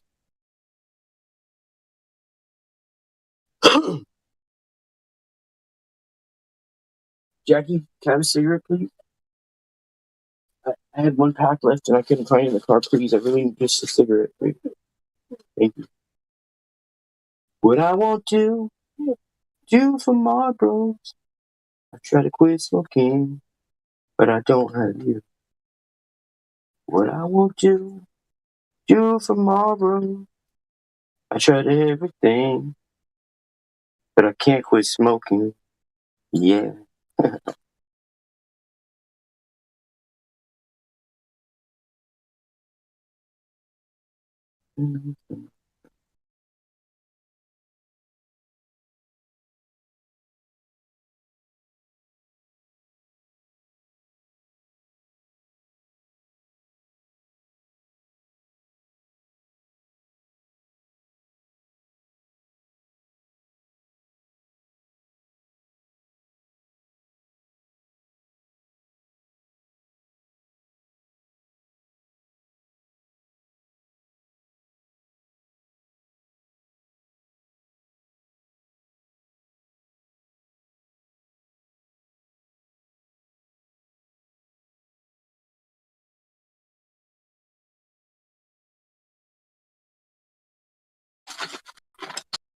These drawings are just insanity, huh? Look, look, reason.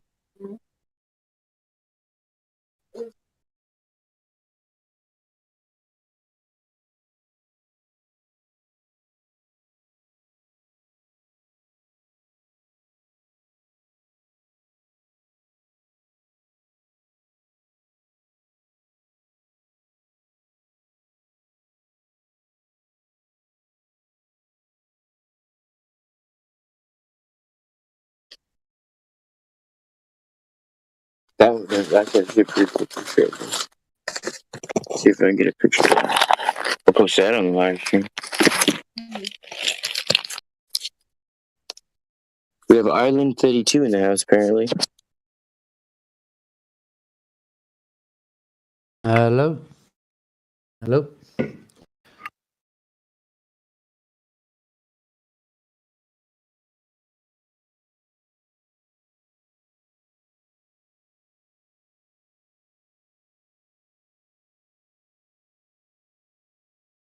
Hello? Is it working now? Mic check?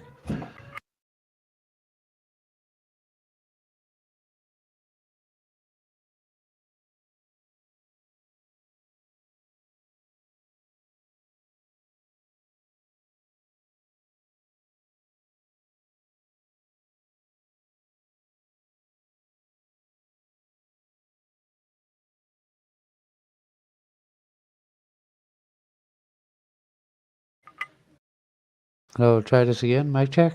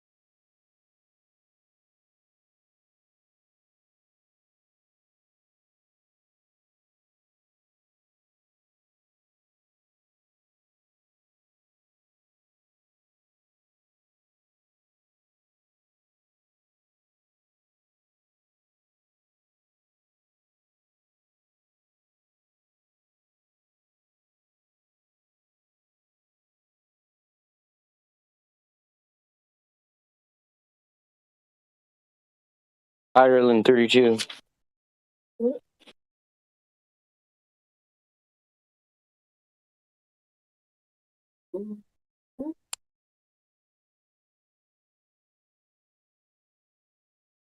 I can't hear you, Ireland.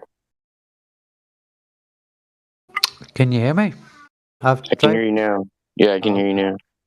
Sound. I can hear you now, buddy.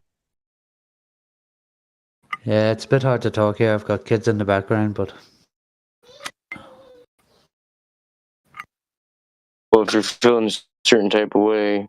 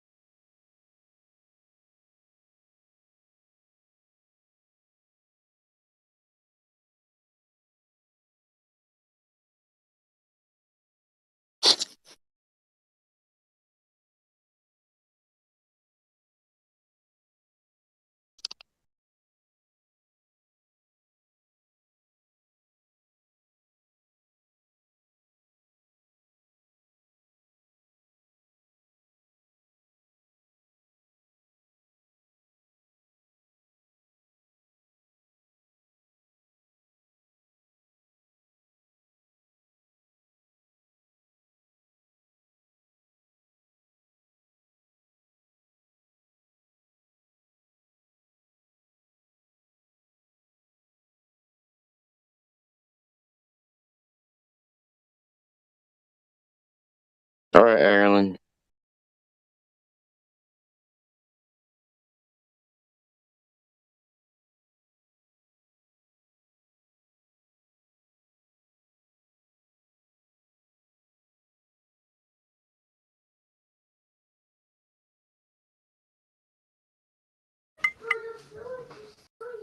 Okay, but the floor's wet. Just wait.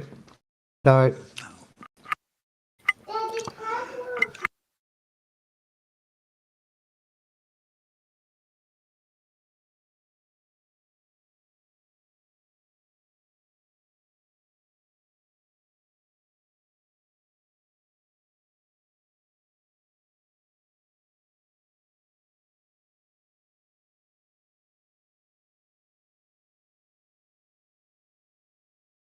No. Get the out of here. You're fired. No. Get the better solution. You keep me on the payroll as an outside consultant.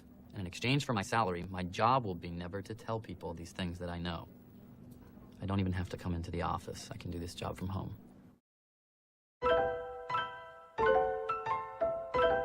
Yep. Yo, if Earth's flat, why don't you fall off the edge? I heard that Mike Collins from Apollo is dead. My girl's fat girl, let's just crawl in the bed. Don't spit if you want, just swallow instead. Swallow instead. Can you hear me, Siri? Swallow instead. Hello, Siri. Is gravity a theory or a fact? Thought my tampons in the house where my period's at. Get my rap on when I'm pissed about the serious crap. Passing so fast through space, time bends and how. After blasting through warp speed, we get to plaid. Don't listen if you don't like when I spit these raps. Rhymes I write like lightning, I write so fast. I'm like Mike Tyson, you ain't gotta fight in chat. Yo, I'm going back to basics, flat smack in the faces. You can't have gas pressure without adjacent to the vacuum of space, bitch, without a container. Like paying for a lawyer without a retainer. I ain't playing, about to let a slug out of this chamber. When you see the red dot, yo, no doubt it's a laser. Helio flatty dude, shot up for later, shot up for later. Helio flatty dude, shot up for later. I've been around the world, and I measure the earth, measure the earth. The devil, he's so clever with words, but level don't never mean curved, it never means curved, and meta from the metaverse, playing Call of Duty help build my immunity up, insurance policy paying you, they usually bluff, I'm not saying they won't do it, but it's usually tough, the last few years I've seen some unusual stuff, but if I mention the shot, you say I'm off the beat, so now I'm beating off to the thoughts of shots in me. What a rotten little awful getting off scot-free. Son of a gun of a bitch I've come to be. Shaking up the game to break up the redundancy. And if it wasn't for work, they'd have no taxes. And if it wasn't for burnt, there'd be no ashes. And if it wasn't for birds, egg be no hatching. And if it wasn't for dirt, there'd be no traffic. And if it wasn't for hurts, there'd be no passion. And if it wasn't for learning, then why all the classes? If it wasn't for your purse, yo, I'd have nothing to snatch. And if I don't come in first, then I'm coming in last. I've been around the world, and I measure the earth.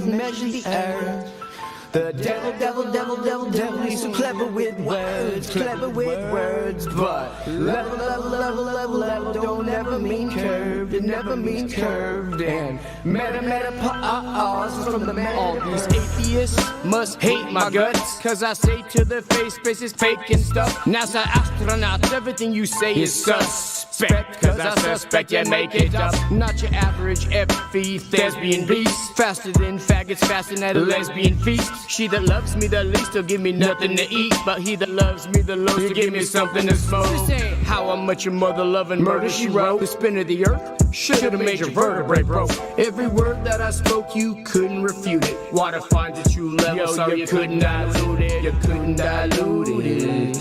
It can't be refuted. You couldn't dilute. You couldn't dilute. You couldn't dilute it. Who the f do you think you are, you crazy little shit? Security? I am Jack's smirking revenge.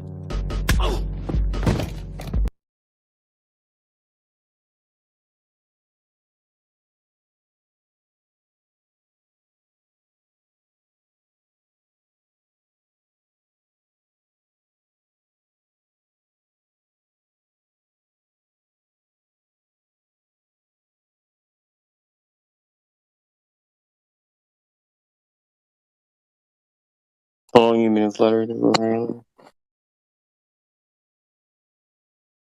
I suppose maybe the last couple of years, 4 years or so, maybe. Sort of came at it through Santos Bonacci, I think was the first one that I took it from, because I would have followed the law stuff. Yeah. Santos Bonacci. Yeah, I think it's him, or maybe Dean Clifford was. I'm not sure, but yeah, I've been at it a wee while. I don't know everything, but you know. Mm-hmm. Right.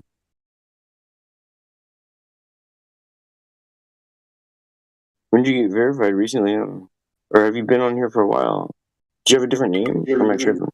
Yeah, Helio. When we were getting verified, but it used to be BCFC Ireland, and BCFC used to, confuse people, or so I just changed it to Ireland 32. It used to be BC what? Yeah, BCFC. Okay, BCFC. Yeah. So that's what do you got? A 2363, right? So say that again. 2363. All right, got it. BCFC. 2363. Yeah, but the BCFC was just for the football club that I follow. Okay, that's right. Yeah. All right.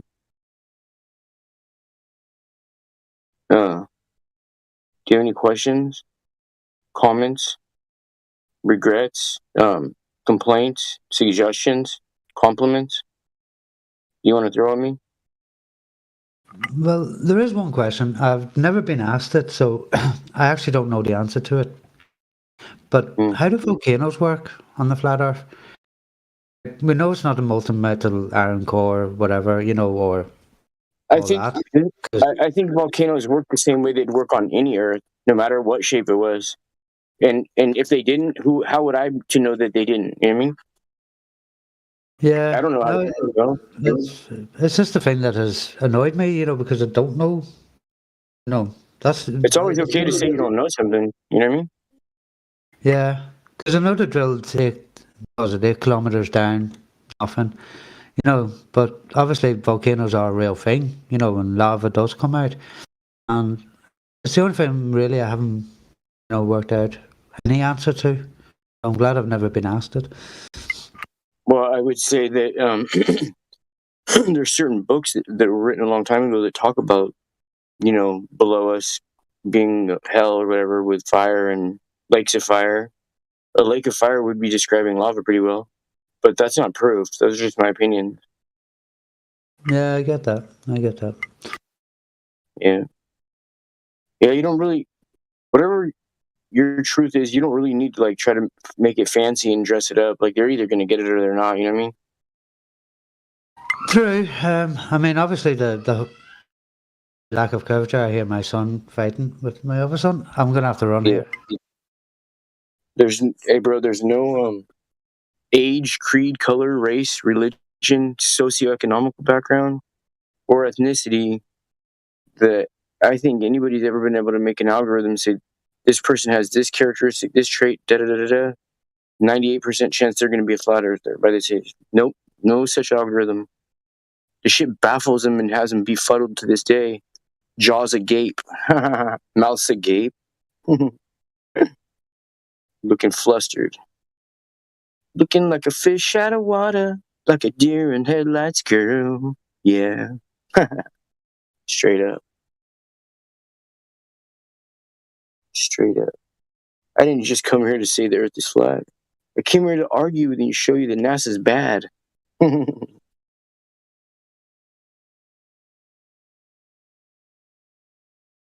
Yeah, sorry about that. I had to run there. But I feel like these NASA agents are watching me, walking around my block with walkie-talkies. In the grocery store, they chicken hawking me. Now the pretty girls just want to get on Discord 27 and talk to me. Yo, on all my tampons in the house, yo, where my periods at?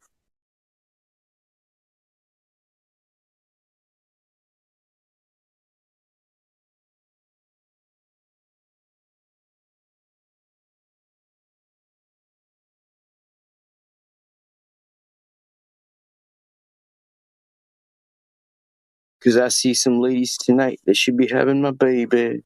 Baby. How you living, Flat Nasty? On plateaus that are straight. Eating steak. Getting up every morning at 8. Ever since I realized I'm living on a flat plate. Flat plate. When I'm making error, I don't have to hit backspace. Backspace. Take that frown, girl, off you. Your sad face. Your sad face. Take it easy. Take it easy. You never want a girl who's in love with the globe to steal your soul again.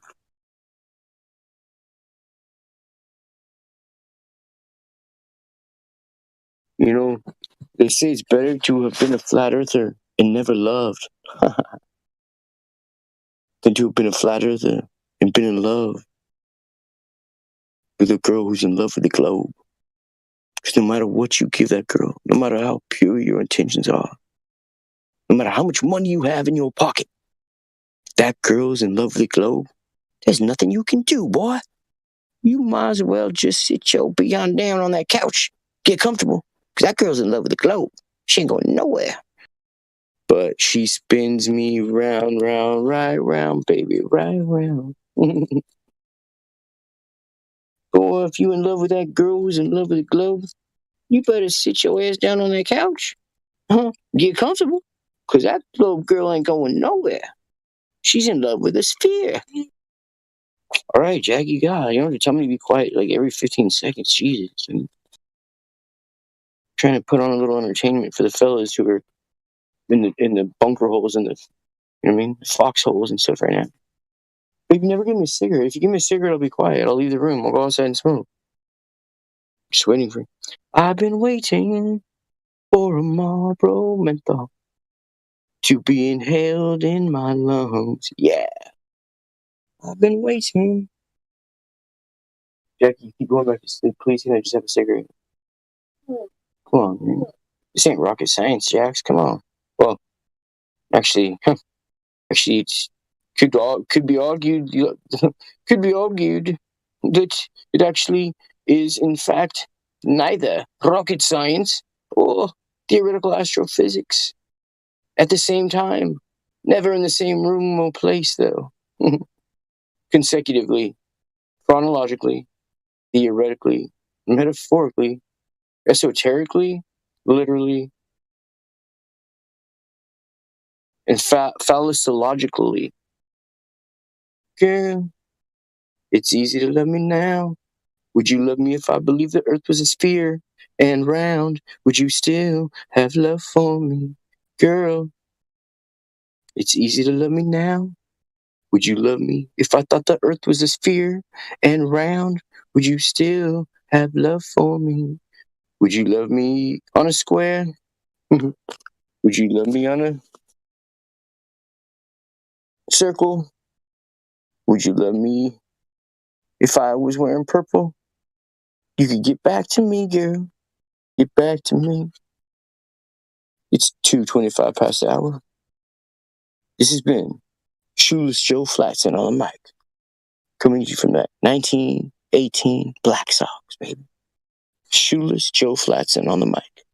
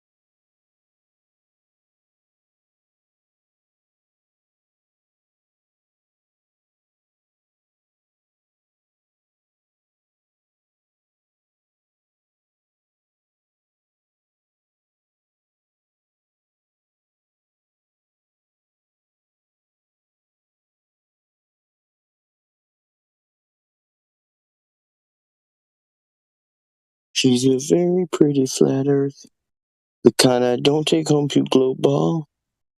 When I get her on that street, she's a flatty girl.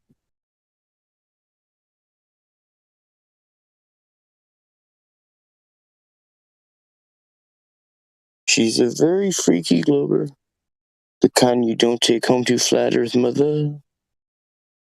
Once you get her on those streets, she's a flat earth freak. She's a flat earth freak. She's super freaking. She's a super freak.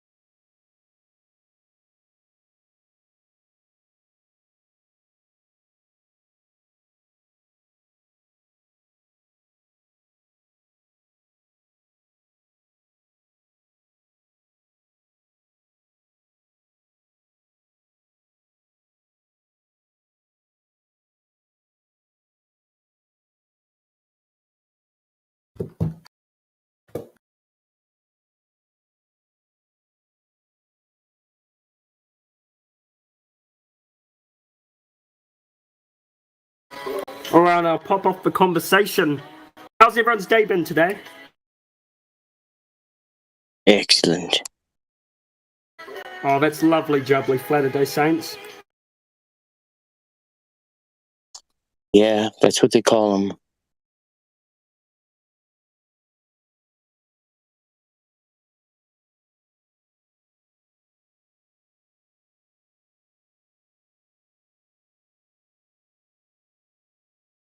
Earth is flat. Flat again. Globe's been smashed. Tell some men. Earth is flat. Earth is flat. Earth is flat. Earth is flat. Earth is flat. Da da na na na na na. Tell some men. Tell some men. Earth is flat. Guess who's flat? Flat again. Earth is flat. Tell some friends. Tell some friends. Tell some friends.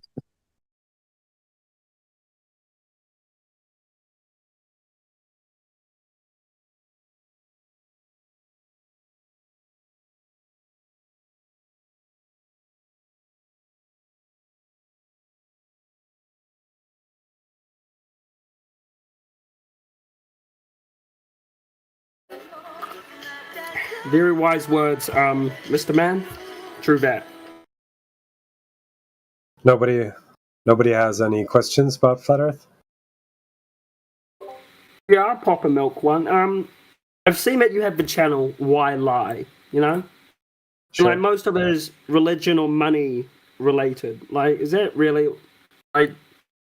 Yeah, but what you have to understand about the YLI channel is that we cannot really know for sure, because you're basically asking us about why somebody else is doing what they are doing, and you aren't even specifying like who they are, because if you would ask me, I wouldn't even know who is the people lying to us, because if I look at my government as an example, like they are elected for a little period. Like they have grown up the same way as me. They believe like they have been told the same stories, the same fairy tales as me.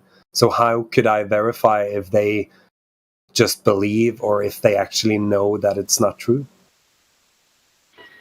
Yeah, actually, yeah, I guess that makes sense. Actually, you really never can know what someone's thinking about in their mind. Yeah, okay, yeah.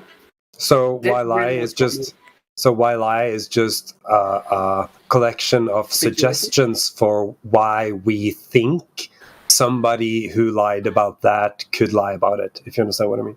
So take it with a grain of salt. All right.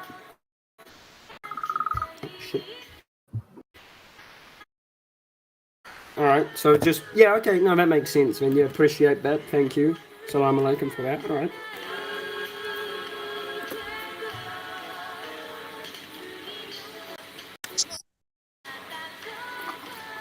You have some music in the background. Hey. Oh, shit. I'll just might mute myself. I'm sorry for that.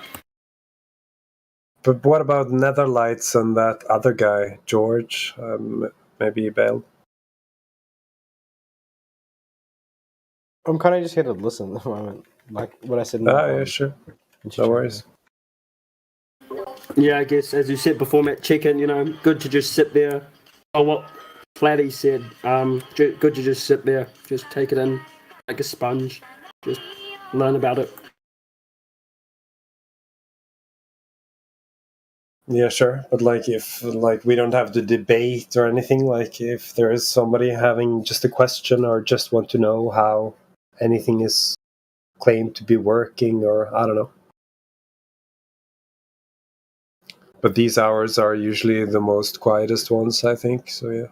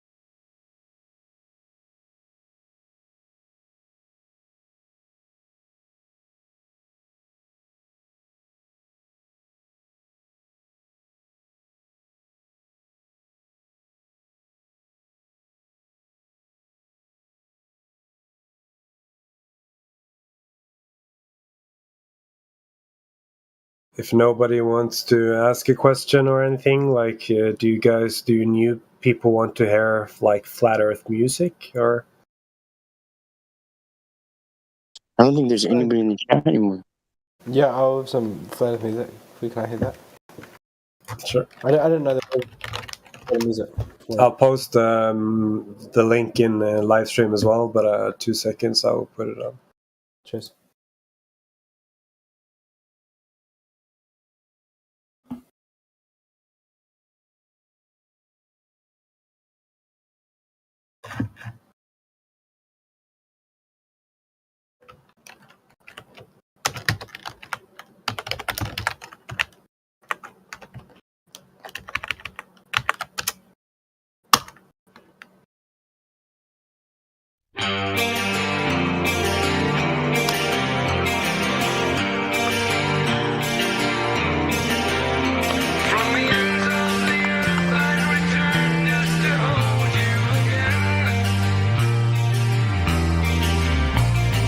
Tavern in Plymouth, our adventure awaits. To my wife I bid farewell as she waits from her gate. With the voyage at sea, destiny I have date for 8 pieces of silver. I boarded my fate. 2 years of provision.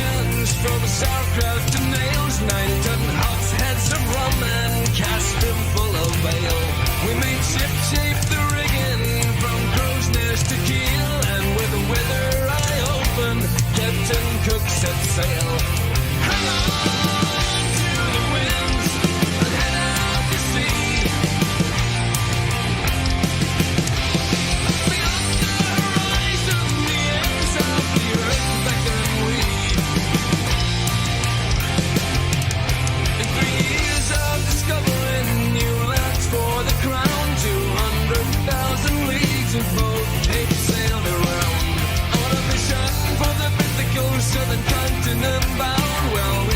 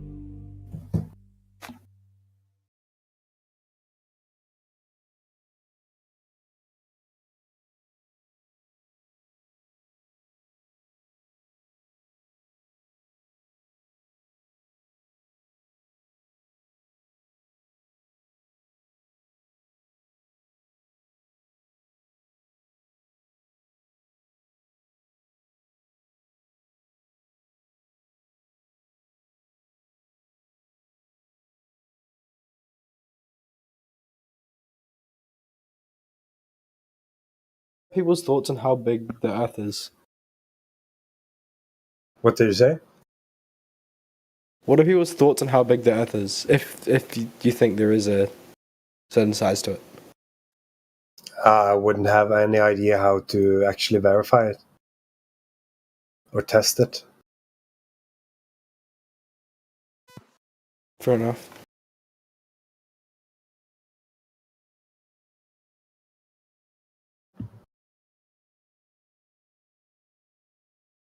Like personally, I haven't even been to Antarctica, and most people, 99.999% of people who goes to Antarctica goes to like the tourist spot in Antarctica. So it's like a pre-declared spot, the closest part you get to South America, and like most people who goes beyond that either have gone through the application process with the Antarctic Treaty or they are working there. And if you're working there, you have kind of strict rules of where you can go and where you cannot go. So yeah.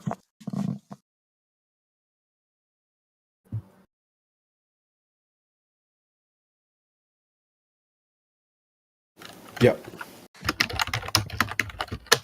And if you're curious to the Antarctic Treaty and the process of application and stuff, like I linked the video in voice text now.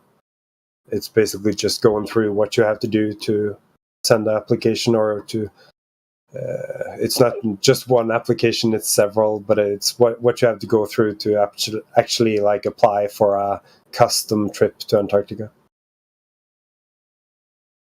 Yeah. Yeah, I understand.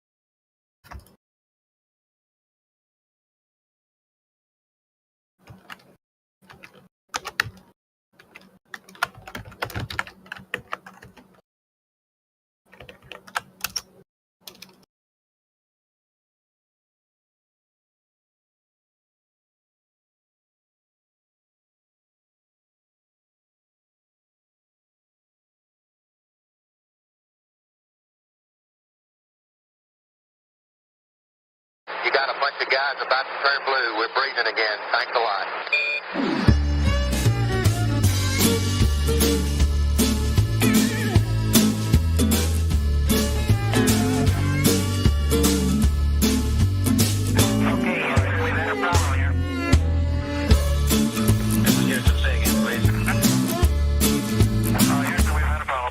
Well, a funny thing happened on the way to the moon. That's the title of a video that I watched on YouTube. You can see astronauts hanging from wires, proving that astronauts and NASA are liars. They analyze photos and highlight mistakes with the moon landing missions. They show it was faked. You can see them faking the photos of Earth. They use a round window to fake the curve. That's suspicious, don't you think? Yeah, listen up.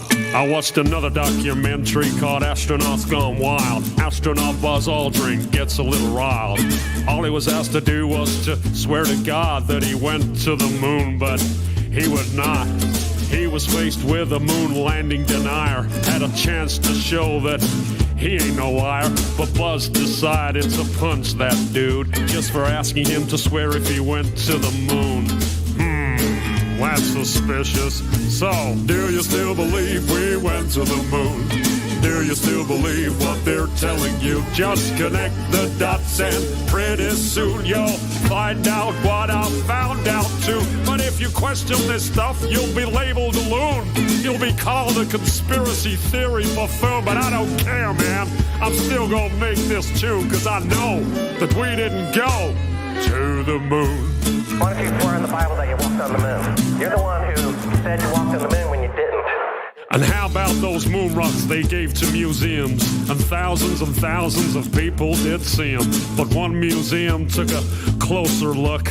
They soon realized that something's afoot.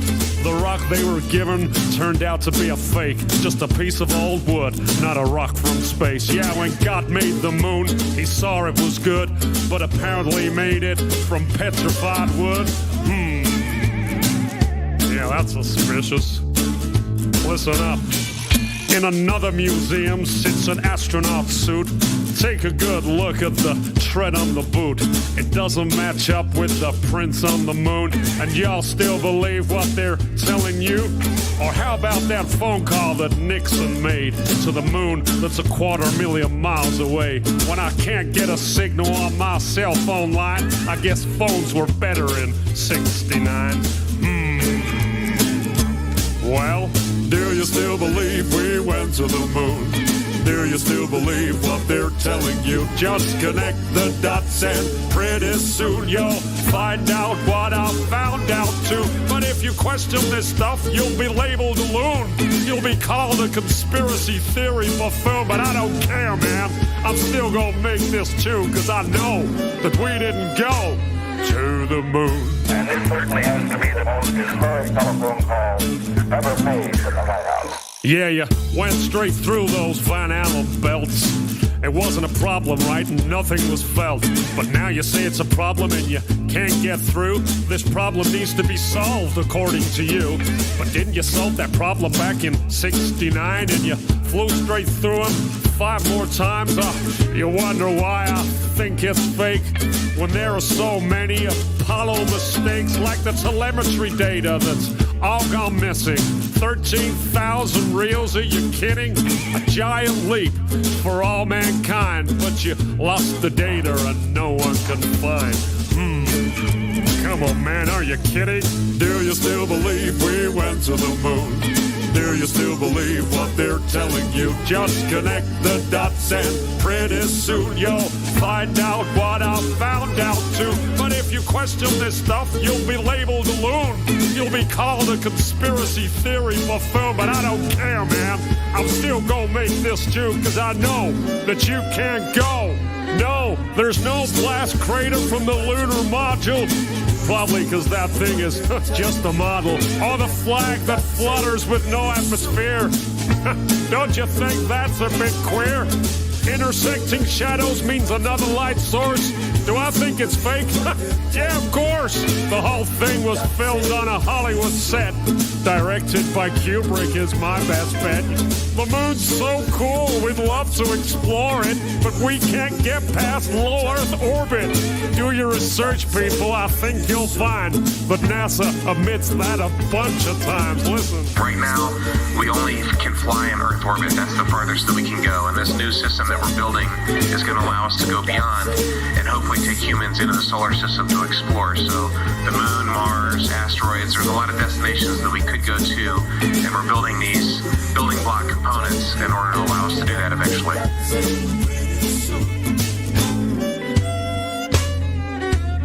I'd go to the moon in a nanosecond. The problem is we don't have the technology to do that anymore. We used to, but we destroyed that technology, and it's a painful process to build it back again.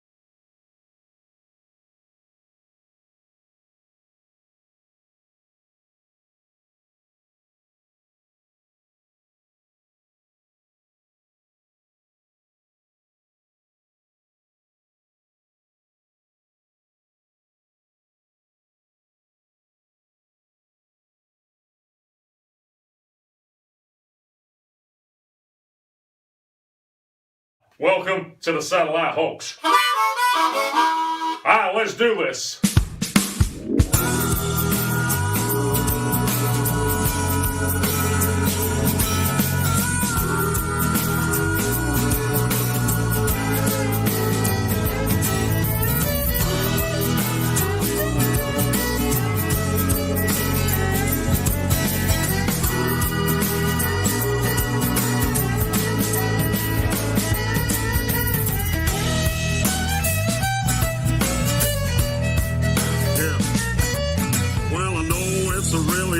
Pill to take when somebody says that satellites could be fake. But don't you find it a little suspicious that you can't find any real satellite pictures? It might be hard to be believed, but maybe we're all being deceived. Yeah, maybe, huh? What's up? Well, if you think you see one up in the sky, you can't see it with the naked eye. Because a satellite is about the size of a car, at least 300 miles away. You can't see that far, whatever those dots are to move in the night. I'm telling you, there ain't no satellite. Welcome to the satellite folks. Just another one of them NASA jokes. You get 5E, a picture of a satellite, without bringing up a bunch of that CGI. A bunch of cartoons all over the place. When I search satellites in space. Yeah, type that phrase into Google, folks. Let me welcome you to the satellite hoax.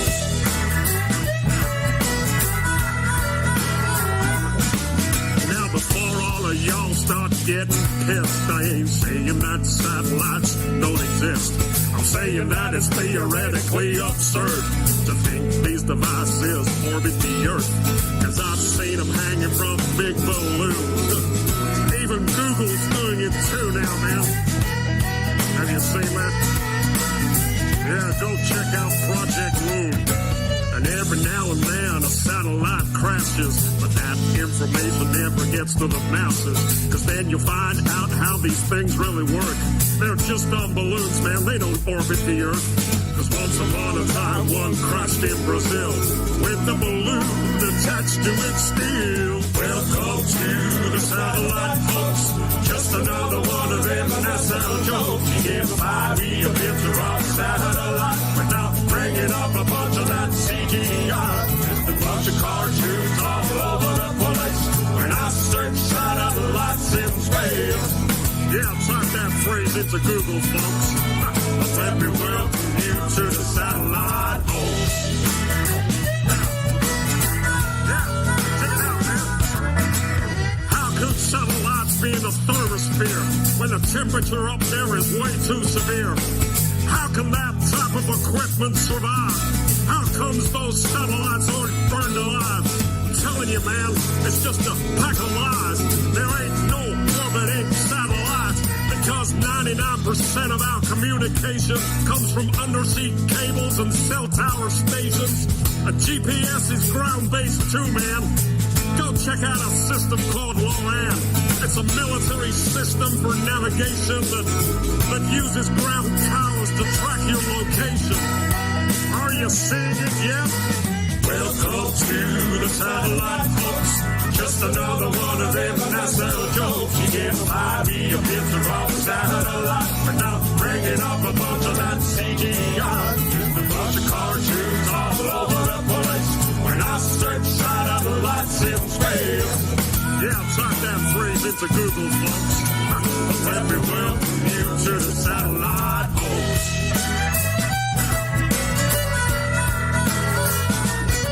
You see, Tesla figured out how to communicate without the need for satellites in space. It's mostly ground-based towers, you see, and that's how you get your satellite TV. They've monetized what Tesla made for free with their fake satellite industry. It was Arthur C. Clarke that theorized these things, the sci-fi boxes with solar wings. Another Freemason, it's no surprise. They make science fiction and they monetize. They've stolen Tesla's technology and they get you to pay for your TV. Are you seeing it now, people? Welcome to the satellite folks. Just another one of them NASA jokes. You can't find me a picture of satellite without bringing up a bunch of that CGI. Just a bunch of cartoons all over the place. When I search satellites in space. Yeah, go type it into Google right now. And let me welcome you to the satellite folks. So next time you see a photo of the Earth from space, look for satellites. You won't find a trace. Oh, they must have disappeared, I guess. Can't even see any from the ISS. If you want to have yourself a little enjoyment, go watch a NASA satellite deployment. Oh, man.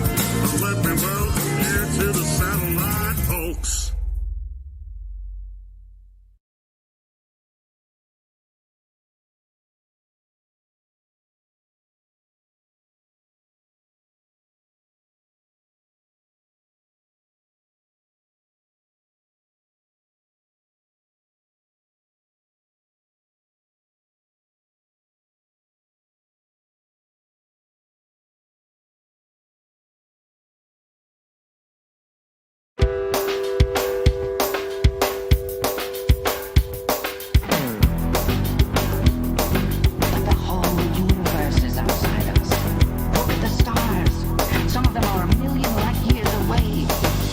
Everyone is taught these lies when they go to school. But I won't go back to the ball. And anyone who doesn't look again must love the rulers. I won't go back to the ball. I can't believe that shit. 'Cause when you take a step back and look at it, everything they show you is CGI.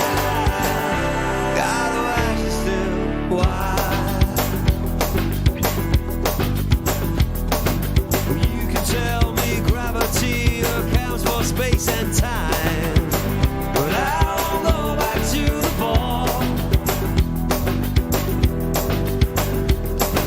'Cause I will trust my senses over Newton and Einstein. I won't go back to the ball.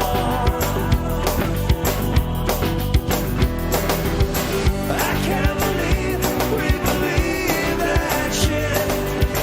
'Cause when you take a step back and look at it, everything they show us is CGI. Gotta ask yourself why.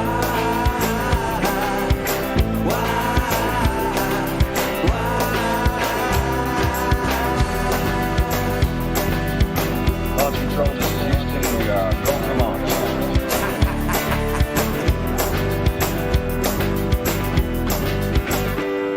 So what exactly do you think all those theories prove? 'Cause I won't go back to the ball. All it takes is two clear eyes to see the earth don't move. I won't go back to the ball. We can't believe that shit. 'Cause when we take a step back and look at it, everything they show us is CGI. You really gotta ask yourself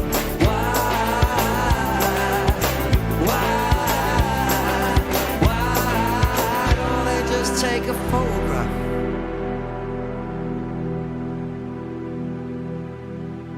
We don't have time for a meeting of the flat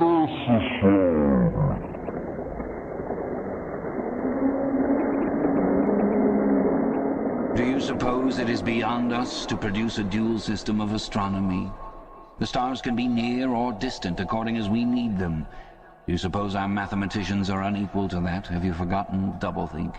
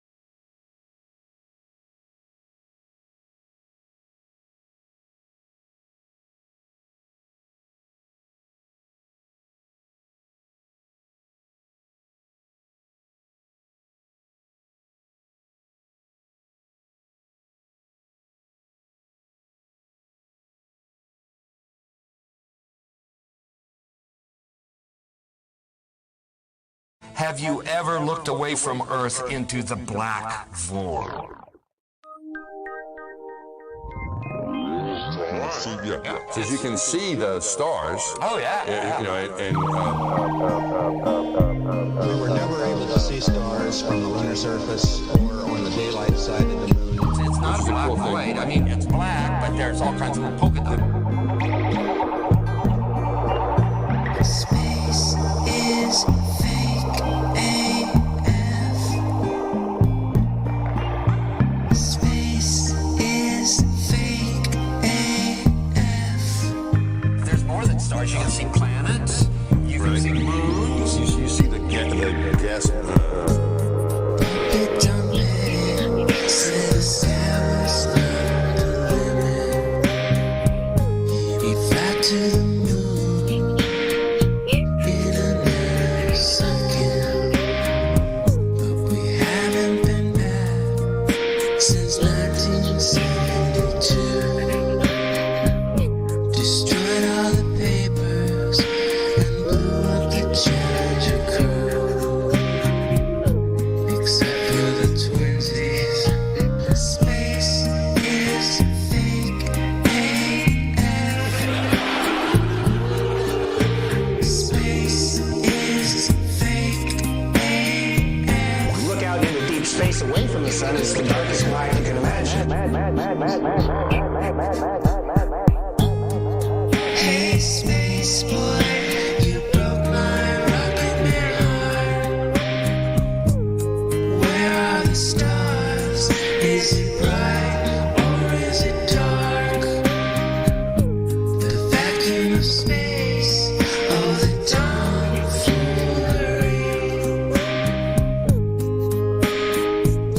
What happens if you get a leak on that? You have a leak.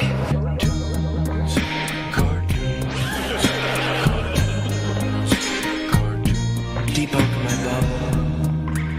Look, butterflies. It's hard to comprehend. Space is fake AF. Two little bitty O-rings. Space is fake AF. It's not what you think, Holmes. Space is fake AF. It's all just start doing it. Space is fake AF. Research Eddie Bravo. You just have a leak, and what you would do is lose air.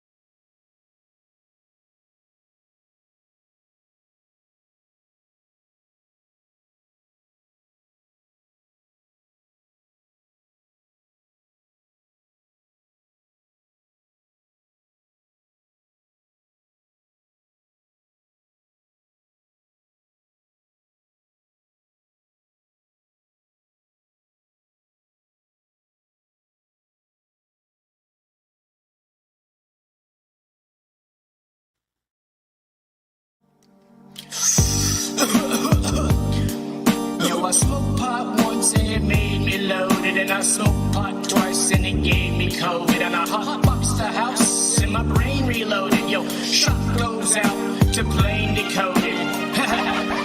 Listen up, kids. Listen up, kids. Listen up, kids all across the land. This is the thought today. Stephen COVID Hawking band. Me and Stephen, believe me, we got this man. I'm never sitting shiver, and he's not gonna stand. Ladies and gentlemen, the moment in space time that you've all been waiting for. I'd like to introduce a special guest we have here this evening. Joining us tonight, playing on the straw flute and the grand piano. Please stand up and put your hands together if they still work. Without further ado, for flat today, Stephen and the COVID Hawking band.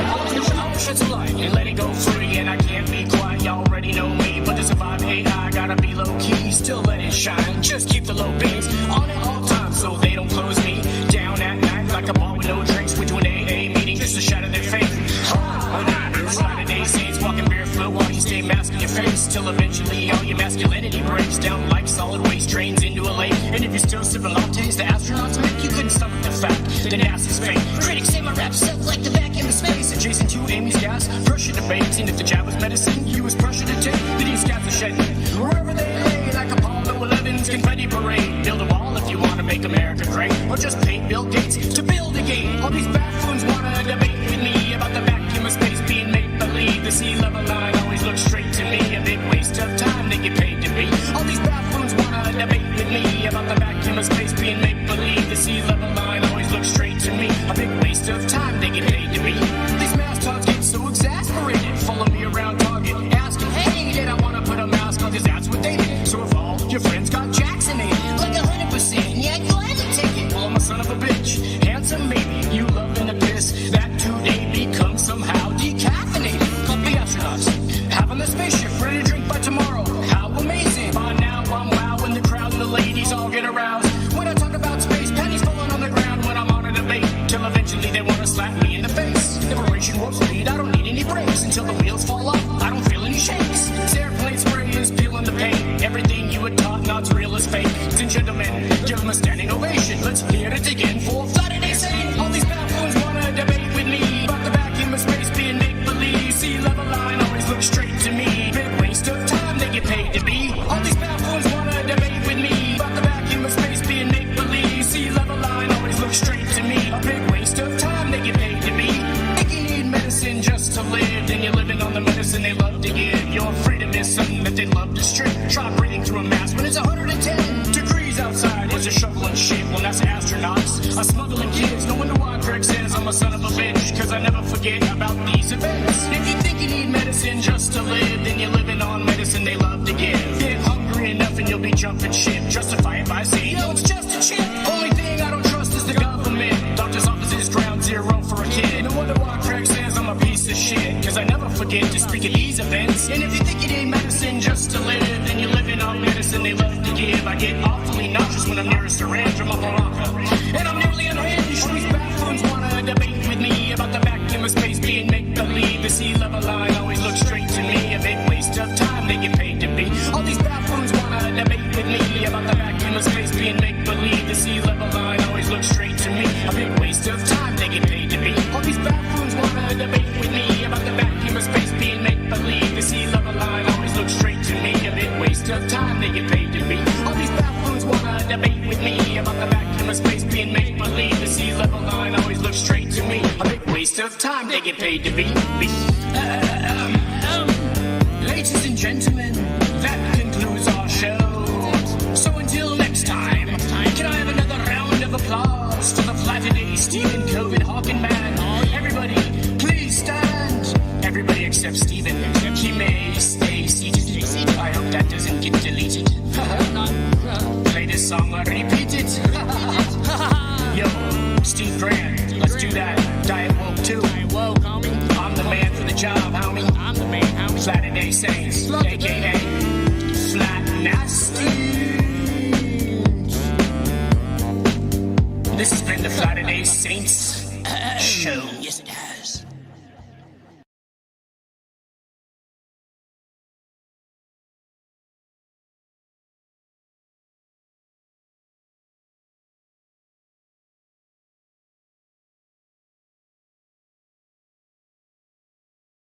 Oh, that guy's so good. I swear that guy rocks.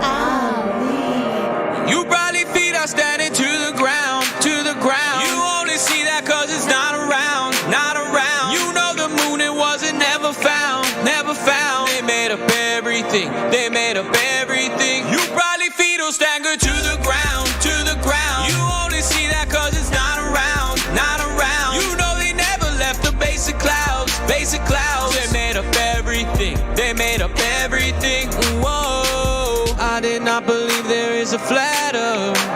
That whole thing look like it is for facts, bro. Why would they tell me the shit is round for? Must be true cause that shit in the textbook. Only when the sun is out it opened my eyes. It ain't coming up and setting on the same side.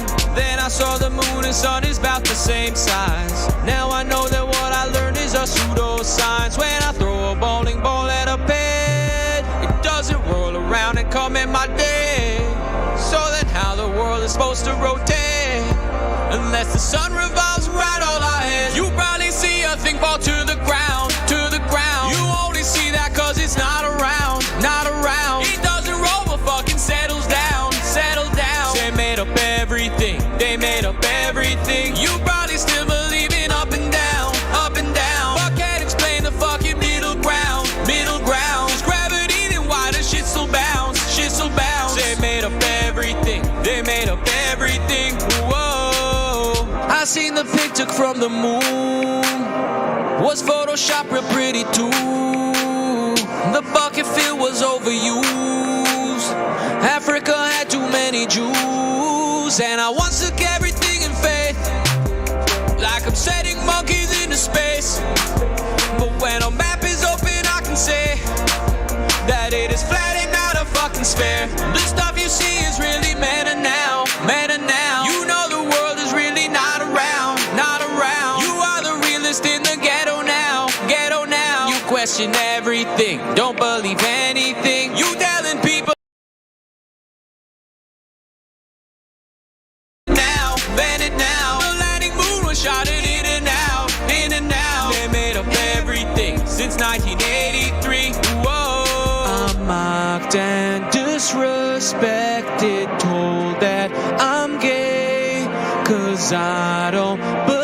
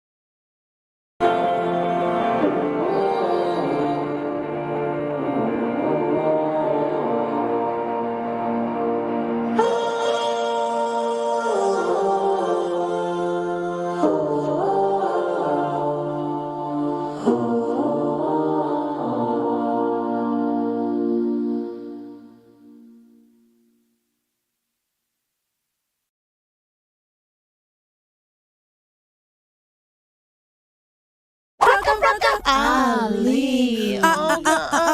Ali. WhatIsWorld.com.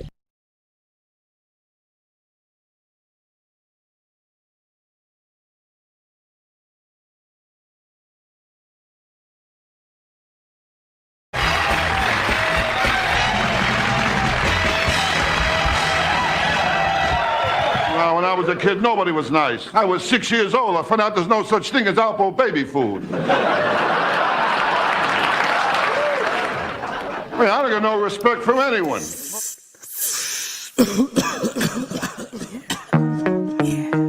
Yeah, girl.